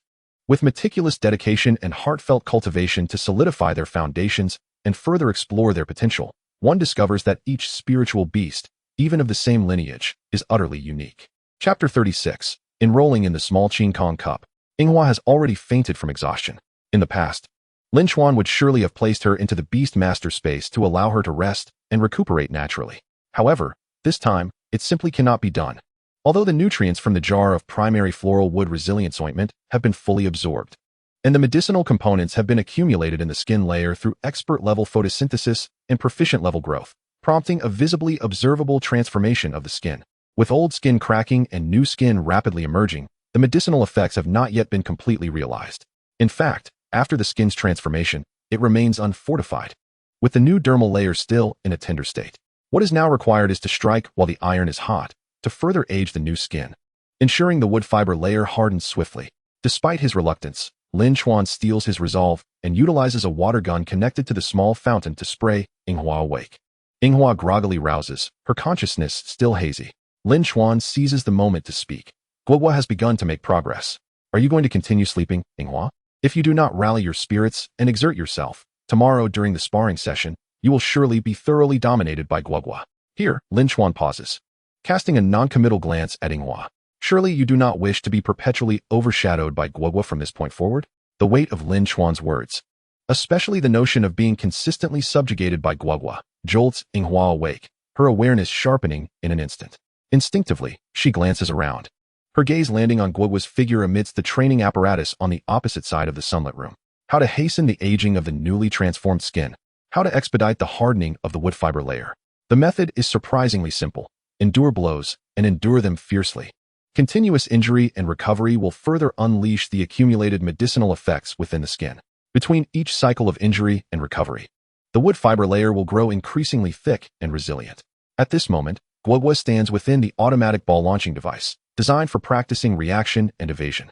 She remains completely still, eschewing any skills, purely using her body to absorb the impacts of the balls. Lin Chuan has also adjusted the device to its maximum firing rate and strength, 3 balls per second, each with an average force equivalent to a typical punch from Sun Yinin's golden silk werewolf. This is, indeed, a relentless barrage of strikes. 1 minute later, Guogua collapses, her body covered in bruises and dark marks from the impacts of the balls. The device's sensors detect her fall and cease firing, while the display screen reflects a score of 10. After all, this apparatus was intended for training reaction and evasion skills, and repurposing it as an automated punching machine. Guogua standing still and absorbing the hits, achieving a score of 10, is already commendable. Despite the excruciating pain, Guogua struggles to rise on her chubby little hands, simultaneously activating photosynthesis. Half a minute later, her condition fully recovers, and all traces of bruising vanish from her skin. Guogua, filled with determination, let out a spirited cry as she faced the automatic ball launching device, detecting the presence of a spirit beast in the ball zone, which activated the voice control feature, causing the balls to be launched once more. The sound of balls raining down upon her was reminiscent of a torrential downpour, and Guogua was forced to retreat, her skin rapidly becoming marred with bruises and dark marks. Witnessing such a scene instinctively filled Yinghua with trepidation. However, she soon mustered her courage. Lin Chuan's earlier words echoed in her mind, urging her to strive harder, for if she did not rally, she would be overshadowed by Guogua by the morrow, a fate that Miss Yinghua could never accept. When she absorbed the primary flower wood resilience paste earlier, she had already lagged behind Guogua in willpower, taking an hour longer to absorb it. Now, she could not afford to fall behind again. If Guogua, the spirited little powerhouse, could accomplish this feat, then the elegant Miss Yinghua could surely do the same. With renewed vigor, Yinghua charged into the ball launching area alongside Guogua, for in this sunlit room, there existed but one device, compelling them to share its use. Lin Chuan had maximized the device's force and firing speed. Initially, Guogua had managed just fine on her own, but with Yinghua now joining, the number of balls landing upon each of them was naturally halved. With fewer balls to endure, the effectiveness of the exercise diminished. Consequently, the wood fiber skin layer would not harden quickly, hindering the swift assimilation of the medicinal properties accumulating within. However, even with a reduction, the delay in hardening time remained within Lin Chuan's planned schedule. Yet, the two little ones thrived on competition, each eager to outdo the other, and standing passively to receive balls was bound to yield misses. By actively charging forth to intercept the balls, they could not only catch more, but also compare the number of bruises they accrued. Thus, while the automatic ball launching device was ostensibly designed for training reflexes and evasive maneuvers, was this not also a form of practice for their reflexes? Time slipped away quietly. By noon, it was time for a scheduled break. Lin Chuan instructed the little ones to pause for a moment to rest and have lunch himself. Yet, both were reluctant to cease their endeavors, insisting they wanted to continue training. With their roots and photosynthesis, they were more than capable of handling this level of exercise. Provided Lin Chuan timely watered them with the spray gun, the nutritional properties in the primary flower wood resilience paste, though less palatable compared to the previous 73rd no. Yuhan wood ash nutrient soil, were still adequate. Their enthusiasm was infectious, and Lin Chuan was more than willing to support them. Indeed, the presence of rivals could spur progress far more effectively than mere motivational platitudes. During the midday break, Lin Chuan occasionally glanced at the two little ones playing their game of intercepting balls in the automatic ball zone, with the device incessantly emitting 0-point notifications. This indicated that through their enthusiastic competition and cooperation, they had managed to catch every ball launched by the device.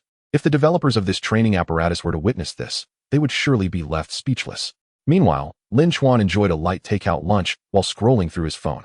The training schedule only outlined a week, but plans for the subsequent month had mostly been arranged.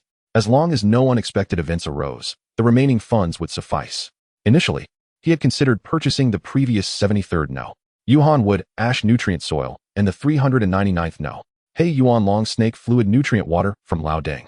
But it seemed this expenditure could be curtailed. Nevertheless, it was prudent to purchase some as a precaution, but he could save a substantial portion, nearly 100,000 Xing yen coins, ample for acquiring lower-tier spirit beast materials with inherited skills from the Beastmaster shop later on. However, this was merely a plan for 1 month. Beyond that, resources would dwindle.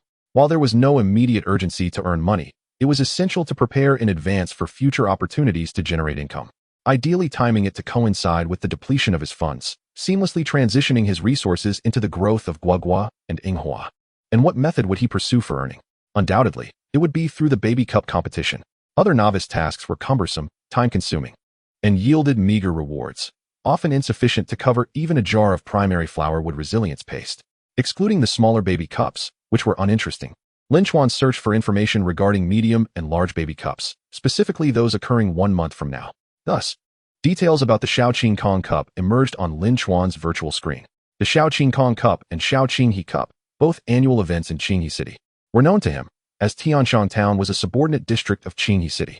These two competitions differed fundamentally from ordinary baby cups.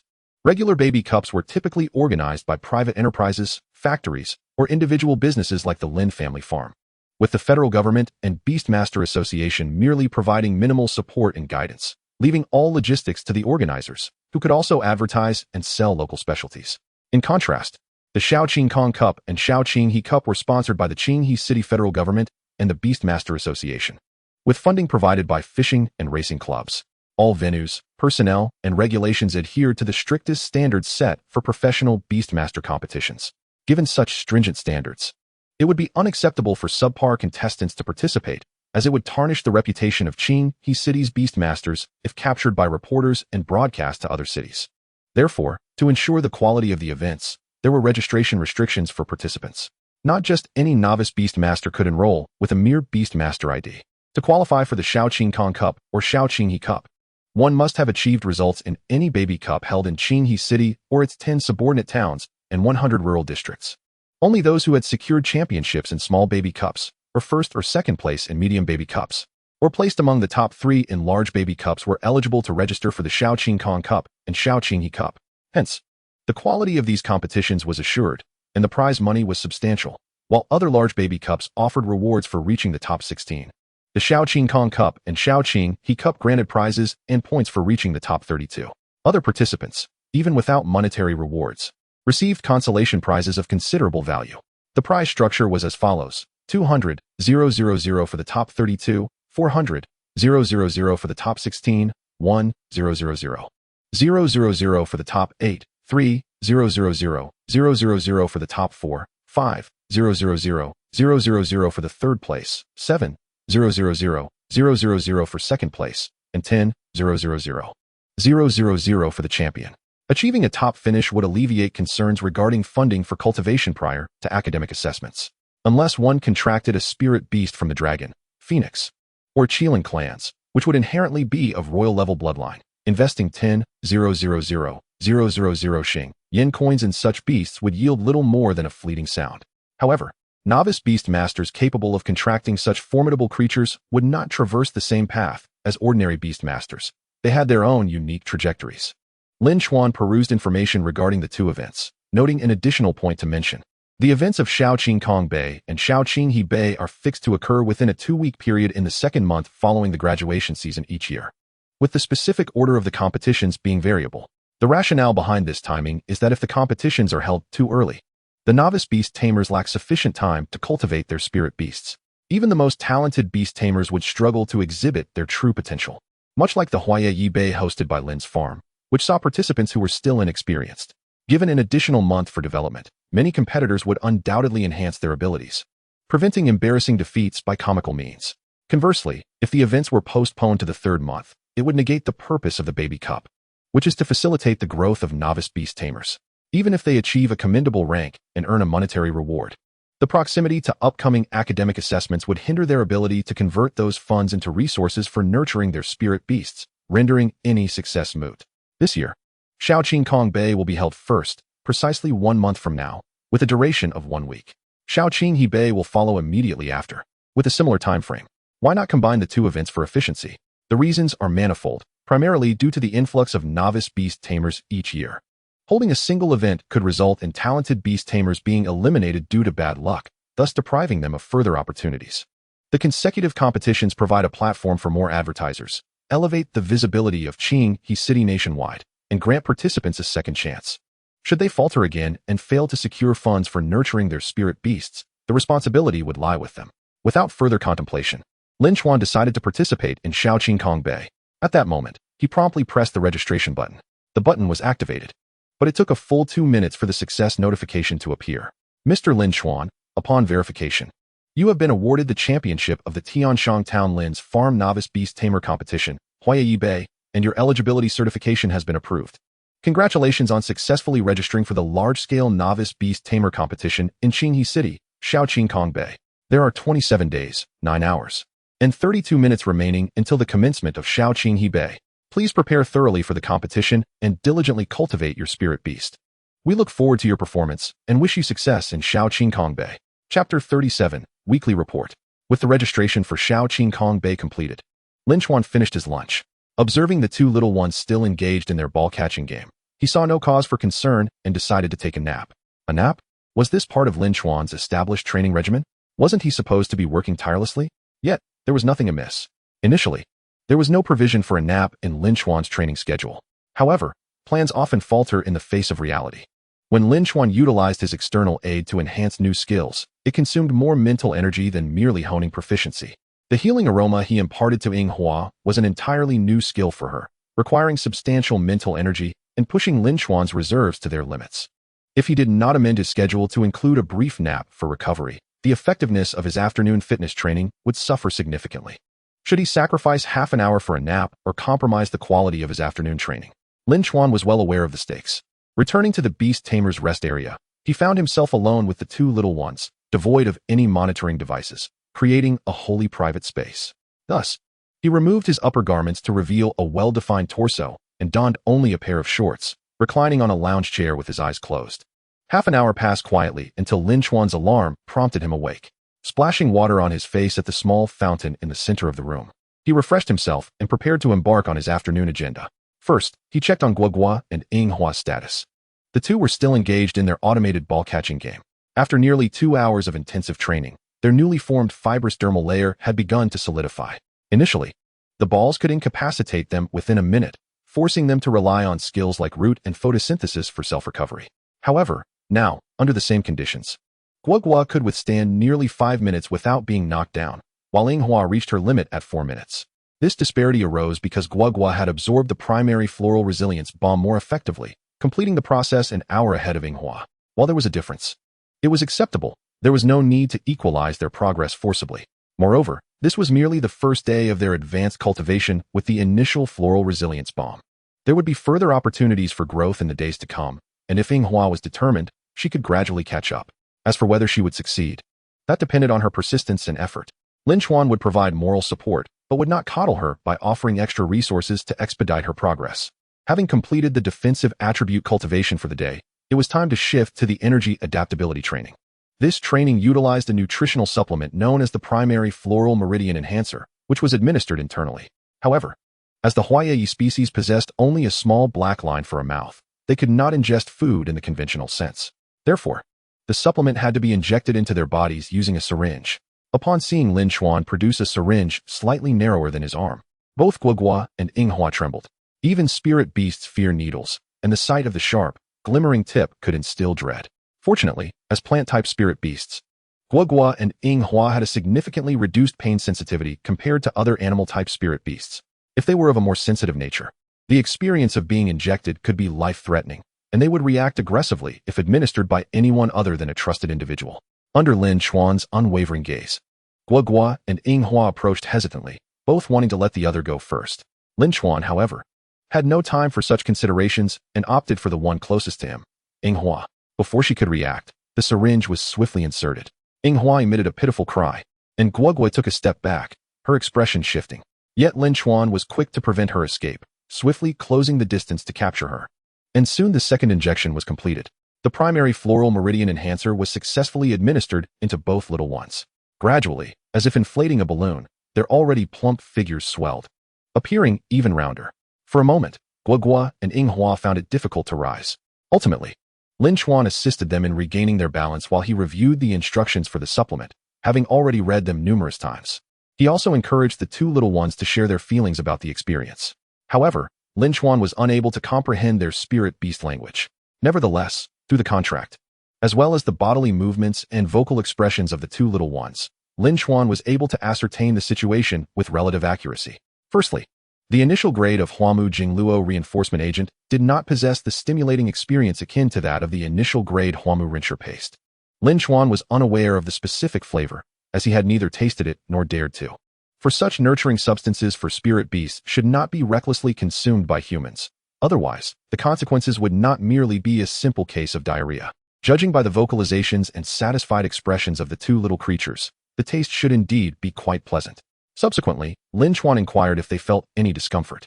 Both Gua and Hua shook their heads slightly, with their chubby little hands patting their rounded bodies, indicating a feeling of fullness that was warm and quite comfortable.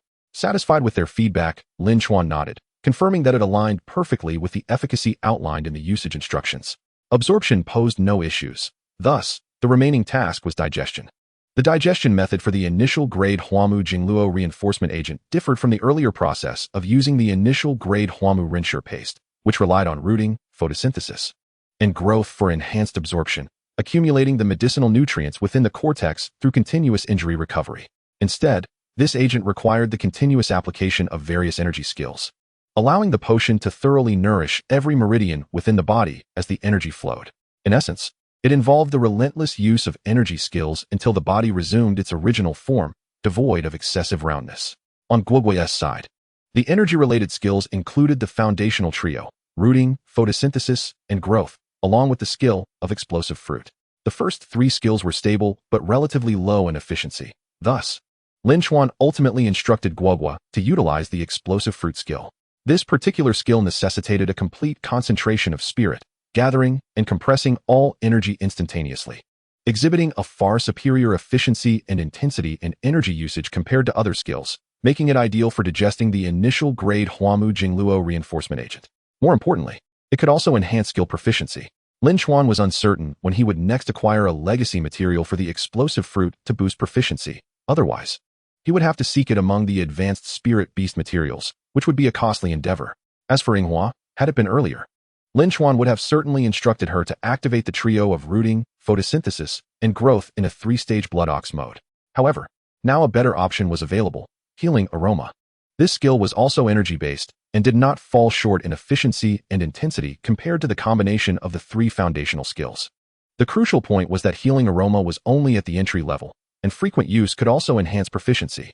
Although he still possessed a petal from the legacy material of healing aroma to increase proficiency through inheritance, he could not rely solely on his external advantages.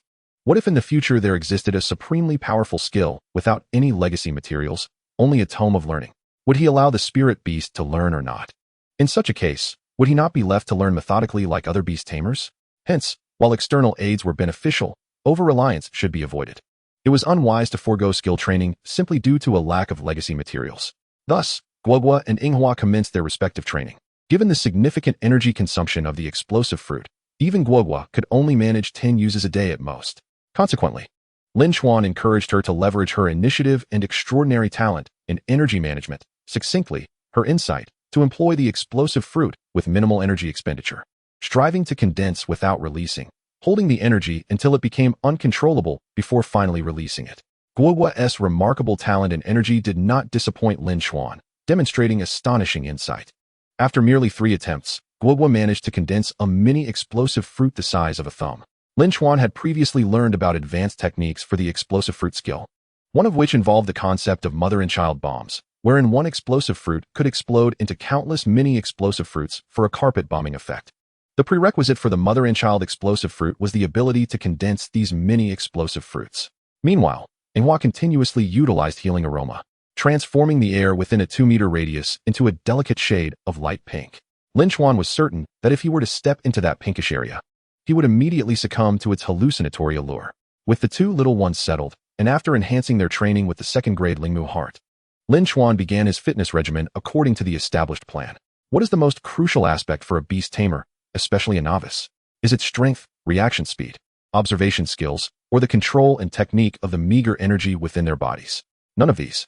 The primary quality for a novice beast tamer is agility. Following closely is endurance. As the saying goes, as long as the green mountains remain, one need not worry about a lack of firewood. When facing visible danger, novices should not recklessly charge ahead unless they possess absolute confidence. Only then is it appropriate to muster courage for a challenge. Otherwise, retreating is undoubtedly the wisest choice. Agility allows the beast tamer to flee swiftly when necessary, while endurance enables them to sustain that flight. Although Guogua and Inghua's growth rates were rapid due to their external advantages, and the formidable shields they could summon diminished the dangers that might threaten other novice beast tamers, Lin Chuan was unwilling to gamble on such uncertainties.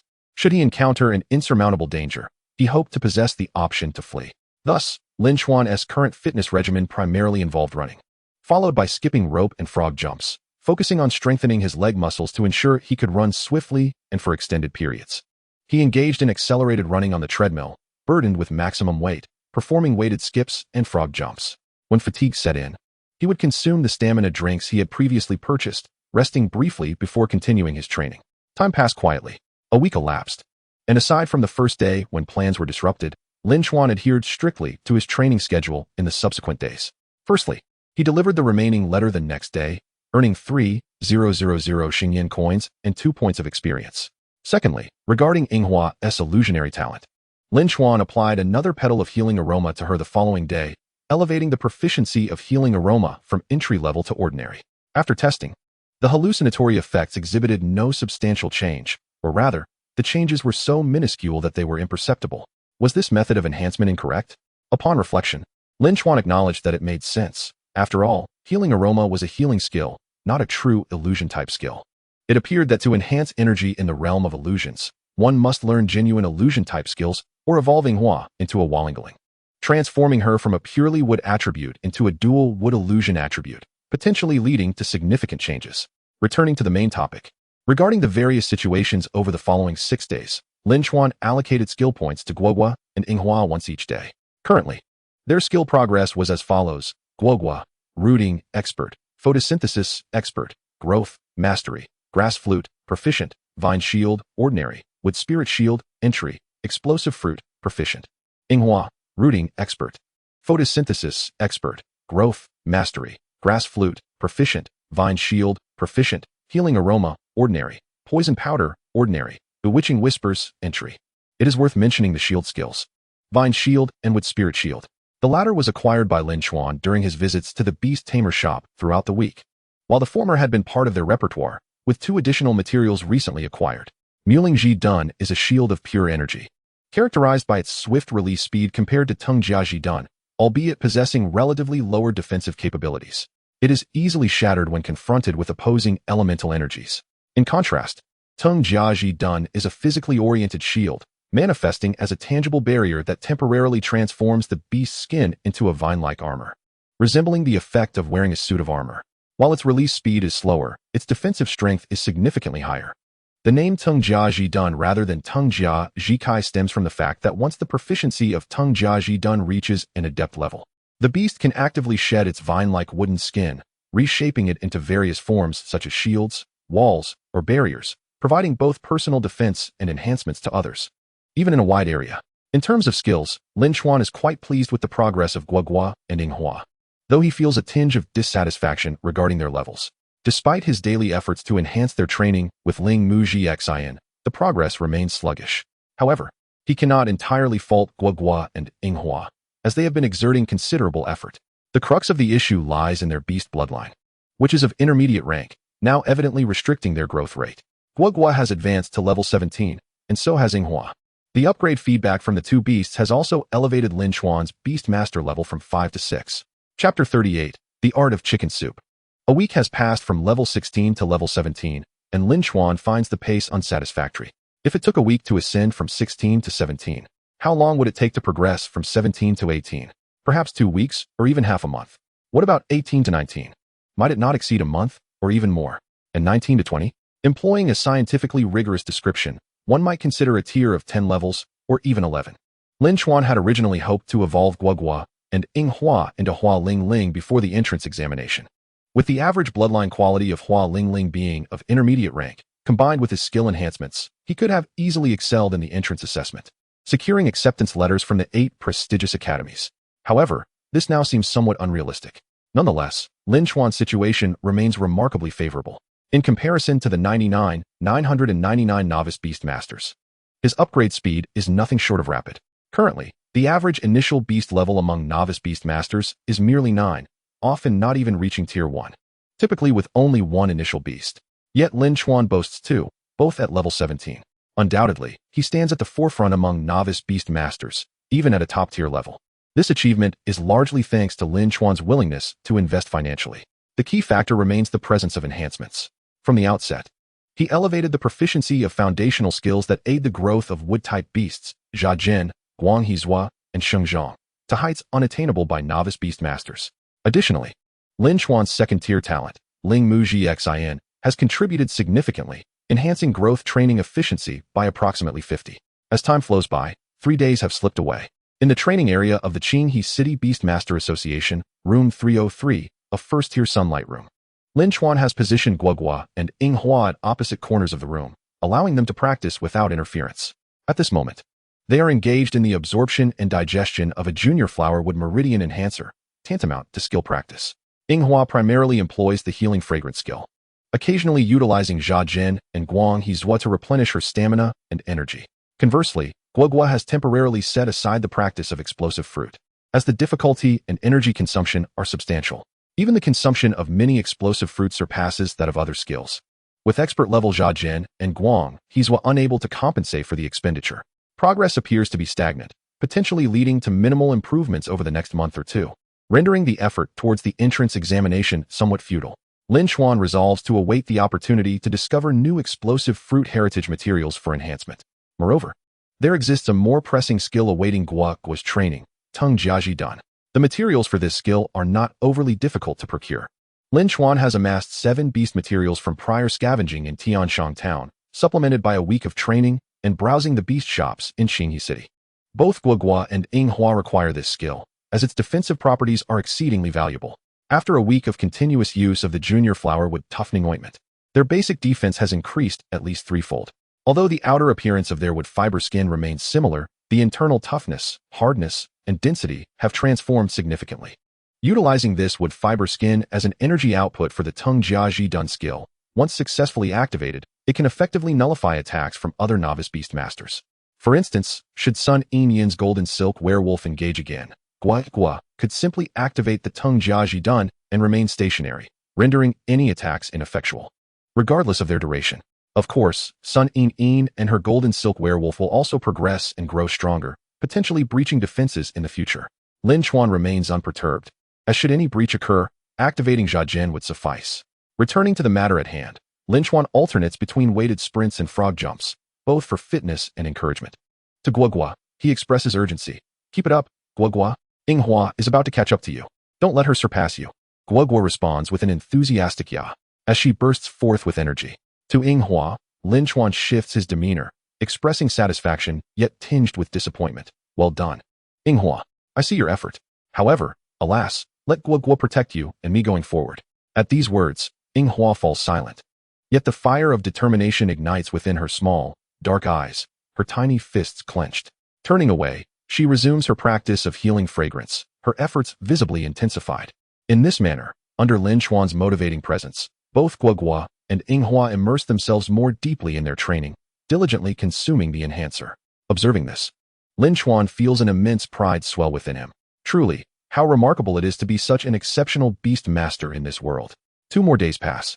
In the training area of the Qinghe City Beastmaster Association, Room 301, a first-tier sunlight room, Lin Chuan acknowledges the grueling 2 weeks of training they have endured, questioning if they feel weary or desire a respite. If they do, he encourages them to summon their resolve to overcome the challenges ahead.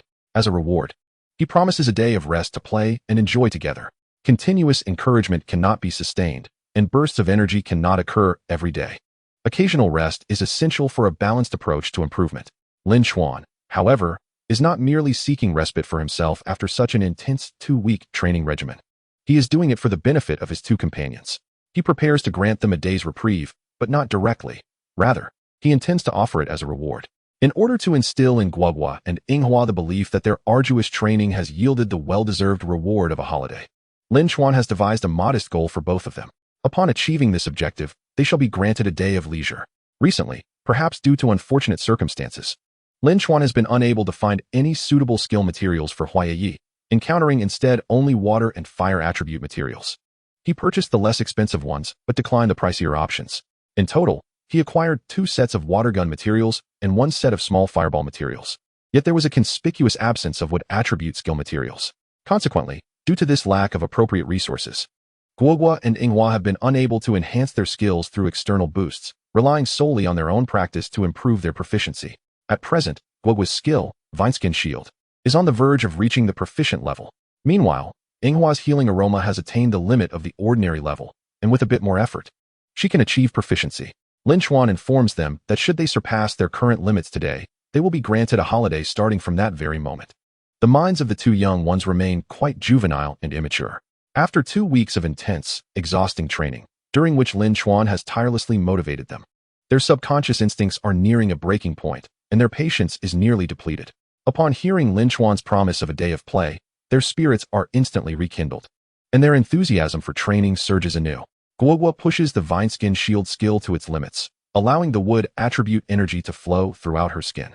In the next moment, her skin's fibrous layer pulsates and proliferates, tiny tendrils sprouting forth to ultimately envelop her like armor. However, this alone is insufficient. Simply encasing herself for protection represents only an ordinary level of the Vineskin Shield. Guogua continues to channel wood attribute energy into her fibrous layer, stimulating the burgeoning tendrils. Lin Chuan reminds her that the key to advancing the Vineskin Shield from ordinary to proficient lies in the vitality contained within the wood attribute energy. Guogua acknowledges this, understanding it as the healing effect of the wood attribute energy, having been inundated with the healing aroma released by Hua. She feels she is on the verge of understanding it herself. Guogua focuses her concentration on activating the vitality embedded within the wood attribute energy infused into her skin. A faint cracking sound, barely audible, echoes as the surface layer of her fibrous skin begins to shed. Yet, the discarded fibrous skin does not lose its vitality. It continues to grow wildly, sprouting thin tendrils that intertwine. Crucially, this discarded layer remains under Guogua's control. With a mere thought, she accelerates the growth of the fallen fibrous skin.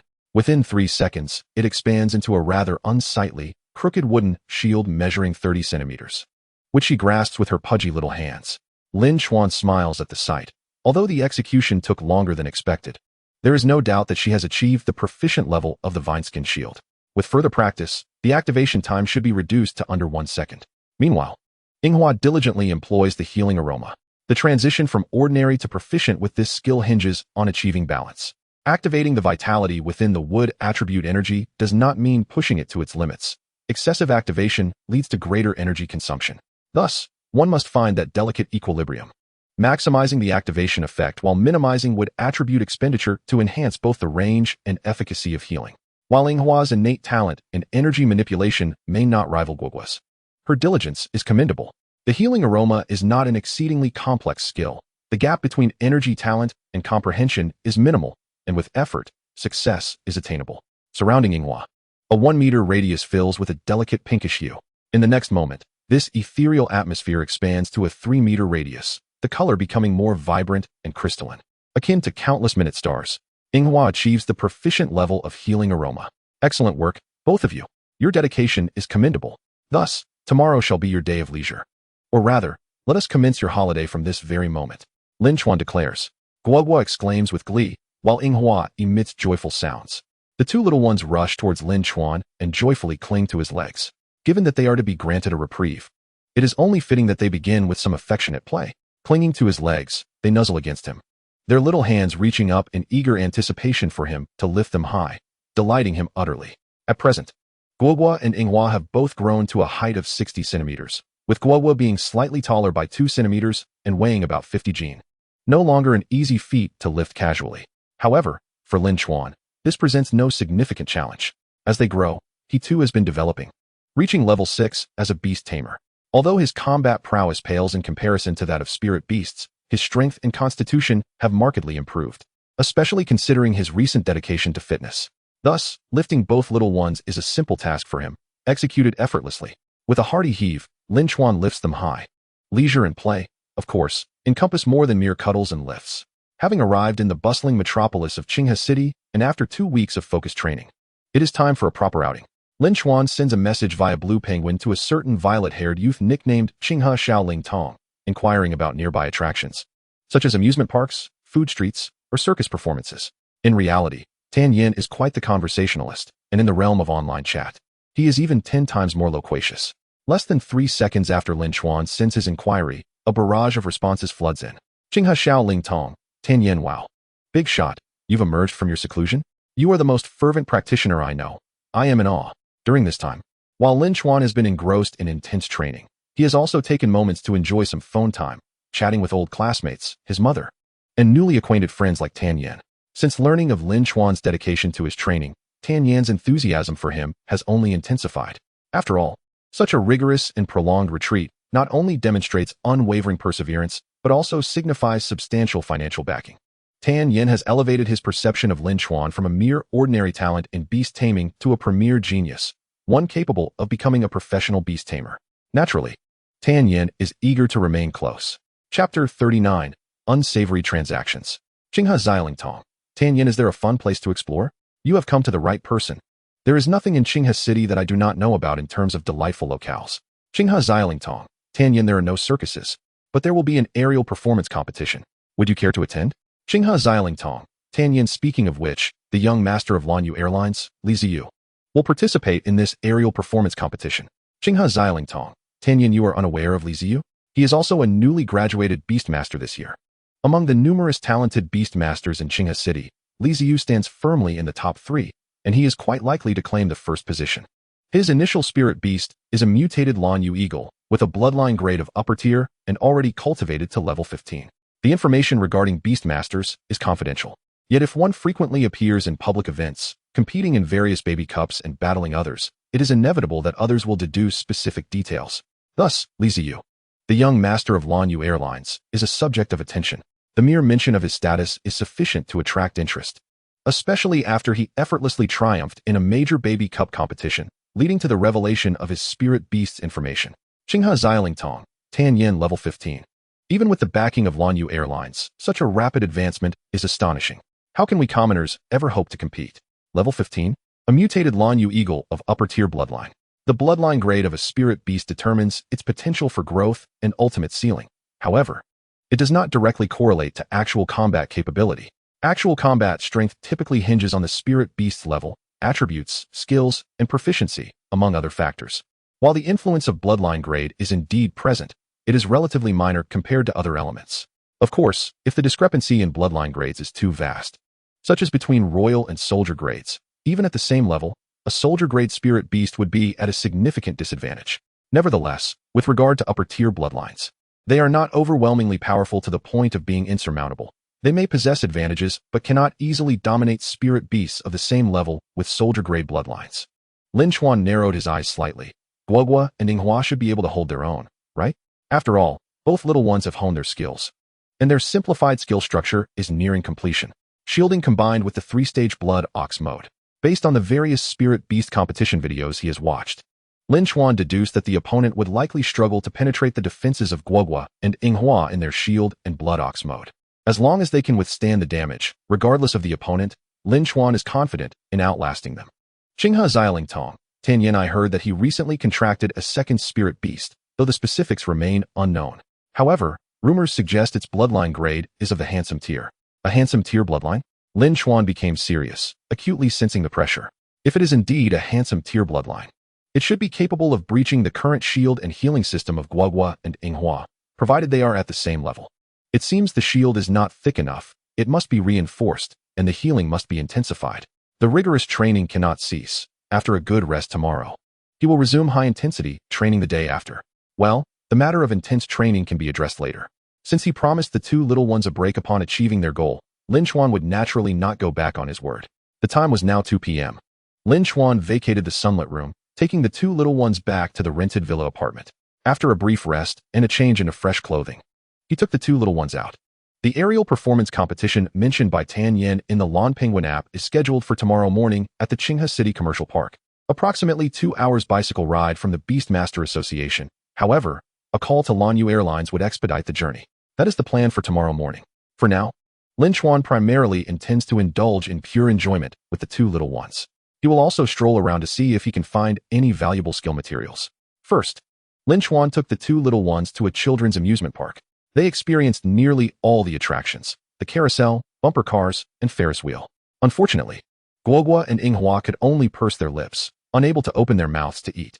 If only they could evolve into Wallingaling, achieving a higher humanoid form with the ability to open their mouths to eat. At that point, he could buy them sweet cones of ice cream or cotton candy, creating the perfect atmosphere of a children's park. This would surely enchant any child.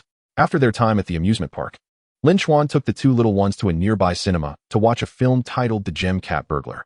The movie tells the tale of a gem cat that steals gold, silver, jewels, and precious spirit beast artifacts, with the police repeatedly failing to capture it. Ultimately, with the assistance of a professional detective Beastmaster and his spirit beast, a watchdog, the police successfully apprehend the gem cat. After some interrogation and investigation, they discover that the cat's motive for stealing was to raise funds for the treatment of a severely ill Beastmaster confined to bed.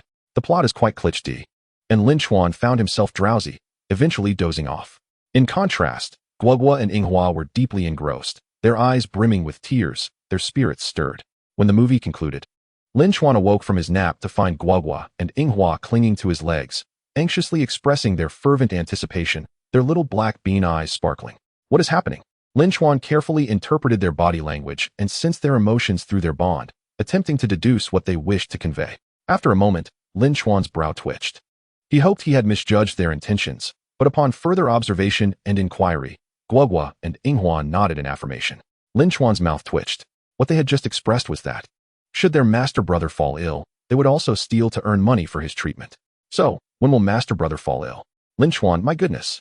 What is wrong with these little imps? Are they still my spirit beasts? I should not have brought them to watch this wretched film. Teaching children poorly. Someone should report this. Without hesitation, Lin Chuan left a 1-star review for The Gem Cat Burglar on a review platform. After the film, it was already 6 p.m., and Lin Chuan sought a nearby place for dinner.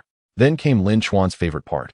He would check his luck for the day. Just before leaving, he had washed his face several times and applied facial cleanser. His complexion should be blush-worthy. Therefore, surely, he would find some valuable items today. Accompanied by Hua and Hua, Lin Chuan began perusing various beast shops in the vicinity, regardless of whether they were large or small, new or old. As long as they sold low-end spirit beast materials that could only serve as decorations, Lin Chuan would browse through them. Occasionally, curious staff would ask why he did not purchase practical spirit beast items and instead opted for these trivial decorations. Lin Chuan would simply explain that they were for his two little cuties as toys. though the staff did not understand why he said this. Believing these items could be used for dream adventures to learn new skills, every time they participated in a dream adventure, they were elated. Learning new skills and enhancing their proficiency. Thus Guagua and Inghua emitted joyful cries, clearly fond of these trivial ornamental materials. The time reached 8 p.m. Just as Lin Chuan thought that he had once again failed to find anything worthwhile, it seemed to be yet another day of misfortune.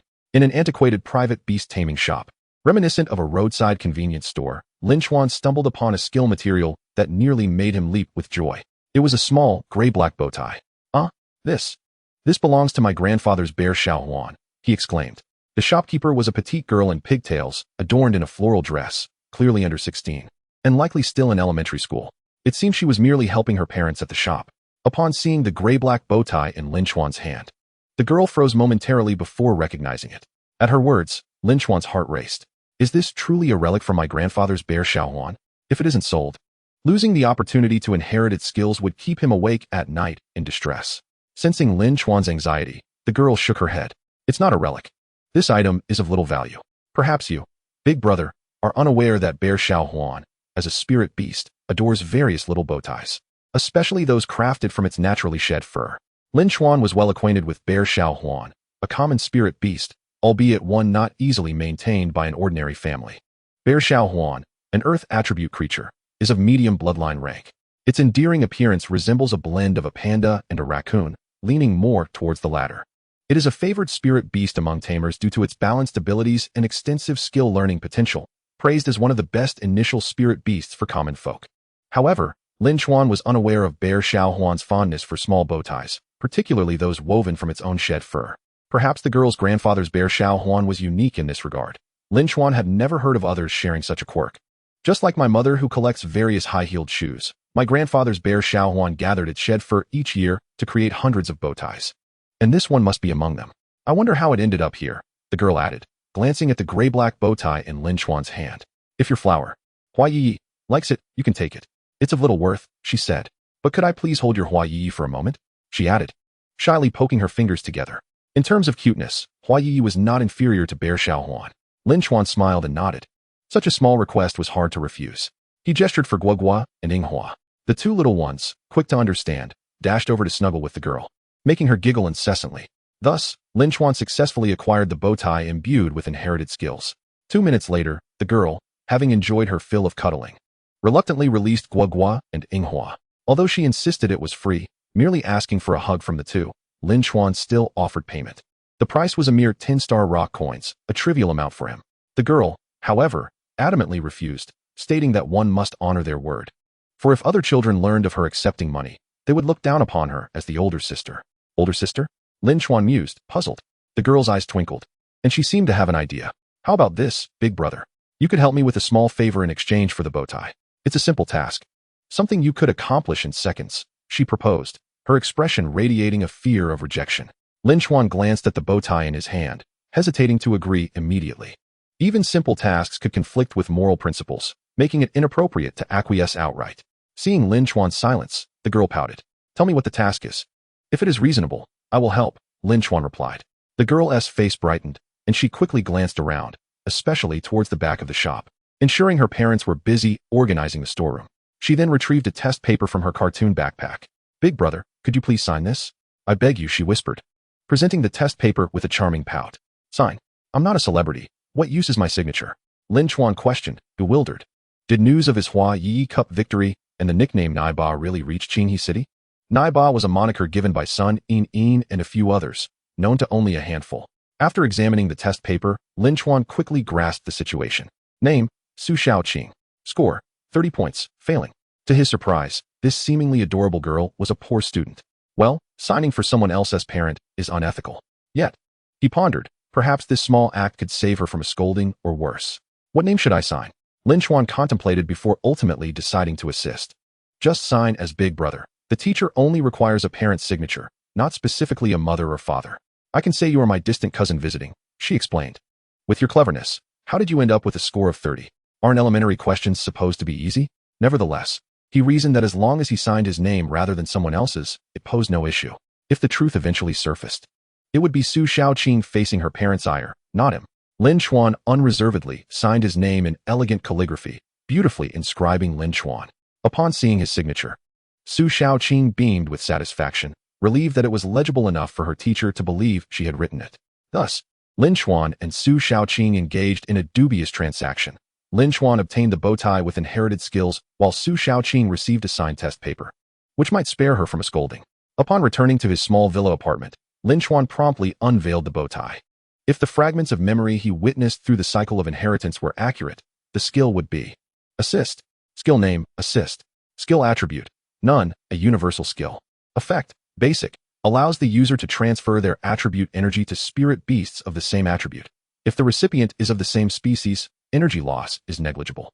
Extended. Upon mastering the skill, the user can transfer buff effects to other spirit beasts.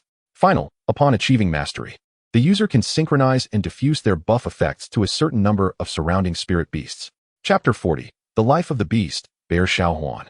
Using Tan Yan's discussions about the young Master Li Ziyu of Lanyu Airlines as a comparison, where does Lin Chuan stand in contrast to him?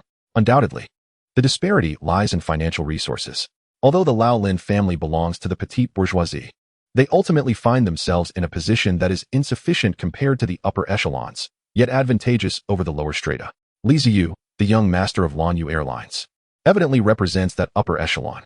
Lin Chuan, albeit receiving a starting capital of 1 million from his family, would find that if his ambition were merely to embark on the path of beast mastery, gain admission to a moderately prestigious university, and become a competent beastmaster, such funds would suffice.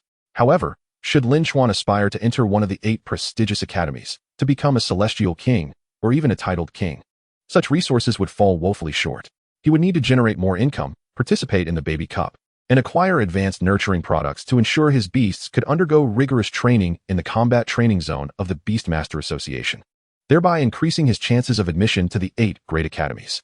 As for Li Ziyu, Lin Chuan is uncertain how much initial funding his family provided for his Beastmaster journey, but it is likely to be no less than 10 million, alongside various rare nurturing products.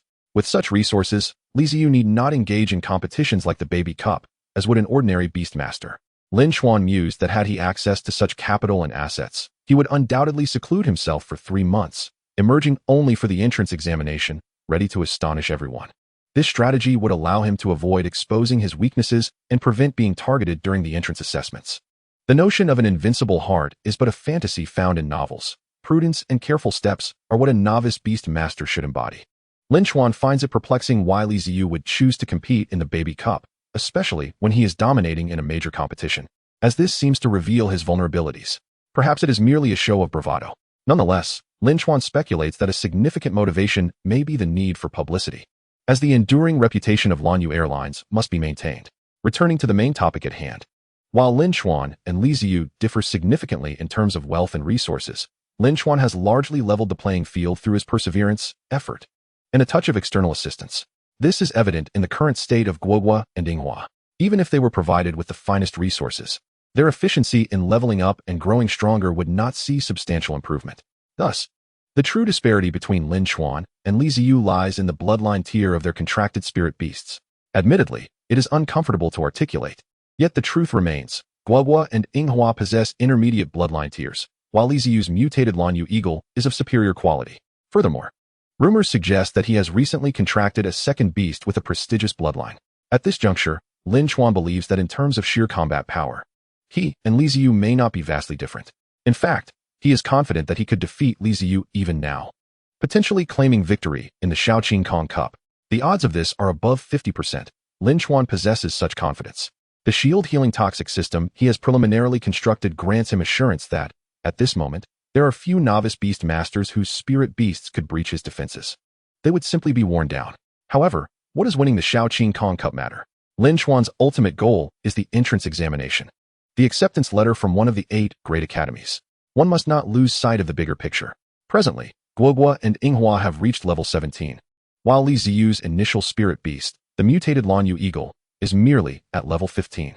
Yet, the intermediate bloodline tier of Guohua and Yinghua is evidently beginning to restrict their training and growth speed. To ascend to tier 2 would require a significant investment of time, and Lin Chuan lacks confidence that he can achieve this breakthrough for the 2 before the entrance examination. Conversely, Li Ziyu's mutated Lanyu eagle will not encounter such limitations. With a superior bloodline tier, As long as resources and nurturing are adequately provided without resorting to unconventional methods, its upgrading speed will face no constraints or bottlenecks. Lin Chuan estimates that Li Ziyu's mutated Lan Yu Eagle will likely reach Tier 2 by the time of the entrance assessment. Not to mention, Li Ziyu's second contracted spirit beast, rumored to possess a prestigious bloodline, could easily surpass the capabilities of Guoguo and Yinghua. Even now, with only 2 months remaining until the entrance examination, while it may be somewhat late to start nurturing, achieving levels 17 or 18 is entirely plausible. Such a spirit beast with a prestigious bloodline would likely possess combat power exceeding that of a Tier 2 intermediate bloodline spirit beast, significantly increasing the chances of breaching Lin Chuan's shield healing toxic system. Thus, how can the difference in bloodline tier be compensated? Lin Chuan finds himself at a loss.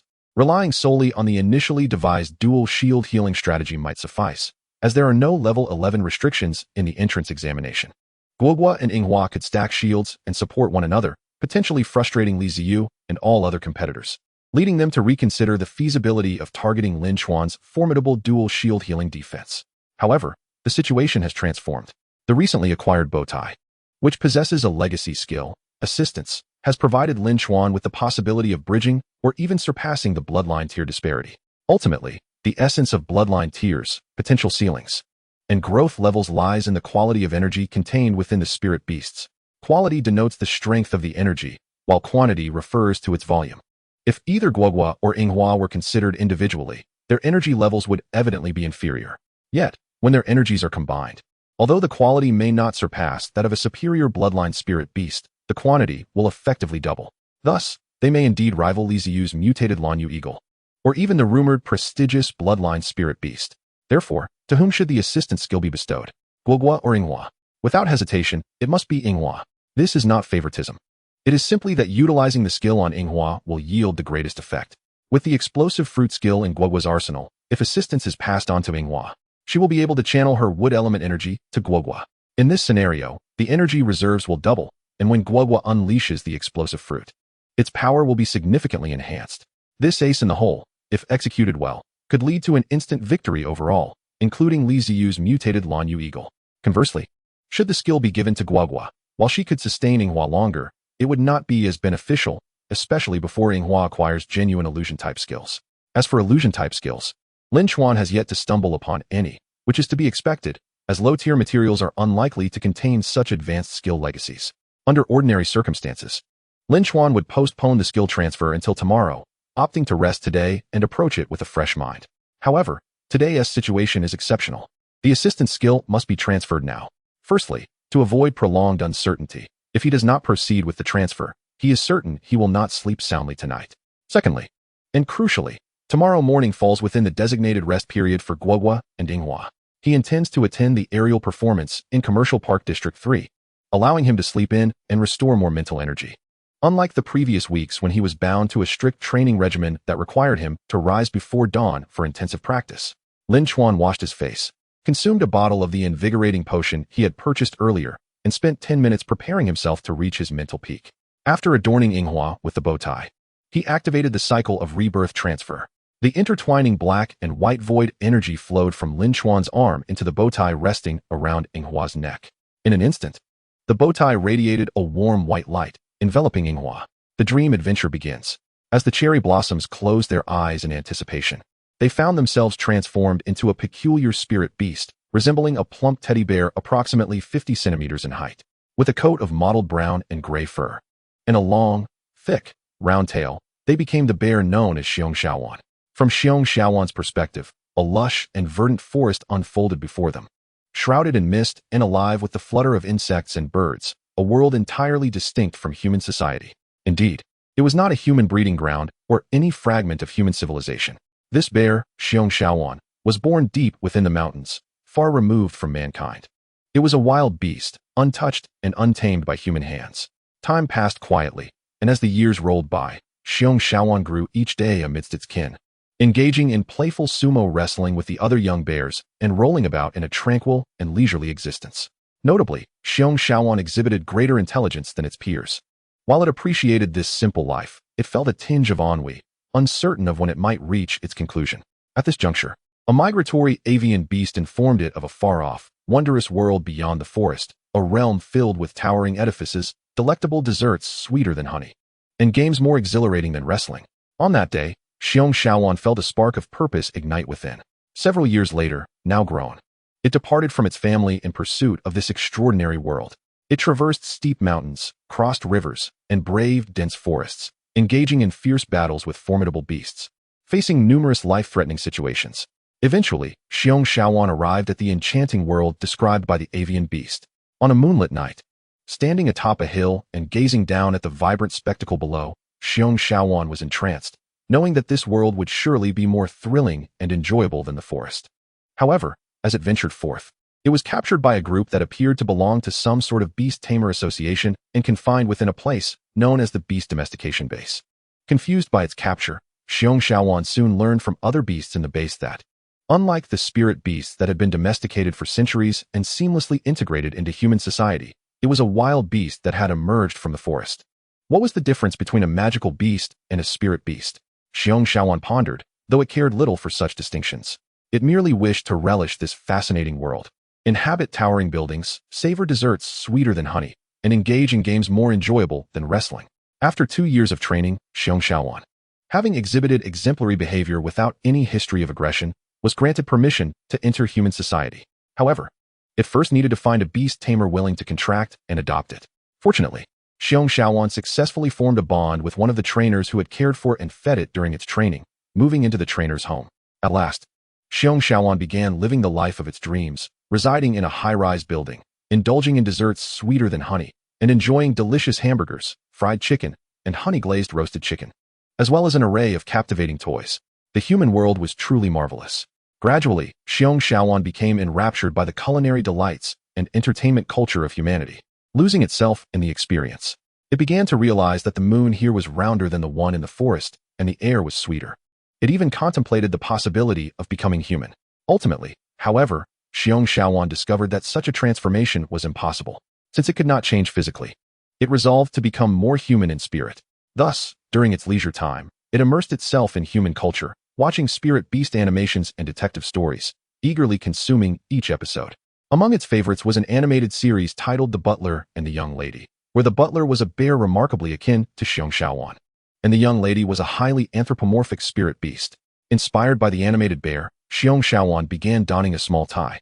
Days turned into years, and as a decade passed, then 2, then 3, the trainer who had contracted and cared for it transitioned from middle age into old age, while Xiong Shaoan's own lifespan approached its conclusion. In the final years of its life, Xiong Shaoan no longer indulged in cakes or toys, but instead meticulously crafted ties from its own fallen fur, changing them daily.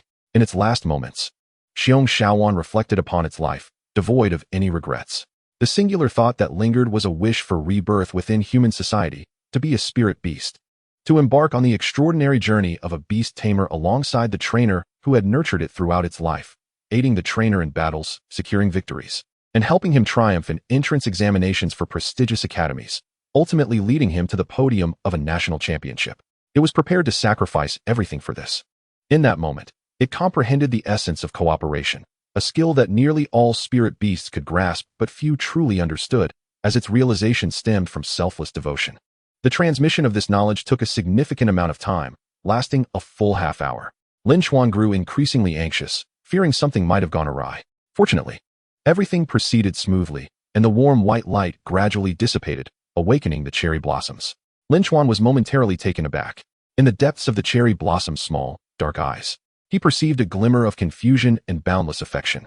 Before he could inquire, the cherry blossoms leaped into his embrace, pressing their face against his chest and nuzzling affectionately. What was happening? Lin Chuan found himself perplexed. The cherry blossoms continued to snuggle, expressing their own uncertainty but an overwhelming desire to be close to their master. In the meantime, Guagua, who had been nearby, witnessed the cherry blossom's sudden leap into Lin Chuan's arms and felt a surge of jealousy. How shameless! She muttered under her breath before bounding over to Lin Chuan, seeking cuddles and attention. What could Lin Chuan do? Faced with the adorable requests of these two little ones, he found himself unable to resist. At least, he admitted he could not. He indulged both tiny creatures, allowing them to snuggle and play, lifting them high into the air before employing a special massage technique known as the Storm Spiral 108, developed by the esteemed Lin Laodang, specifically designed for relaxing and alleviating fatigue in flower leaves. Eventually, Both little ones were left in a blissful state, utterly relaxed. Lin Chuan then returned them to their spirit beast space. But what of the cherry blossoms testing their newly acquired skill of cooperation? Lin Chuan too wished for this. Yet the current setting of the villa apartment was not suitable for such an experiment.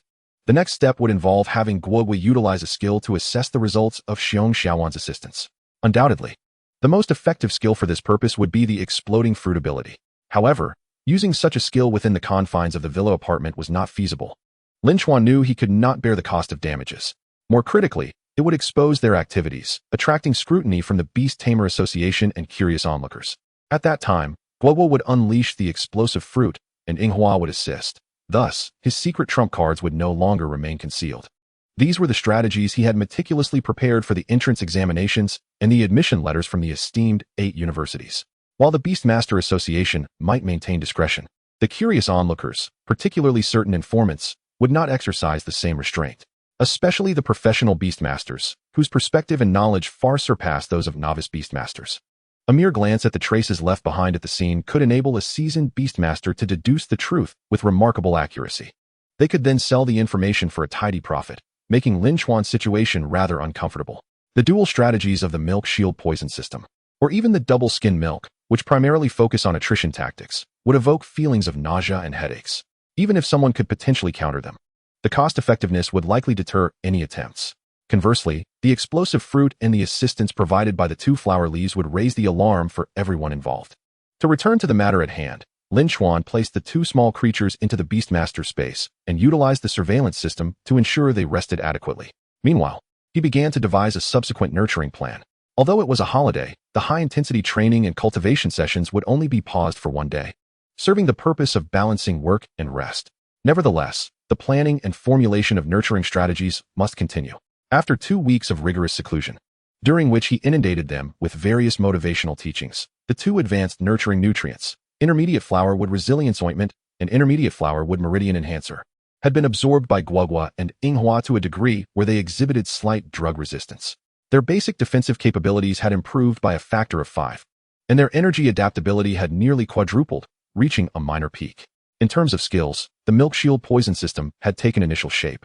With the proficiency of related skills reaching at least a proficient level, other Beastmasters would consider it exceptional to cultivate a spirit beast capable of achieving a proficient skill at this stage. Yet, Lin Chuan believed that this minor achievement was merely a reflection of his diligent efforts. Based on the current circumstances, Lin Chuan adjusted the training plan for the subsequent half-month leading up to the Shaoqing Kong Cup. The use of advanced nutrients would continue as usual. Although slight drug resistance had developed, it had not reached a point of complete ineffectiveness, and there remained room for improvement, so they would continue their utilization.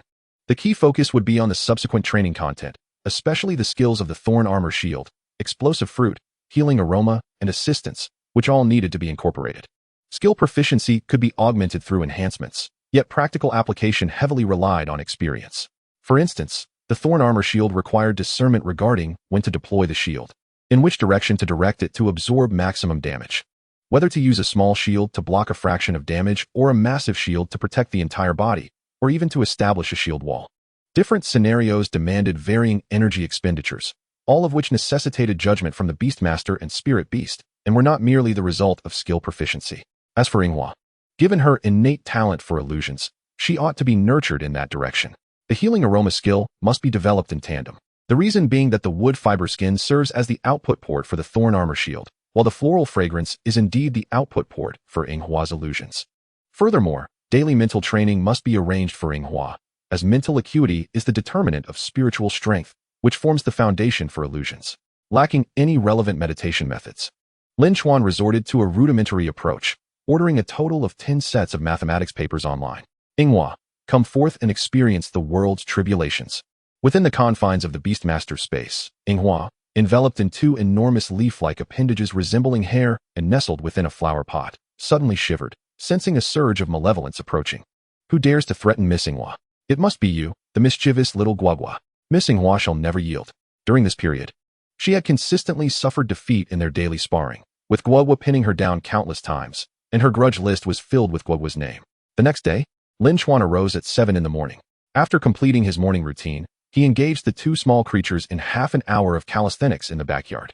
Following breakfast, he set off, summoning a Blue Feather Airlines flight attendant service to arrive at the 3rd district of Qinghe City's commercial park. Prior to this, Lin Chuan had struggled to comprehend why Tan Yin chose to dye his hair a strange, non-mainstream purple. His personality, while sociable and talkative, did not seem to fit such an eccentricity. However, upon spotting Tan Yin amidst the crowd, he began to understand the situation better. Big shot. Encountering you is truly a rare occurrence. You are even more elusive than the legendary magical creatures, Tan Yin jested upon greeting him. Not much I can do. To excel in the entrance examinations, one must endure some hardship. Perhaps with diligent training, I can improve my ranking in the assessments, Lin Chuan replied with a light-hearted shrug. Tan Yin nodded, thinking to himself that the big shots truly were exceptional. Lin Chuan inquired, how have you been lately? Not great. I participated in 2 baby cups. One small and one medium-sized, but didn't achieve any results. I am not qualified to register for the Shaoqing Kong Cup or the Shaoqing River Cup. It's quite challenging. I might as well focus on refreshing my tasks, Tan Yin lamented, shaking his head. Lin Chuan handed him a fruit recently produced by Guogua. Typically, the flower leaves bear fruit 3 to 5 times a year, but if their internal energy and nutrients are excessive, they may bear fruit more frequently as a form of self-regulation. However, since Lin Chuan had not focused on nurturing this aspect, it was merely an ordinary flower leaf fruit. Its flavor was unremarkable, slightly astringent with a hint of minty stimulation, a result of Guogua's recent use of intermediate flower wood resilience ointment. Tan Yin took a bite, his face contorting instantly. However, he refrained from spitting it out, not merely for the sake of etiquette, but because he understood that flower leaf fruits were not inexpensive. Although the taste was indescribably difficult, the nutritional benefits for the human body were significant, making it a favorite among fitness enthusiasts and dieters. One fruit could suffice for an entire day's sustenance.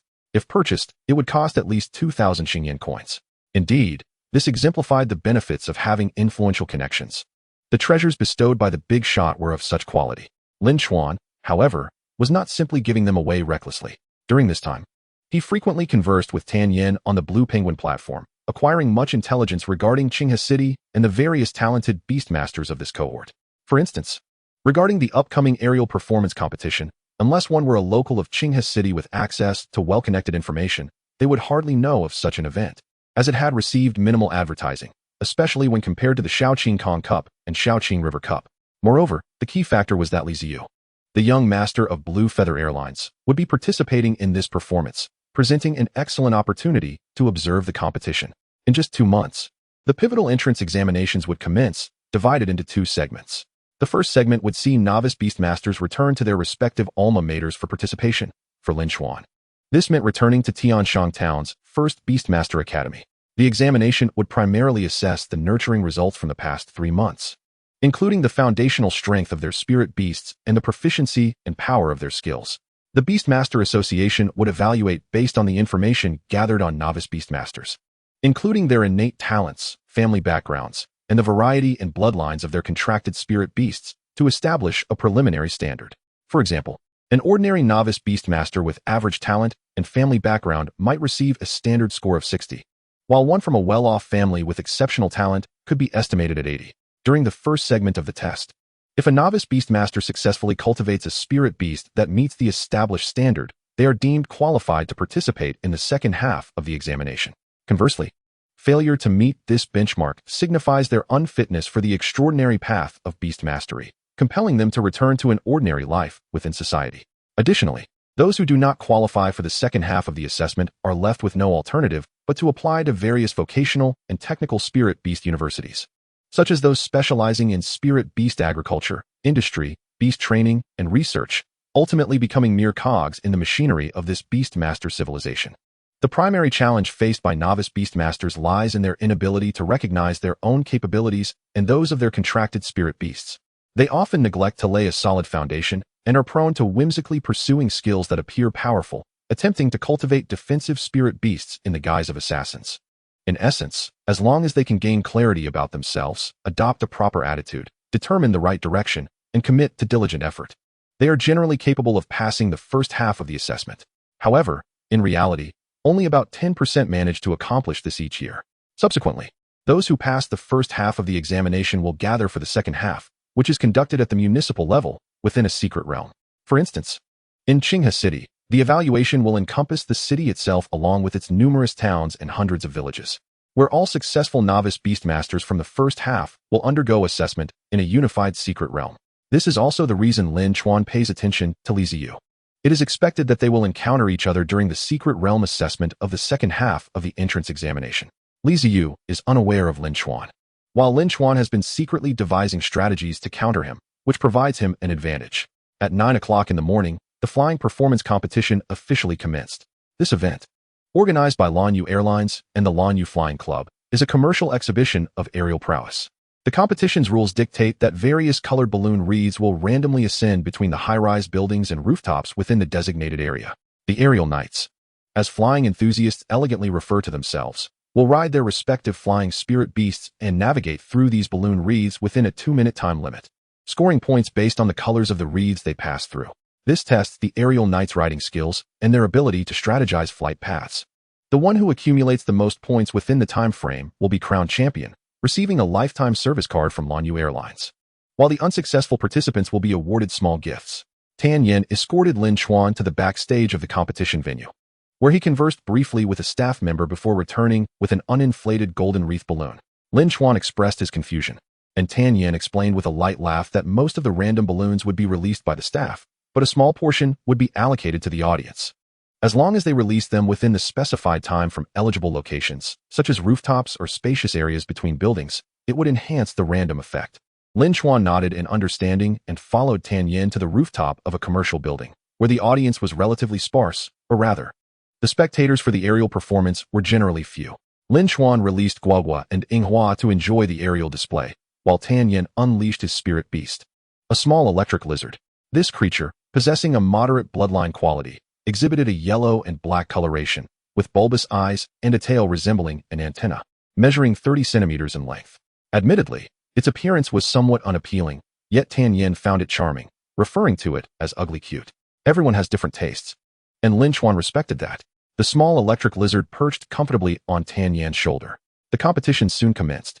A group of young men and women clad in racing attire similar to that of a previous life gathered at the launch point on another rooftop. Competing in teams of 3, they began the performance. Various colored balloon wreaths slowly ascended between the towering buildings, and when their turn arrived, the 3 aerial knights mounted their flying spirit beasts and soared into the sky. The aerial knights quickly determined their flight paths based on the balloon's colors and positions, guiding their flying spirit beasts along these routes to score points by passing through the wreaths. Naturally, situations could arise where 2 or even 3 aerial knights chose the same route or balloon wreath, in which case the first to pass through would score.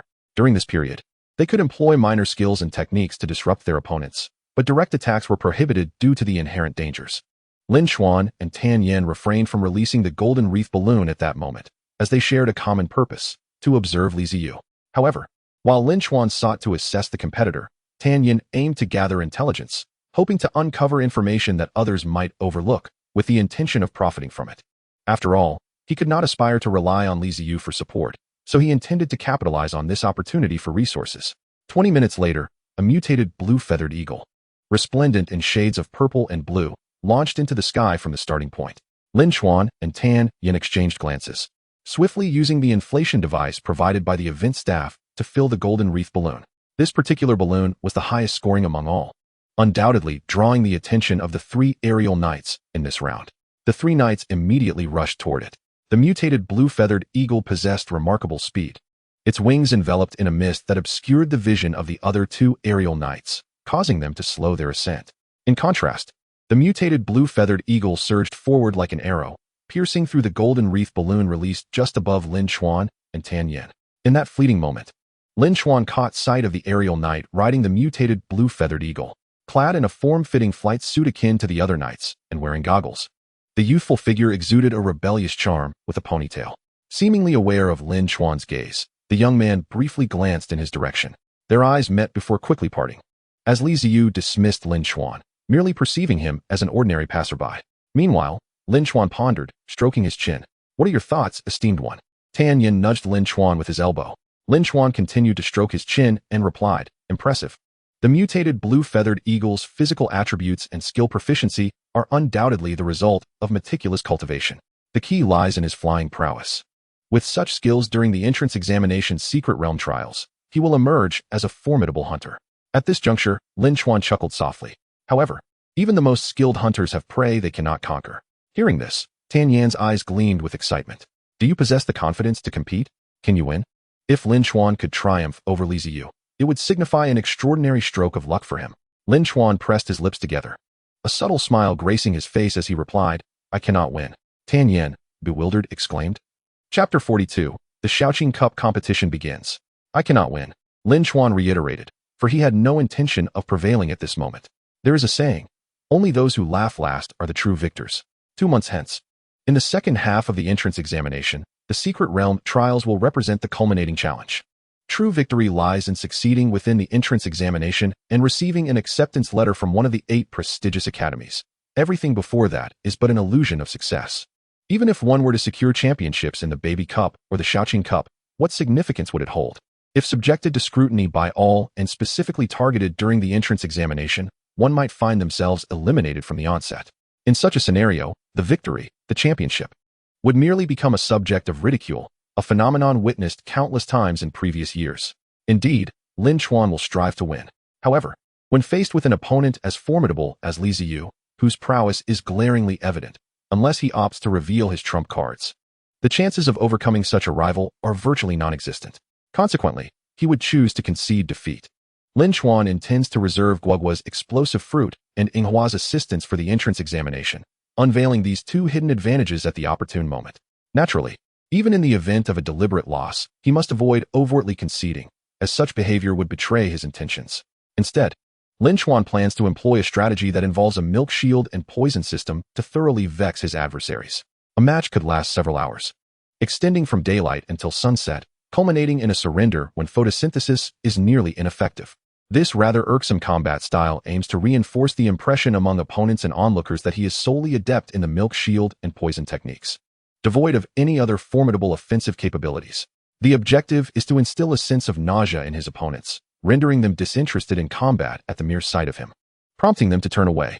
At this juncture, he would deliver a swift and cunning counterattack, whispering in their ear, "You've been deceived." This is the essence of strategic foresight, taking 1 step while calculating 3. The flight demonstration competition is fleeting, concluding within 2 hours. Following this event, the grand opening ceremony of Lan Yu Kongcheng's subsidiary, Lan Fei Equipment, which specializes in the sale of riding and flying equipment, will take place. Lin Chuan and Tan Yen, however, have little interest in attending. After a brief conversation regarding Li Ziyu and other recent prodigious beast tamers emerging from Qinghe City, who have showcased their superiority in various competitions, Lin Chuan was surprised to hear the name Sun Yining from Tan Yen. According to information from Lao Deng, Sun Yining had contracted her 2nd spirit beast, the newly matured Hua Ye Ye, merely 3 days prior. Has she made a name for herself in such a short span? She recently triumphed in a medium-sized Baby Cup competition, securing the championship. Tan Yen mentioned that numerous media outlets and eager spectators have lauded her as the strongest newcomer of this year in Tianshang Town, even bestowing upon her the moniker Wolf Girl. The media and audience often relish in assigning nicknames. Lin Chuan found this amusing, contemplating what title he might receive in the upcoming Showdown Cup, whether it would still be Milk Overlord or something entirely different. He mused that the title Milk Overlord lacks a certain elegance. At 11:30, after partaking in lunch with Tan Yen, they parted ways, with Tan Yen heading off to complete a newcomer task. Lin Chuan summoned a Lan Yu Kongcheng vehicle to the Beast Tamer Association. After a day of rest since yesterday afternoon at 2 o'clock, the holiday period had come to an end. It was time to return to a rigorous training regimen. He believed that Guoguo and Yinghua had sufficiently enjoyed their day at the amusement park, cinema, and the flight demonstration, releasing their pent-up energy. This time, Lin Chuan did not opt for the Level 1 Sunlight Room. At this juncture, all Level 1 rooms had been claimed by other novice beast tamers, with even the general rooms fully occupied, leaving only the communal quarters, which Lin Chuan would certainly not choose. Thus, he was left with no choice but to select a Level 2 general room. Level 2 general rooms are typically designated for spirit beasts of ranks 2 to 3, lacking the discounts and time-limited benefits provided to novice beast tamers in Level 1 training rooms. The rental fee for a Level 2 training room is 2,000 star rock coins per hour, and Lin Chuan rented it for 5 hours. The general room lacks the sunlight simulation effects for what attribute spirit beasts, with only ordinary incandescent bulbs present, yielding very poor results for photosynthesis.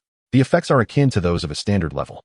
However, the internal space is more expansive, and it is equipped with a greater variety of more advanced training apparatuses. For instance, the automatic ball launching device is larger than that in the Level 1 room, capable of higher power and speed settings, reaching up to 10 shots per second with a force of 500.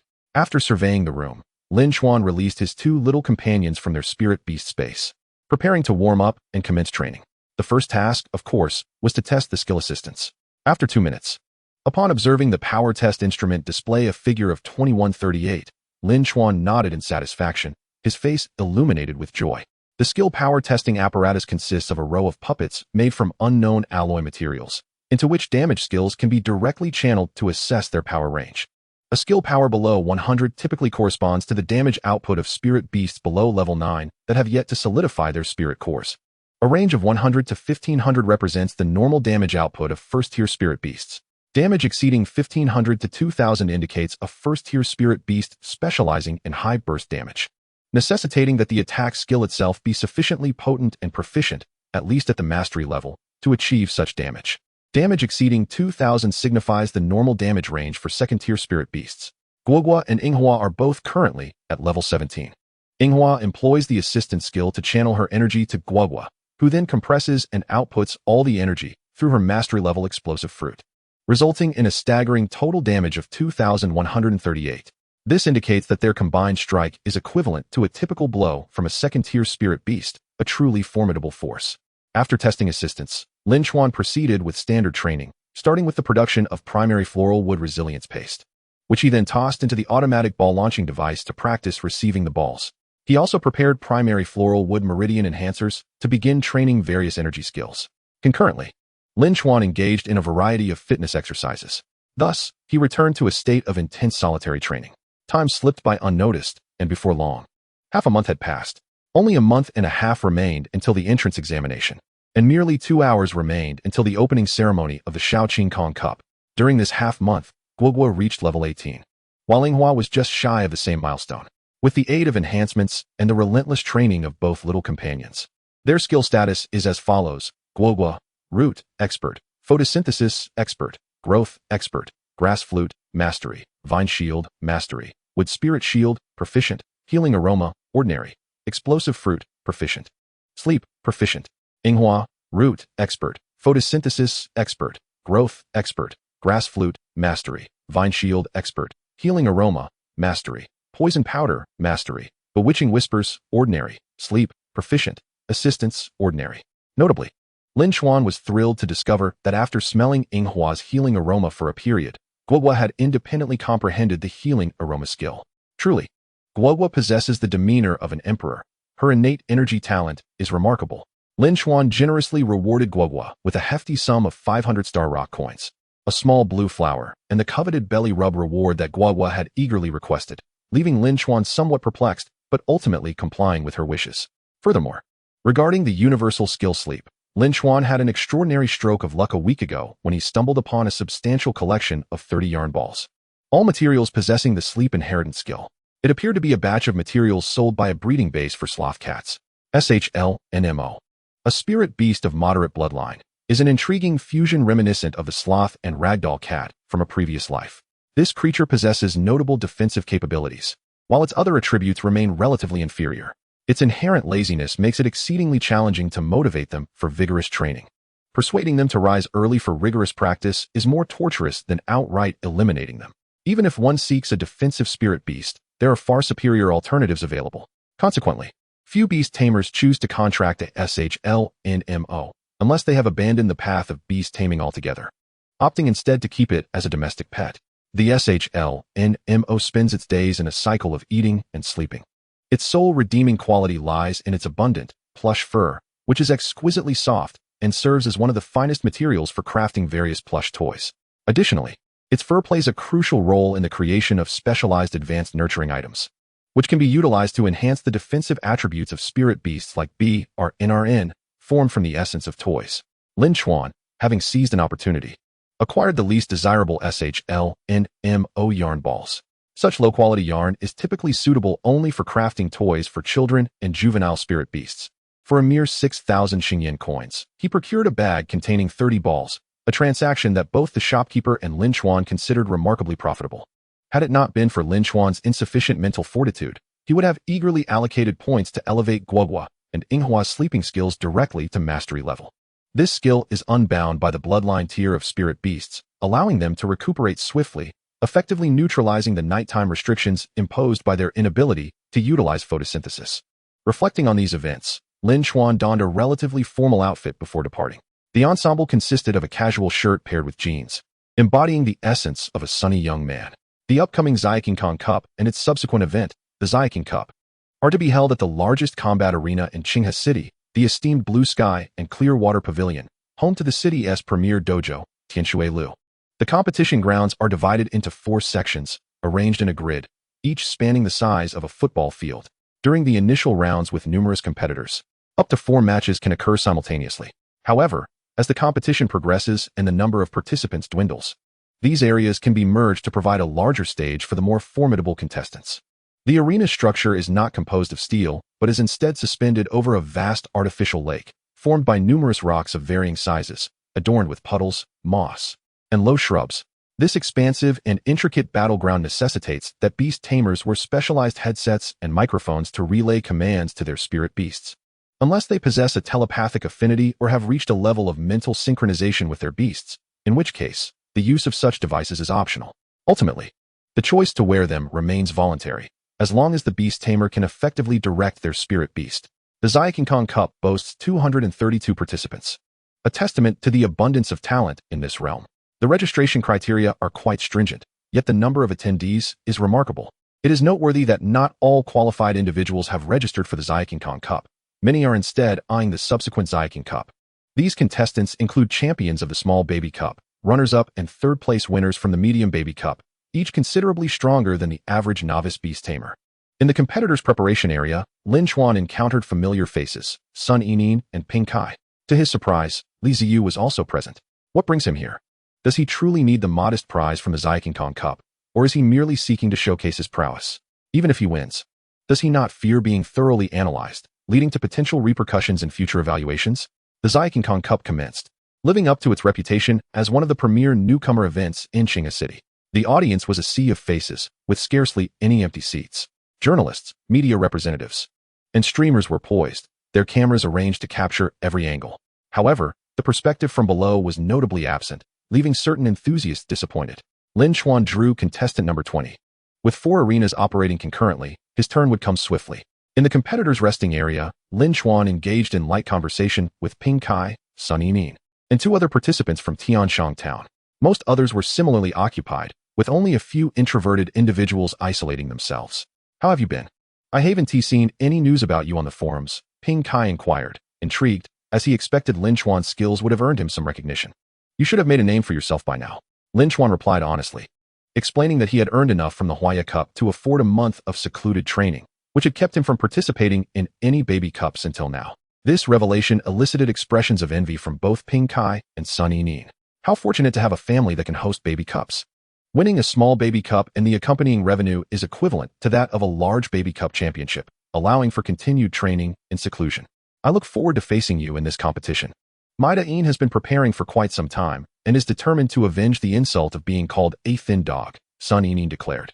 Initially perplexed by her golden-haired werewolf's fervor, especially its fury towards Lin Chuan's Hua Ye Ye, particularly the one named Inghua, she gradually comprehended the situation through their growing bond and consistent interaction. Miss Wolf, is that truly how you feel? I eagerly await our encounter, Lin Chuan replied, his smile enigmatic as he playfully referenced the nickname bestowed upon Sun Yining by the local media. Rolling her eyes at the teasing, Sun Yining fell silent, her thoughts drifting to Lin Chuan's Hua Ye Ye and the fact that he had secluded himself for an entire month. She furrowed her brow, finally responding with some irritation. Let us save our match for later. I prefer not to encounter you until the semifinals. Laughter erupted among Lin Chuan, Ping Kai, and the other competitors from Tianshang Town, even Sun Yining eventually joining in on the merriment. The atmosphere remained light and harmonious. Time passed swiftly, and soon it was Lin Chuan's turn to compete. The announcement called him to the preparation area. Go for it, Ping Kai encouraged. Best of luck, Sun Yining added. Let us show them the spirit of Tianshang Town. The other 2 competitors chimed in. Lin Chuan responded with a radiant smile and a thumbs up, striding confidently towards the preparation zone. In the 3rd competition area, another match concluded, with the audience erupting in applause for both contestants, regardless of the outcome. As the 2 competitors exited the arena, the renowned commentator and professional beast tamer, Lin Chuan, expressed his gratitude for the thrilling contest. Now, let us welcome the next pair of competitors to the stage. First, representing the red team, from the 7th Beast Tamer Academy in Qinghe City, contestant Wang Zhixian. Wang Zhixian, prior to this, had consecutively triumphed in the Hua Ye Ye Cup for small-scale novice beast tamers, the Bailimo Cup for medium-scale novice beast tamers, and secured third place in the Tianhong Cup for large-scale novice beast tamers, earning the moniker Evil Fox. Esteemed spectators, let us extend a warm round of applause to Wang Zhixian as we welcome his presence on stage. The audience erupted in thunderous applause, mingled with enthusiastic shrieks from female fans, suggesting he was indeed a handsome figure. The electronic gate in the contestant preparation area opened automatically, revealing a youth clad in a black and red leather jacket, sporting a sharp hairstyle with a side fringe, exuding an aura of formidable presence as he strode forth. Next, let us turn our attention to the blue team contestant, Lin Chuan, hailing from Tianshang Town and representing the 1st Beast Tamer High School. Lin Chuan had previously claimed victory in the Hua Ye Ye Cup for small-scale novice beast tamers, earning him the peculiar title Milk Overlord. Lu Qingchuan remarked, casting a hesitant glance at the information in his hands regarding Lin Chuan. This introduction elicited chuckles from the audience, who found the title Milk Overlord rather ludicrous. However, Lu Qingchuan furrowed his brow. As a professional beast tamer, he was not swayed by the audience's amusement. The fact that one could garner such a title from a mere small-scale competition was anything but commonplace. Moreover, the title was acquired after nearly defeating the formidable wolf girl. Sun Yining. While it might sound whimsical, it certainly held substantial merit. The contestants took their positions. 3 judges presided over the arena, 1 head judge and 2 assistant judges. The head judge orchestrated the proceedings, while the assistant judges communicated with each contestant and monitored various conditions. The head judge raised the officiating flag, and the 2 assistant judges explained the rules to Lin Chuan and Wang Zhixian, confirming their understanding and readiness.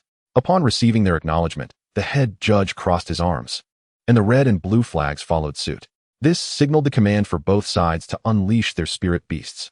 Lin Chuan chose not to employ an entrance effect. Instead, he summoned Yinghua directly from the beast space. Given the high stakes of this competition, unlike the relatively unnoticed small-scale baby cup, it was prudent to forego theatrics unless possessing overwhelming strength. If all went as anticipated, the Xiaoqingshan Cup would be dominated entirely by Yinghua. The combat experience of Guoguo was rendered nearly irrelevant in such a setting, and utilizing the explosive fruit was a trump card. Should Guoguo take the stage, it would merely become a stationary target. The opponent's spirit beast would be unable to harm Guoguo, and Guoguo, likewise, would not pose a threat. Wang Zhixian released his spirit beast, a fox adorned in deep crimson, with flames flickering at the tips of its ears and tail, a Shaoyan fox. A low-tier bloodline with fire attributes. Lin Chuan recognized these details, his knowledge allowing him only to discern the basics. The head judge sought confirmation from the assistant judges, who approached to thoroughly inspect both spirit beasts, ensuring they bore no items or potions before responding affirmatively. The head judge then raised his crossed arms high above his head before abruptly bringing them down with a sharp whistle, signaling the commencement of the match. Above the arena, a colossal electronic screen displayed the avatars of Lin Chuan and Wang Zhixian, alongside Yinghua and Shaoyan Fox, respectively. In the next moment, a surge of energy crackled between the two, and a massive phrase materialized. High-speed movement, rending claw. Wang Zhixian initiated the assault with a rapid attack strategy. The high-speed movement, coupled with the metal attribute skill rending claw, was a fierce assault targeting Lin Chuan's wood attributes. Root. Lin Chuan commanded nonchalantly, maintaining his characteristic approach. However, Yinghua did not mimic its previous behavior of utilizing wood attribute energy to generate tendrils. Instead, it manifested solid roots, deeply embedding themselves into the ground. This was not a misunderstanding of Lin Chuan's command. Rather, it reflected a true comprehension of the situation. After a month of persistent training through various cooperative exercises, the synergy between Lin Chuan and his 2 spirit beasts had visibly improved. Though they had yet to achieve perfect mental synchronization, they could instinctively interpret commands like root based on tone, volume, and inflection, determining whether to maintain mobility or become immobile. The roots firmly anchored Yinghua, rendering it unable to move freely. However, this sacrifice came with advantages, as it significantly bolstered its resistance to incoming force. After all, Yinghua weighed only 55 gene, making it susceptible to being launched into the air during such a competition. With the enhancement of high-speed movement, Shaoyan Fox accelerated rapidly. Initially, its form was discernible, but soon it transformed into a streak of orange-red light barreling toward Yinghua. Ultimately, Shaoyan Fox's metallic claws landed forcefully upon Yinghua. The audience prepared to erupt in cheers, but it was as though a hand had clutched their throats. Their applause faltered, only to cease abruptly. In the arena, Hua remained steadfast, absorbing Xiaoyan Fox's rending claw without flinching. The metallic claws pressed against Hua, exerting tremendous force, yet they barely pierced the surface, leaving a mere 2 mm white mark. It was a breach of defense, yet no harm was inflicted. Xiaoyan Fox, with its relatively charming visage, was left in utter astonishment. Having participated in over 20 formal matches and countless private skirmishes, it had never encountered such a scenario. Wang Zhixian mirrored its astonishment, but swiftly steeled himself, muttering to himself. Is it specialized in defense? Even for a turtle-like spirit beast renowned for its defensive capabilities, cultivating such an extraordinary resistance to Xiaoyan Fox's rending claw would be a formidable challenge, let alone a support type like Hua. He couldn't fathom how a mere support beast could have its defense cultivated to such an extent. Had it completely forsaken its auxiliary abilities? A sense of foreboding crept into Wang Zhixian's mind. The foundation of Hua's current defensive power was largely attributable to Lin Chuan's enhancements, which elevated its abilities, rooting, photosynthesis, and growth, to levels unattainable by novice beast tamers, allowing it to fully absorb the effects of the resiliency potion. Naturally, the perseverance and determination of the two spirit beasts were also crucial factors. To endure the relentless assaults Lin Chuan subjected them to, repeatedly sustaining injuries and recovering, required a level of fortitude that ordinary juvenile beasts could scarcely withstand. Many spirit beasts would falter after a few injuries, but Lin Chuan's continual motivation and the competitive spirit he instilled in them had driven them to persist. Achieving the foundational defensive strength that Guogua and Hua now possessed would demand at least another month of rigorous training for any other beast tamer. Whoa, is that all? Little fox, have you not eaten? Put in some effort. You're a fox. Without Lin Chuan's directive, Hua instinctively utilized its skill, Chaotic Whisper, which induces confusion and somewhat diminishes the opponent's energy defense. Upon hearing Hua's words, Xiaoyan Fox's eyes visibly reddened. Yet, Wang Zhixian remained oblivious to this. As the arena was expansive, and the distance was too great for him to notice, he continued to issue commands as usual. Step back, create some distance, and unleash the fireball. However, the little flame fox did not heed Wang Zhixian's command. Instead, it executed the tier claw once more. Today, it intended to demonstrate to this Hua Ye Ye that it was no mere delicate fox. I am, indeed, fearfully robust. Witnessing this, Wang Zhixian was once again taken aback, momentarily stunned, before abruptly regaining his composure. Come to your senses. Quickly retreat. Wang Zhixian unleashed the rejuvenation roar, yet it was too late. Lin Chuan, toxic powder. In the contestant preparation area, Sun Yining observed the large screen, noting the expression of Wang Zhixian, drenched in sweat, mere half a minute into the match. She watched as the pink blossoms atop Hua released a cloud of purplish-red powder, smearing the little flame fox's face. Sun Yining's lips twitched, feeling a pang of sympathy for her golden thread wolf. Dean, it seems your title of delicate dog will not be shed anytime soon. However, fear not, for soon you shall be accompanied by an increasing number of delicate foxes, monkeys, turtles, and birds. Chapter 44. The contestant most reluctant to engage. Wang Zhixian continued to unleash the rejuvenation roar, and the little flame fox finally extricated itself from the chaos and fury, regaining its rationality and composure. Yet, at this juncture, it had inhaled a considerable amount of toxic powder. Presently, Hua's toxic powder skill had been enhanced to proficiency level by Lin Chuan, rendering its sustained damage considerable. More critically, the torment it inflicted upon both mind and body.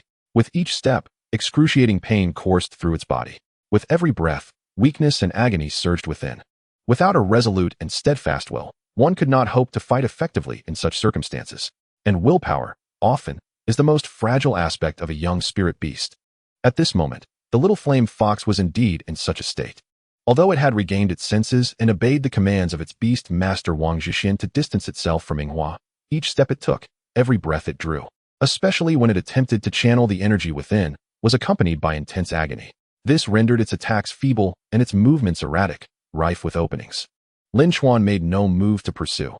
Instead, he remained firmly rooted, quietly observing his opponent. Wang Zhixian was drenched in cold sweat, acutely aware of the situation from the little flame fox's gait and the relentless pain transmitted through their bond. He understood that he was likely doomed in this match. However, surrendering outright was not in his nature.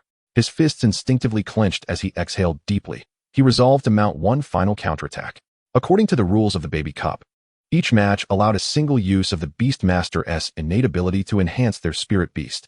Through their bond, his intent was conveyed to the little flame fox. Wang Zhixian spread his right hand, fiery red energy coalescing before him, and clenched his fist as if to capture the energy within, then struck his chest with force. The sound, though not loud, resonated throughout the arena. The fiery energy erupted, scattering like countless stars. Through the invisible connection of their bond, the crimson energy appeared around the little flame fox, merging into its body. Instantly, the flames at the tips of its ears and tail blazed intensely, burning fiercely. Heart of blazing flame. The little flame fox, with unyielding determination, summoned all its strength to unleash the red lotus breath. Heart of blazing flame. This was Wang Zhixian's innate ability as a Beastmaster. Due to his frequent participation in the baby cup and public battles, his spirit beast information and innate ability had long been discerned by the astute, and thus he had no intention of hiding it, boldly proclaiming it to bolster the spirit of the little flame fox in its current unfortunate state. The red lotus breath was a fire attribute skill of tremendous destructive power, comparable to the status of the explosion fruit in wood attribute skills. It was not a technique that could be easily mastered. It required a spirit beast to possess a high level of control over fire attribute energy. It was precisely due to Wang Zhixian's heart of blazing flame that the little flame fox could learn it at this critical juncture. The red lotus breath was also Wang Zhixian's greatest trump card. Yet, at this moment, he had revealed it. Was this a wise choice? Lin Chuan mused that if it were him, he would rather concede the match than expose his trump card, saving it for the most critical moment, namely the entrance examination. As for Wang Zhixian, it could only be said that every individual has their own aspirations, and each choice is unique. The little flame fox leaped into the air, momentarily suspended amidst the flames and heat waves enveloping it. Opening its mouth wide, it inhaled deeply, then launched a fierce breath towards Yinghua. The roaring flames surged forth. As the little flame fox expelled a torrent of fire, a red lotus flower riding the fiery torrent, spinning as it soared towards Yinghua. Lin Chuan's expression remained impassive. Shield of vines. Yinghua responded immediately. A shield resembling the bark of an ancient tree descended from Yinghua's small hand. In accordance with Yinghua's will, the vines grew and intertwined, forming a fan-shaped shield about 2 meters in front of her. The red lotus flower collided with the shield of vines. The thunderous boom echoed as flames erupted, and heat waves surged. The shield of vines was shattered, yet simultaneously, it managed to deflect at least 80 of the red lotus's power, leaving less than 20 to strike Yinghua, which still charred a significant portion of her body. Lin Chuan's expression grew serious, inwardly thanking his foresight in activating the shield in time. Had he stood there and taken the hit, as before, Yinghua would likely have been instantaneously defeated by that blow. This also showcased the formidable strength of the participants in the Xiaoqing Cup. To encounter such an opponent in the first round was indeed remarkable. Yinghua did not fall, yet a significant portion of her body was charred and in disarray. Observing this, the little flame fox displayed an expression of both regret and satisfaction, and Wang Zhixian felt similarly, reflecting that although he had revealed his trump card and failed to defeat Lin Chuan, he had nonetheless forced Lin Chuan to the brink, reducing him to near exhaustion. He had done his utmost. However, just as Wang Zhixian and the little flame fox were finding solace in their hearts, the next moment, Lin Chuan declared, photosynthesis. The leaves of Yinghua emitted a luminous green glow. It was now 10:33 a.m. While the sun was not at its peak, it was sufficient. The expert-level photosynthesis took effect, combined with the physical rooting already established. The arena, suspended over a vast artificial lake, comprised countless rocks of various sizes, providing ample water and soil. Yinghua's roots continuously extracted nutrients and water from the soil, absorbing them into her being. Under the expert-level photosynthesis, these nutrients were converted into stamina and energy at an astonishing rate. The wounds on Yinghua visibly healed at an extraordinary pace. In just 2 breaths, the charred portions of her body began to fade, the dead skin peeling away to reveal tender, fresh skin underneath. Wang Zhixian and the little flame fox were both left dumbfounded. The audience, too, was momentarily stunned. At that moment, everyone recalled the introduction by Teacher Lu at the beginning, referring to Lin Chuan as the milk overlord. So this was the meaning behind it. As the leaves emitted their glow, Yinghua adeptly employed her enchanting abilities. How formidable! I nearly fell to you. Fortunately, Miss Yinghua is a cut above. Hearing this, the little flame fox hesitated, its expression twisting in a captivating manner. Ultimately, overwhelmed by the pain from the toxic powder and the torment, the little flame fox succumbed, its vision darkening as it fainted. The match concluded, with Lin Chuan emerging victorious. The chief referee raised the blue flag representing Lin Chuan, announcing the outcome of the match. It was only when the electronic screen displayed Lin Chuan's half-body image that the audience finally grasped the situation. An eerie silence lingered for a dozen seconds before an overwhelming round of applause erupted. In the commentary booth, teacher Lin Chuan commenced his post-match analysis.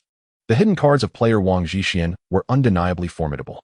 With at least a level 2 Beastmaster talent, the Blazing Heart, combined with what appeared to be a standard-level skill, the Scarlet Lotus Breath, the potency of such abilities was sufficient to inflict damage on a level 2 spirit beast.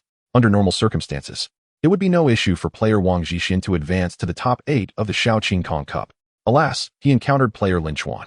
Lin Chuan's Hua Ye Ye not only boasted defensive capabilities akin to those of specialized defensive turtle-like spirit beasts, but also possessed, at least an adept-level Thorn Shield, as well as proficient-level rooting and photosynthesis skills. Additionally, there was at least a proficient-level Toxic Powder. It was evident that Lin Chuan's Beastmaster talent was likely related to enhancing skill training efficiency. As he spoke and analyzed, Teacher Lu's expression grew increasingly peculiar. This skill configuration seemed increasingly dubious and repulsive. Such a construction was rarely seen even among professional Beastmasters. How could such a repugnant entity arise among novice Beastmasters? While one might not label this skill configuration as invincible, failing to breach its defenses or keep pace with its recovery, or finding some means to restrict its defense and healing, would result in an utterly vexing experience. This healing shield and toxin system was undoubtedly an adversary no Beastmaster wished to confront.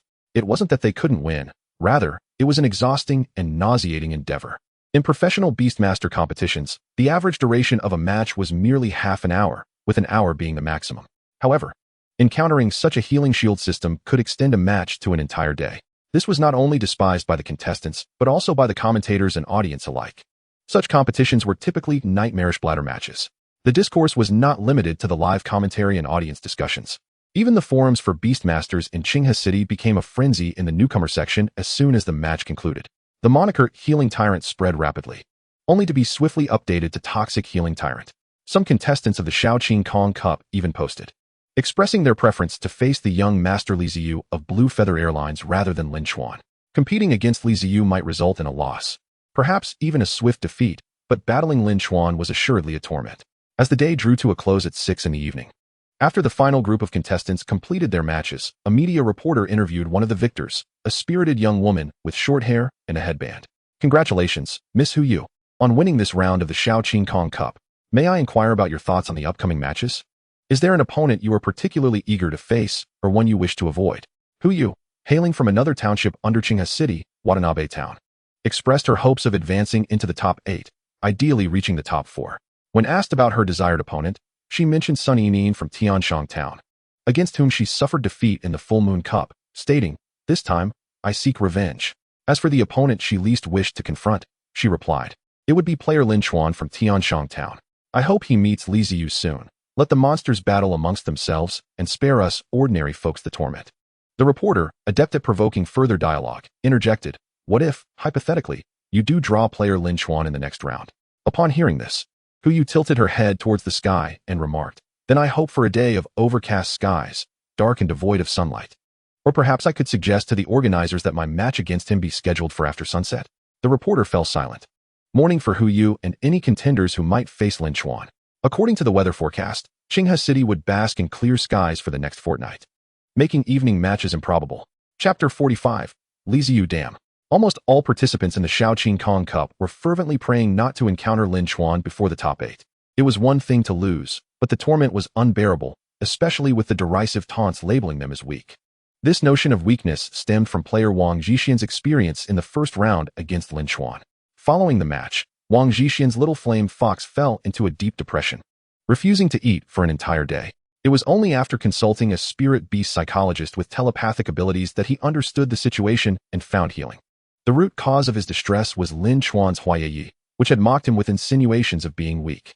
Almost every participant hoped Lin Chuan would swiftly confront Li Ziyu, wishing for the esteemed Li Ziyu to eliminate this loathsome adversary. Meanwhile, the center of public discourse, the young Master Li Ziyu of Blue Feather Airlines, remained unusually silent. Typically, he was quite active online, appearing wherever there was spectacle or opportunity to showcase himself. This raised questions about whether Li Ziyu lacked confidence in overcoming Lin Chuan's healing shield and toxin system. Regrettably, fate did not favor them, as Lin Chuan did not encounter Li Ziyu in the earlier rounds. It wasn't until the top 32 that random matchups ceased, giving way to a structured grouping system. As the brackets were drawn, Lin Chuan and Li Ziyu were placed in different halves, meaning they could only meet in the finals. This outcome led some to cry foul. suggesting foul play in the arrangements that left little room for others. Previously, those drawn into the same half as Li Ziyu would surely feel despair, yet at this moment, they felt a sense of relief. Facing Li Ziyu meant being crushed as mere fodder, while being in Lin Chuan's half risked being labeled as weak or suffering from depression. With all others from Tianshang Town eliminated, only Lin Chuan and Sun Yining remained, and unfortunately, they ended up in the same half. If all went smoothly, they would meet in the round of 16. During a post-match break, Sun Yining jokingly remarked to Lin Chuan, "I have contracted a Hua Ye Ye from your farm. My Erin. According to my Erin, it shares lineage with your Sakura, both belonging to the 5-spice beef-flavored Sakura family, making it a descendant of your Sakura. So, could we negotiate? When we compete, please refrain from using your shield. At least let me deal some damage." In response, Lin Chuan gave her a look that seemed to say, "What nonsense are you thinking?" Sun Yining sighed in resignation, considering whether to use her Erin in the match. Although her Erin had yet to reach level 1, perhaps Lin Chuan's Sakura would show mercy, given their kinship. However, this was merely a fleeting thought. Such a blatant display of negativity in competition would not be explicitly condemned by the Beastmaster Association, but it would be noted in the post-match records, potentially resulting in point deductions during advancement assessments. On the Qinghe City Beastmaster Forum, discussions about the toxic healing tyrant Lin Chuan had become the hottest topic in recent days. The healing shield and toxin system, while disgusting as an opponent, was delightful when viewed from one's own perspective, appearing irresistibly adorable. Consequently, many individuals have been engaged in discussions, debating whether this particular path is indeed the most suitable for the cultivation of novice beast tamers. Even professional beast tamers and several esteemed professors of spirit beast studies, certified by the 8 prestigious academies, have joined the discourse. Ultimately, the consensus reached was negative. The Dairy Shield poison system, while seemingly accessible due to its low demands for resources and the bloodline rank of spirit beasts, is excessively reliant on skill proficiency. If a beast tamer lacks a talent that enhances skill improvement or lacks alternative methods for rapid skill enhancement, this path becomes virtually inaccessible for newcomers. It is far more prudent to cultivate based on the unique characteristics of their spirit beasts. The Dairy Shield poison system can set aside the poison aspect, as any sustained damage skill, even a beginner level 1, can serve as a substitute, provided it inflicts damage. The crux of the matter lies in the shield and the healing. The skills corresponding to the shield and healing must be practiced to at least proficiency level, with mastery being the ideal. Otherwise, the Dairy Shield system would hold no significance, as an opponent need only focus on mastering an offensive skill to dismantle it. Although professional beast tamers and certified professors from the 8 academies assert this, some individuals remain obstinate, unwilling to acknowledge the truth without personally experiencing failure. They believe that if Lin Chuan can achieve success, they have no reason to believe they cannot. Thus, many novice beast tamers have begun altering their cultivation paths, even contracting a second spirit beast suited for the Dairy Shield poison system. Despite lacking a compatible spirit beast initially, the professional beast tamers and professors remain indifferent, as does the Beast Tamer Association. This tendency to emulate perceived strengths without a solid cultivation strategy, or to be swayed by fleeting trends, renders these novices unlikely to pass the first half of the advancement examination, thus unqualified to embark on the true path of extraordinary beast tamers. They will likely revert to the mundane societal role of a diligent cog in the machine. On Lin Chuan's side, he easily secured victory against Sun Yining in the top 16, shattering her defenses once again. Fortunately, despite her anger, Dean did not succumb to despair. Having been ridiculed as a fine dog since childhood, she had grown accustomed to it. Lin Chuan advanced to the top 8, which means he has already secured 1 million Xingyan coins. Even if he were to forfeit the subsequent matches, the funds would promptly be credited to his Beast Tamer account upon the conclusion of the Shaoqing Kong Cup. Now, he merely needs to win once more to reach the top 4. Achieving this would fulfill his objective for participating in the Shaoqing Kong Cup, with the top 4 prize of 3 million Xingyan coins sufficient to cover all his expenses prior to the upcoming advancement examination. Of course, Lin Chuan would not simply abandon the remaining matches. He intends to give his utmost, aiming to progress as far as possible without revealing his trump cards merely for the sake of pride or additional monetary gain. Lin Chuan felt elated, for in this half of the bracket, none of his opponents could penetrate his shield healing system, significantly increasing his chances of securing the runner-up position. As for the championship, without revealing his secrets, it seems unlikely he could best Li Ziyu, whose mutated blue feather eagle possesses a recovery skill, Bubble Bath. Lin Chuan's joy was shared by many others. Apart from his family, including Lao Dang, the purple-haired youth Tan Yen was also exceedingly delighted, realizing he had stumbled upon a stroke of fortune, acquiring an epic leg. Aside from Tan Yen, another individual filled with joy was Su Shaoqing. the daughter of the owner of the roadside grocery store where Lin Chuan had fortuitously discovered the assistant skill. The little girl in the dual ponytails and floral dress was elated for another reason. Su Xiaoqing had been caught after scoring 30 points on her exam and casually asking a customer for a signature. At this moment, she was receiving a double reprimand from her parents. Specifically, her father was blocking the door while her mother brandished a household item, chasing Su Xiaoqing as she jumped around. Just then, the television broadcasted the Xiaoqing Kong Cup, showcasing Lin Chuan's advancement to the top 8 as he participated in a post-match interview. Woo, it's him. This brother is the one who helped me with the signature, Su Xiaoqing cried, trembling as she pointed at the screen. Her mother raised her broom, preparing to deliver another reprimand, questioning her daughter's audacity to seek a signature from a genius beast tamer who had made it to the top 8. However, before she could strike, Su Xiaoqing's father intervened. Hold on, dear. A tall and sturdy middle-aged man. He held Su Xiaoqing's exam paper bearing the failing score of 30. Observing the elegant signature of Lin Chuan, he glanced back at the television, where the young man was being interviewed, and asked, "Is it really him?" With tears streaming down her face, Su Xiaoqing nodded vigorously. Su's father exhaled deeply, scrutinizing the signature on the paper once more before looking back at Lin Chuan on the screen. He couldn't help but ponder that this young man's future was likely to lead to a career as a professional beast tamer. After all, those who reach the top 8 in the Xiaoqing Kong Cup rarely fail to become professional beast tamers. A professional beast tamer is a significant figure, far more renowned than any star or business mogul. Perhaps this signature on the exam paper would be the first of many for this future professional beast tamer. Quietly, Su's father folded the paper and stored it away carefully. If Lin Chuan truly became a professional beast tamer, that signed paper could fetch at least 100,000 Xingyan coins, providing Su Xiaoqing with a solid financial foundation as she approached her 16th birthday. Should Lin Chuan further ascend to elite status or even become a king, the value of that signed paper would only increase. Meanwhile, Lin Chuan was undergoing an interview following his advancement to the top 8. The reporter appeared quite excited as she inquired, "Mr. Lin Chuan, may I ask why you chose this particular cultivation method? Given the situation with Hua Ye Ye, is it not more common to pursue a support-oriented training approach?" While the reporter generally addressed other competitors with informal terms, she instinctively referred to Lin Chuan with a respectful formality, acknowledging his demonstrated prowess. In response, Lin Chuan smiled and remarked, "I can only say, do not limit your imagination. No one has dictated that Hua Ye Ye must follow a support route. My only statement is, there are no weak spirit beasts, only foolish beast tamers." This was typical polite discourse, and any reasonable listener would chuckle without taking it to heart. Those who genuinely believed Lin Chuan's words, without possessing his innate talent, would simply be deemed, well, rather foolish. The reporter continued, "Mr. Lin Chuan, may I ask you a few more questions?" Lin Chuan nodded. The reporter pressed on. "Many viewers are curious. Who do you believe is stronger, you or the young Master Li Ziyu from the Blue Feather Air? Are you looking forward to a confrontation with him? Is there anything you wish to convey to Mr. Li Ziyu before the duel?" Lin Chuan paused slightly, carefully considering his words before responding. "Who is stronger between Li Ziyu and me? I believe Li Ziyu may have a slight edge. His mutated blue feather eagle is exceptionally powerful and capable of breaking through my Sakura's vine armor.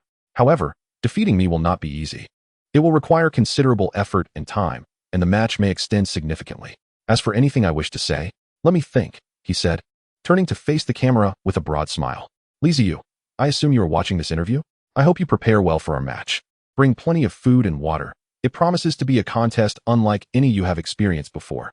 In the competitor's preparation area, within a luxurious single-person suite, a youthful boy with a relatively innocent appearance yet exuding a roguish charm, Li Ziyu, was indeed watching Lin Chuan's interview, just as Lin Chuan had predicted. Upon hearing Lin Chuan's words, Li Ziyu's expression twisted as if he had ingested something foul. He hesitated, caught between speech and silence. Ultimately, his lips quivered, and with a contorted expression, he uttered a single word, "Gone." In Chapter 46, Mode 21, if it were the top 8 or even the top 4, should one find themselves unable to compete or unwilling to continue due to an insurmountable obstacle akin to encountering a system, surrendering the match was an option. However, in the finals, there had never been a case of surrender, as neither the competitors nor the event organizers wished to set such a precedent. This was no longer merely a contest between two novice beastmasters. It was a matter of pride for Qinghe City, intertwined with commercial advertisements and various promotional aspects of the city. Therefore, the present circumstance was such that if Lin Chuan faltered in the top 8 or top 4, it would be acceptable. However, should he emerge from the upper bracket and reach the finals, the possibility of an exceedingly prolonged match loomed large, particularly given the mutual unwillingness to concede. As Lin Chuan had remarked during his post-match interview after advancing to the top 8, Li Ziyu ought to prepare provisions, and indeed, if the situation escalated, commentators and live audiences would need to do the same. It would be a torturous ordeal, not only for the competitors, but also for the commentators and the audience present. Spectators, especially those who had purchased tickets to attend the event, desired a riveting display of skill, a contest filled with thrilling exchanges and unexpected turns. Yet, under the constraints of the system and the regulations governing the novice Beastmaster competitions, such excitement was rendered impossible. Instead, what lay ahead was a protracted torment, potentially lasting 4 to 5 hours or even an entire day. One must ponder, who among the audience could endure such a fate?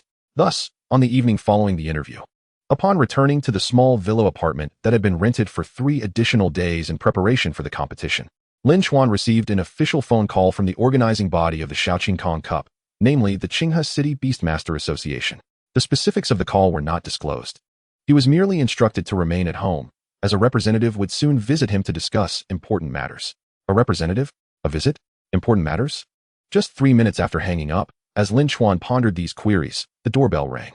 Through the door's surveillance monitor, he beheld a figure clad in the professional attire of the Beastmaster Association, predominantly black with white accents, adorned with cloud patterns at the cuffs and collar. The man sported a small beard and donned black rectangular glasses, exuding an air of elegance tempered by gravitas. Momentarily taken aback, Lin Chuan recognized the individual. He was too renowned. The visage and basic details of this middle-aged gentleman were prominently displayed on the homepage of the Qinghe City Beastmaster Association's official website. Liang Lu, age 40, Beastmaster level 52, Vice President and Director of the Events Department of the Qinghe City Beastmaster Association. Undoubtedly, he was among the most influential figures in Qinghe City, akin to a city party secretary in the Blue Star Long Kingdom of Lin Chuan's previous life. This was the first time Lin Chuan had encountered such a prominent individual, both in this life and the last. Feeling a mix of confusion and slight anxiety, Lin Chuan promptly opened the door, inviting this esteemed figure inside and offering him a cup of hot water, a gesture courteous yet devoid of excessive humility. Liang Lu, acknowledging Lin Chuan's composed demeanor, silently nodded, appreciating the young man's rare steadiness, a trait that many other novice beastmasters lacked, often succumbing to nervousness upon first encountering him. Without engaging in idle chatter, Liang Lu began. I trust you are aware of my position, so I shall refrain from further introduction. I wish to inform you that I am the overall coordinator for this Xiaoqing Cup and the subsequent Xiaoqing River Cup events. At this point, Liang Lu paused, his pace slowing, his demeanor increasingly serious. There is a matter I wish to discuss with you, Lin Chuan. Rest assured, it is not a conspiracy nor a request for you to withdraw from the competition. Upon hearing this, Lin Chuan's expression subtly shifted, his heart sensing something amiss. Yet he maintained his silence, choosing to listen intently. Lin Chuan, you must realize that your battle strategy utilizing the system is formidable and essentially insurmountable for novice beastmasters. However, it severely diminishes the quality of the competition and the audience's viewing experience. Liang Lu took a sip of water, casting a wry smile towards Lin Chuan, who remained silent. Liang Lu then produced his work phone, displaying certain back-end data to Lin Chuan. This concerned the tickets for the live audience at the Xiaoqing Cup finals, which had been sold out long before the competition commenced. Yet, as of now, 30% of the audience had opted for refunds, a number that continued to rise. At this rate, by the time of the finals, it was anticipated that at least half of the seats would remain unfilled. If all went as expected, this Xiaoqing Cup final would be the least impressive in nearly a century of the event's history in Qinghe City. Liang Lu's tone was detached, yet the content of his words was disheartening. Lin Chuan fell silent. He wished to defend himself, yet he found no grounds for justification. He bore the weight of this predicament. While the system had not been entirely absent before, no one had utilized it with the same proficiency as he, elevating each skill to at least a competent level, with many reaching mastery or even expert status. In the novice stage, this was nearly insurmountable. However, the resulting quality of the competition was challenging to articulate. Lin Chuan himself would not wish to witness such an event. Watching it on television or via online streams was one thing. Attending in person was altogether different. Then, Director Liang, may I inquire as to your meaning? Sensing an ominous premonition, Lin Chuan asked solemnly. Observing the shift in Lin Chuan's expression, which appeared to darken, Liang Lu chuckled lightly, recognizing that despite the young man's efforts to maintain composure, his mindset lacked the depth of calmness expected of a beastmaster. Lin Chuan, please rest assured. Did I not mention that there would be no conspiracy? The Xiaoqing Cup and the Xiaoqing River Cup are indeed significant, as they reflect the pride of Qinghe City. However, at their core, They are merely competitions between novice Beastmasters. The Qinghe City Beastmaster Association has no need to engage in any underhanded tactics that might leave a future professional Beastmaster discontented. Liang Lu's words were meant to comfort and reassure. Hearing this, Lin Chuan immediately exhaled, reflecting on his earlier lack of composure. Realizing he had inadvertently displayed dissatisfaction towards a person of such stature, it would have been troublesome to leave a poor impression. Stealing a glance at Liang Lu, Lin Chuan noted the absence of anger on his face, even detecting a hint of amusement akin to that of an adult observing a child's folly, which put him at ease. Our organizing committee has worked tirelessly overnight to devise a suggestion for you, Lin Chuan. I must clarify that this suggestion is entirely optional. You may decline without any consequences for your future participation. However, should you accept, I would personally offer you some financial compensation. Liang Lu took another sip of water. Lin Chuan neither nodded nor shook his head. He had regained his composure and chose to remain silent, awaiting Liang Lu's next words. Seeing you is akin to encountering my younger self, Liang Lu remarked with a gentle laugh. Based on our analysis of the event and the competitors, Lin Chuan, the likelihood of you facing Li Ziyu in the finals exceeds 90%. However, adhering to the regulations governing novice Beastmaster competitions will undoubtedly result in a match characterized by an excessively prolonged duration, severely compromising the quality of the viewing experience. After a thorough internal discussion among the event organizers, it has been decided to present a proposal to you, Lin Chuan, and to Li Ziyu. The premise of this proposal is contingent upon your advancement to the finals. Should you falter in the top 8 or the top 4, the proposal will become null and void.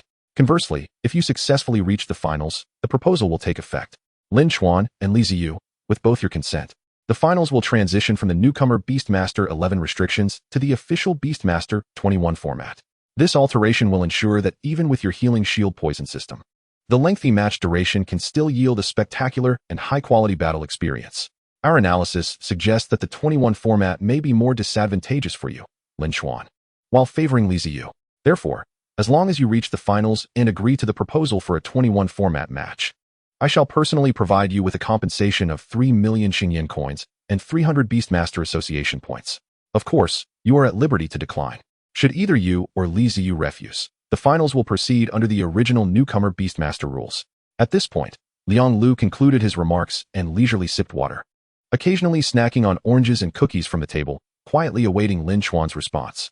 Lin Chuan remained silent, his gaze flickering as he pondered deeply. To be honest, Lin Chuan's initial goal was merely to reach the top 4, as the prize money would sufficiently cover his subsequent expenses. Beyond that, he was indifferent to how far he could advance. Now, Liang Lu's proposal for the finals in the 21 format presented a compelling opportunity. The 21 format, a standard in official Beastmaster competitions, entails a contest involving 2 spirit beasts alongside the Beastmaster themselves, allowing for direct participation in combat rather than merely issuing commands from the sidelines, as in the newcomer Beastmaster 11 restrictions. Under this rule, apart from varying item usage limits depending on the event, most other restrictions are lifted. For instance, the number of times a Beastmaster can utilize their Spirit Beast talents will be unrestricted. Additionally, victory can be achieved not only by defeating all of the opponent's Spirit Beasts, but also by directly incapacitating the opponent's Beastmaster. Yes, Spirit Beasts are permitted to attack the opposing Beastmaster. This aspect of the proposal highlights the potential risks for you, Lin Chuan. It is conceivable that before your shield can be established by Guohua and Yinghua, you could be swiftly defeated by Li Ziyu's mutated Blue Feather Hawk. Such a competition is inherently fraught with peril, yet it also promises remarkable spectacle, ensuring that even a healing shield poison system can deliver an exhilarating match. Of course, there will be protective measures in place, and professional Beastmasters may be invited to act as referees, safeguarding the competitors' lives, but such measures will only extend to life preservation.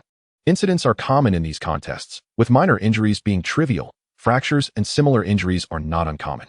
After 10 minutes of serious contemplation, Lin Chuan ultimately nodded in agreement. The 21 format undoubtedly carries risks, and should he sustain a fracture, it would impede his preparation for the upcoming entrance examination's Secret Realm trial. However, with the disadvantages come advantages.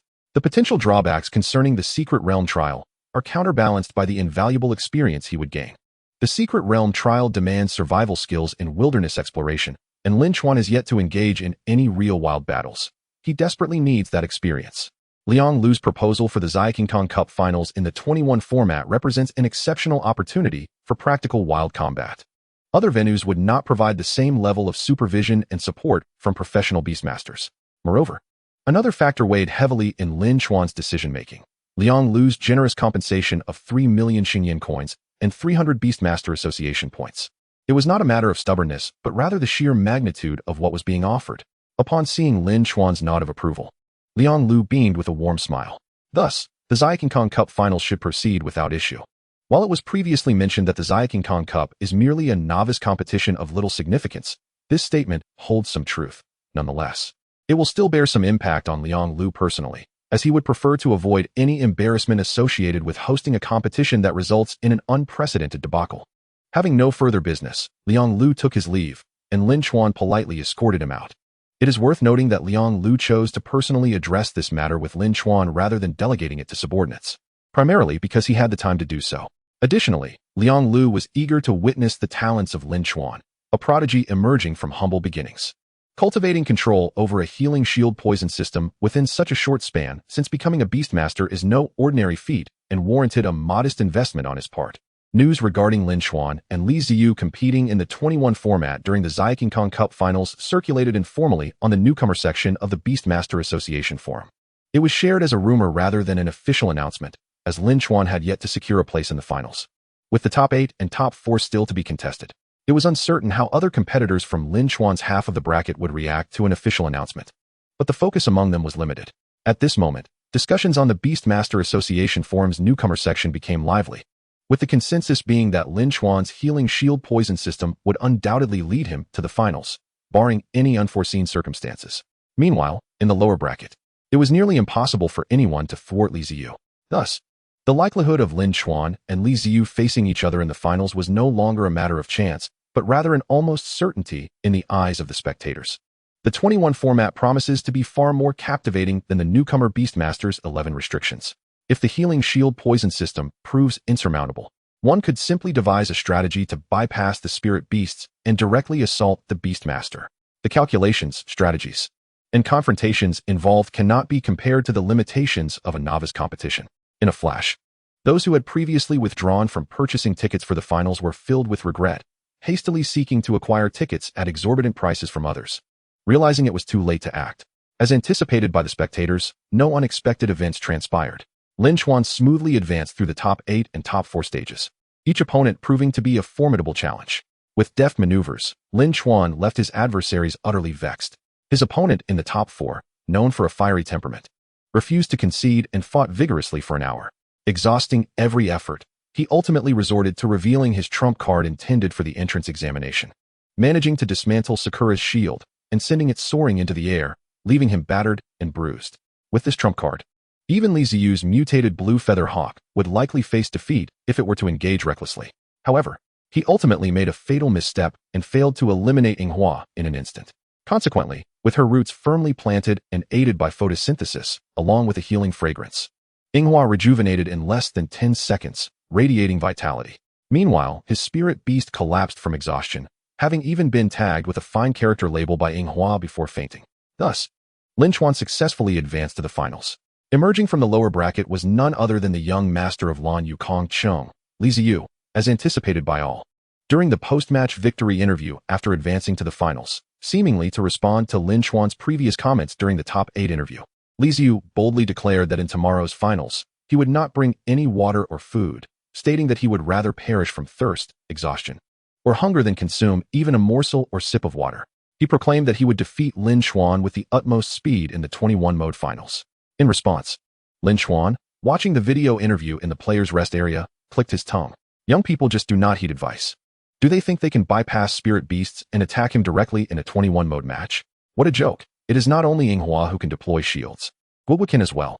Moreover, Guowu can activate not only the Vine Shield, but also the Wood Spirit Shield. At that moment, he would demonstrate what it means to have dual shields, to have 3 shields remaining after one is dismantled, and let him experience the essence of despair. Thus, amidst endless discussions among forum enthusiasts and the audience's eager anticipation, the final day of the event arrived for the finals. In the audience, when Lin Chuan advanced to the top 4, Lin Lao had already rushed from Tianshang Town to cheer Lin Chuan on in person. Unfortunately, Lin Chuan's other family members could not attend. His mother, Su Xiaoxia, worked as a mentor at the Spirit Beast Agricultural University in the neighboring Qingjiang city. Although she could usually take time off, The end of the semester coincided with crucial final examinations, making it impossible for her to leave. She could only watch Lin Chuan's match via live streaming and call him afterward to offer her congratulations. His elder brother, Lin Lini, had established a small outdoor adventure group and was currently engaged in outdoor expeditions, making it impractical for him to return at this moment. His second sister, Lin Linger, was studying at a well-known spirit beast music and art academy in another district and was currently in her third year, secluded while filming a low-budget spirit beast idol web drama, making her unreachable. Only Lin Lao was present, but Lin Chuan had a considerable cheerleading squad. Some competitors from Tianshang Town, including Ping Kai and Sun Yinin, as well as certain locals from Qinghe City, had formed a fan group called the Holy Hall, established by Tan Yen, who believed in the milk shield system. Of course, the scale and form of Lin Chuan's fan club were incomparable to that of the local young master, Li Ziyu.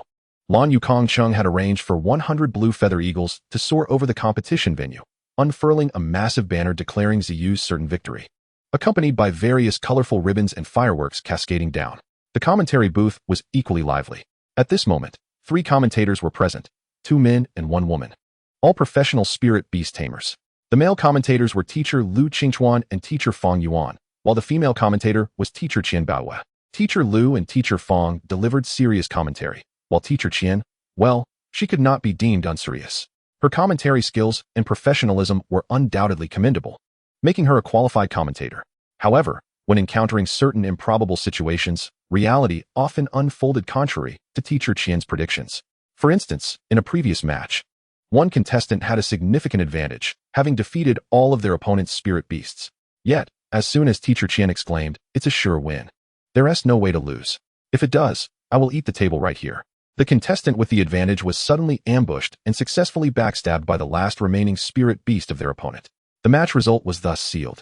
Indeed, teacher Qian was humorously dubbed the poison milk commentator and master of causality in the industry, a puppet master behind the scenes. In online forums, there was a light-hearted saying, when teacher Qian Baohua was commentating, if a contestant gained a substantial advantage, the first thing to do was not to defeat the opponent, but to quickly find a way to cover teacher Qian's mouth. Otherwise, a great advantage could swiftly turn into a significant disadvantage. Teacher Qian, what are your thoughts on this match? Teacher Lu asked with a smile. Me? Are you asking me? I favor Li Ziyu. In this 21 mode, with his proficiency in flying riding skills, I cannot fathom how he could possibly lose, replied the beautiful and elegant 18-year-old girl. Clad in a fitted burgundy evening gown, her hair styled in a side ponytail, adorned with golden crescent earrings. Teacher Fong Yuan, with a subtle look, cast a sidelong glance and teased, Teacher Qian, your intentions are not pure. Tell me, do you wish to conspire against our young friend Li Ziyu? What are you saying? What are you saying? Teacher Qian Baohua exclaimed, slamming her palm on the table in anger. Teacher Fong, please do not slander me. You tell me. Looking at these paper statistics, in this 21-mode match, does Lin Chuan have any chance of winning? Absolutely not. If Lin Chuan wins, I will eat the table right here. She slammed the table emphatically again. It seemed that they had been waiting for this moment. Teacher Lu quickly took out paper and pen, while the nearby photographer immediately aimed the camera at them. Let us make a written agreement. Teacher Qian Baohua exclaimed. Suffocation, tactical retreat. Teacher Qian Baohua did not intend to hex Li Ziyu with her words. She merely sought to enliven the atmosphere. Poisoning Lin Chuan would not generate the same buzz as discussing the topic of Li Ziyu, the young prince of Qinghe City, would it? Sure enough, the live streaming room was soon flooded with donations of rockets requesting Teacher Qian not to hex them. Realizing her intentions had been exposed, Teacher Qian Baohua felt a bit embarrassed.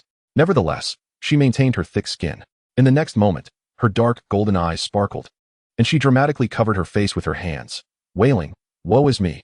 You all just know how to bully me. I will tell my sister. I will tell my mother. I will tell my teacher. You are bullying me. Bullying me. I will make you wear small shoes." Teacher Qian Baohua feigned tears and threats, ultimately leaving a fierce remark. Teacher Lu Qingchuan and teacher Fong Yuan immediately raised their hands in surrender. In the live streaming room, a joyful atmosphere prevailed. 10 minutes later, the lively banter subsided as the finals approached its start time.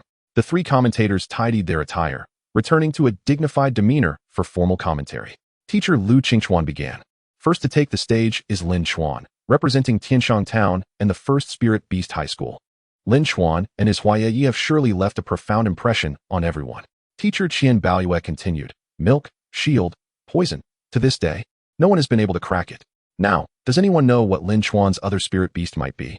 Perhaps some are already aware, but the majority of the audience likely does not. Here, We will keep it a secret for a moment. And we ask those in the know to hold their tongues for a little while longer. Let us all witness it together. Teacher Feng Yuan concluded, raising his voice. Let us give a warm round of applause to welcome Lin Chuan to the stage. We anticipate that Lin Chuan will deliver an exciting match for us. The audience erupted into thunderous applause. At this moment, the lights at the competition venue suddenly extinguished. Simultaneously, vibrant spotlights illuminated the massive door, inscribed with enigmatic spirit patterns. Lingwen. One line after another illuminated, ultimately coalescing into an arcane and enigmatic circular formation. The circular formation gradually revolved. Creak, creak. The colossal doors were slowly pried open. A glimmer of light seeped through the crack between the doors, growing ever brighter as the gap widened. Within that radiance, a figure stood resolute.